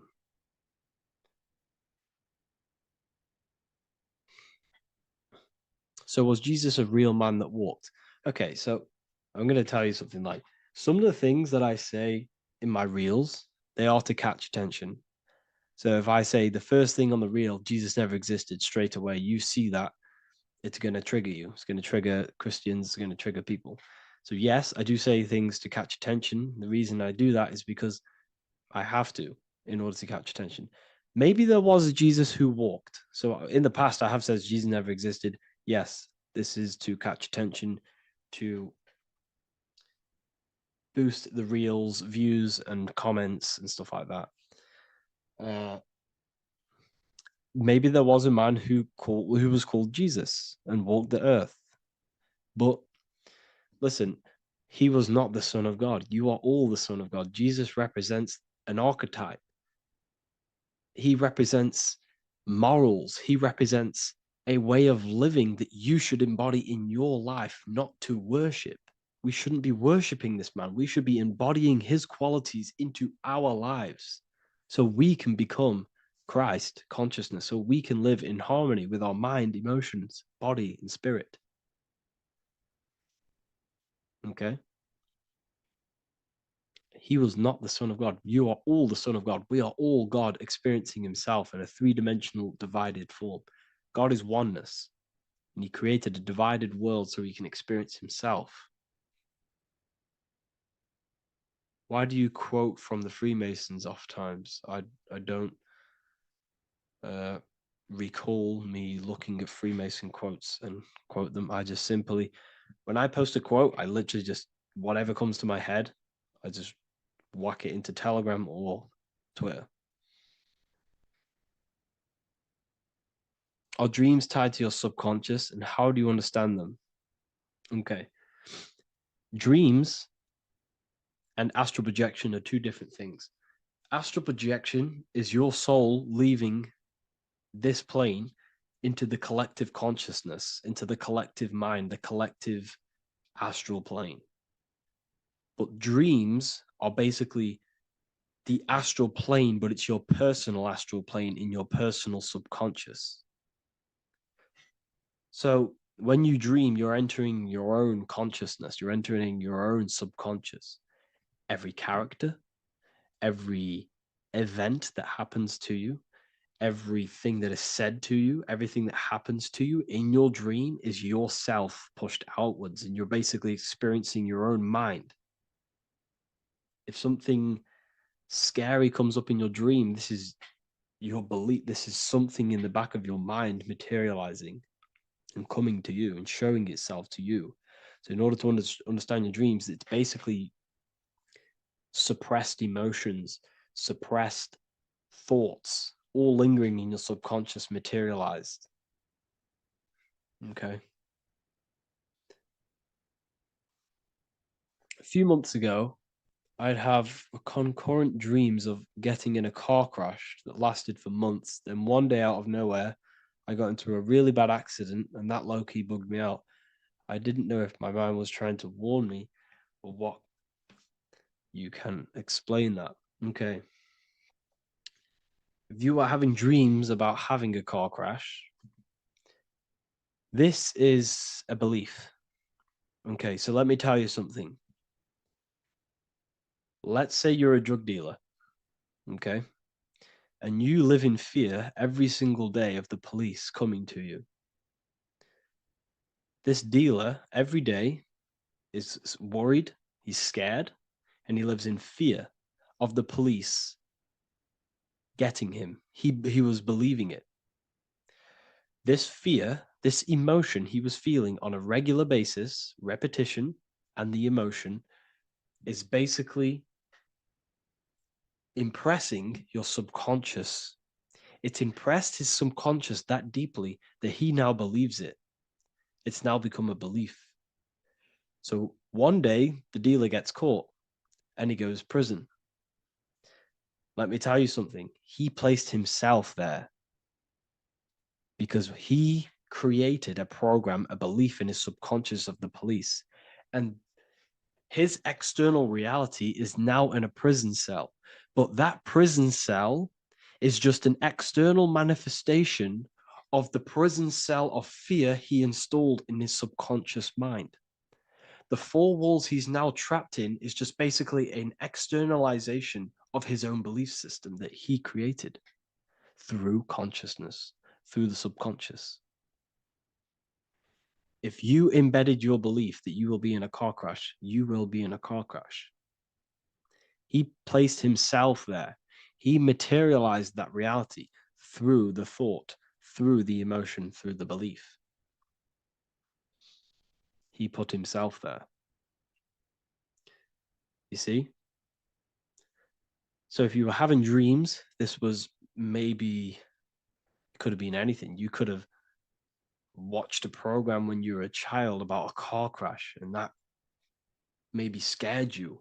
Or you saw a car crash when you were very young, and that scared you, and that impressed your subconscious. Then you had a dream about it. Then you started to believe it. And then one day, bang, it happens. That's the power of the subconscious mind. It holds control over you. It holds control over every aspect of your reality, of your being.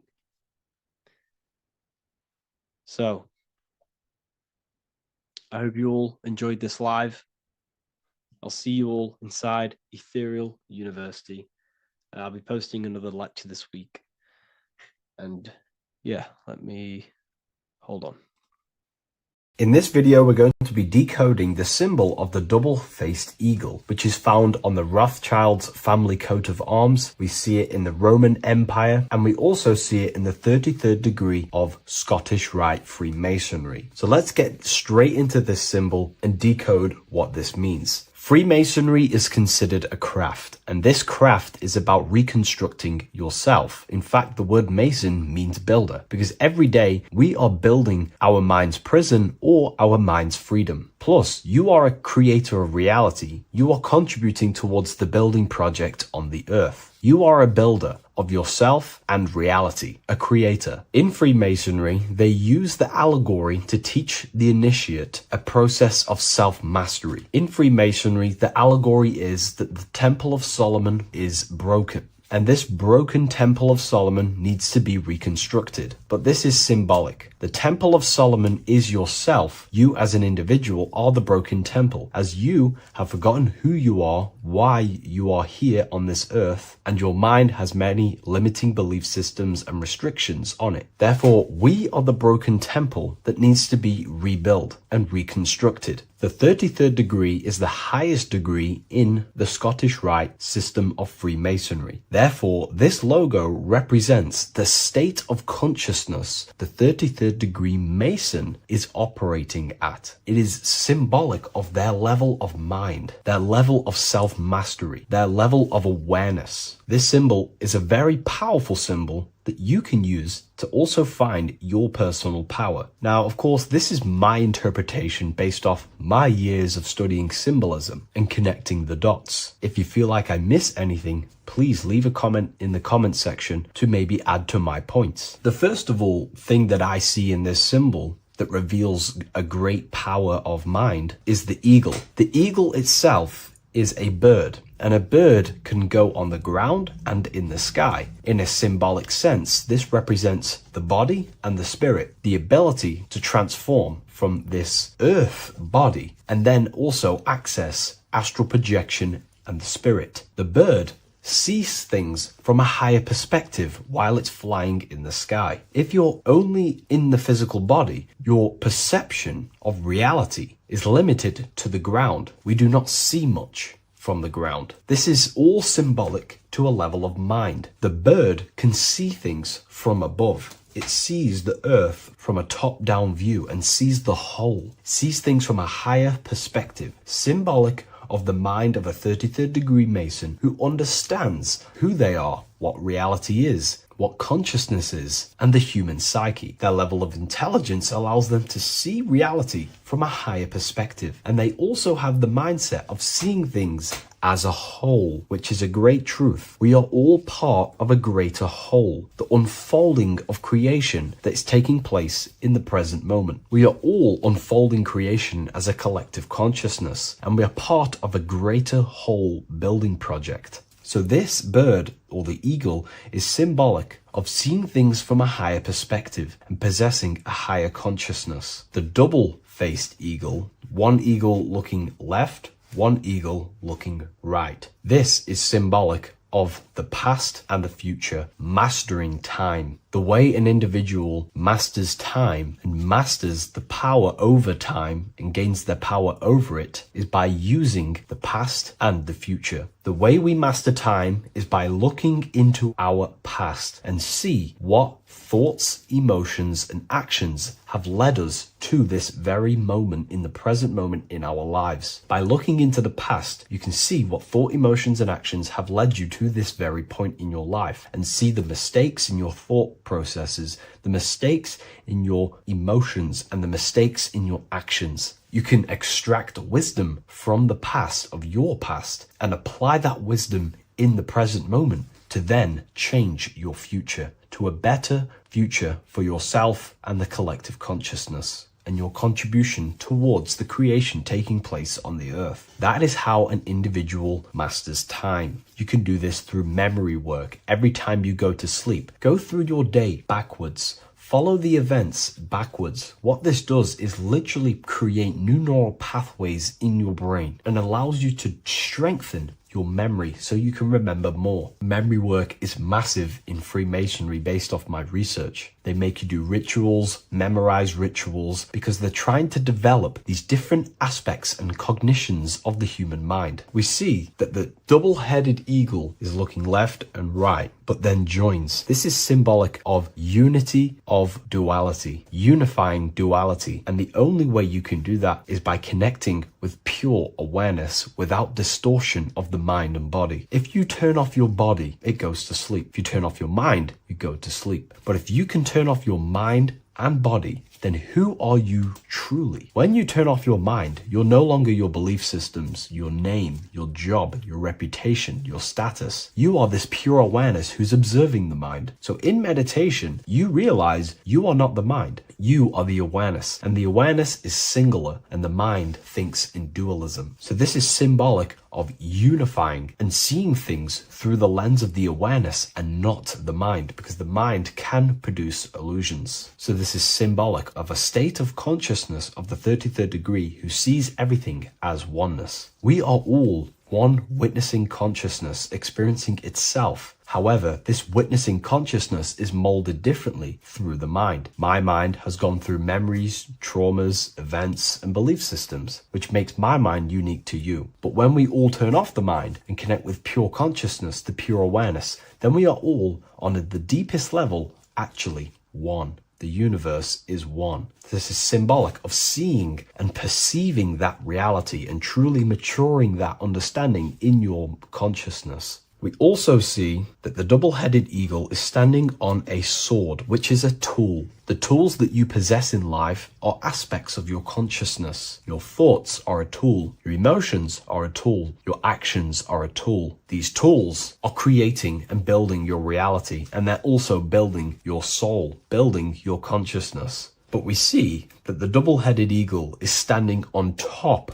of the sword, the tool. The sword is a powerful tool. So this is symbolic of power on the surface level. But if you go deeper and decode the symbol, it reveals something way more powerful. The sword carves through things. It's also a very murderous tool. If you hold a sword towards someone or something, you hold power over it. It is a symbol of power. And that power that you possess is, in fact, the mind. The mind is the powerhouse of control over reality. The mind is the most radiant force in the universe, as all things respond to the mind. The emotions, the body, and physical reality itself responds to the mind. The mind holds power. Matter is a physical manifestation of mind. The reason why the sword is the mind is because it's associated with the air element. When you swing a sword, you're moving this through the air. And if you've read the Book of Wisdom Volume 2, you understand that each element is corresponding to a different body of consciousness. Air is associated with the mind, the mental body of consciousness. Water is associated with the emotional body of consciousness. Earth is associated with the physical body of consciousness. Fire is associated with the spiritual willpower body of consciousness. Therefore, what we're looking at is the intellect. We're looking at gaining control over the intellect, the mind, thought, banishing all negative thought power from the mind. Think of it like this. You are tapped into a live stream of consciousness, and this live stream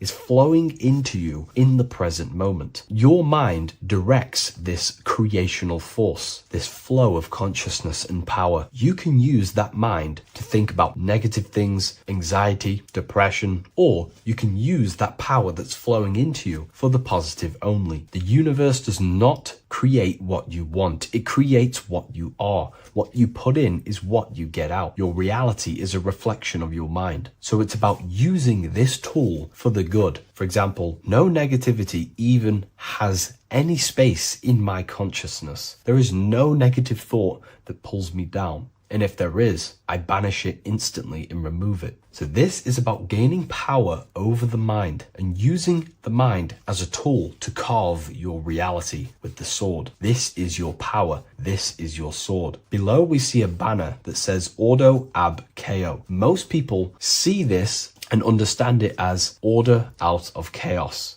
And yes, it is linked to, obviously, molding society, manipulation. However, on an internal understanding of order out of chaos, it's something much more powerful to the individual. Most people see order out of chaos and see the manipulation that takes place on human consciousness, which is very true. The ruling powers create chaos or a problem in society, then they produce an order and a solution to mold society towards their agenda. That's order out of chaos. However, to the individual, this represents something much more powerful that you can take advantage of. Ordo ab chao, order out of chaos. This is understanding that reality comes from chaos and physical creation is the order of that chaos. The mental plane is chaos. It's just simply pure thoughts, random thoughts. But the physical world is the order out of that chaos, the darkness coming into light. To you, for example, when you first start your journey of self-mastery and spiritual awakening, you are in chaos. My mind was in chaos. My mind had many limiting belief systems. My mind used to think random thoughts unconsciously. I used to take random actions, unknowingly create my reality, and produce chaos. That chaos needs to be ordered. So when there is chaos in ourselves, with different aspects of our minds and subconscious, we need to produce an order so that we can gain power over the mind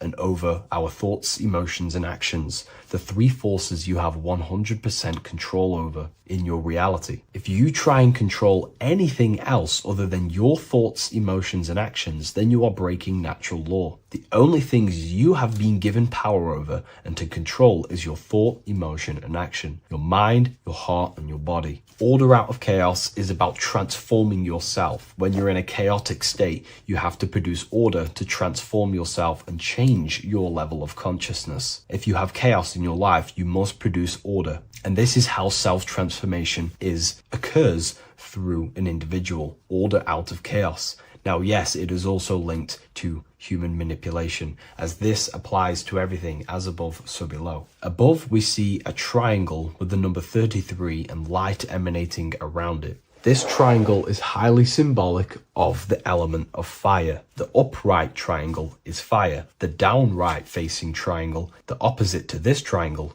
is associated with the element of water. The reason why this is an upright facing triangle with the number 33 in it is because fire is associated with dissolving. If I place this pencil in fire, it will burn this material into its raw form. Fire is about removing the illusions in our mind to gain power over it. It's about dissolving all the illusions in ourself, the false belief systems, the negative subconscious programs and thought patterns. This is about destroying them and producing order out of them. It's about removing the veils of consciousness so you can figure out who you truly are. If I burn this down, it will reveal its raw essence. It's the same with consciousness. If you want to figure out who you truly are beyond your mind, emotions, body, then you have to remove the veils of consciousness. You have to dissolve the mind by meditation and stillness. You have to dissolve the nervous system by keeping very, very still. And you will connect with pure awareness and can connect with lucid dreams and out-of-body experiences. It's like finding a needle in a haystack. If you want to find a needle in a haystack, you don't go looking through the haystack to find the needle. You burn the haystack and the needle reveals itself. That's how you truly connect with who you truly are. And this is why it's associated with the number 33 also, because the number 33 is the symbol of rebirth. Jesus dies at 33 and ascends to heaven. The human mind is fully developed at the age 33. Ice melts into water at 33 degrees. It's symbolic of transforming states from death to rebirth, rebirthing the self. And this is how you rebirth yourself, by figuring out who you truly are. Because when you actually figure out and have an out-of-body experience, or you figure out who you truly are, you go through a mental rebirth. Everything you thought once was true has been completely burnt away, and now you are reborn into a new mind and a new perception of self and reality. So it's about being reborn again. At the 33rd degree, you are reborn again by the understandings and experiences that you've had with yourself. And the crown is a symbol of mastery. People in position of power wear crowns. It is a symbol of power over something. This whole symbol reveals your own personal power, the level of power that the 33rd degree Mason has over themselves, not over other people, but themselves. But of course, once you gain your personal power, you understand how the mind works. You can use that against people. It's how you use the knowledge that determines whether you are bad or good. Again, if you think I've missed anything, leave a comment in the comment section. Please like, comment, and share if you love this content. I'll see you in the next one, and if you wish to get your hands on this book, I'll leave an Amazon link in the description. What is good, YouTube? Today we're going to be talking about the astral plane and how the cosmology fits into the astral plane. Okay, so first let's go over the astral plane and go over the different layers of reality so that you can understand reality more. You are a multi-dimensional being.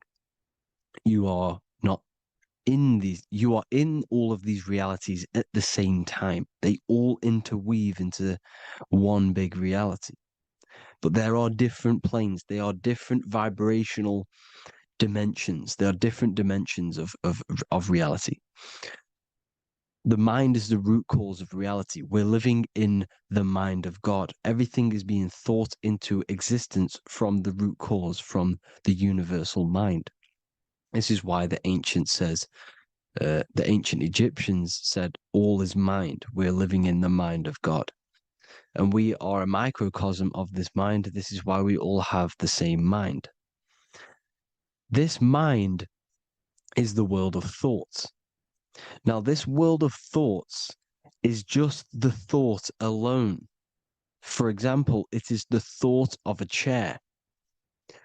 But then when you start to imagine this chair and you start to mentally see the chair, you're now manifesting the thought, the singular thought, into some sort of form. So now you're imagining the chair. You're imagining the form of this chair, which is then manifesting into the astral plane. The astral plane is the world of thought forms manifesting. So when you are imagining something, you are seeing into the astral plane. Okay? Your third eye, it is an eye because it sees the astral plane. It is seeing the other side through imagination, through dreaming. Well, we'll go over dreaming later. So the thought of a chair is a singular thought. The imagination of the chair is the manifestation of the chair. And in the astral plane, it's basically the world of all the chairs that could ever exist. So you're thinking of the chair as a singular thought, which is the mental plane. The astral plane is the imagination of that chair, is the thought, the manifestation of it. Depending on the vibrational state of the thought will depend what level of the astral plane it will go to. For example, if you're thinking about a chair to torture someone on it, it's going to go on the lower astral plane. Or if you're thinking and imagining happy things, it's going to go to the higher astral plane. So wherever your mindset is, that we call it a mindset because your mind is setting frequencies to certain things. Thoughts are frequencies. And a mindset is setting your frequency, setting your mind to a certain frequency. So when you set your mind to a certain frequency and you imagine something in that frequency, you're going to match everything in the astral plane that are on that similar frequency, just like you would in the physical world. Because we're all in these worlds right now as we speak, but we can't see them with the two physical eyes. We can feel it though. When you're around someone and you've just met a new person, for example, you can feel their vibration, and if you're not on a similar vibrational match, you will not get along with that person, or you just won't not get along, but you won't connect with that person because you're on two opposing frequencies, not matching. And this is something you can't see, you can only feel, because it's the astral plane. It exists within the astral plane. Everything in the astral plane is made out of vibrations. So if you do astral project, and if you already know how to astral project, you will see beings and people and things that are on the same frequency as you. This is why before you astral project, you need to sort your vibration out before you astral project. because you are projecting your consciousness into this. It's the mind. The mind is the bridge. It can move between realities. You are a observer. You are a observing soul which observes different realities. And the mind is the bridge between all of these different realities. The mind can choose. If you want to project into the astral, you set your mind to it, you can. Okay? So let's not get off track. The lower astral plane is where demons are. The higher astral plane is where heavenly beings are. Heaven and hell are kind of a real thing.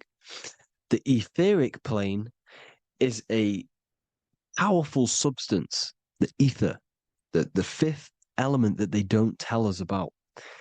If you type in on Google the 5 elements, they will try to remove it with wood or metal because they don't want you knowing about the ether. Ether is the energy double behind all physical objects. So the ether is very important. It is the 5th element. It is part of the physical world, but it's also part of the astral world. It is on either side. You see how they're showing you the truth in the language? Ether and either are the same word. The ether has 1 foot in the astral and 1 foot in the physical world. It's a substance that connects the physical to the astral world. It is the either. It's on either side of reality. It's on the other side. Other, either, same word. Ether is connecting the physical to the astral plane. It's the world of frequency. Frequencies, EMFs, torus fields are in the etheric plane. It is the energy plane. It's where energy moves through the ether. Okay. So then you have the physical world, the world of effect. Everything you see in the physical world is the effect of the higher planes. Each plane is a product of the plane above. So, and it melts into each plane. The physical plane is the lowest plane, it's the most densest, and the highest is the most fluid. This is the most fluid, this is the most dense. This is where we get the saying, as above, so below from. As above, so below comes from the different planes of reality. And magicians understand this. This is why magicians always say as above, so below. Because they understand if you manipulate the higher planes of reality, you manipulate the lower planes. Because the astral plane is a direct copy of the physical world, but in the astral plane. It is mirrored. The physical world is mirrored in the astral plane. They are both the same world, but there's different vibrational states of the world. Kind of. It's hard to put this in words, people. So just try and understand. The astral plane is the double. It is whatever happens in the astral plane happens in the physical plane. This is why magic works. This is why demons work. This is why spirit communication works. Because if you manipulate the higher planes, you manipulate the lower planes. As above in the astral, so below. Leonardo da Vinci showing you to look up, pointing up. You got to look up. He's telling you to change the mind, you change the physical world. You change your emotions, you're on the astral plane, you change the physical world. You change your reality by changing the higher planes. This is the Masonic 11, the 2 pillars. This is the 11 also symbolizing the 2 hemispheres of the brain here. But the 11 symbolizes the 2 mirrors. 11, 9, 11. 9, 11 adds to 11. 9 plus 1 plus 1 equals 11. The Twin Towers were in 11. Flight 11 was hijacked because it's a mass ritual within the astral plane. Now, we're going to go deep into that later, and I'll show you these rituals they do in order to manipulate the astral plane. So, this is what the 11 is. It's the mirroring of reality. if you contact spirits and conjure spirits, or sorry, you can either summon or attract demons and spirits. Summoning is creating a spirit. You create demons. Okay. Like I said here, the mind is the root cause of reality. If you think of if you think of a traumatic event that happened in your life over and over and over and over again for years and years and years, where attention goes, energy flows. The mind is the director of energy.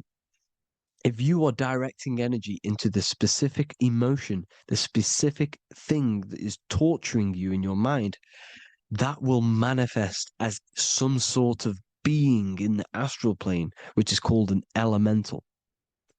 And this elemental being that you have created through your thought forms and emotions will latch onto you and feed off this energy. So it's important that you get your mind right. Okay. It's important you sort that you file the mind and you discipline the mind. Make sure it's only entertaining positive things, because you are quite literally creating your own demons. Creating the word demon has the word mon in it. And if you've watched my videos to know, mon means moon. The moon is your mind, the sun is your soul, the earth is your physical body. Demon is mon means mind, moon is mind. You create demons with your mind. Summoning. Now, this is where the rituals come in. 9/11 was a ritual because everyone was thinking about this big fearing, the death of 9/11. Everyone was thinking about it. And all of their minds thinking about this horrific thing will manifest and summon a negative energy spirit elemental within the astral plane. That's how all of this works. This is why it was a mass ritual. Okay. Chris Brown, new album name 11/11. Release date on the 11/11. This will be my 11th album and contain 11 songs. All of these people know the occult. This is Hermes Trismegistus with the star of Saturn, the six-pointed star, as above, so below. The mirroring of reality, physical and astral. The two Masonic pillars. So as above, so below. What's above us? The stars. The stars are connected to the astral plane. This is why we call them stargates. When we dream, we are experiencing these different realities. And what are stars? They tell in the Bible, it says Genesis 1:14.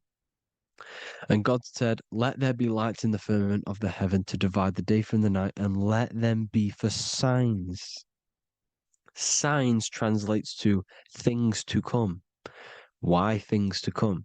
The stars tell the future.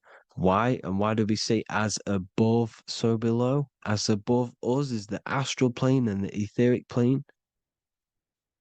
As above, so below. Whatever happens in the stars happens on Earth. The stars are connected to the astral plane. Above us is the astral plane. We are a star in a physical body. This is why we say Mr., sister, stir equals star. The E and the A are interchangeable. We are stars, and the stars are the start of our incarnation. We start in the stars, same root word, and we descend through the seven energies, which are our seven chakras. Then we enter the heart of the soul system. The heart rearranged spells earth. And this is the true cosmology. Here's the Masonic cosmology. This is Masonic now. Here's the firmament. Let there be a firmament in the midst of the waters to divide the waters from above, from the waters that below. Genesis 1:6. The firmament, firmament comes from the word firma, Latin, I'm pretty sure, which means firm. When something is firm, meaning it's stable, it does not move, it is firm. The firmament is firm. So, is the firmament Genesis 1:6. What does he say? Genesis 1:3, sorry. Let there be light. This is before the sun and the moon was created. Let there be light. Before the sun and the moon was created, light was appeared. So what's that tell you? This is a holographic projection from some sort of light being, some sort of projector. And that projector is the all-seeing eye you see in the Masonic cosmology. This is the all-seeing eye projecting the light beams. Let there be light. Everything is made out of light. The universe is created out of light waves. The torus field is one unit of light. The light projecting this reality is Polaris. Okay, the famous all-seeing eye. Now, what else? Then we have after let there be light in Genesis 1:16, and God made the two great lights. This is the sun and the moon, electric, magnetic, male and female. Then we have the Masonic checkerboard, the black and white symbolizing dualities within the dualistic reality we're in, spirit and matter, light and matter, rest and motion, positive and negative, good and evil. Everything's dualistic here. Okay? And it's a dance. The universe is a dance between flickering of white and black light, which is the torus field. We're not going to go over that, but this is all connected to the astral plane. This is the true cosmology. The astral plane cannot work on a spinning monkey ball in the middle of space. Does not work. Cannot work. It's impossible. Okay? Impossible. So even in the Quran, it says, Allah has made the earth for you as a carpet, flat. Quran 15:19. And the earth we have spread out like a carpet, set there on mountains, firm and immovable. It is immovable. In the Quran, it also says 65:12, it is Allah who has created the seven heavens of the earth. The seven heavens, meaning the seven layers of heaven, the seven planets. And Psalms 104:5, he set the earth on its foundations and it can never be moved. Never. So here you see in Isaiah 40:22, he sits enthroned above the circle of the earth and its people are like grasshoppers. He stretches out the heavens like a canopy and spreads them out like a tent to live in. We live in a tent. This is the tent. The projection of light. Here you see an ancient picture here. Here you see the ethereal barrier, meaning the firmament, the etheric barrier. And here you see his head popping out. Why is his head popping out? Because your head is heaven. Your heel is hell. Your head has access to the astral plane. This is why your head is heaven. The pineal gland, when stimulated, has access to project itself, project consciousness into the astral plane.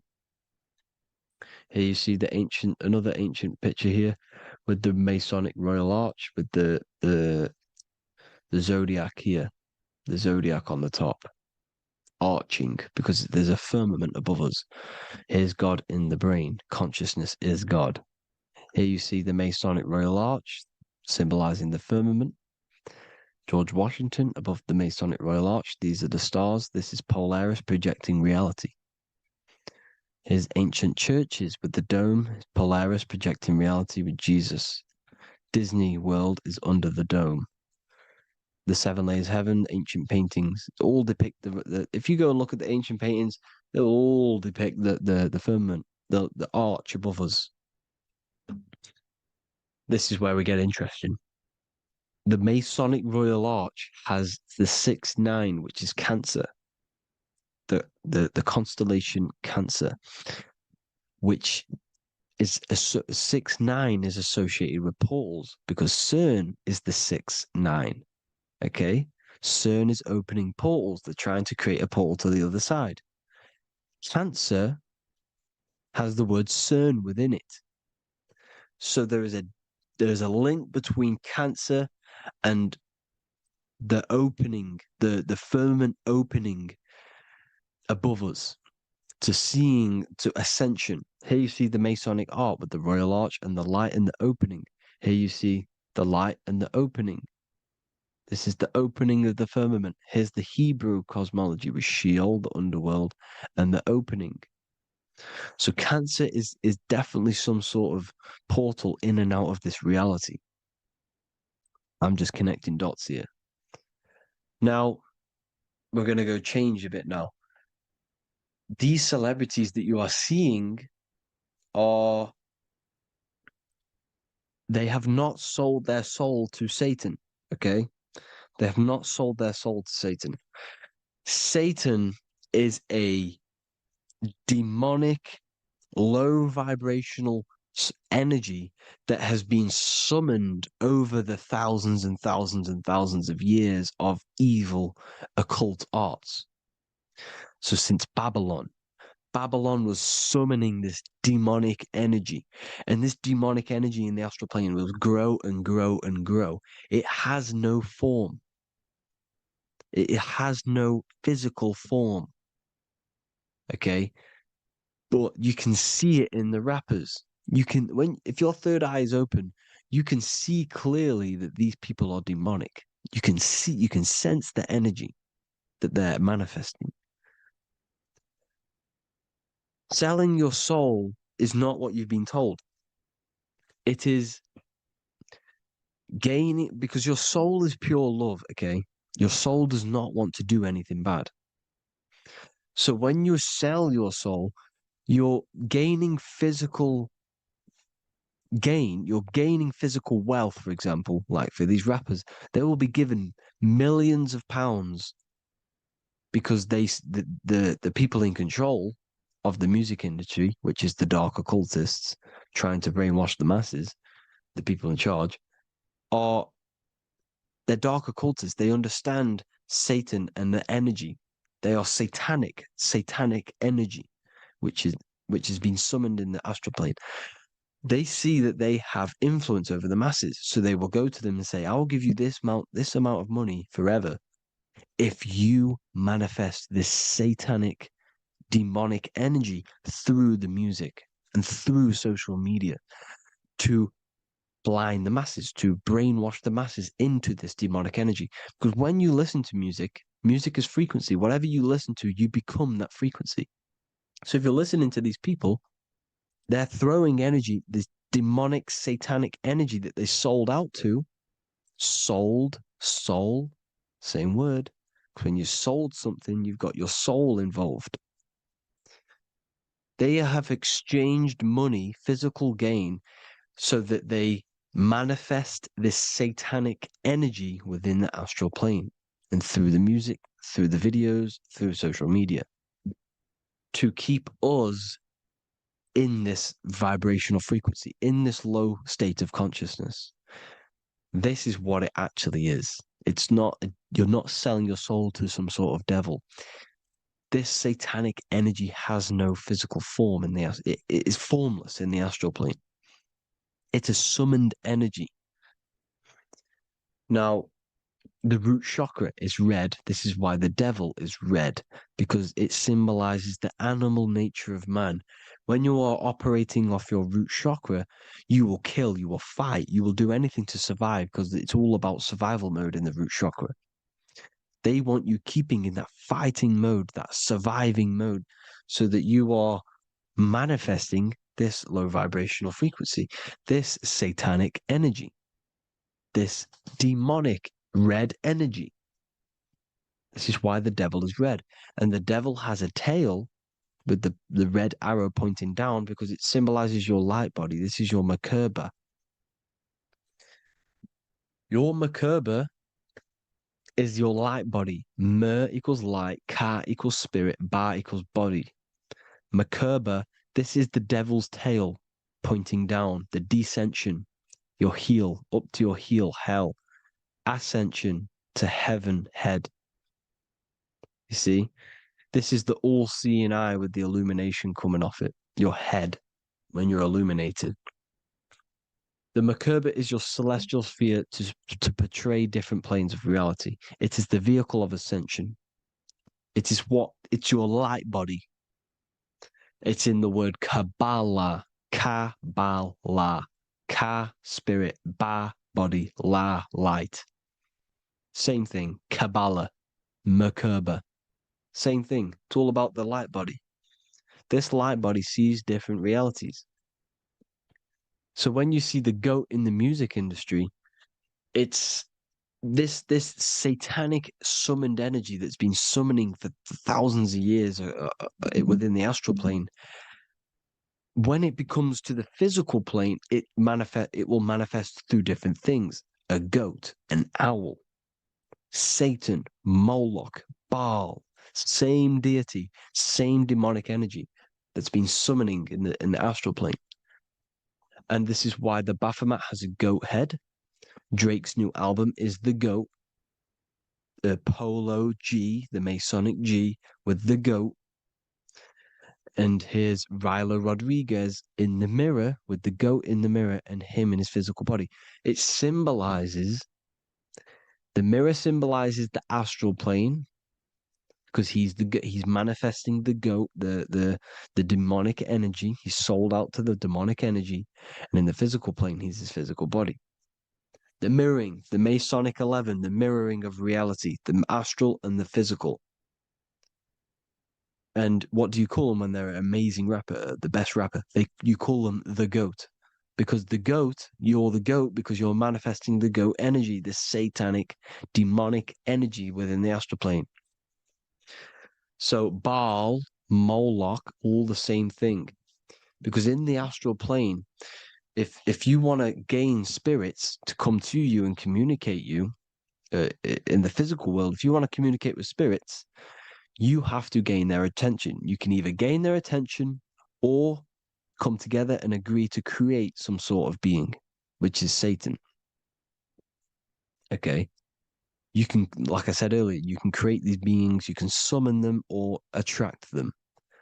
One way to attract them is sacrificing. In order for you to become God, man, to turn to God, you have to sacrifice your life. You have to sacrifice, not drinking, not doing things, not doing anything demonic, not doing anything bad, not eating meat. You have to sacrifice yourself to become the light.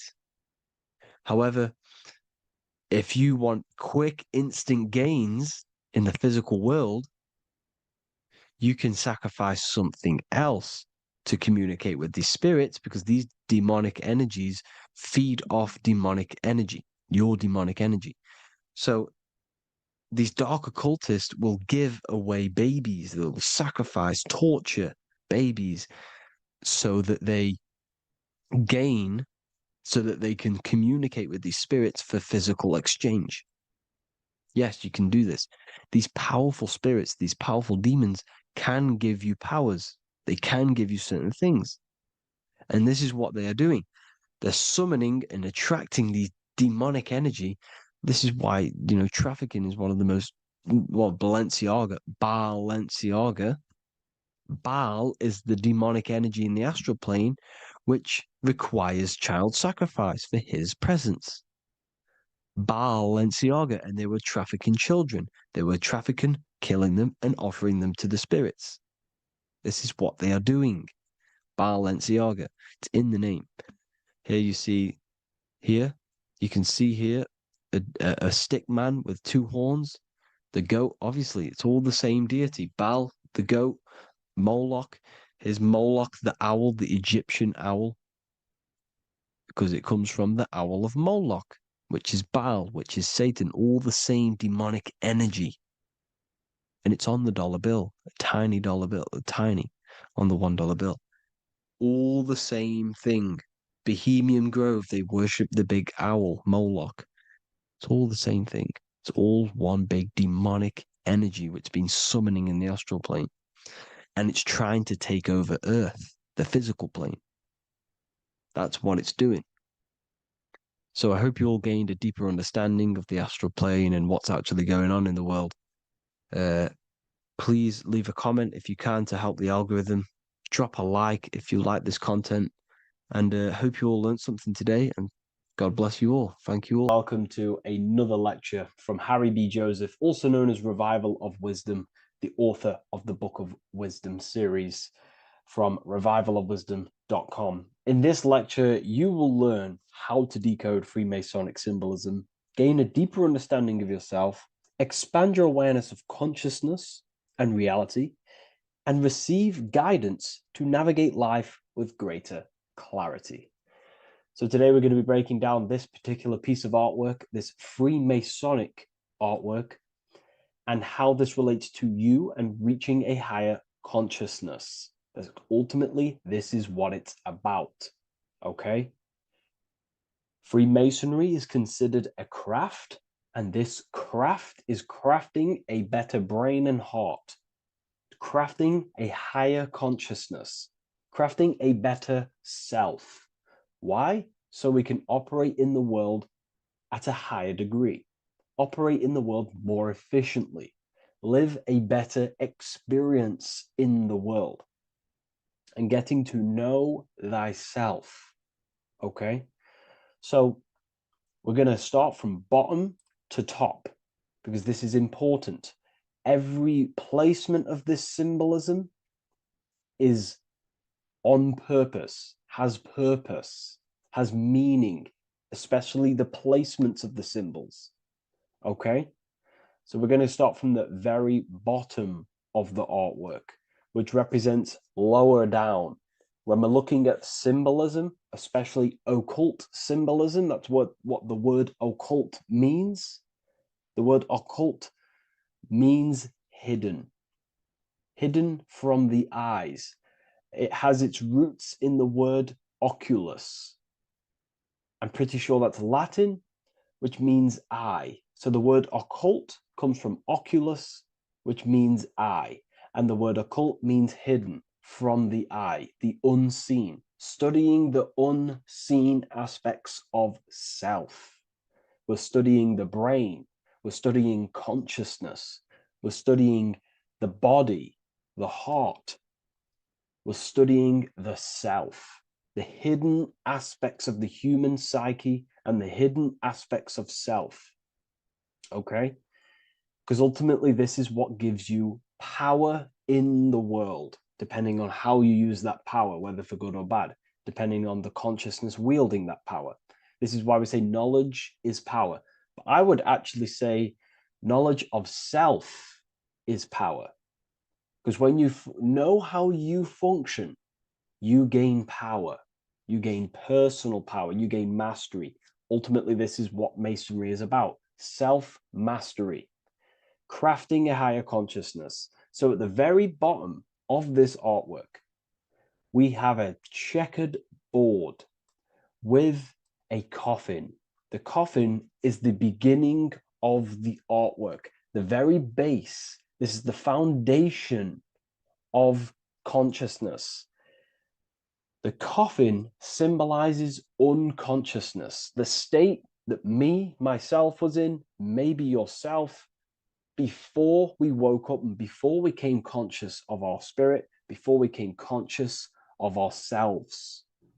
That ignorant state of acting without purpose, acting unconsciously, experiencing the world and not actively living in the world, simply reacting to external circumstances. This is an unconscious state where one is ignorant. 80% of the world is in this unconscious state. And this is symbolized as the darkness, the tomb. Look at how the tomb is fully blacked out, representing dull, no emotion, it's dark. This represents the darkness of self. The spirit is buried. The spirit is in the tomb. They're not even aware that they possess consciousness. They think they're the material body flying on a ball millions of miles per hour through space, and the sun is, they think they're a monkey evoluted. They've never questioned themselves. They stay in ignorance. They're in the spiritual darkness, okay? And they're furthest away from the light. Look at the top. This is the light sources. They're in the darkness, okay? They're in spiritual darkness. They're in ignorance. And they're in division. Their mind has no power. Their thoughts contradict themselves. They say they're going to do something, but then their mind tells them, oh, I'm going to fail. Or I want to do this, but my mind says this, and I believe this about myself. They want to, I don't know, they want to write a book, but their actions are scrolling on TikTok, and their emotions about, feeling about their past person in their life. That's division between the self. That's divided consciousness. They also have a divided brain hemisphere. They do not see reality through a true lens, because the brain acts as like a lens on how we perceive things. And if the brain hemispheres are not aligned, then we cannot see reality the way it actually is and truly presents itself, neutral. If we're left hemisphere dominated, we see everything as divided. Nothing's interconnected, nothing's a whole. But if they're, right hemisphere dominated, they see everything as a whole. We need to look in the middle of that, okay? So we'll go into that a bit later. But ultimately, they're in a divided state of consciousness. They're in ignorance. But the tomb is symbolic of that. The tomb is, you're not even aware they are divided. They think everything's right in that state. I was like that. My family is like that. They're not even aware of themselves, and you try and say something to them, and they don't even know they're in division. They don't even recognize that they're in a bad, low earth base consciousness. Okay? So when we get out of the tomb, which is representing by a spiritual awakening, we get out of the tomb, we realize, wow, I possess consciousness. I've woken up. You're waking up to the things in the world, and you wake up and start to see the world for what it truly is. When you become aware and you rise out the tomb, you're born again. You start looking within. You start to become conscious of your thoughts. You start to become conscious of your actions. You start to become conscious of the evil in the world. You start to become conscious of the things. You rise out the tomb. You start to become conscious of your intuition. You then step on the checkered board. The checkered board is now you realizing you're in a divided state. Okay, so you're now putting down the ego, because remember, when you're in the tomb, the ego is fully in domination over consciousness, over your consciousness. It doesn't allow you to say that you are wrong. It doesn't allow you to think that there's evil in the world. It doesn't allow you to believe you have a spirit. It doesn't allow you to see that there is maniacs running the world and trying to control you. The ego is so stuck. But when we start to realize this is part of our awakening, we start to realize that the ego is trying to keep us safe at all times and keep us locked in that state of thinking and believing that we were in before. It's always seeking safety. Okay? So when we come out the tomb, we start to put down the ego and start to, how do I say this? We start to acknowledge that we were wrong about the world. And that is a lot about awakening. You have to acknowledge that you do not know everything. There are people with such higher knowledge. Okay? So when we come out the tomb, we put down the ego. We start to actually say, I was wrong about the world. I was a victim of mind control. I was in ignorance. I was in darkness. Spiritual, I'm divided. My thoughts, emotions, and actions are not aligned. My intuition and my action are not aligned. I'm not taking action on what I know is good. I'm taking actions against what I know is good. That's a sin. That's a sin against the spirit. Okay?